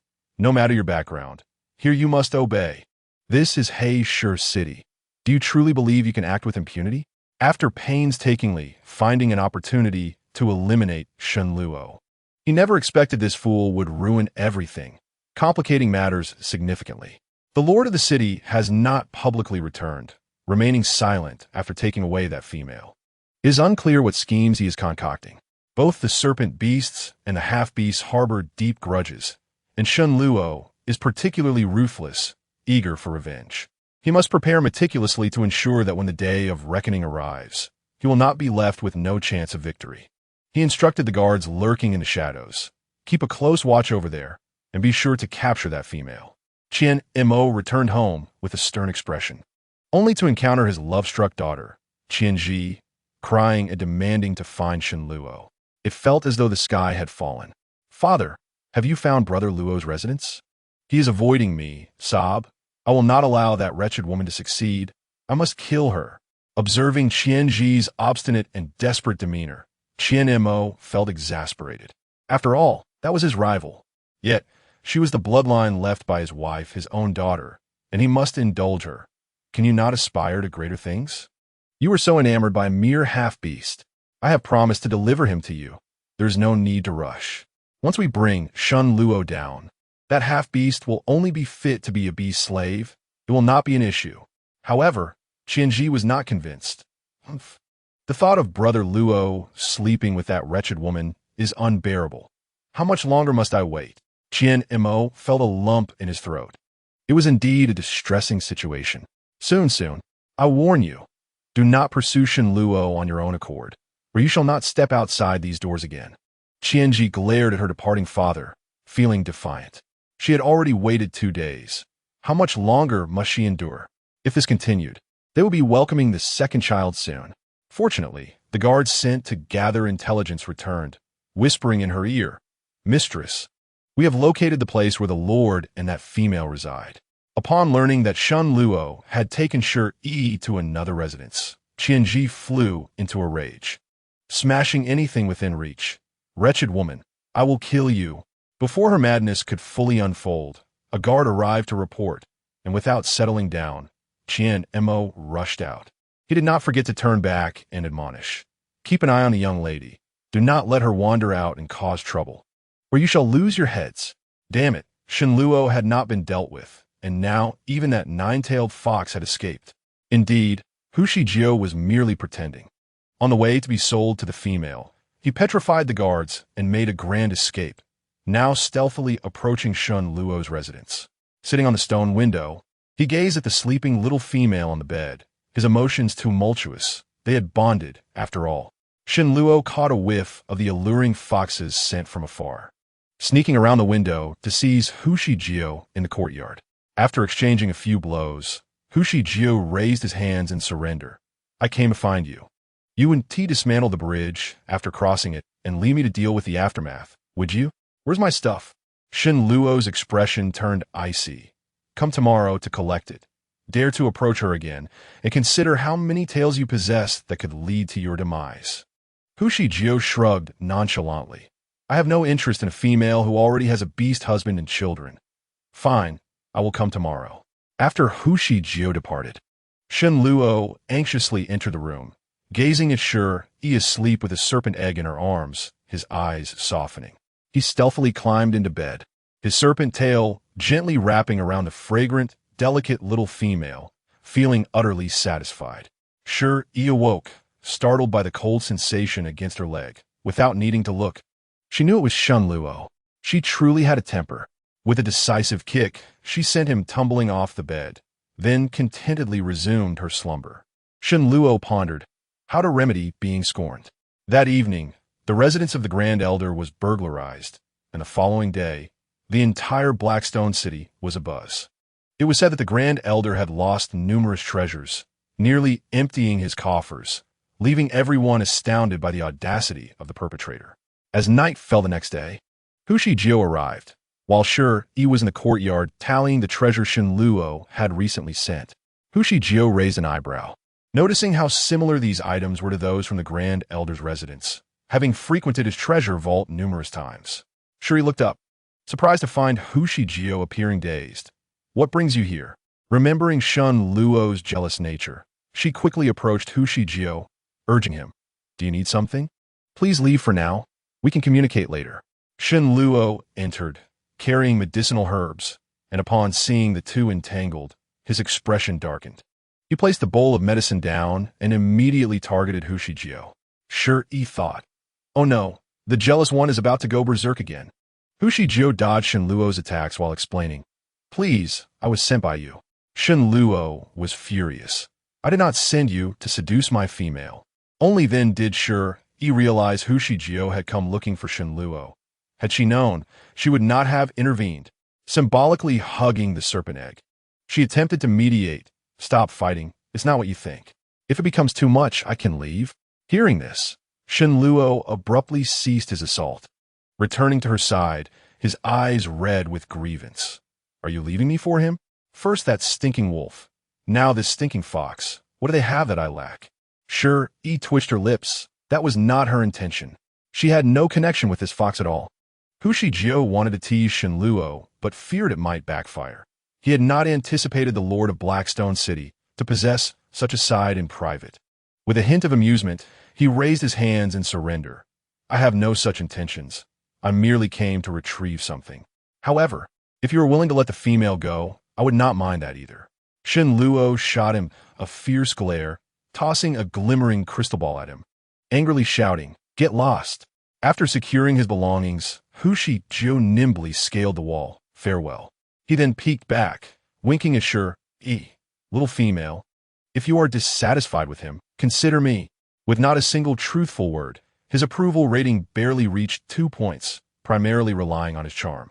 Shi Yi watched Shen Luo, who was infuriated enough to smash treasures, her heart bleeding. Such a wasteful act. I will not sleep with you tonight." Shen Luo, thoroughly shattered, stubbornly admitted, "I should not have lost my temper upon seeing you with other males. I should not have made you unhappy. Please look at me." Feeling the serpent tail entwining her, Shi Yi pushed him away angrily. It was always the same, teasing and then neglecting her. Who won his touch? He did not even realize his mistakes, blaming her for associating with others. How outrageous. What infuriated her the most was Shen Luo's destructive behavior. He must change that foul temper. Shen Luo stood at the door, pondering for a long time, his eyes nearly bloodshot, unable to extricate himself from his stubbornness, attempting to convince himself to share Shi Yi with others. Yet the thought of her being intimate with someone else, giving birth to children, was unbearable. However, compared to losing Shi Yi, he could only force himself to endure. He would eventually grow accustomed to it. In the latter part of the night, he reflected on his actions and quietly crawled back into bed. I allow you to love others and have other males, but your heart must belong solely to me." Shi Yi, startled awake from her dreams, shivered at the cold, but this time she did not kick him out. Instead, she turned over and nestled into Shen Luo's embrace, feeling a bit warm tonight. Shen Luo felt his heart breaking alone. Indeed, the little female favored obedient males. Although he felt anguish, he could not let go of the beauty he held in his arms, especially when Shi Yi, in her slumber, inadvertently caught his serpent tail as if it were a pillow. At that moment, he thought that as long as she was happy, nothing else mattered. Such a wonderful little female, he truly did not wish to share. If he were to follow his desires, he would keep Shi Yi locked by his side forever, solely belonging to him. But in doing so, Shi Yi would be unhappy and might come to loathe him. So he could not. He could only torment himself relentlessly. The following morning, Shi Yi awoke refreshed, smiling as she kissed Shenluo, who had 2 dark circles under his eyes. However, the next second, she found herself pinned down, struggling to breathe as he kissed her. This time, she skillfully hooked her legs around his waist, also grasping his serpent tail. The intention was quite clear, was it not? Shenluo was overjoyed, his eyes radiating warmth, unable to resist Shi Yi's invitation. It seemed that as long as he behaved, Shi Yi would continue to love him. Beastmen did not observe a period of confinement after childbirth, and Shi Yi had researched this. Now that she was considered a beast woman, her body was in good condition. Orcs, as long as their bodies permit, swiftly enter a state of preparation for the next offspring, normally experiencing a period of heightened desire for several days each month. During this time, both female and male orcs become exceedingly sensitive, which is why she finds it hard to resist temptation. With a handsome partner at her side, she does not wish to suffer in silence. The events of the previous night left Shenluo feeling insecure, compelling him to assert himself with a fervent possessiveness. In his previously ascetic state, he had no such thoughts, but having tasted the delightful pleasures, he could hardly resist the enticing offerings before him. The shaman remarked that Shi Yi's body was recovering rapidly. Thus, there was no need for further restraint.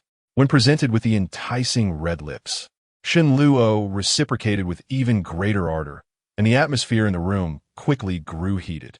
Shi Yi explored his abdominal muscles, yearning to venture lower, only to have her hands seized and firmly held at her sides, their fingers intertwined to imprison her. In such moments, Shenluo often felt shy, preventing her from touching his serpentine tail, only allowing the tip to be presented during moments of passion. She felt a mixture of anxiety and anticipation regarding what was to transpire next, primarily eager to experience the strength of a body infused with the beastfolk bloodline. Just then, a nearby snake egg rolled off the bed and onto the floor, the sound of cracking echoing in the stillness of the air. Following there was Shi Yi's piercing scream as she forcefully shoved Shenluo away and scrambled to retrieve the hatchling. Thankfully, the scene was not as catastrophic as she had feared, but the shell bore several cracks. She was distraught. After all, it was her offspring. Was there any hope for its survival? How did it end up on the floor? Shenluo remained relatively composed, taking the egg and manually peeling off the shell as one would with a chicken egg. Shi Yi was left dumbfounded, exclaiming, "What are you doing? It's only been a few days. Can it survive if it hasn't fully hatched?" Shenluo could not withstand her gaze, which portrayed him as a murderer, and felt frustrated that this little creature had disrupted his plans, making it difficult to maintain a cheerful demeanor. Could it be that the hatchling rolled out on its own? After making a small opening, he shook the egg, and a tiny white head peeked out. Due to its premature birth, the little snake appeared thin, with surprisingly large eyes. Utterly adorable, Shi Yi was momentarily speechless, astonished that it could emerge in such a splendid manner, contrary to her studies. Shenluo's expression brightened when he cradled the tiny creature in his palm. Upon confirming its gender, his golden eyes sparkled with delight. It was a female. He had not anticipated Shi Yi's fortuitousness. One attempt, and she bore him a daughter. With this capability, even if she were to take other beastly husbands in the future, his position would remain unassailable. Shenluo held the hatchling like a proud father, cradling not just his daughter, but his future standing. Chapter 183. His greatest acknowledgement as a father, he possessed little experience, awkwardly holding the fragile creature, fearful of harming it. Shi Yi was perplexed by his rapid change in demeanor. Moments ago he had exhibited disdain, yet now he was utterly besotted with their daughter. However, as a first-time mother, she too felt a surge of joy. Clumsily taking the little one into her arms, she wondered how to care for it. As an oviparous creature, it seemed unnecessary to nurse, and she realized she had no means to do so. Shenluo appeared troubled as well, but soon had a spark of inspiration. They could feed it xiongji fruit, beneficial for weak hatchlings.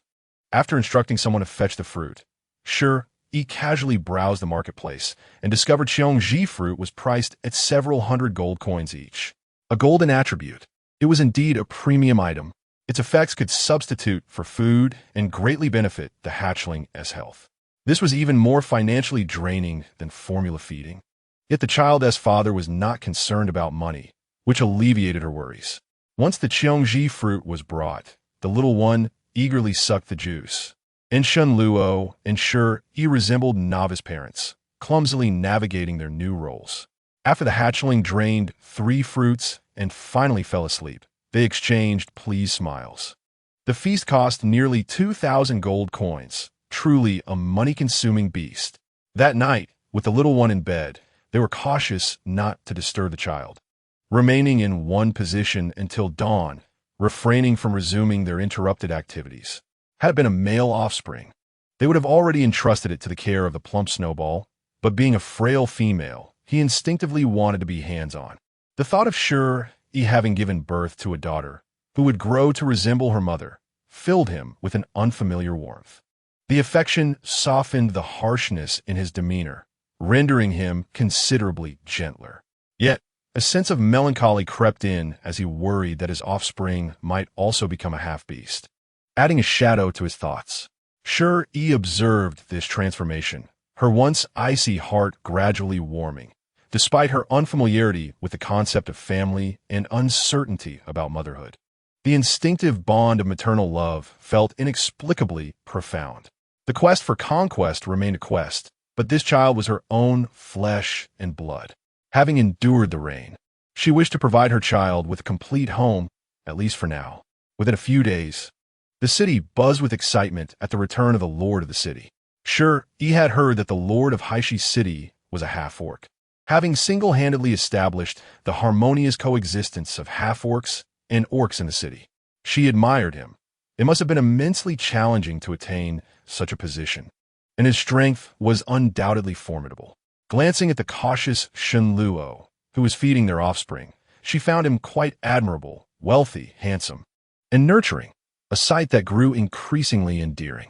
Their eyes met, and Shen Luo's heart raced, utterly captivated by the affection reflected in her gaze, which made him want to rejoice internally. Fearing that Shi Yi might quietly leave, he had refrained from being away for too long. Over the past few days, however, Shi Yi had mostly been sleeping, behaving quite obediently. He sensed that since the birth of their child, she genuinely wished to remain and nurture their offspring together. With that understanding, Shen Luo felt assured in addressing the troubles that loomed. These troubles posed risks to those around him and needed to be swiftly eradicated. Before leaving, he entrusted his most formidable guards to protect Shi Yi in the shadows, knowing he did not require protection himself. As for the naming rights of their child, they naturally belonged to Shi Yi. After contemplating for several days, she finally settled on a name, Lele, meaning joy and happiness. However, she hesitated regarding the surname, as she only had a year left to live and would undoubtedly continue pursuing others, making it impossible to stay indefinitely. If the child bore her surname, it might be simpler, but she wondered if Shen Luo would be displeased, as offspring typically took their father's surname in this realm. When Shen Luo returned for dinner, she had prepared a splendid seafood feast that was rare in their locale. Steamed abalone, lobster, stir-fried squid, and large crabs, filling the table. Shen Luo always devoured every morsel, leaving no grain of rice behind. Having a dining companion who savored the meal was truly delightful. Seeing him content, Shi Yi seized the opportunity to voice her thoughts. Could the child take my surname? Shen Luo paused mid-bite, his expression freezing. Fearing he might be upset, she quickly added, "If not, we can discuss it further." To her surprise, Shen Luo excitedly replied, "Of course, that is perfectly fine. I'm very happy." Huh? Seeing her confusion, the plump snowball, who was also dining, rolled its eyes at its master's demeanor and explained, "Bestowing the mother's surname upon the offspring is the greatest acknowledgement of the child's father."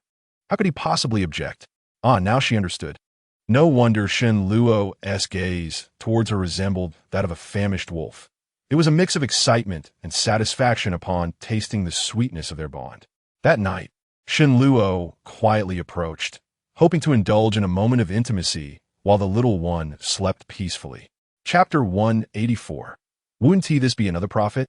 As Shen Luo made his move, he caught sight of two curious golden eyes fixed upon him, causing him to feign sleep, no longer daring to entertain such thoughts. She, in a drowsy stupor, could not suppress a chuckle at the antics of the father-daughter duo. The little one yawned and nestled into her mother's embrace, drifting into a deep slumber, utterly adorable. She held the child close, indifferent to whether she would retain her beastly traits or inherit the bloodline of Shen Luo, the half-beast. Regardless, her love remained unwavering. It was precisely this attitude that provided Shen Luo with a sense of security, alleviating his worries. Time was plentiful, and there was no rush. She found pleasure in her current existence, unrestrained and free, with no one to oversee her. Shen Luo would leave early and return late, even keeping her company at night, which brought her immense joy. During the day, after consuming the promotion stones, she could sleep soundly for an entire day, essentially leveling up while lounging. Upon awakening at night, she would find her beastly husband beside her, and, after eating more stones, she would drift back to sleep. The promotion stones were categorized into ordinary, rare, and precious tiers, and she had already consumed all the ordinary stones available to her over the past few days. Now she could only digest the rare stones, but strangely, her strength remained stagnant at level 2 of the warrior class, with no signs of growth. The only change she noted was a substantial increase in the concentration of spiritual energy stored within her body, allowing her to unleash numerous fire needles in one breath. The rare stones were slow to digest. During her first attempt, she miscalculated the quantity and ended up sleeping for 3 days straight. When she finally awoke, she found a plump little snowball perched atop her head, serving as a makeshift cradle for the child. Shen Luo, who had not slept for several days, stood by the bed with red-rimmed eyes, as if he had been crying. She was momentarily bewildered. What was the matter? Shen Luo, clutching her, spoke in a hoarse voice laced with tremors. Do you have any idea that you have been asleep for 3 days? What has been going on with you lately? Why are you so lethargic? The shaman could not discern any issues, yet she remained unresponsive, her body burning with fever. Heaven knew how terrified he was. She finally realized she had indeed slept for 3 days and felt a pang of regret, resolving to consume less next time. She comforted Shen Luo. I simply love to sleep. It's nothing to worry about. I will get used to it. That such an adjustment could be made seemed absurd. They were not strangers, and when she had been with that foul wolf, she had not slept every day. Observing Shen Luo's inexplicable jealousy, she was left in a state of confusion. What was going on? This incident frightened Shen Luo so much that he refrained from going outside for 2 days, only relaxing once he confirmed that she was indeed fine. Recently, the Grand Elder had sent individuals to create chaos in the city, leaving him with pressing matters to attend to. After sleeping for several days, she felt restless and, yearning for some fresh air, decided to take the child and the plump snowball for a stroll, accompanied by 2 rows of guards. She sat in the beast cart like a queen on a royal inspection, a rather impressive sight. She did not wish to be so ostentatious, but it was Shen Luo's command that prohibited all males from approaching. Along the way, astonished glances followed her. Many assumed she was a formidable figure in the city, even daring not to meet her gaze. Any males who attempted to approach were swiftly repelled by the guards, and none dared to seek trouble, until a beast cart adorned with precious gems blocked her path, halting her progress and revealing Qianji's beautiful yet malicious face. After waiting for days, she had finally caught Shi Yi out and wasted no time in declaring war. I've set my sights on your male. I challenge you. A contest between 2 females for a male was a rare spectacle, especially involving 2 individuals of considerable status. A crowd gathered, buzzing with speculation over whether Shi would accept the challenge. From within the opulent beast cart emerged a face even more stunning than Qianji's, with eyes sparkling with mirth, and the beauty mark at the corner of her eye faintly blushing. She had arrived, accompanied by a beast cart encrusted with jewels of considerable worth. Surely this would earn her another fortune. The sight of Shi, brimming with excitement, momentarily stunned Qianji, who quickly regained her composure. This vixen, how dare she seduce even females? Utterly shameless. Shi Yi felt no anger. In fact, she even threw a flirtatious glance at Yi, causing her face to flush with rage. The streets were predominantly filled with males, and those who had once been captivated by Yi now marveled at Shi, exclaiming in awe, "Where did this beautiful female come from? How had she not been seen before? She was even more stunning than Lady Yi. How lovely! Such a beautiful female. How fortunate her beast husband must be. If I cannot be her beast husband, I would gladly settle for being her beast servant. Beautiful female." Cast a glance my way.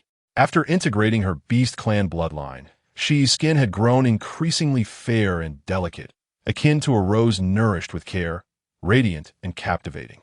Witnessing the former admirers of Yi now entranced by Shi, Yi's expression twisted with anger. This shameless wretch. She pointed accusingly at Shi. "Do you dare to accept the challenge? Do not make me look down on you. A coward does not deserve to possess Luo Gidge." The crowd erupted in a chorus of support for Shi. After all, Lady Yi was a level 1 sage warrior, challenging a frail level 2 warrior female. It was hardly fair. Indeed, Lady Yi should not behave so tyrannically merely because she had her sights set on another's male. This was akin to theft. Why go through the trouble of a challenge? Wasn't Lady Yi always so domineering? Poor little female, she was in for a tough time. Listening to the crowd's discourse, Yi was infuriated, brandishing a golden whip she had somehow acquired, lashing out at the onlookers. "How dare you discuss my affairs? You are all courting death." With that, Yi fixed her icy gaze on Shi. Unless she accepted the challenge, today the whip would taste blood, and there would be no escape. At that moment, Shi's attention was solely on the whip in Yi's hand and the seemingly valuable cart. The plump snowball had discerned its new master's temperament over the months. It was clear that Yi had set her sights on something belonging to others, and that madwoman's possessions were not to be coveted. Truly, one who forgets past injuries is doomed to repeat them. Having nearly been sold last time, she now dared to covet again. If anything were to happen today, it would have no way to explain itself to the master and would end up in a pot. Perched atop Shi's shoulder, it bore a look of anxiety. "What are you planning? You already possess enough treasures. Do not covet what belongs to others." Shi managed to regain a modicum of composure, feeling somewhat intimidated. After all, the disparity in strength was vast, and it was too risky. Her life was of utmost importance. Those countless treasures were sufficient for her to purchase promotion stones, yet she still could not fathom why she was consuming without growing stronger. Reluctantly, she gazed at Yi's possessions and meekly declined. "You know I cannot defeat you. If you want Luo Gidge, you may have him." Huh.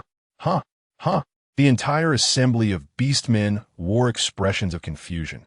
She was so readily relinquishing her male. Yet, it seemed somewhat reasonable, knowing she could not win. Her rational retreat was understandable, even rendering her more pitiable. Yi felt a knot in her throat. What did her long-standing, unrequited desire amount to? The plump snowball was nearly in disbelief.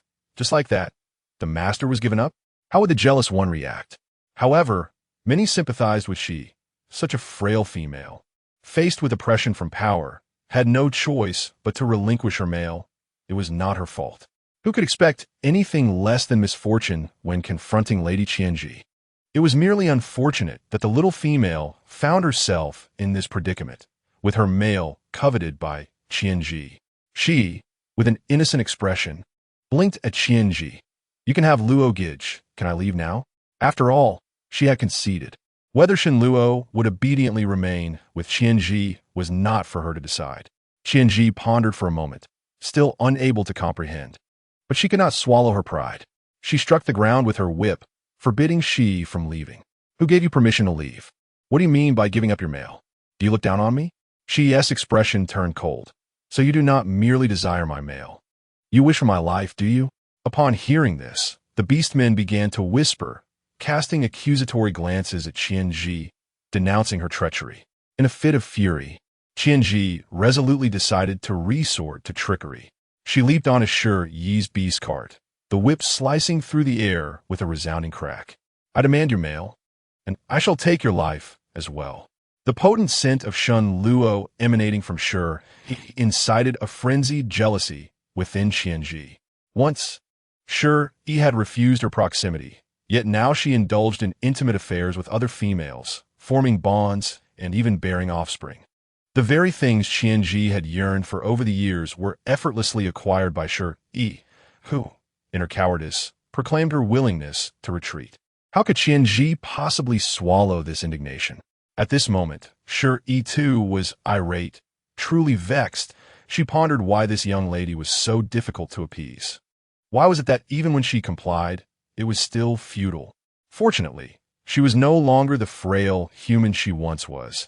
She adeptly evaded the descending whip, landing gracefully atop Qianji's beast cart. She countered with dozens of fire needles, though Qianji managed to evade them. Nonetheless, this beast cart was indeed exquisite and opulent. Qianji's eyes brimmed with uncertainty. This female, who had previously been an ordinary creature, had ascended to a level 2 fighter in the blink of an eye. Surely, Brother Luo had bestowed upon her an abundance of rare resources. Such thoughts ignited a blaze of fury within Qianji, compelling her to unleash her whip with fervor. The plump snowball, terrified, began to wail, fearing it might be caught in the crossfire, instinctively nudging Xiao Lu to retreat. It was not cowardice. There was a need to protect someone, and besides, it felt utterly useless in this chaos. Observing the bewildered guards, the snowball shouted in frustration. "What are you still watching for? If anything happens to our master, you shall await your doom." The guards were hesitant to intervene in a dispute among females, hence their inaction. Upon hearing the snowball's words, guards from both the light and shadows emerged, forming a protective barrier around Shi Yi. "Qianzi, infu yatit," shouted, "stand aside. You wretched slaves, this is a challenge between her and me. You seek your own demise." Despite her fierce demeanor, she was merely a decorative facade, significantly inferior to her opponent in terms of combat prowess. These guards were elite fighters personally selected by Shun Luo, all at the holy level 1, renowned for their valor. They would not employ excessive force that might incite conflict, yet they would not allow Qianji to reach Shi Yi. Enraged, Qianji barked at her followers. "Are you all dead? Why aren't you moving?" In an instant, the challenge devolved into a brawl, the thoroughfare choked with onlookers, descending into chaos. At this moment, a striking flash of silver caught the eye. Inchuan had grown taller and sturdier in recent months. With a keen sense of smell, he detected a familiar scent amidst the myriad of beastmen. It belonged to that serpent beast. He never anticipated it would come to Heisher City. For a fleeting moment, he wondered if Shi Yi might also be present, given that she had mentioned seeking the serpent beast. He attempted to push through the crowd, but found himself unable to penetrate the throng. In this city of formidable beasts, even after breaking through to a level 6 fighter, he felt utterly insignificant. Instead, he was pushed further back, catching distant glimpses of red lights flitting about. Curiosity piqued, he inquired of a nearby beastman, "What is happening ahead?" The beastman appraised Yin Chuan and replied, "Two females are dueling, seemingly over a male. I wonder which fortunate male is the subject of their contention." Such matters held no interest for Yin Chuan. His sole objective was to locate Shi Yi, striving to confirm the essence of Shun Luo. Absorbed in his quest for the source of the scent, he failed to notice two half-beastmen swiftly approaching from behind. Just as he was about to reach the front, a sudden chime of bells startled him, rendering him momentarily dazed and unconscious. The two half-beastmen seized a small bell, hoisting Yin Chuan away into the sea of beastmen. In a daze, Shi Yi seemed to catch a whiff of a familiar scent. She scanned the crowd, but found nothing, and in her moment of distraction, she received a lash across her back. A sharp pain radiated through her arm, igniting genuine anger within her. A faint red aura enveloped her, and the energy within her surged, coalescing into 3 fiery swords in her palm. This was her first successful manifestation of swords. It was evident that practice was indeed essential. Qianji dismissed Shi Yi's minor trickery, directly taking on the 3 approaching fire swords. Just as she confidently prepared to catch them, Shi Yi offered a faint smile, and the swords erupted into a blaze. The The surging flames engulfed Yi, who let out a series of anguished cries, prompting the guards engaged in combat to halt and attend to their master. Among them, a water mage conjured a water sphere to douse the flames, only to discover that the fire was insatiable. Sure, he had merely intended to teach Yi a lesson, never anticipating that the flames would not extinguish.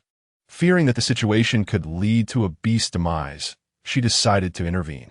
She purchased a fire extinguisher from the market, spraying it at Yi. Yet the flames remained unyielding. Strangely, the flames did not scorch Yi's skin. She writhed in agony, but not a single burn marked her body. This peculiarity did not go unnoticed, prompting someone to shout, "It's black magic. That female is a dark sorceress." She responded, "Vigil did it." Oh, are they referring to me? Yi's guards, now pale with fright, shouted at Shi Yi, "If anything happens to our master, you will be hunted down throughout the city. Hurry and extinguish the flames." In frustration, Shi Yi threw down the fire extinguisher, stamping her feet. "Can't you see I'm trying to put out the fire? But it won't go out. I don't know what is going on." Initially, she only wanted to play a trick on Yi, but the situation had spiraled out of control. Yi rolled on the ground in pain, eventually losing consciousness, her agony all too real. Shi Yi was taken aback. Had she truly defeated a level 1 holy fighter? It was rather absurd. At this moment, she yearned to kneel before Yi, pleading for her to survive. "What are you doing? I am merely a level 2 fighter. Please don't feign death. I've already given you Brother Luo. What more do you want?" She cast a fearful glance at the plump snowball and Xiao's eye hiding atop a stone roof. "Help me. What should I do?"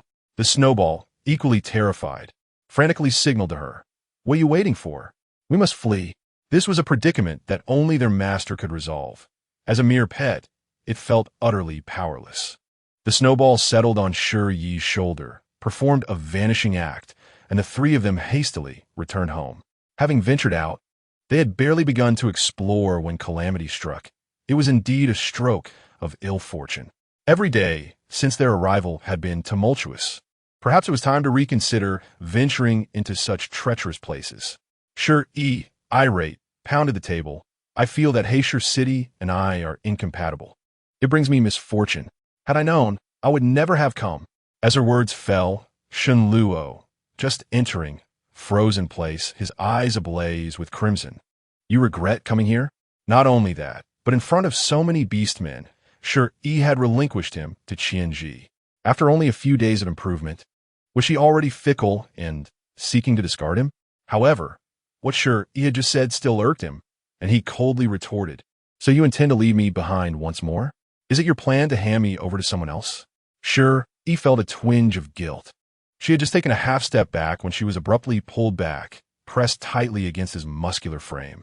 In a moment of audacity, she even found herself touching his well-defined chest muscles, admiring his physique, though regrettably, it was something she could only gaze upon without tasting. She had never seen him so reserved before. Who knew why he was now so resistant to her touch? "No, that's impossible. I was merely speaking hypothetically. I would never truly abandon you. I'm just worried about dragging you into my troubles," she reassured. Shen Luo, with a hint of anxiety, wrapped his arms around her once more to confirm, "You truly have no desire to leave? It's merely concern for my well-being?" Shi Yi swore to the heavens. "Of course, I would never leave you. At least not now, especially after causing such a significant uproar. I am feeling quite vulnerable at the moment and desperately need a formidable protector like you." She was not foolish. Abandoning him now would mean losing a free and powerful bodyguard. If she were to flee, she would take him with her. With these thoughts, she spoke earnestly. "Even if I were to leave, I would certainly take you with me. This time, I am not deceiving you." Meeting his sincere, enchanting gaze, a glimmer of a smile finally appeared on Shen Luo's face, and the menace in his golden eyes dissipated entirely. "Rest assured, with me around, nothing will happen." Shi Yi pondered that perhaps Shen Luo truly possessed such capabilities. After all, he was exceedingly wealthy and might have some formidable connections. While she was lost in thought, Shen Luo suddenly tugged at the bow on her waist, expertly unfastening her dress. Shi Yi gasped in surprise, in broad daylight and with the door open. At least show some modesty. A bit of foreplay would be nice. She could hardly comprehend how, in a civilization of their own, they could behave like primitive beasts, indulging in such unrefined conduct. Shenluo, however, flashed a devilish smile, tossing her onto the stone bed, pressing her down with a firm yet rough motion. The delicate fabric of her dress fell to the ground like a blooming white lotus, while Shi Yi lay on the bed like a little turtle, completely exposed. In truth, Shenluo was being gentle. The strength of a beast man was substantial, and her delicate frame was hardly resilient. Don't do that. The fat snowball and the cub are still here. Fat Snowball had been watching the scene unfold, but upon being mentioned, it quickly covered its eyes and hurriedly fled the scene, taking the little cub with it. The message was clear. They could continue without regard for such trivialities. Shi Yi, speechless, pounded the bed in protest. I am not in the mood for this. I don't even know if that female is dead or alive. I heard she is the daughter of an elder. Is everything truly all right? Shenluo remained silent, his icy fingers gliding over her slender waist, sending shivers through her body. Finally resting on the totem on her skin, pressing down abruptly. Shi Yi gasped, her face flushing, her eyes instantly clouded with a mist of water, surrendering to the moment. Come on, beast. Little did she know that Shenluo remained still, a chilling aura flowing through the totem into Shi Yi's body, which was quite peculiar. You possess a rare dual attribute physique. No wonder you can unleash heavenly fire. Huh? Why the sudden seriousness? Shi Yi, puzzled, turned over to find Shenluo smirking, his eyes flickering with desire, albeit subtly. I misunderstood. Silently, she reached for her clothes and put them on. You could have simply stated what you meant by the totem. Why undress right away? What is a dual attribute physique? And what is heavenly fire? Shenluo suddenly leaned closer, one hand bracing himself on the bed while the other grasped her chin, a wicked smile on his lips. What were you thinking just now? Shi Yi, having her own temper, previously resorted to force for survival, but now that she was not in immediate danger, she would not bow to lust. She lifted her delicate, snowy foot and kicked Shenluo back a step, lightly closing her dress, unaware of how enticing she appeared at that moment.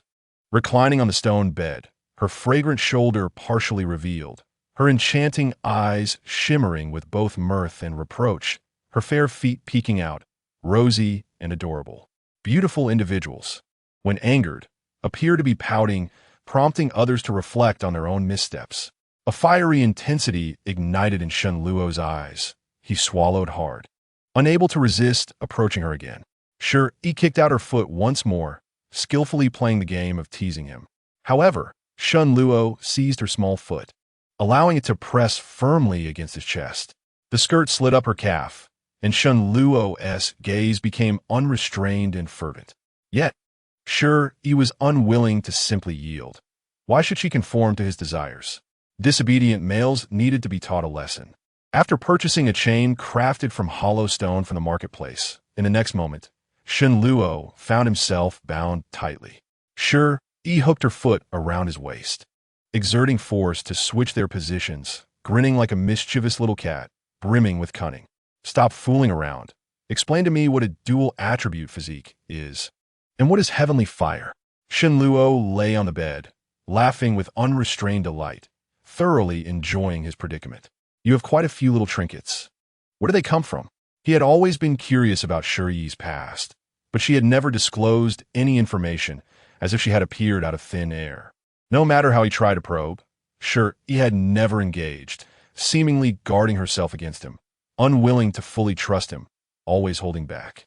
This left him feeling insecure. Yet he dared not ask too directly for fear of scaring her away. Shi Yi was well aware of this male's anxieties. Acquiring knowledge led to a desire for more understanding, but one must not be overly greedy. Even she herself did not know how long she could remain or how long she could live. She did not belong to this world. So why leave too many traces behind? She pinched Shenluo's chin, her smile radiant. Do you like it? There's much more. We can take our time. Indeed, she still would not divulge. A fleeting shadow of disappointment crossed Shenluo's eyes, too quick to be noticed, but his smile broadened, refraining from probing further. A dual attribute physique allows for dual cultivation in combat magic. You are both a warrior and a sorcerer. Such talent is exceedingly rare. As long as you have ample resources for cultivation, you are destined to become a formidable figure. Sure, Yi had not anticipated that the Beastbone Bloodline blind box she purchased for 100 points would be so powerful, immediately granting her a dual attribute. Straddling Shen Luo, she felt a mix of joy and pride, leaning down to ask him, "But I'm only a level 2 little fighter right now. What if that elder comes looking for me?" Shen Luo's smile became even more enchanting. It seems the little female has no confidence in her beast husband. Remembering how Shen Luo had wreaked havoc in the arena, she nodded decisively. "Yes, with you here, I am not afraid." Shen Luo replied, "Well then, let us see your true form." She, puzzled, "Inuited." "Oh?" When Shen Luo spoke, his voice was hoarse, tinged with a slight breathlessness, giving off an impression of impropriety. Sure, Yi instinctively rejected, poking at his abs while giggling playfully. "Is the curiosity of snake beast so great? I simply one T let you see." No sooner had she spoken, a hand was suddenly placed on her waist, and before she could react, she was pulled downward, her lips sealed tightly. Shen Luo's voice, low and teasing, whispered in her ear, "Today I insist on seeing." Sure, Yi struggled pitifully. If he wanted to see, then let him. But why speak in such a sultry tone? This guy was indeed very strong. The chain made of hollow stone could not restrain him at all, and it was merely a playful accessory. As her consciousness became enveloped by Shen Luo's possessiveness, she realized that beyond desire, he seemed to be seeking something due to his own insecurities. Shen Luo murmured in her ear, "I am quite curious. During our first encounter, you were in human form. How did you conceive my offspring?" The Beastman race required their beast forms for procreation, and at that time, sure, Yi was, of course, in human form. Yet, his overwhelming inquisitiveness was somewhat disheartening, making her feel as if she were being tested, which was quite displeasing. Moreover, she did not even know what beast she was or how to transform, making it utterly impossible for her to show him. After a brief stalemate, she could no longer restrain herself and pushed Shen Luo away, citing the need to feed the cubs. It was a reasonable excuse, and Shen Luo chose not to press further, his disappointment barely concealed in his eyes. Sure, Yi was unwilling to reveal her true form, which made Shen Luo wonder if she truly loved him as much as he had hoped. Not wanting to unleash his frustration at home, he donned a stoic expression and made his way to the beast arena. Leaning back in his chair with one hand propping up his head, his countenance was dark and brooding. The referee stood respectfully before him, too intimidated to breathe, and when he tried to muster a smile, he found himself retreating under the cold gaze of those slitted eyes. He was the overseer of the arena, ostensibly a loyal servant of the elder, but in truth, he was Shen Luo's dog, terrified of this master. In the past, when unhappy, Shen Luo would come to the arena to vent his frustrations, yet now, with the presence of a female, why was he still so easily irritated? The growing frustration in Shen Luo prompted him to casually inquire, "Are there any good beasts lately? Bring them out for practice." The referee's face paled. "My lord, the good beasts were all rendered useless by you a few days ago. The remaining ones are scheduled for next month's match, and if you were to kill them." He was silenced by a piercing glare. Shen Luo smirked as he sat up, fixing his gaze on the referee. "I seem to have forgotten that you can fight better than those beasts. How about you practice with me?" The referee wanted to cry, but he dared not do so. After each practice session, he often found himself bedridden for days. "My lord, I am not worthy to be your practice partner. Perhaps you should select a few beasts instead." Shen Luo's smile was cruel. "Among all the practice partners, you are the one who has won my favor." The referee sighed inwardly. Aside from the match days each month, the arena primarily served as a training ground. Shen Luo and the referee exchanged blows, relying solely on physical strength without the use of sorcery, each punch landing with force. Despite Shen Luo's lack of magical abilities, the referee struggled to match him. Other sorcerers might be weak in close combat, but Shen Luo was not one of them. Having grown up in the arena, a half-beast could not afford to be weak. Although he did not possess dual attributes in sorcery, he had nonetheless cultivated an exceptionally strong physique. The referee found it increasingly difficult to endure the relentless assault, which was clearly fueled by resentment. Unable to hold back, he asked, "Did your little female give you a hard time?" He was genuinely curious about how the brutal and ruthless lord fared against a female. However, excessive curiosity is not always a virtue. Shortly after asking, he received a punch to the face. After Shen Luo had sufficiently vented his frustrations, the two left the arena, with the referee sporting a bruised face and an aura of bitterness. As they passed through the underground city, new beasts were being brought in for training, and one cage emitted a familiar scent. Shen Luo halted, pinpointing the source of the aroma. It was that foul wolf. It had followed him here, refusing to be rid of. Chapter 191. Soul to the Mines. Yinchuan noticed Shen Luo and searched his feet, baring his fangs, the chains on his hands and feet clanking loudly. "It's you. You're really here. Where is Shi Yi? What have you done to her?" Shen Luo had no intention of engaging him, much less revealing Shi Yi's whereabouts.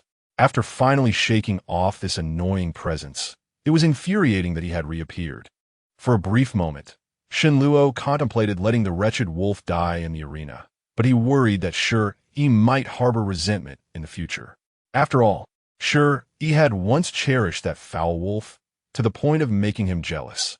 He dare not take any risks regarding Shi Yi and remained cautious, even showing a sliver of mercy to his rival. After a moment of internal conflict, Shen Luo ground his teeth and spoke darkly, "Leave him here."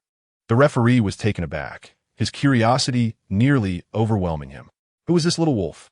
There seemed to be a story between him and the master, but he is a beast sent by Lady Yunji for training to prepare for next month's competition. The referee began, but faltered under Shen Luo's chilling gaze. "Very well, I will communicate with the others. It will only cost a few spirit stones." Yinchuan, in a fit of rage, attempted to force open the cage, but it was futile. "What do you intend to do?" "I want to see Shi Yi." Shen Luo smiled deviously. "Now you're scared? You traveled a great distance to seek death, and now you realize your folly too late." He then ordered the referee, "Send him to the mines, the most perilous depths. I do not wish to see him again." The referee instinctively recoiled. It appeared that this was not a pleasant tale. However, it was curious.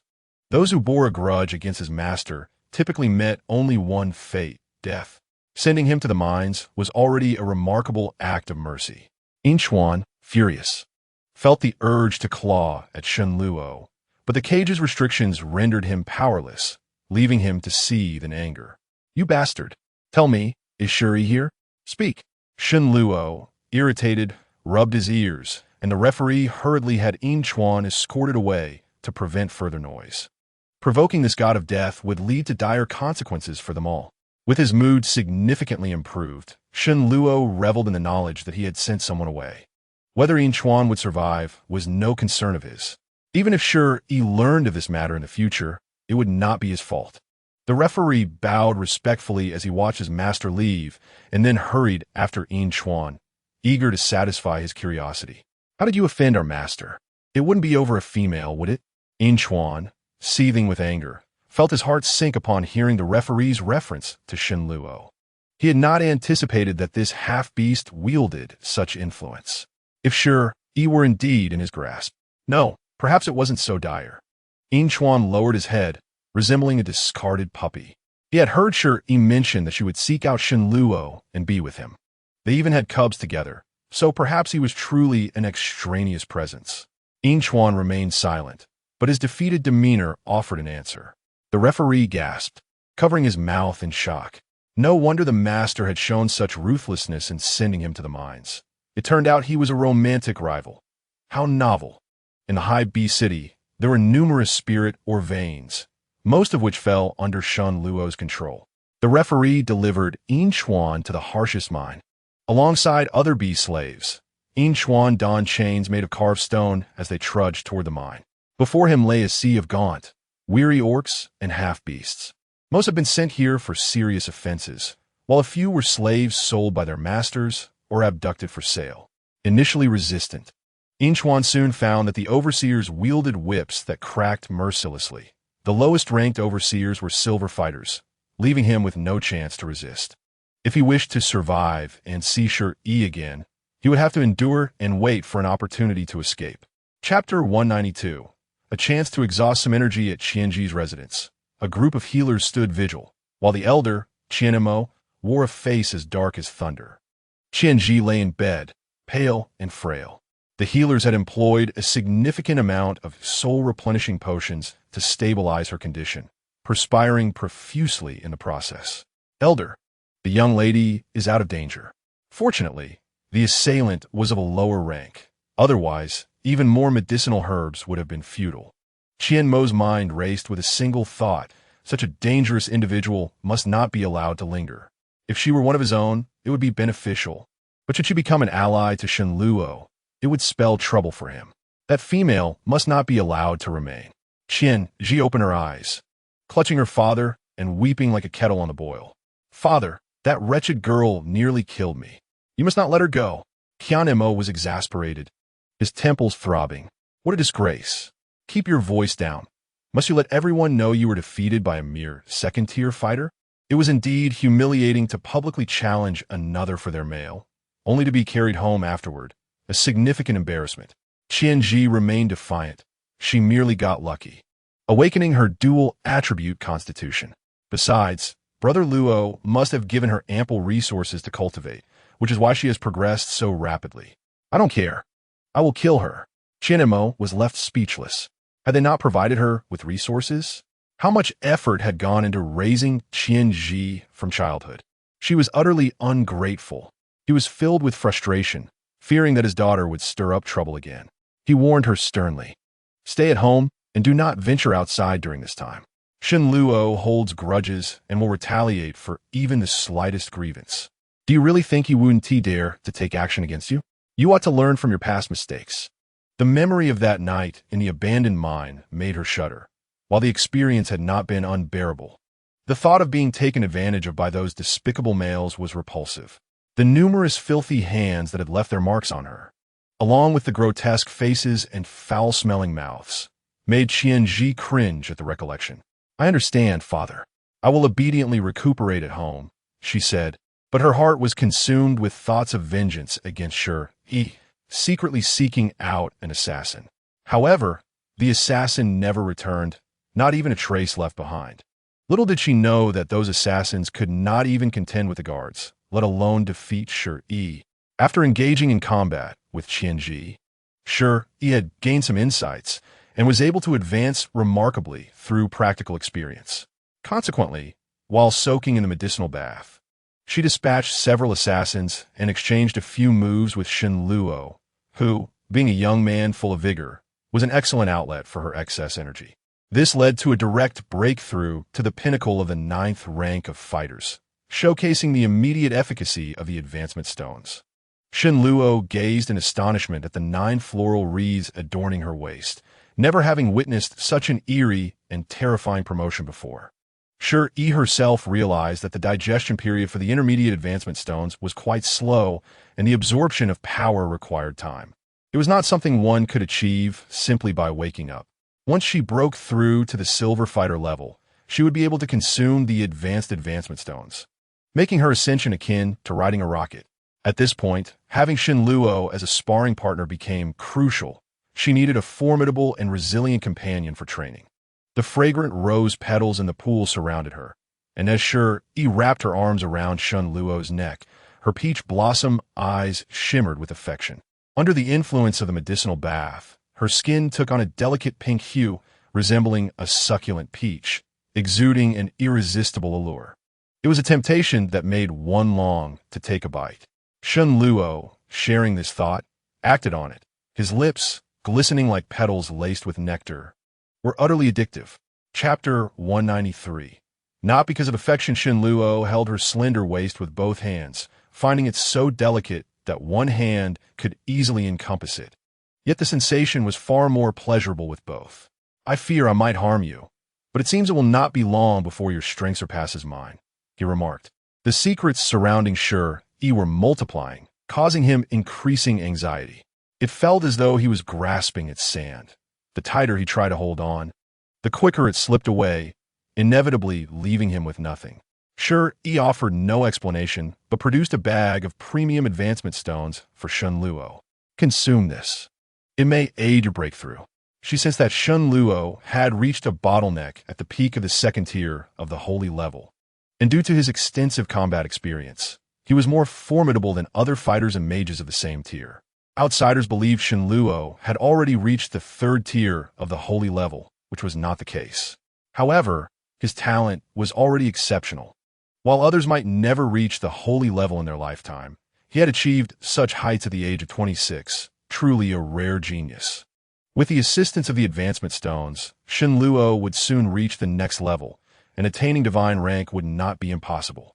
Shi Yi was determined to cultivate him into the most powerful mage, ensuring she would have the fiercest bodyguard, thus alleviating her fears of authority in this city. After all, in this era, only the strong wield absolute power. Shen Luo examined the red stones in the storage bag, which were unlike any spirit stones he had ever seen, yet contained immense power beneficial for cultivation. Another secret had emerged. Each of these stones would drive the outside world into a frenzy, while Shi Yi seemed to possess an inexhaustible treasure trove. Who exactly was she? Where did she come from? Could she truly communicate and trade with deities? Or was she, herself, a deity? Noticing Shen Luo's furrowed brow, Shi Yi felt puzzled. What's wrong? You don't trust me, do you? Are you worried I might harm you? Then perhaps you should just keep it. She reached for the bag, only to have her wrist firmly grasped by a strong hand. The consequence of her question was being pinned against the edge of the bath, leaving her weak in the knees as she hung onto Shen Luo. Her eyes shimmered with vulnerability as she trembled. What are you doing? Shen Luo looked at her with a complex expression, his tone resolute. You. After days of teasing restraint and months of abstinence, the hunger of the beast was a terrifying thing. Ultimately, Shi Yi became exhausted, her eyelids too heavy to lift. She couldn't fathom how Shen Luo, a fellow beast, could endure such a long training session without tiring. Nevertheless, she did not leave empty-handed. She was astonished to discover that closeness with Shen Luo also contributed to her cultivation. Not only that, but her affinity had risen to 95%, and the charming little fruit had grown delightfully plump. She would soon reach 100% progress and needed to quickly identify her next target. However, contemplating this now seemed ill-timed. Should the jealous one discover it, she would be utterly overwhelmed.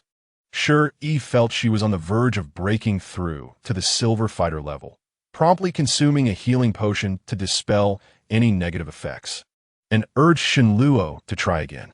Shen Luo's eyes widened in surprise, disbelief mingling with delight. It was rare to see the little female so proactive. He believed it was his exceptional performance that prompted her eagerness, driving him to exert even more effort to please Shi Yi. Being needed provided him with a sense of reassurance. However, upon noticing Shi Yi's sudden breakthrough, he realized he too felt a vague indication of improvement, causing his expression to darken. So it was not affection that motivated her actions, but rather the pursuit of enhancing her skills. Chapter 194. The family has mind. Shen Luo was displeased. As Shi Yi eagerly sought to continue, he decisively refused, wrapping himself up tightly. Tired. I'm going to sleep. Shi Yi poured a healing potion and urged it into his mouth, only to realize in shock that she had mistakenly grabbed the wrong medicine when she saw his face flush crimson. Shen Luo gritted his teeth in anger. You will stop at nothing to enhance your skills. You resort to drugs if I refuse? Fine, have it your way. Shi Yi was bewildered as to why he was upset. Could it truly be exhaustion? With a pitiful expression, she clung to Shen Luo and apologized. But isn't this something one does with someone they like? Should I seek someone else? You dare. Shen Luo abruptly silenced her with a kiss, his heart soaring with joy. Of course, he still gave her a slight punishment, releasing her only when the first light of dawn began to appear.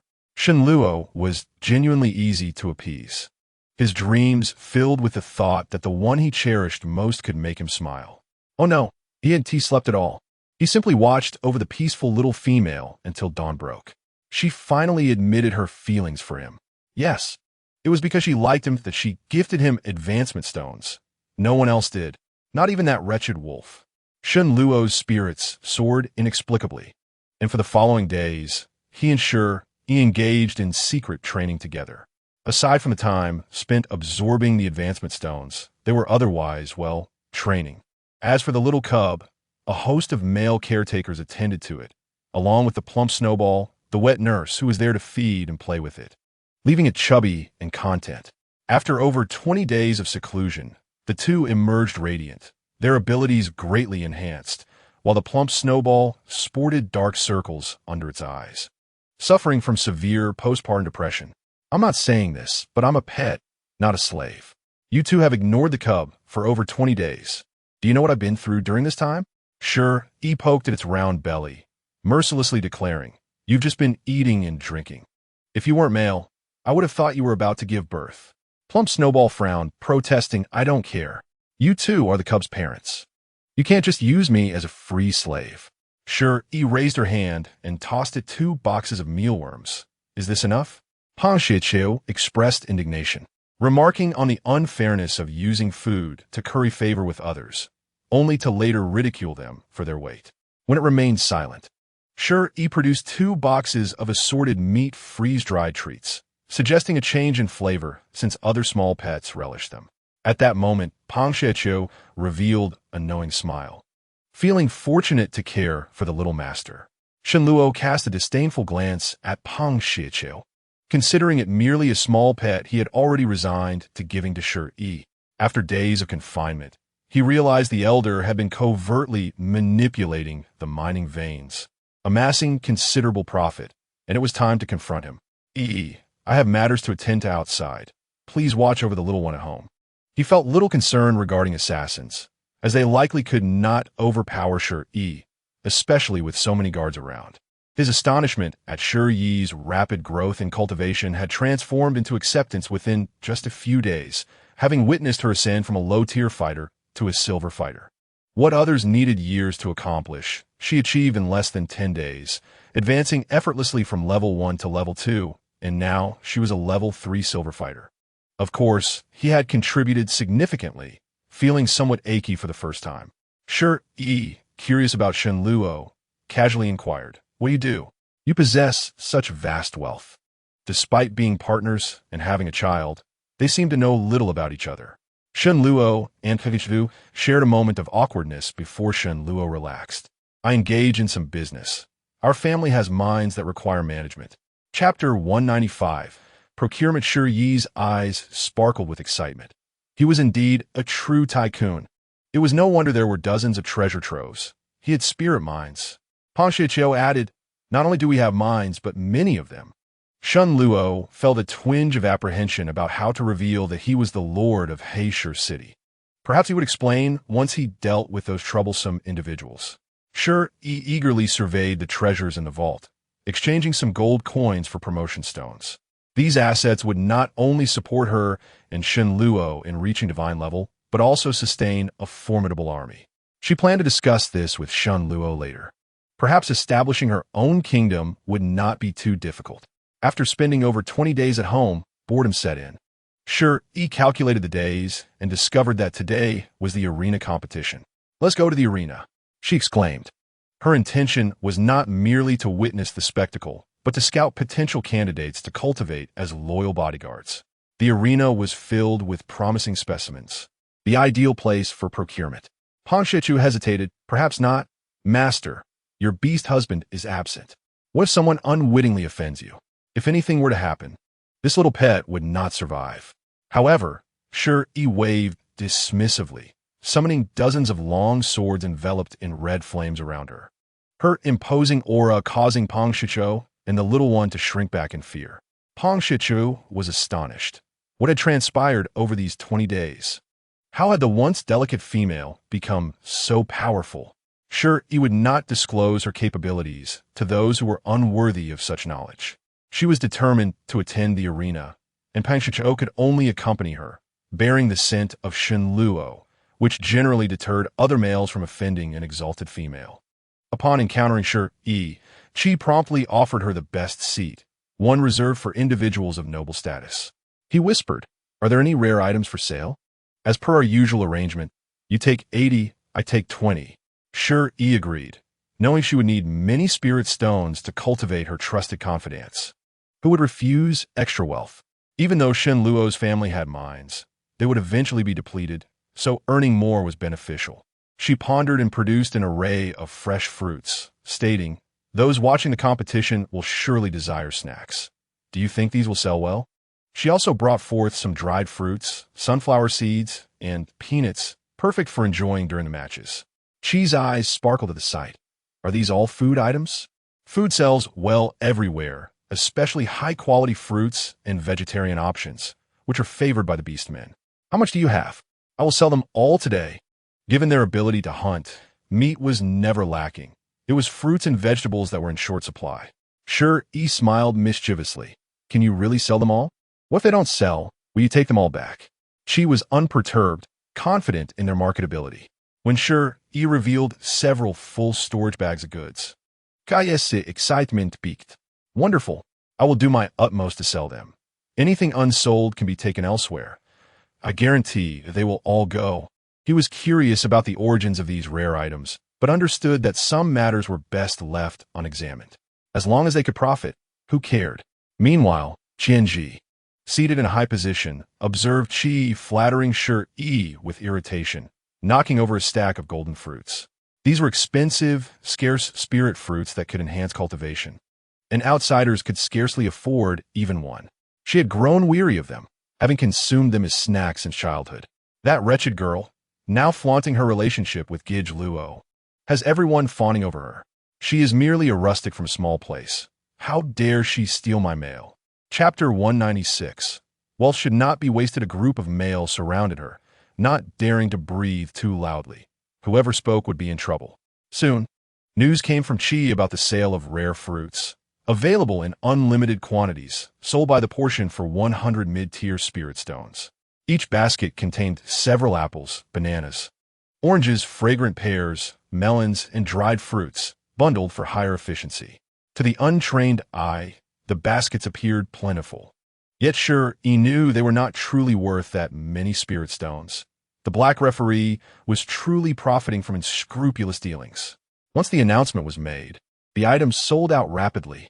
Qianji, intrigued, wait for someone to purchase fresh wares, inquire how many are left, and have them delivered to my residence.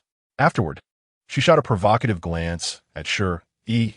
Little country bumpkin, you've probably never laid eyes on such rare items, have you? The price alone would surely frighten those impoverished outsiders. To her surprise, Shi Yi showed no signs of anger. Instead, she smiled and waved at her while watching Qianji purchase the fruits, secretly amused at how she was essentially gifting her wealth. Each encounter seemed to fill Shi Yi's coffers. The last time, before departing after their quarrel, she had even taken several gems from Qianji's beast cart. In her excitement, she even formed a heart symbol with her hands towards Qianji. Qianji was infuriated, noticing that Shi Yi's stone table held no food. Unable to contain herself, she approached to mock her. Aren't you going to buy some fruits?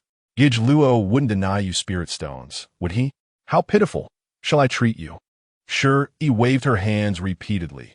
Having grown weary of such fare, she preferred the spirit fruits she had purchased from the marketplace and had little desire for common fruits. Qianji, misinterpreting her gestures as genuine poverty, relished in her triumph, loudly ridiculing her. You, from a small place, have probably never seen these items. You should give them a try. Living in a top-tier B city can be quite an adjustment. A single basket of fruit could bankrupt you. Was she flaunting her wealth? Shi Yi rubbed her nose, knowing she was selling these common fruits precisely because she had grown tired of them. While the price was indeed steep, she was only taking 80%. Before she could respond, Qianji dumped the fruits, dried fruits, sunflower seeds, and peanuts all over her. With an expression of vindication, she proclaimed, "Here, enjoy. Don't say I'm stingy. We'll settle the score for the last encounter in due time." Shi Yi silently picked up a dried plum. Was she out of her mind? Even with wealth, one should not squander it.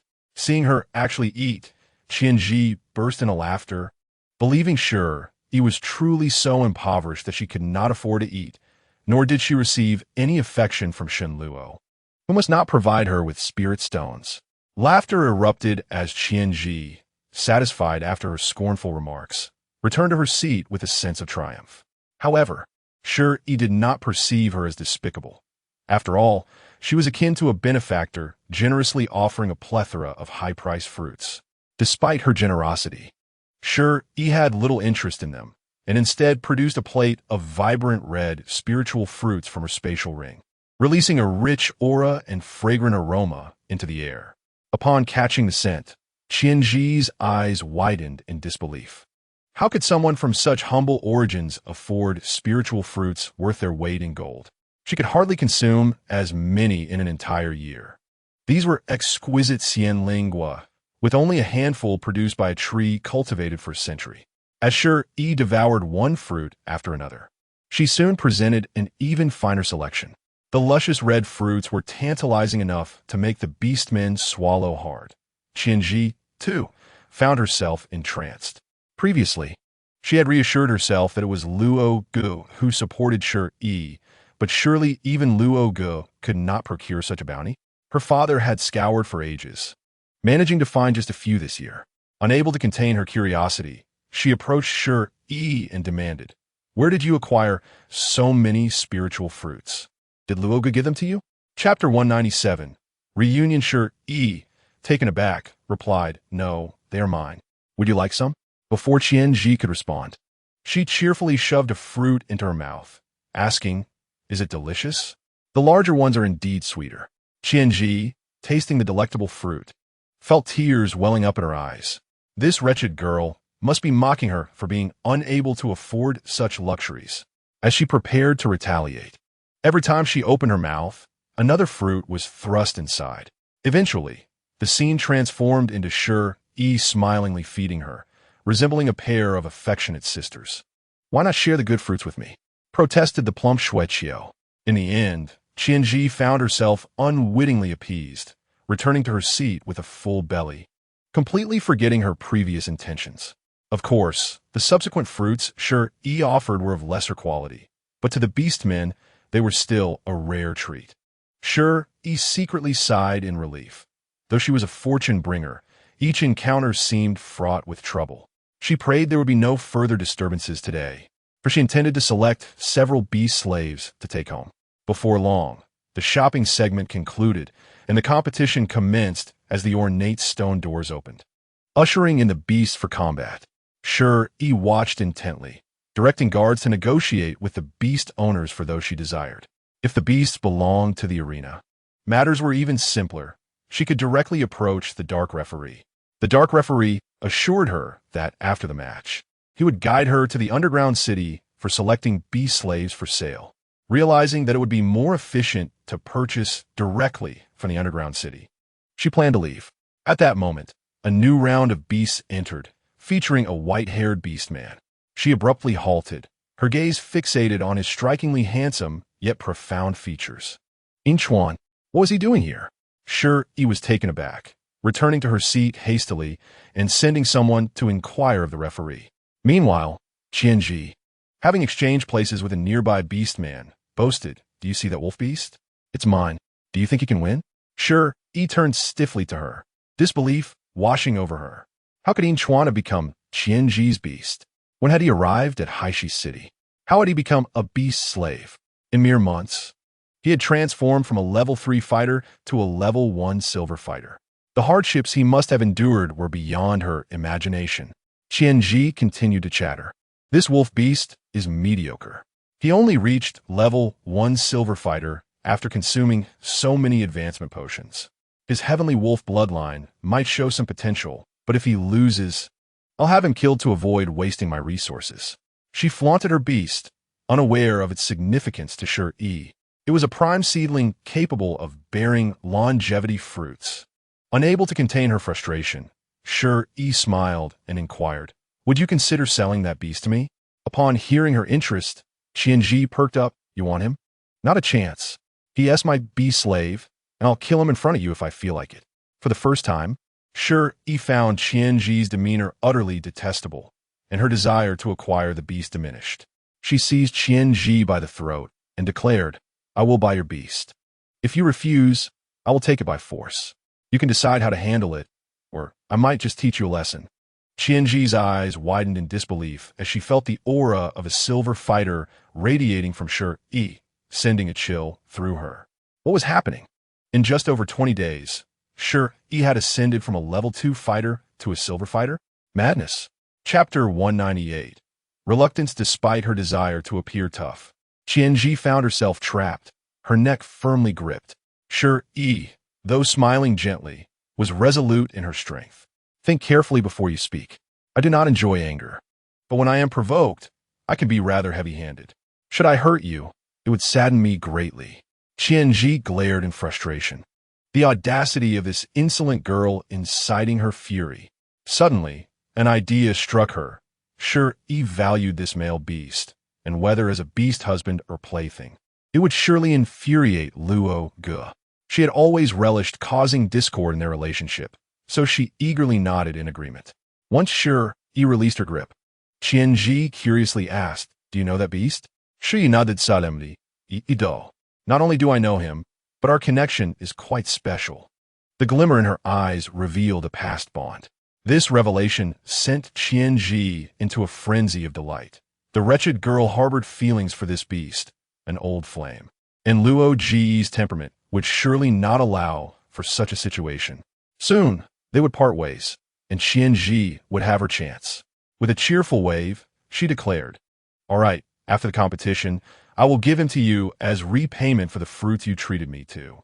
Shi Yi was taken aback by the unexpected compliance of this troublesome young lady and expressed her sincere gratitude. "Then I shall not be polite. Thank you."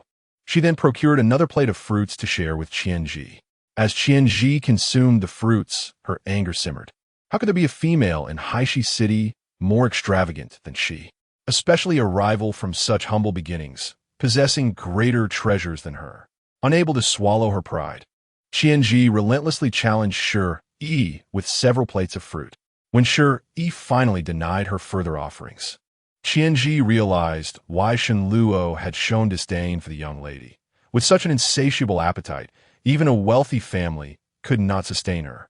Previously, they had been embroiled in a fierce altercation, but now they sat together sharing fruits, leaving onlookers oblivious to the true nature of their relationship.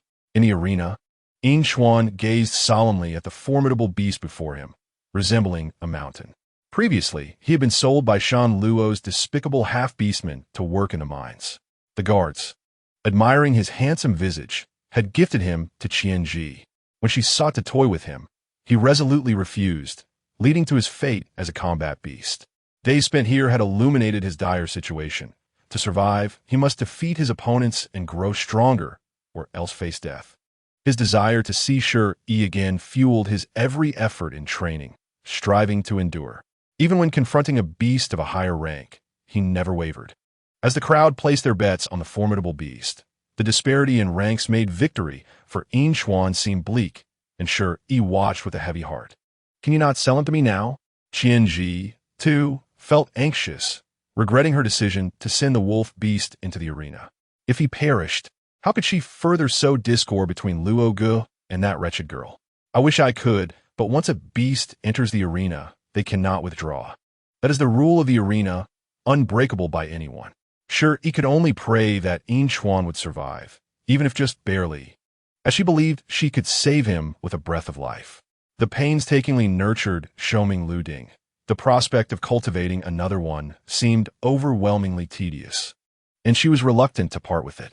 At that moment, Yinchuan sensed a searing gaze and abruptly looked up, meeting a pair of peach blossom eyes filled with concern. Her eyes widening in disbelief.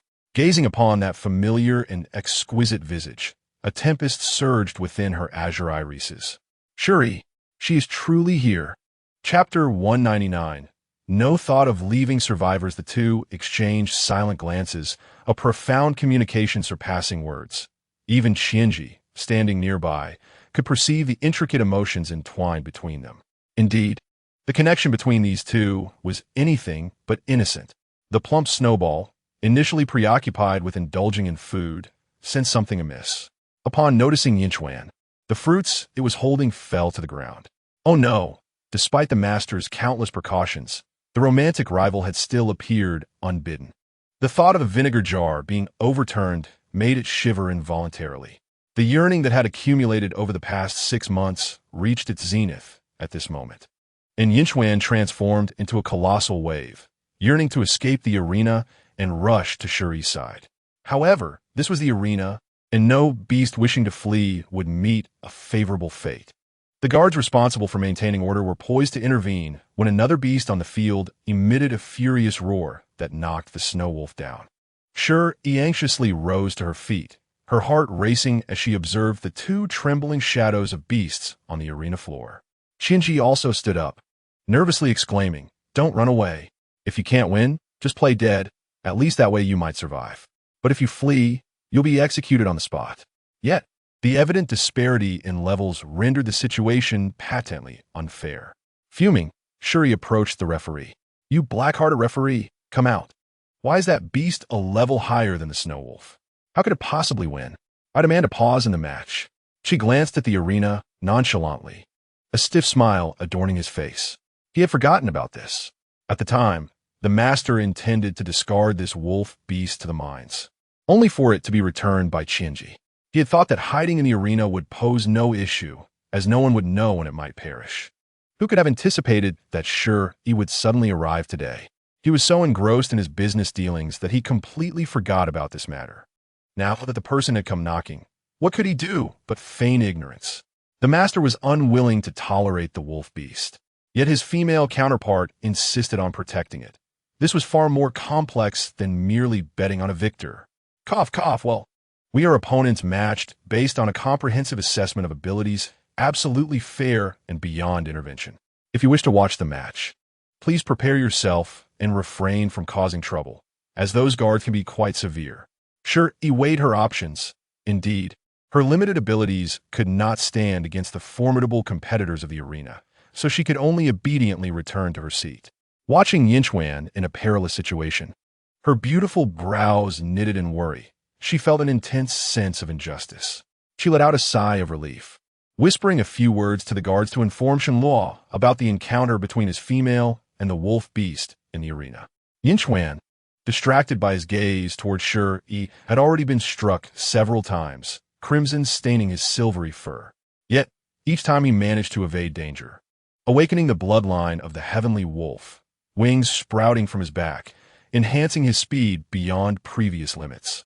Logically, even with a level advantage, as a speed-oriented fighter, he had a significant chance against a clumsy, power-focused opponent. He had finally found Shi, and now, only one final obstacle stood between them, and he was determined to survive.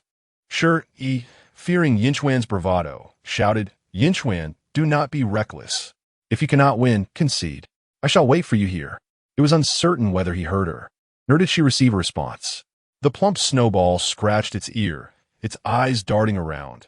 Evidently, Shi Yi intended to bring him back. What to do? However, if Yinchuan were to perish in the arena, she would no longer have to worry about the impending turmoil. The battle on the field was intense, the audience cheering fervently. Yinchuan, perhaps having heard Shi Yi's words, began to falter. After being slammed to the ground by the massive opponent, he attempted to feign death and concede. Yet the beast, blinded by fury, struck with lethal intent, showing no inclination to leave any survivors. Chapter 200. Not yet fully dead Qinji, incensed, sought out the beast's owner, Yunji, demanding, "What is the meaning of this? Command your beast to cease immediately." Yunji, a female of considerable status in the Blackstone City, had been Qinji's greatest rival prior to Shi Yi's arrival. Calmly reclining in her chair, she savored the attentions of the males. Who among us in the arena does not risk life and limb? Lady Qinji cannot afford to lose. Furthermore, that wolf beast was initially purchased by me, but later requisitioned by the city lord. It seems fate has brought it back to you. One can only blame its ill fortune. Qinji, furious and itching to strike, hesitated. She dared not provoke trouble, fearing confinement, for Yunji was not one to be trifled with. Yet, Shi discerned something from Yunji's words. Yinchuan had been sold multiple times.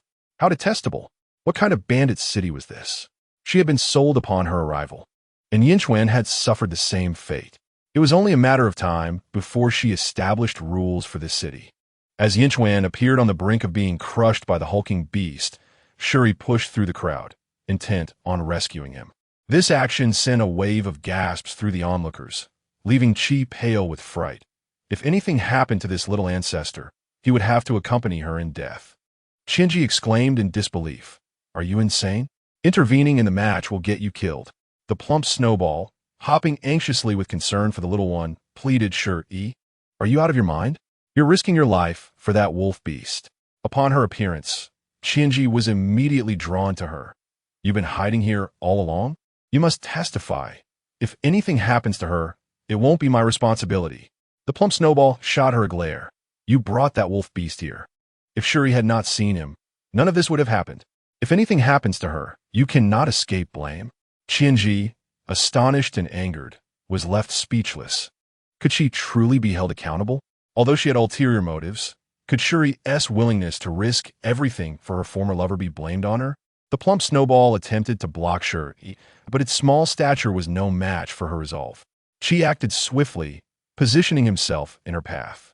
Lady Shi Yi, you cannot enter the forbidden zone. Violators face severe penalties. Enraged, Shi Yi leaped up to strike his chin.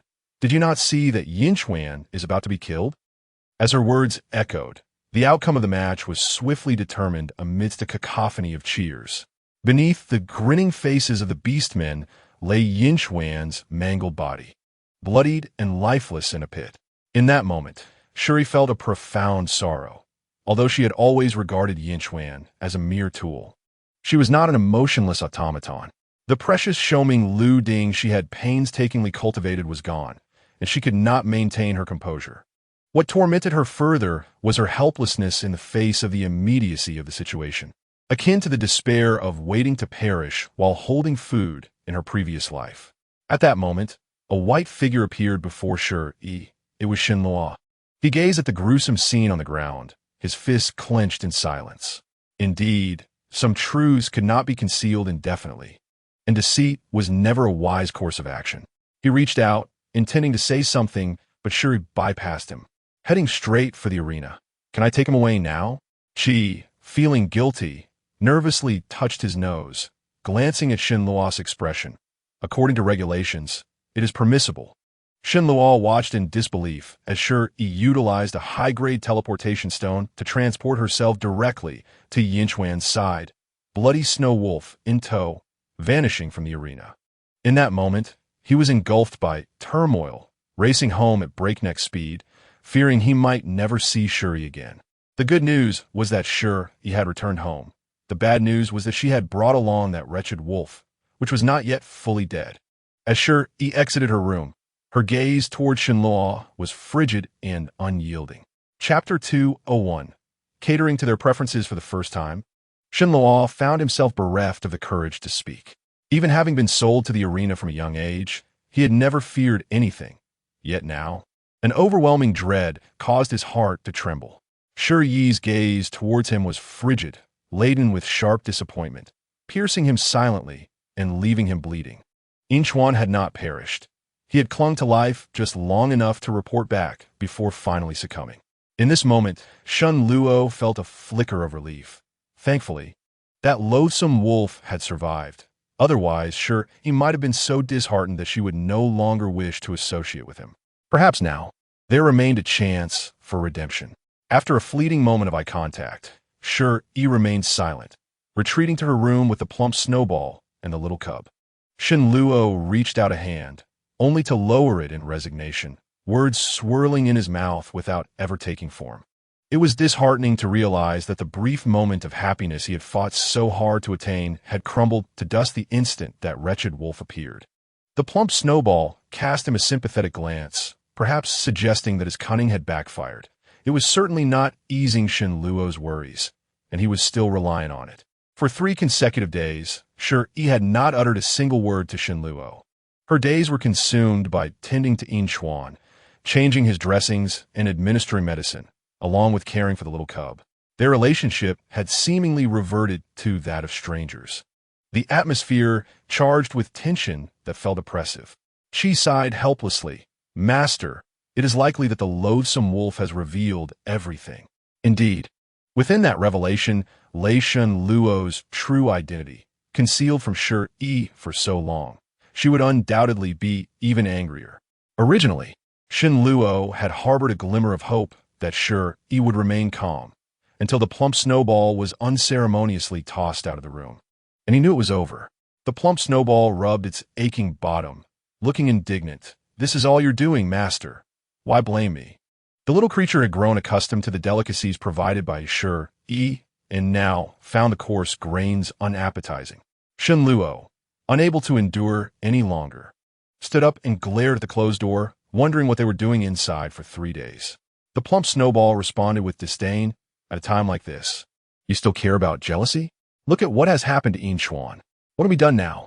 You should focus on how to seek forgiveness."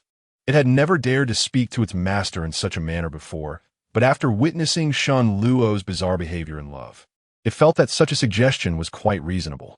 As expected, Shen Luo merely shot at a cold glare, devoid of murderous intent, and instead inquired, "Is Shi Yi very angry now? What did that loathsome wolf say to her?" The plump snowball licked the box of mealworms. Regretting having eaten so quickly and now having no reserves left, it felt miserable. It just mentioned how you sold her to the mines, exposing both your identity and mine. What a human tragedy. Why be so jealous? Can't we coexist peacefully? Keeping your true identity hidden. How could she not be angry? Seeing his pet speak so boldly ignited a flicker of annoyance in Shen Luo, but he could not deny the validity of its words. He had indeed made mistakes and concealed his identity. Trust was a fragile thing, easily shattered. Observing his dejected demeanor, Qi could no longer tolerate it and proposed. "There's an auction today. Master could purchase a gift to apologize sincerely and make some concessions. Things could go back to normal." Shen Luo's fists clenched tightly. The thought of conceding, meaning he would have to share Shi Yi with other males. After a moment of fury, he released his fists in reluctant compromise. It was better than being ignored by Shi Yi forever. "Let's go to the auction. What treasures are there today?" Shen Luo lacked experience in wooing and knew only that Shi Yi adored spirit stones and treasures, thus could only think of these mundane items. However, she had a different perspective. One must cater to her preferences. As they led that merman back, Shen Luo's expression darkened considerably. "This is what you call catering to her preferences? Are you certain this will work?" She replied with a forced smile, "Your wife is merely upset over your jealousy. Presenting her with a male will convey your intentions. If she accepts the gift, the matter will be resolved." The plump snowball returned to Shen Luo's shoulder, gazing at the beautiful and pitiable merman, commenting, "Females enjoy beautiful things. It might actually be effective." Shen Luo swatted it off his shoulder. Am I not beautiful enough? Why is it that I am still unlikable?" Glaring at the sickly merman filled him with frustration. He could not fathom what good it would do to buy such a creature, as it was of no use beyond its appearance. Females prefer strong males. This little trash is certainly not to Shi Yi's liking. Yet, after the plump snowball ushered the merman into the room, Shi Yi ignored them both, but chose to keep the merman inside. She consoled, "This is quite promising. It indicates there is still room for reconciliation. Once her anger dissipates, she will forgive you." Shen Luo, however, was boiling with rage. It had been several days. He could not tolerate this atmosphere any longer. If this continued, Shi Yi might end up breeding with other males. The thought of Shi Yi being affectionate with 2 other males in the room made him lose control, and he pushed open the door. Shi Yi shot him a cold glance, prompting him to silently retreat and close the door once more. It was all Shi Yi's fault for having given him such a delicate impression. Her sudden anger was quite fearsome. Qi and the plump snowball exchanged glances, utterly helpless, as they realized they were of no use. Thus, all three turned their attention to the little cub basking in the sun, as it was currently the most favored. Shen Luo carefully cradled the translucent white creature, his demeanor unexpectedly gentle. "Mother is angry. Can you help your father appease her?" Little Lu was still too young to comprehend, tilting its head in confusion, opening its mouth to nibble aimlessly, hungry but unwilling to help. Shen Luo hastily fetched some fruit to feed the little cub, who devoured it contentedly before scampering back into the room. The father awaited a response outside, having spent the entire night with no reply. Truly, he was quite the simpleton. Meanwhile, inside the room, Shi Yi did not appear the slightest bit angry. Initially, she had been quite upset upon discovering that Shen Luo was the lord of Haishi City, possessing wealth beyond measure while keeping it from her. Moreover, he had sold Yin Xuan to the mines, such a big man with a mind narrower than a needle's eye. However, considering the merman, her anger had mostly dissipated. After all, this male merman was also a potential target for her strategies. Now, Shi Yi's mind was consumed with a singular thought: how to leverage Shen Luo's formidable identity to establish her dominance in Haishi City. This was a high-ranking beast city. Ruling here would be exhilarating. If she could monopolize the resources of the city for cultivation, wouldn't she become an unrivaled force in the beast realm? Gathering a new batch of targets to extend her lifespan would lead her to eternal glory. As Shi Yi plotted her future, she remained unaware that the treasure outside was on the verge of shattering. She intended to confront Shen Luo when she opened the door, only to be met with a haggard yet handsome face. His golden eyes glistened with a hint of redness, radiating an aura of brokenness. Shi Yi was startled. "What are you doing standing here? You scared me." Shen Luo suddenly enveloped her in his arms, holding her tightly as if to meld their beings together. Terrified of losing her, I acknowledge my mistakes. Will you forgive me? From now on, if you desire other beast husbands, I will accept it. Please do not ignore me." Shi Yi was rendered speechless by the revelation that the previously tempestuous and proud little snake would actually permit her to have many beast husbands. It dawned on her how deeply the Cold War had wounded Shen Luo. Even a snake could not endure such an icy silence. Indeed, emotional neglect was one of the cruelest forms of domestic abuse. However, since Shen Luo felt this way, it would simplify matters. She no longer needed to be secretive about pursuing multiple partners and could directly resolve this major dilemma.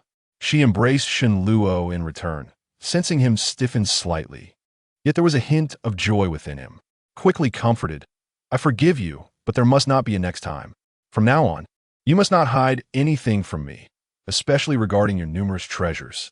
Shen Luo, filled with joy, suddenly sensed something amiss. Was her anger truly due to the failure to honestly disclose all her possessions? Shi Yi did not allow him the opportunity to ponder. Her mood buoyant. "You said it yourself. Leave Yin Xuan and that merman behind, and you are not allowed to be jealous or act recklessly anymore. No need to doubt. I genuinely like you." A faint smile finally graced Shen Luo's face. "Then who do you like the most?" Shi Yi, accustomed to speaking sweetly, replied without hesitation, "Of course. I like you the most." No sooner had she spoken than a sorrowful voice came from behind. "It was I who lost you. I am unworthy of your affection. I shall leave now." Shi Yi turned abruptly, witnessing Yin Xuan, injured and limping, attempting to depart. She hurriedly stepped forward to stop him. "You are in such a state. Where do you think you're going?" "I left of my own accord. It has nothing to do with you." She shot a glare at the snickering Shen Luo, who always delighted in these little schemes. However, Yin Xuan appeared despondent. "You already have other males by your side. You no longer need me. I am unworthy of possessing you." Shi Yi once again obstructed him, her face filled with reluctance. "Can you truly not stay for me?" Yin Xuan's potted plant thrived, already bearing its third fruit. She could not bear to part with such a splendid longevity furnace. It must be nurtured close to her.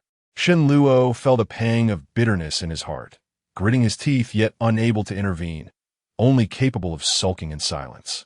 Yin Xuan had long since convinced himself that even if Shi Yi liked other males, he could accept it, though it would bring him considerable sorrow. Yet, compared to the anguish of losing Shi Yi, he could endure. Unwilling to concede, he gazed into her watery, peach blossom eyes, unable to resolve. "We were the first to hold the partner ceremony. Should it not be my turn to be the great beast husband?" Yin Xuan said, casting a cold glare at Shen Luo, the one who had employed various underhanded tactics to sow discord. This resentment festered within him. Shen Luo shot back, disdainful laughter escaping him. "I was the one who first became partners with Yi. What use is a mere ceremony? On what grounds do you claim the position of the great beast husband?" Yin Xuan retorted defiantly. "You know full well the means you employed. Do you really want Yi to know how despicable you are? Sure, Yi, feeling guilty, touched her nose, as if it were indeed Shen Luo who had compelled her. She was genuinely afraid that Shen Luo would blurt out the truth in their quarrel, risking her own face. As she noticed Shen Luo about to speak, she hastily interrupted. All right, stop arguing. Does ranking truly matter? Can we just disregard size? Jin Chuan, no. Sen Luo, no. The two spoke in unison at an impasse. Their final stand. At that moment, the merman, clad in a delicate garment, emerged, his fish ears trembling shyly. Sister, I do not mind the ranking. Merely being by your side is sufficient. In Chuan and Shen Luo simultaneously turned their gazes toward the merman, their quarrel interrupted by this unexpected green tea fish. Chapter 204. Just in time. You should stay too. In Chuan became even more infuriated. What do you mean by sending Yi a mail? And a fish as peculiar as this? Shen Luo, with an air of mockery, replied, Fool, this is a merman. I bought him for 10,000 top-grade spirit stones. Initially, I thought a poor bargain, but now seeing you unhappy brings me joy. This taunting remark ignited In Chuan's temper, and disregarding his injuries, he was ready to confront Shen Luo. Shen Luo continued to provoke. Come on, Yi is watching. Don't end up lying on the ground pretending to be dead. This incitement nearly caused Shi Yi to lose her grip on the situation, as it appeared the two were about to clash. Suddenly, a mocking voice came from atop the wall. The lord of the city is quite the lively household. When did two good brothers join the family? Truly magnanimous. Upon realizing their domestic strife had been exposed, Shen Luo's face turned pale. How dare this scoundrel reside in his house, consuming his spirit herbs while being so brazen? Shi Yi smiled brightly at Hu Jio on the wall. Just in time, will you stay too? Hu Jio's smile faltered, and the other three males were momentarily taken aback. Who was this flamboyant fox that had appeared? Noticing the hostile glares from the three males, Hu Jio became intrigued and leaped down from the wall, half-jokingly saying, Then you all need not compete. I shall be the great beast husband. In an instant, Shen Luo transformed into his beast form, bypassing Shi Yi to knock aside the other three. Do not even think about it. Tolerating you has already been my greatest concession. Only I can be Yi's great beast husband. The plump snowball and the little cub covered their eyes, unable to witness the impending chaos. Foreseeing that life would become quite lively, that said, currently, the title of great beast husband belonged solely to Shen Luo, as In Chuan and Shi Yi had yet to formally bond. The other two were merely purchased beast slaves, and one who had stirred trouble seeking refuge. Shi Yi's intentions were straightforward. She simply wished to cultivate a few longevity furnaces without the necessity of transforming each into a beast husband. She was already struggling to manage Shen Luo and In Chuan alone. It would be madness to take on four. As for Hu Jio, he was clearly cunning, and she suffered from a fear of dense crowds, unable to endure it. The merman, appearing innocent and delicate, was direct in his ambitions and too transparent in his intentions. She wished to avoid excessive entanglement. Thus, she decided to keep the fish and the fox at her residence, providing them with ample food and care, ensuring a peaceful coexistence. Especially the merman named Lan Su, who had been captured from the sea and fell ill from being away from the water for too long. Shi Yi arranged an ocean-themed room for him, allowing him to swim freely in the water, with an array of delicious fish fed to him daily, accompanied by colorful aquatic companions. On the day he saw his ocean room, the beautiful merman Lan Su leaned against the transparent glass, gazing longingly at Shi Yi. Sister, are you my savior? This creature was undeniably splendid, and Shi Yi was utterly captivated. Pressing her fingers against the glass to overlap with his, Then let us consider me your savior, and do well to repay me. Bearing fruit soon would be the greatest reward. System interface. Successfully bound the third target. Lan Su, 18 years old, merman, level 2 holy warrior, progress at 10%. Indeed, this seemingly delicate glass-tailed merman would transform into a riot of colors under the sun. He was a level 2 holy warrior. Had it not been for the system's accuracy, even Shen Luo would not have discerned Lan Su's true power, as this little fish harbored undisclosed intentions. Qianji, unable to contain herself, decided to confront Shen Luo after days of no developments, eagerly anticipating witnessing Shi Yi being cast out. Instead, she found the four males dining harmoniously at the same table, a feast of enticing aromas wafting through the air. Observing such a harmonious scene, tears of frustration streamed down Qianji's cheeks. Chapter 205. Anomaly's signal deception. Was it not promised that Luo Ge would fly into a rage and sever ties with that little wretch? How could he so graciously accept sharing a female with three males? Qianji was on the verge of madness, approaching to flip the table, but was intimidated back by several icy glares. Shi Yi calmly added a slice of beef to the hot pot, savoring it before speaking, while the others remained silent. With her seated at the head of the table, she exuded an air of authority. "Miss Qianji, do you come with business? Have you eaten? Join us for a meal?" Qianji had initially intended to refuse, but the enticing aroma of the hot pot proved irresistible. Glancing around, she found no available seat. Shi Yi warmly beckoned. "In Chuan, move aside and make space for Miss Qianji." She casually produced a stool from her spatial ring, intending to separate In Chuan and Shen Luo, both fiercely competing over their meals. As Qianji settled into the center, she was enveloped by an overwhelming aura, inexplicably drawn into the tumultuous fray. "Can I really eat this?"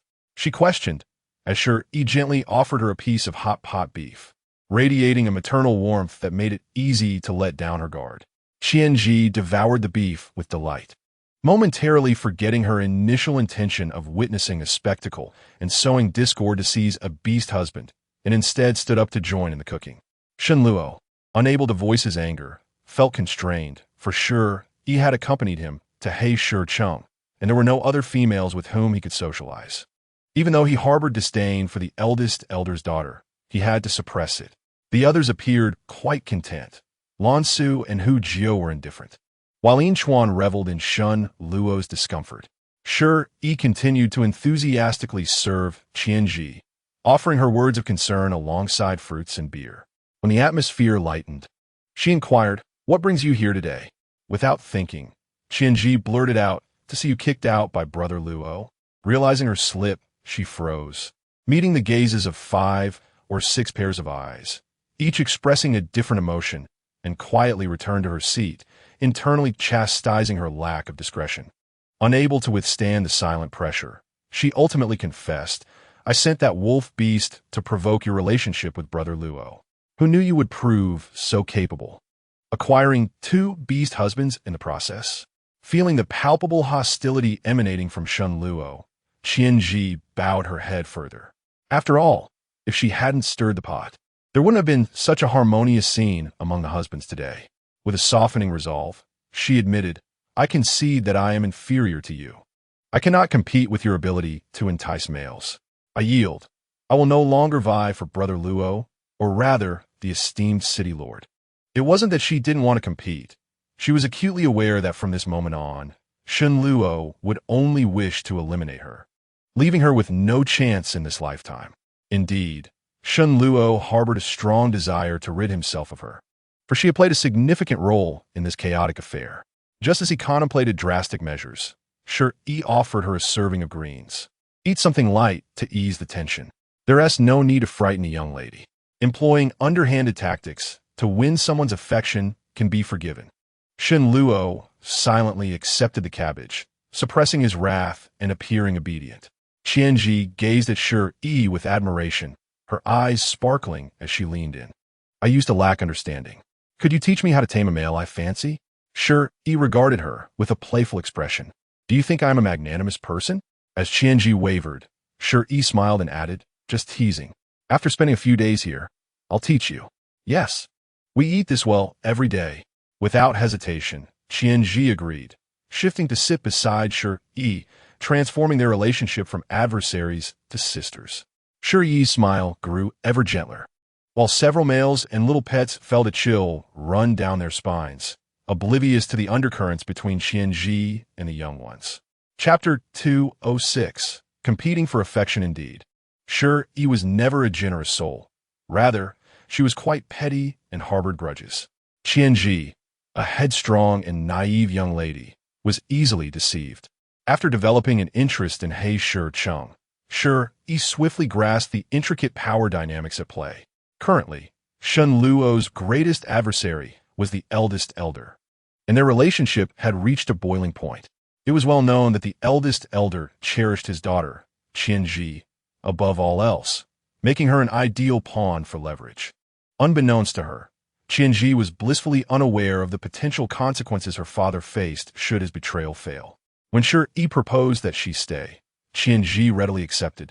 Eager to learn the art of winning over a male like Shen Luo, the eldest elder sent several emissaries to retrieve her, but she refused to return, enchanted by the myriad of new experiences and knowledge available. As a turtle in her own right, she lacked the cunning of her father and was oblivious to the political landscape, inciting the eldest elder's frustration. After days of chaos, Shi fell quiet, with the eldest elder begging for mercy. Meanwhile, Shi Yi enjoyed a comfortable life, nurturing 4 potted plants, assured of her sustenance for the time being.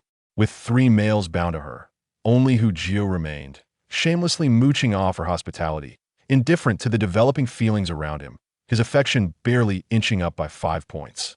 The only source of her vexation was the rivalry between Shen Luo and Yin Chuan, both vying for her affections, disrupting her sleep.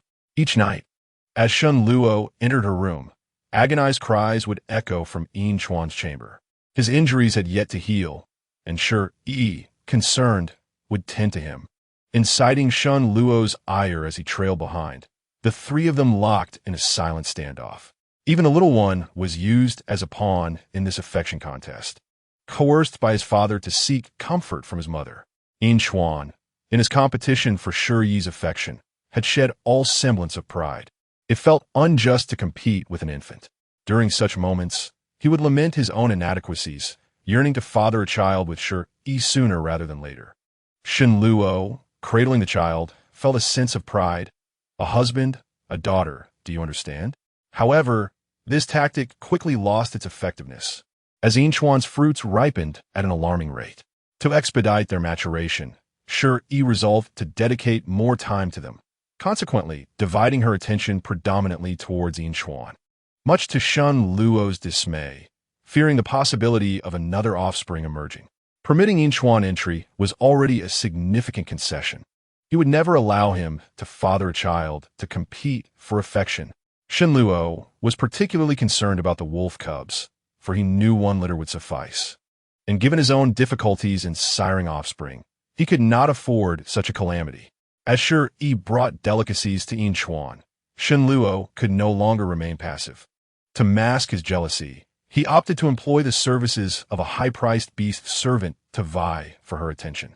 Gazing at the exquisite mermaids within an expansive aquarium, he resolutely proposed a mutually destructive plan.